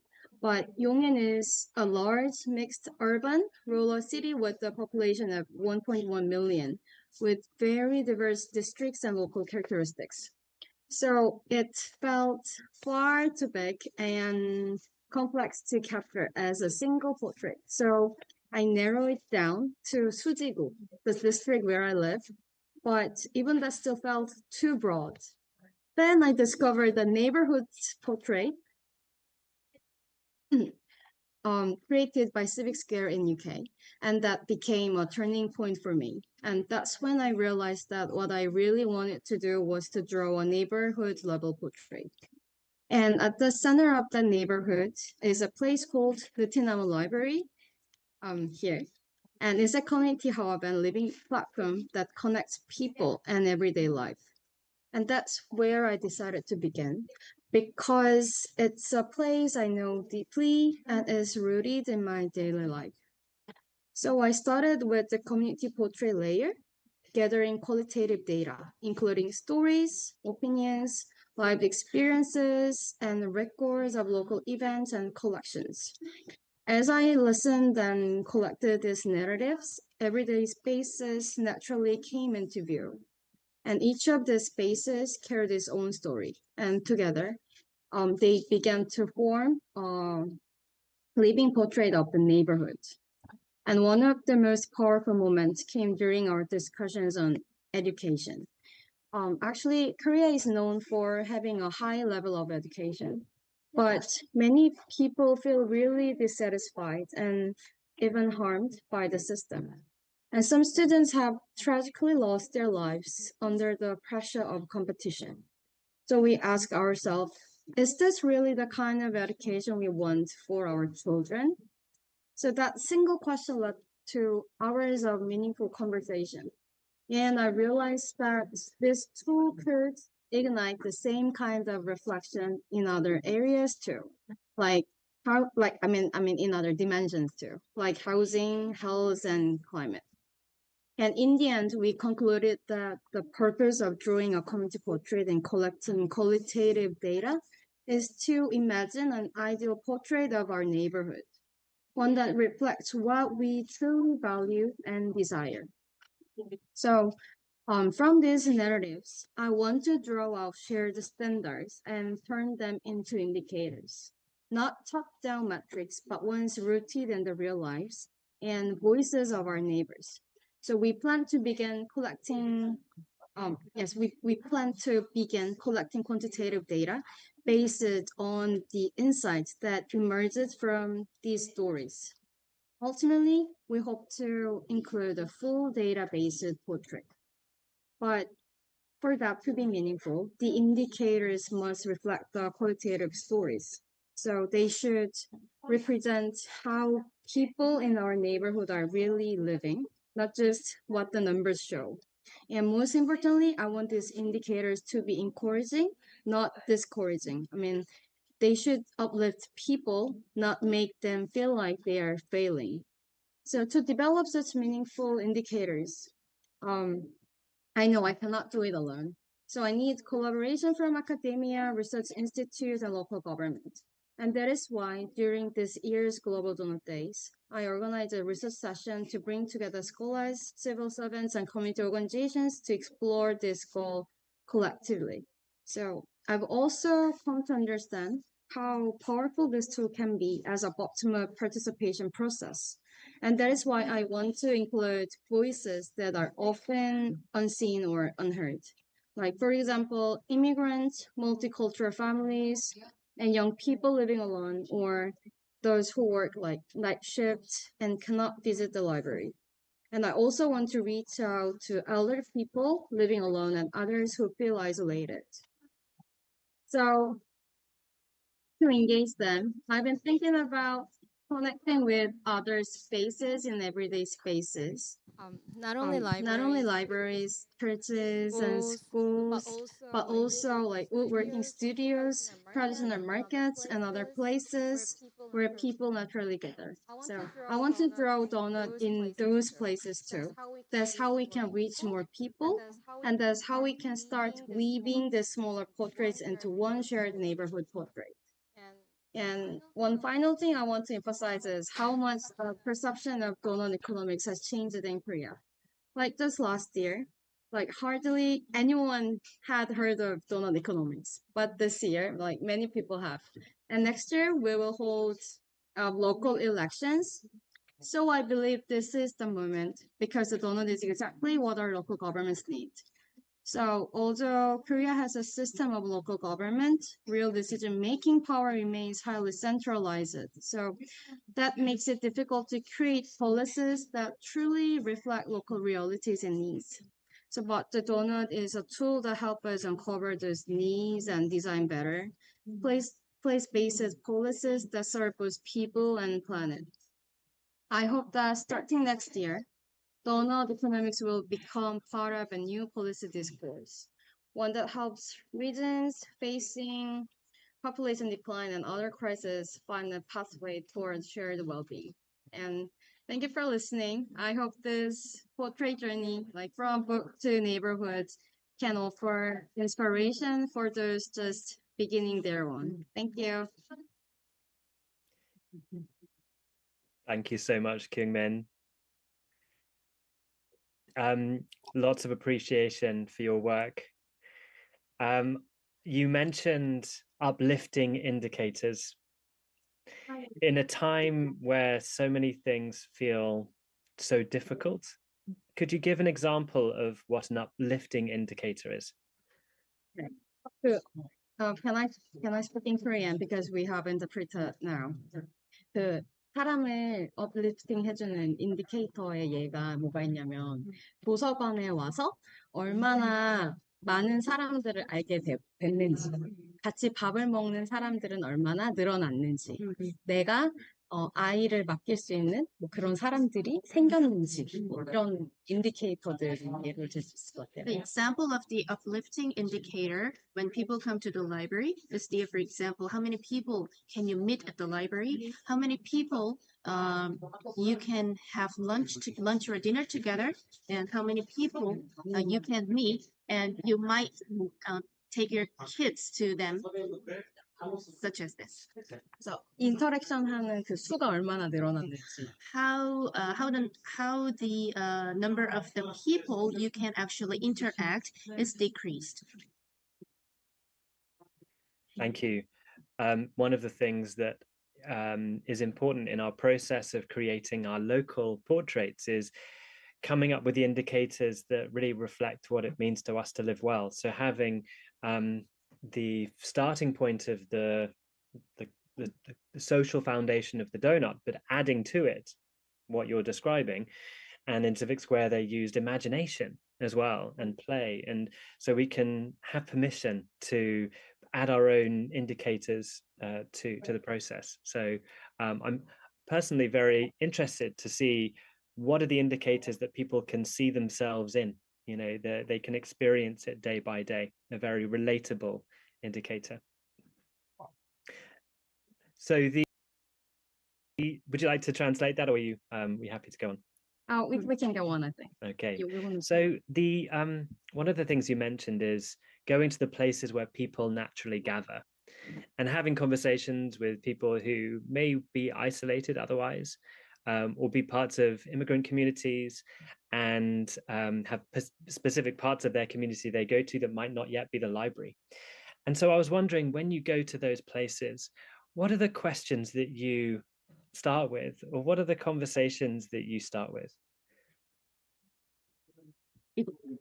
아니요, 제가 okay, I'll speak in Korean as well. 저기 보이는 저 툴 있잖아요. 저 툴이 Can you see the tool on the wall? that quick participatory donor tool, that thing. 저게 진짜로 도움이 엄청 돼. That tool really was helpful.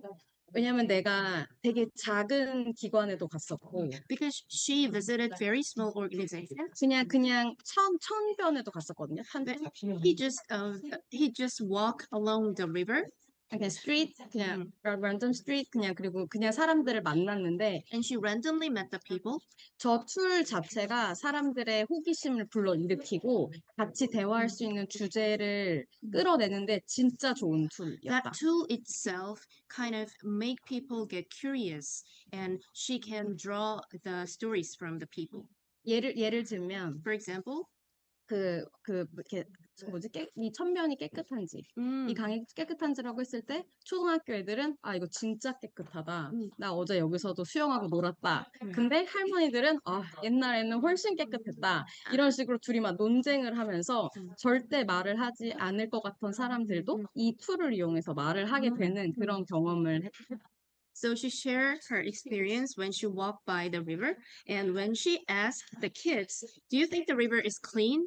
And the kids say, "Yes, it's clean. I even swam yesterday." But there is an old lady. She said, "No, it was cleaner." And they started to debating.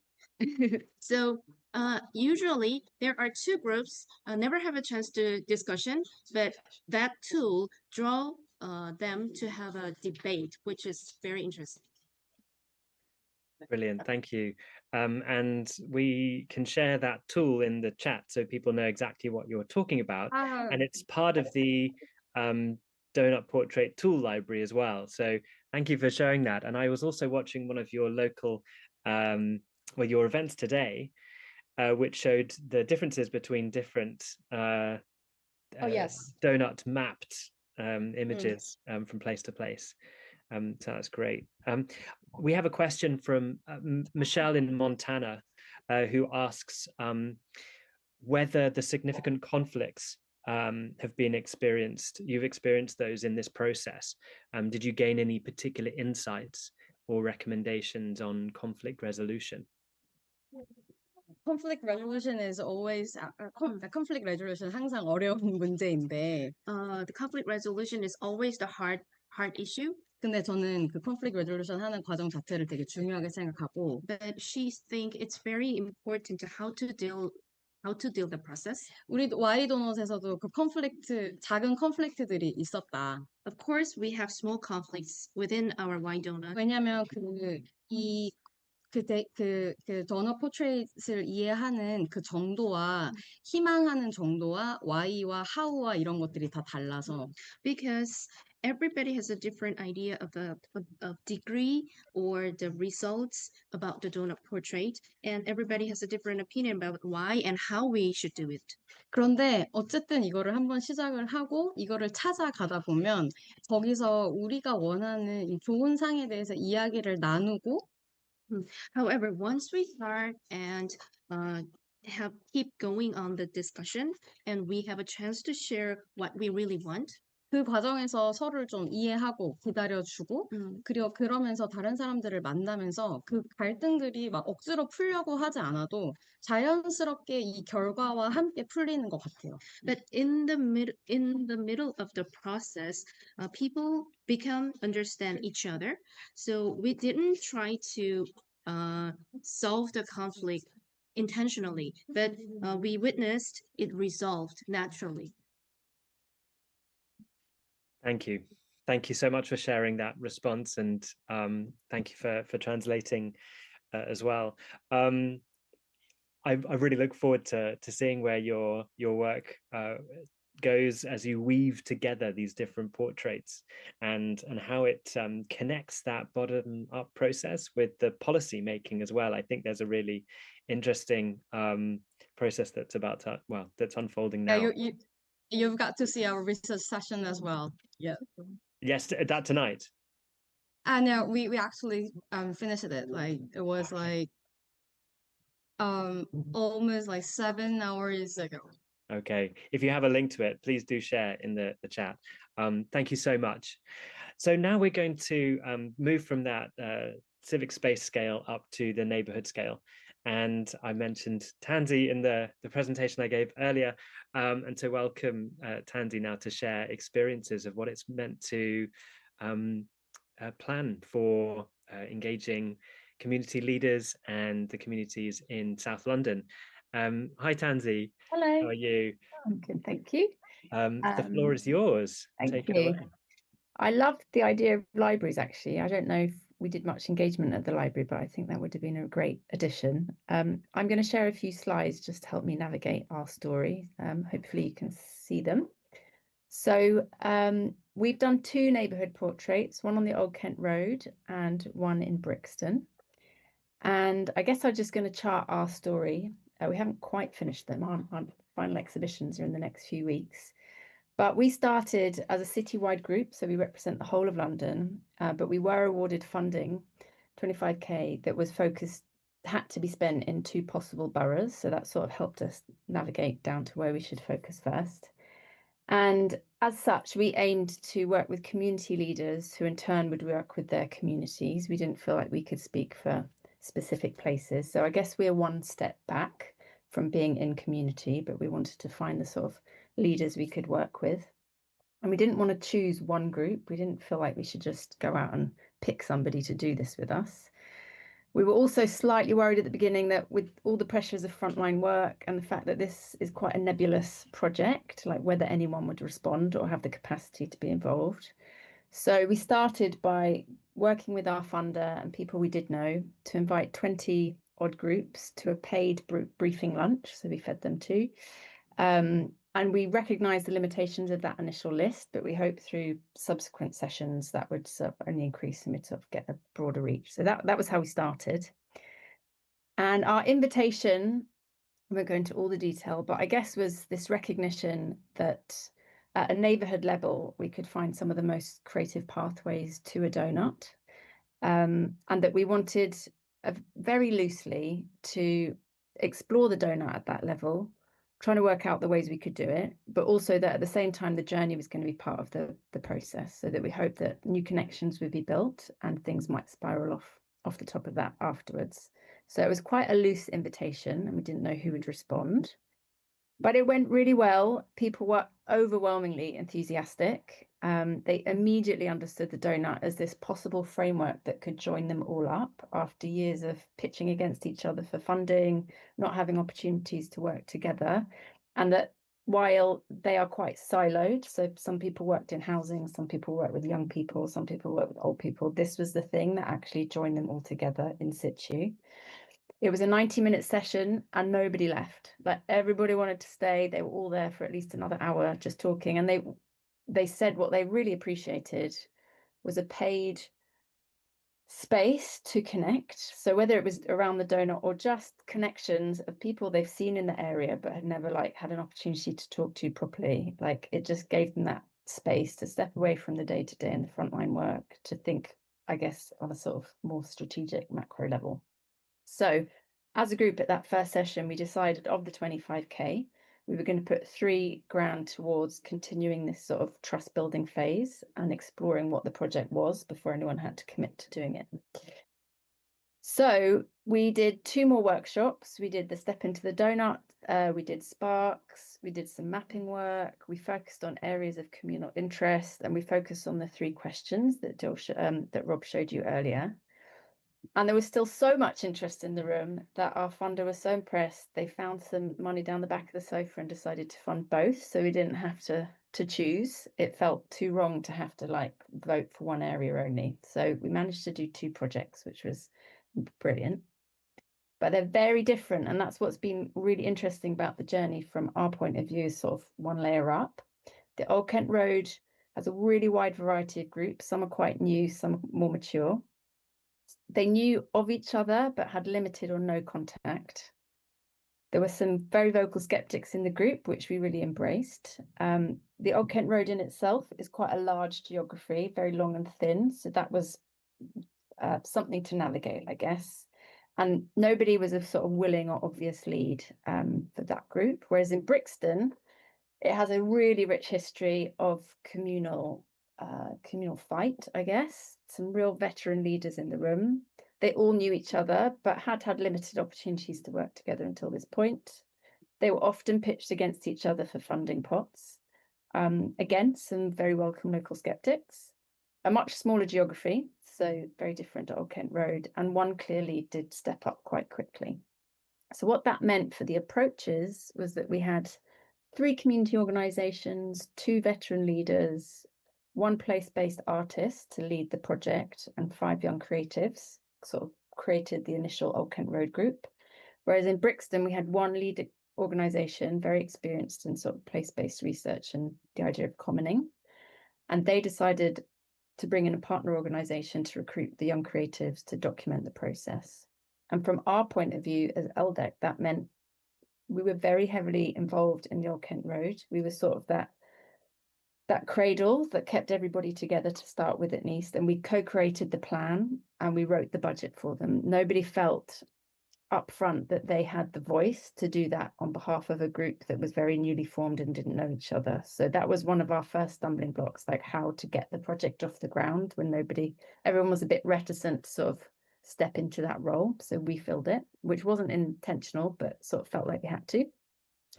And as we couldn't nurture the whole project and didn't feel like we should, because we are not from the Old Kent Road, although I do live close, we decided to recruit a place-based artist as part of the funding, and she was going to lead it. In Brixton, we haven't been very involved. I haven't got a great deal of insight. It's all coming together in the next few weeks, and we've yet to see how many of that original group have stayed involved, seeing as one group took the lead and have sort of taken the charge. However, there have been some really common themes, which has been so interesting to see. Up front, everybody was really adamant that because it was such a nebulous project, we needed a really clear route to legacy. And they both inbuilt that quite early on by putting some of that budget to employing young creatives as an opportunity to learn more about, I guess, community organising and research, and to document and develop the tools. So there was this great spark of energy right from the beginning. And if nothing else comes for it, there's at least 10 young people who've had this opportunity to be part of something and learn. During it, they both went to Step Into the Donut as a really engaging way to land the idea. They've both done mapping, and they've both held conversational events at a very grassroots level for people to swap ideas and meet each other.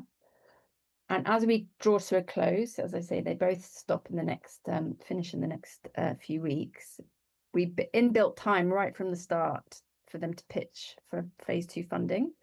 And both of them want to do that on this idea of a local commons and how to create an unleashed democratic funding. So how, as a governance structure, can they hold themselves together to communally and commonly move forward for how they make their area a donut zone? I'll just quickly skip to a few challenges.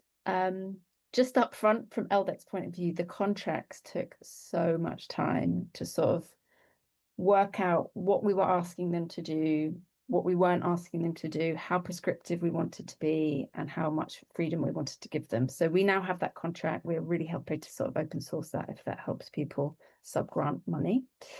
Right at the start, I guess, what we've realized now with Rob, that there wasn't maybe this central toolkit to sort of digest what had been done before. So it took an enormous amount of time and sort of commitment to go through all the deal tools that had been done before and work out what we could adapt and what we could use. So I would just say, enjoy that bit of the process, but it does take time. We got quite lost quite often over the last year. We kept coming back to this, like, what is this and why are we doing it? And I would ground, like Rob has sort of developed those questions quite early on, because we didn't. And I think that gave us a bit of a challenge, but we did keep coming back to Civic Square's advice that it's actually just as much about the journey and the relationships that you're going to build as about the stuff that you're doing and what's going to come out of it. And trust that themes will emerge. I really didn't know that they would, but it's just in the last few weeks, it's become obvious what the next themes people want to explore are. We didn't have enough time to keep all the groups engaged, and that's been quite painful because they were really excited in the beginning, and we've just had to learn that, you know, things come up and we couldn't hold everybody together. Mapping, we've done this in a really analog way, but it would be really nice if there's a deal method to capture online, or somehow that you could advise to sort of map. And maybe you do, and we just never found that tool in the library. And then we made the pod. We decided to sort of start where Civic Square did. We built this pod for a school. It's really not as easy as it looks on the instructions. So we are going to share our feedback and all the changes we had to make. But it was beautiful once we got there. And then I guess a few observations on what we're going to do differently. We've got 2 more areas who already want to do it and self-funding this in London. So we're excited to sort of digest what we've learned and move on. Our funder in the relationship, in the geographies we started in, had a lot of key relationships, which we leveraged and gave us a really big head start. I wonder if we'd had to completely start from scratch, whether anybody would have come to that first meeting. That trust building phase is really important, and we invested a lot of time doing that, and I wouldn't rush that. I think we found it hard to find that balance of like landing the idea of the donut and what on earth the portrait was without overwhelming people with loads of information. And we didn't really drill hard on the idea of layers. They've come naturally, but I wonder whether we should have done a bit more of that up front as a guide, so they would have been there whenever we got lost. Recognize your time limits. We had a year to do this. At the beginning didn't feel a lot, and looking back definitely wasn't a lot of time. So we feel like there's a lot more we could have done now we finally understand this. I think it's in Rob's new tool, but we should have been a bit clearer on our sort of lead questions of inquiry. Ours have been very broad. And we are noodling, and I think I've just seen it come up in the chat, how you visualize a data portrait. So we did a data portrait for each area, and we sort of assumed we'd get the picture at the end, which everyone could use as that compass. But it's quite hard to do that on such a sort of micro scale. So we are still figuring that one out. But I guess just being clear up front about what's possible and how you turn that data into a picture would be useful. So I just thought we're going to put these on the library, but I'm really proud of what everybody's developed. And I just thought I'd touch on 4 really quick tools that we developed. I think I've got a minute left, Rob. The first event that Old Kent Road did they decided not to employ a professional photographer. So we've been documenting every single thing, every single meeting along the way to build the portrait. They decided to work with a local group who had loads of old camcorders and Polaroids, and have a stall and invite people to DIY film the event. So we had all these kids running around with camcorders they'd never even heard of before, interviewing each other, interviewing everybody that walked down the road, and got a beautiful film of people self-documenting. So it was a really fun way to document that event. We'd made a really beautiful donut t-shirt, and at one of the events we invited people to bring along an old t-shirt.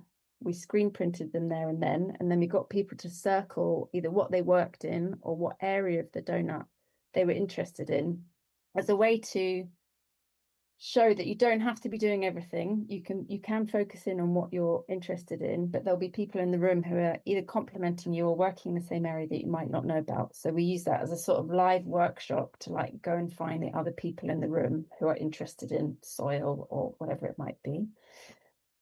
We had this great, for just introducing at a really top run level with kids, we had a Velcro board with balls that they had to chuck at it to sort of work out what they were interested in. And we've developed 4 amazing posters that really easily land the idea of a donut as an image, and whether you see it as a graph or a compass or what it represents. But we worked with Rob to develop those, and they've landed really well. So we're putting those on the tools too. I don't think I've got time to show you the video, but I really recommend some DIY filming. Brilliant. Thank you, Tansy. Is the video available for people to watch? Yeah. Online? I'll share that around. Great. If we have a moment towards the end, if we've got a bit of time left, maybe we'll share it then. Thank you so much. The insights you shared, the learnings you shared, the observations are so helpful for people who might be starting on their process now. We had a question from Karin, which is, did elected representatives, politicians connect and become engaged in the process? So I guess going back to our vocal skeptics in the room, there was quite an effort at the beginning not to include them. However, they have reached out and they want to come to our final portrait on the Old Kent Road is going to be an exhibition, a 3-day exhibition, and they have asked if they can come, and they have said yes. So they will be engaging at that in next weekend. And I hope when we go for funding that will open doors. Brilliant. Thanks so much. You touched on some of the tools, and one thing that you wished you had had at the time was a community mapping tool. I've actually done some digging and I've found some community mapping tools, and actually Rainer has also shared a community mapping tool in the chat. And so this, I think, is the process that we'd love to explore more, which is how do we crowdsource the tools that we would like to use and find. And so the Donut Portrait Tool Library, this is just something I forgot to share earlier, is an open source, crowdsourced library for people to bring tools that you use in the process. And I know that Sarah in the process, the artists you work with in the process found so many tools from the Civic Square process. So I think that's a really important thing to mention. And then just one last question for you, which is that you mentioned the moments of, I guess, sitting in uncertainty about how it's going to, what the next step is going to be. Could you just share a little bit about what that either felt like or what that was like, and a reflection now looking back about what ended up happening? I think we wrestled at the start with this relationship of not being in community and going one step below. And actually your amazing tool has helped clarify what the process is to engage those initial community organizers, who then will take it into community. And then, I think we just kept coming back to what is this and why are we doing it? And I think it's maybe because we hadn't, because it wasn't self-initiated in the Old Kent Road, there wasn't one key question, or Brixton, there wasn't one key question they were trying to solve, which I think if you are doing it for your own area might arise earlier on. So I think we should have probably done that work first. I think, however, they were really excited that it stayed so broad, and that after a year of inquiry, now they know what they want to do. They're going to go deep in governance and how they can really start to make a difference. But I think, yeah, like I said, we just kept coming back to this. We did keep coming back to the layers now and again, and I guess coming back to the journey is as like that uncomfortableness is part of the process, and actually you just do a bit more reading and a bit more noodling and a bit more sort of imagining, and then you get through it. Yeah, brilliant. And it's been so great just to be able to come to your sessions in person, also living in London, and learn, oh wow, yeah, we're really lacking the support, the things you need to do, you know, the next step. And so yeah, just to say again just how formative your experience over the last 18 months has been in the creation of these new tools. So thank you so much for that. Well, I hope also, I think just picking up on someone's question, like we should all be sharing this. You know, we were quite lucky to have some access to Civic Square and ask them directly what happened and what they did. And we would love to share any questions, please. We're all learning, and we're going to carry on learning as we hopefully carry on to phase 2. Yeah, and hopefully the global connection sessions that we have that start in February will be a great place for sharing that too, both experience and questions. There are more questions coming through. Gonna park those for the Q&A at the end, and now go to Diane. Hi, Diane, who's joining us from Lethbridge in Alberta, Canada, and who has been planning the community engagement process for your portrait. So the floor is yours. Over to you.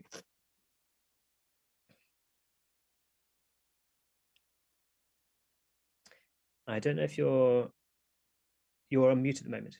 Thank you.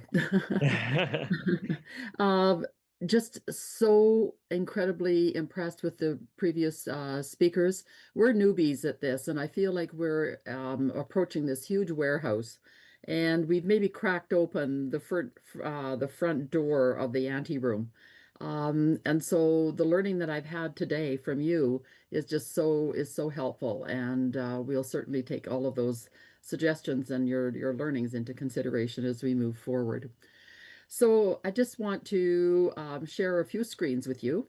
We are Imagine Lethbridge. We have been functioning in Lethbridge probably over the last 3 to 5 years, just having kitchen table conversations about what it is that Imagine Lethbridge could do.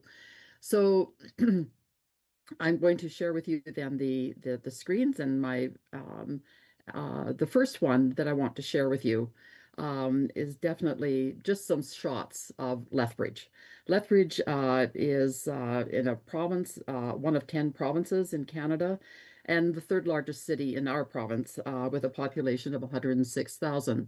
So when I hear about Tansy and you're talking about your neighborhoods, we're probably even smaller than the areas that you were speaking about. And that is one of the reasons that we decided that we would do this from a perspective of the entire city.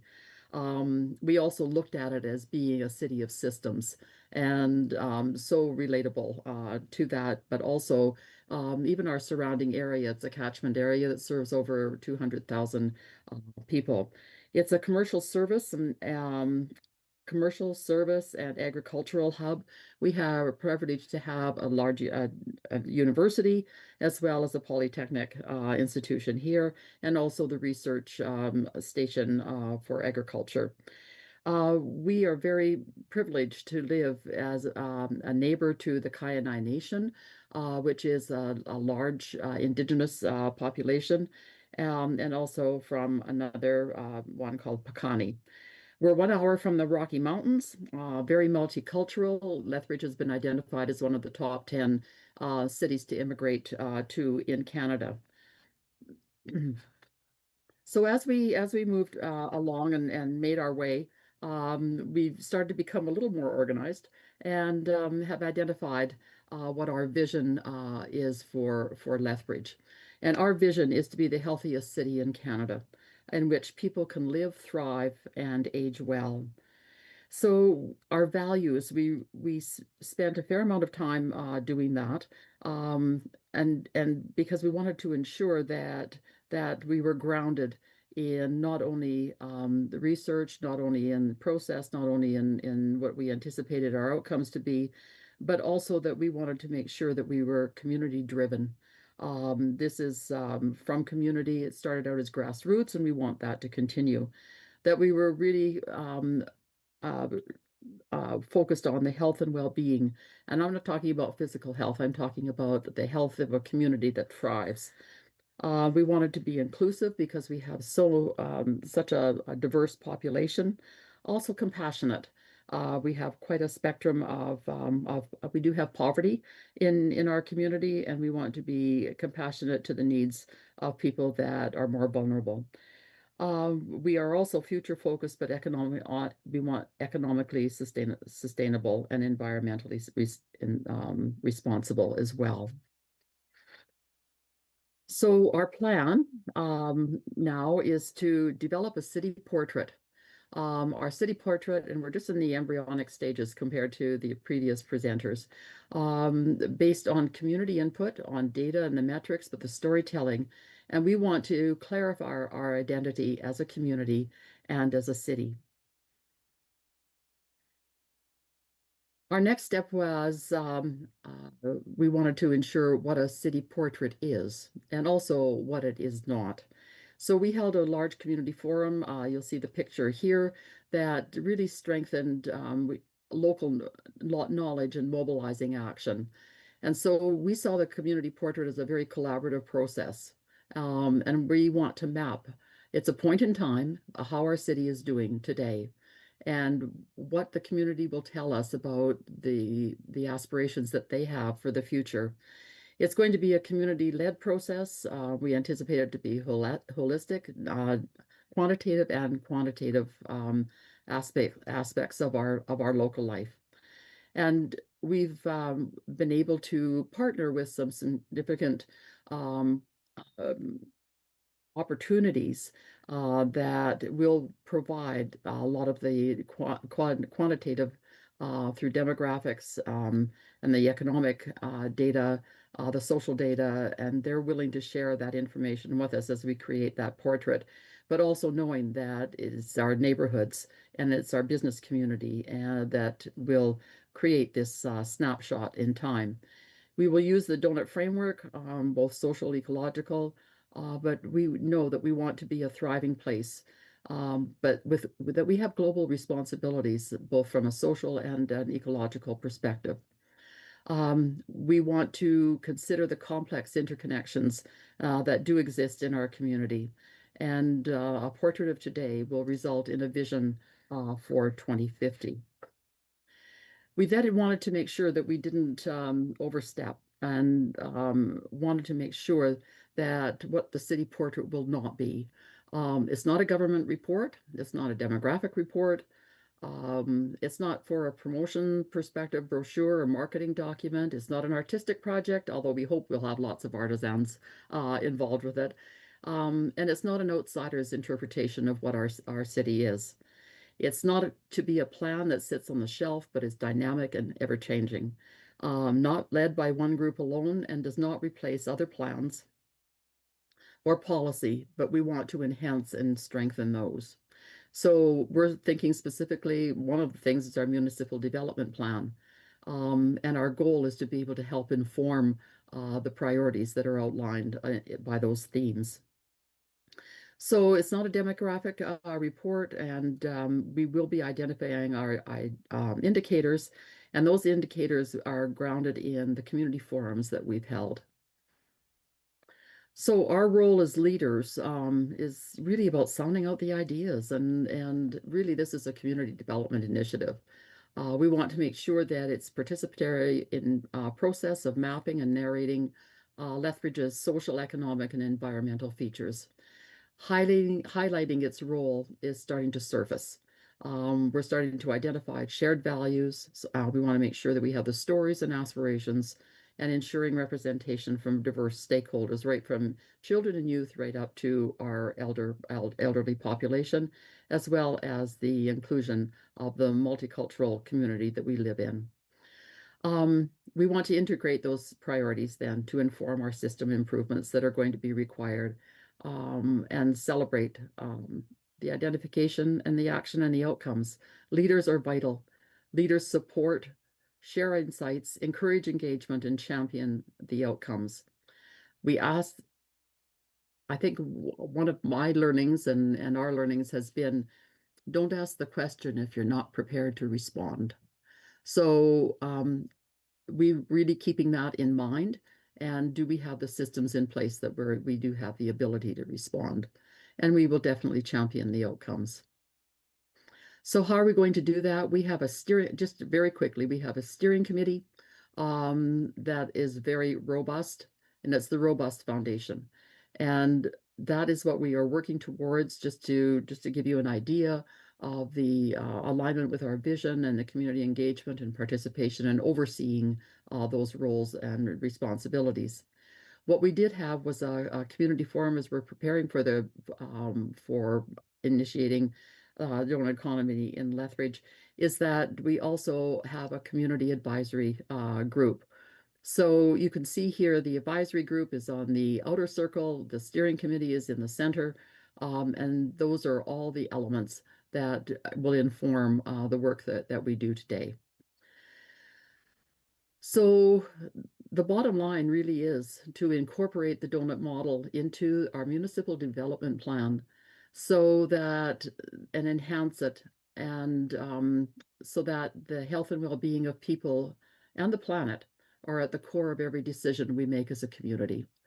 It's about breaking down those silos that exist between departments, organizations, so that we're all pulling in the same direction.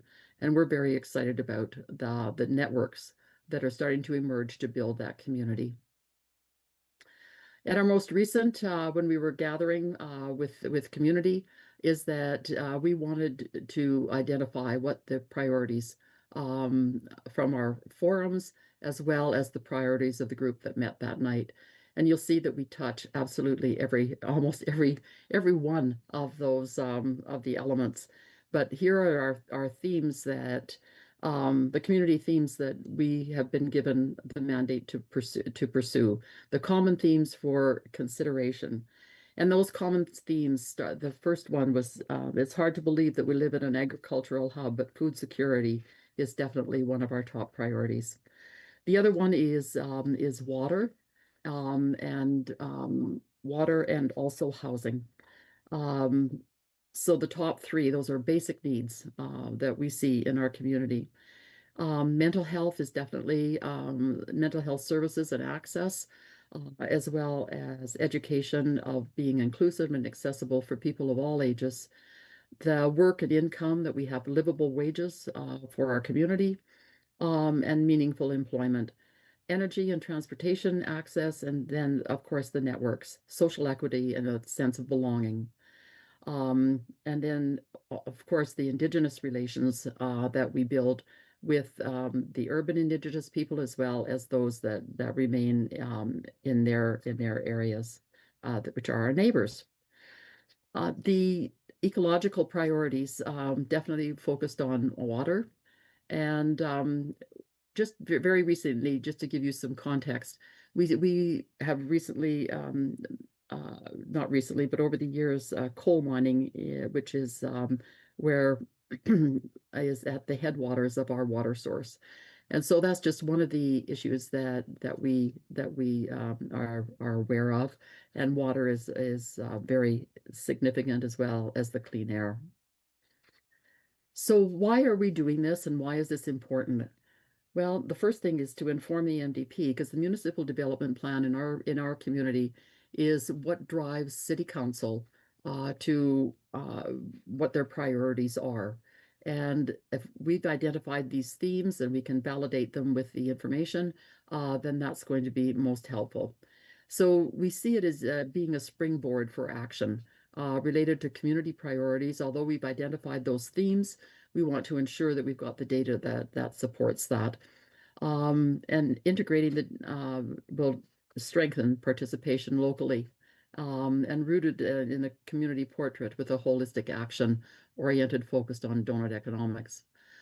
So that's the reason that we're doing it. But who will be involved? We have community leaders. We've already engaged residents, neighbors, some organizations.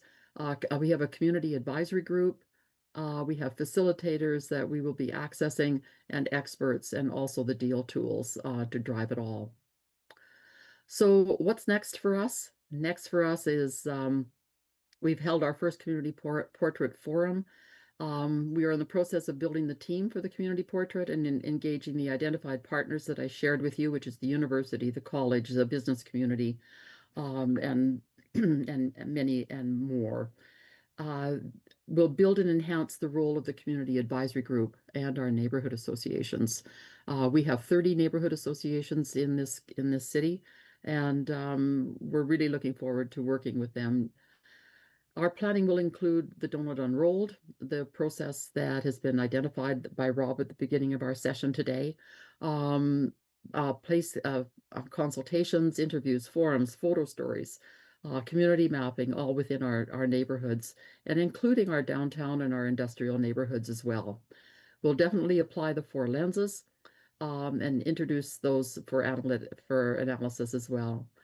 So our role now is facilitating those workshops using donut canvases, and we're just in the planning stages of developing those the framework for the workshops, and we see the purpose of those is to stimulate discussion, and as we've heard from the previous speakers, assess the strengths and going to where the people are. So this portrait will be used as a springboard, and lots of action and follow-up. And that's, and I just want to say thank you for listening. I hope I haven't gone over my 10 minutes.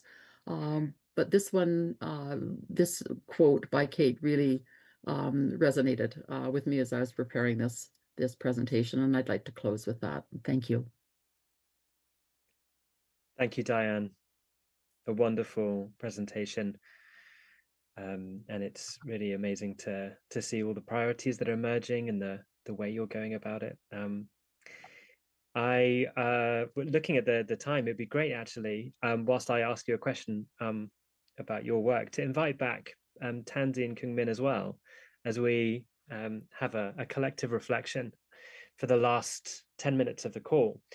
And one of the questions that has come up is the harder topics that can emerge within community.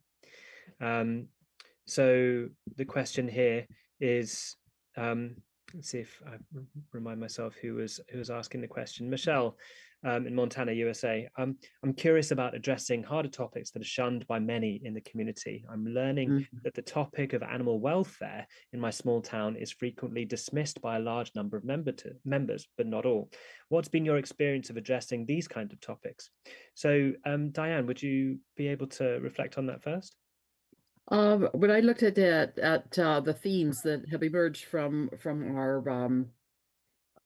our community forums, there are harder topics. You know, the lack of housing, the lack of affordable housing, our homelessness issues, addictions and mental health. Those are hard. Those are hard topics to identify, but also to frame in such a way that how are we going to improve the systems? And it's about the systems. It may not be that, and I think that's where we need to do some focus in our community, for sure, is that when we have a system, that anyone that tweaks one part of another system is going to mess you up.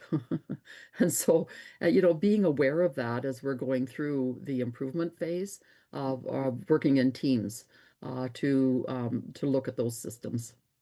Thank you, Diane. Kyung Min, would you like to reflect on that question? Have there been harder questions, harder topics that have arisen, harder questions and harder topics that have come from the community?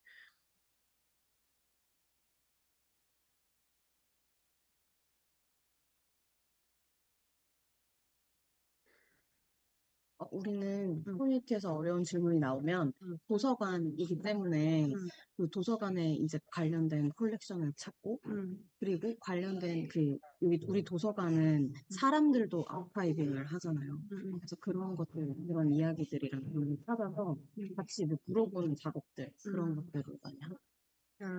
잘 말했죠. So I take advantage of the infrastructure as library when we got the hard questions, because the library has the collection of many topics, and also the Nutinamu library archives people's story. So whenever we got the hard questions from the people or community, we find the collection or we find the people who has the related stories or experience and let them question directly to them. 그리고 우리는 그런 마을에서 올라오는 퀘스천들을 저런 북 컬렉션으로 만들잖아요. We also designed a book collection whenever we got the question from the people from the community. 특히 어려운 질문, 특히 어려운 문제. Especially when they question about the hard questions or the questions that is very hard to solve. Thank you so much. There's another question here from Karin who's in County Derry, Northern Ireland, who has been working on collating data at the oxygen catchment scale for a forest. And one of their challenges has been the lack of alignment between different administrative boundaries in relation to data.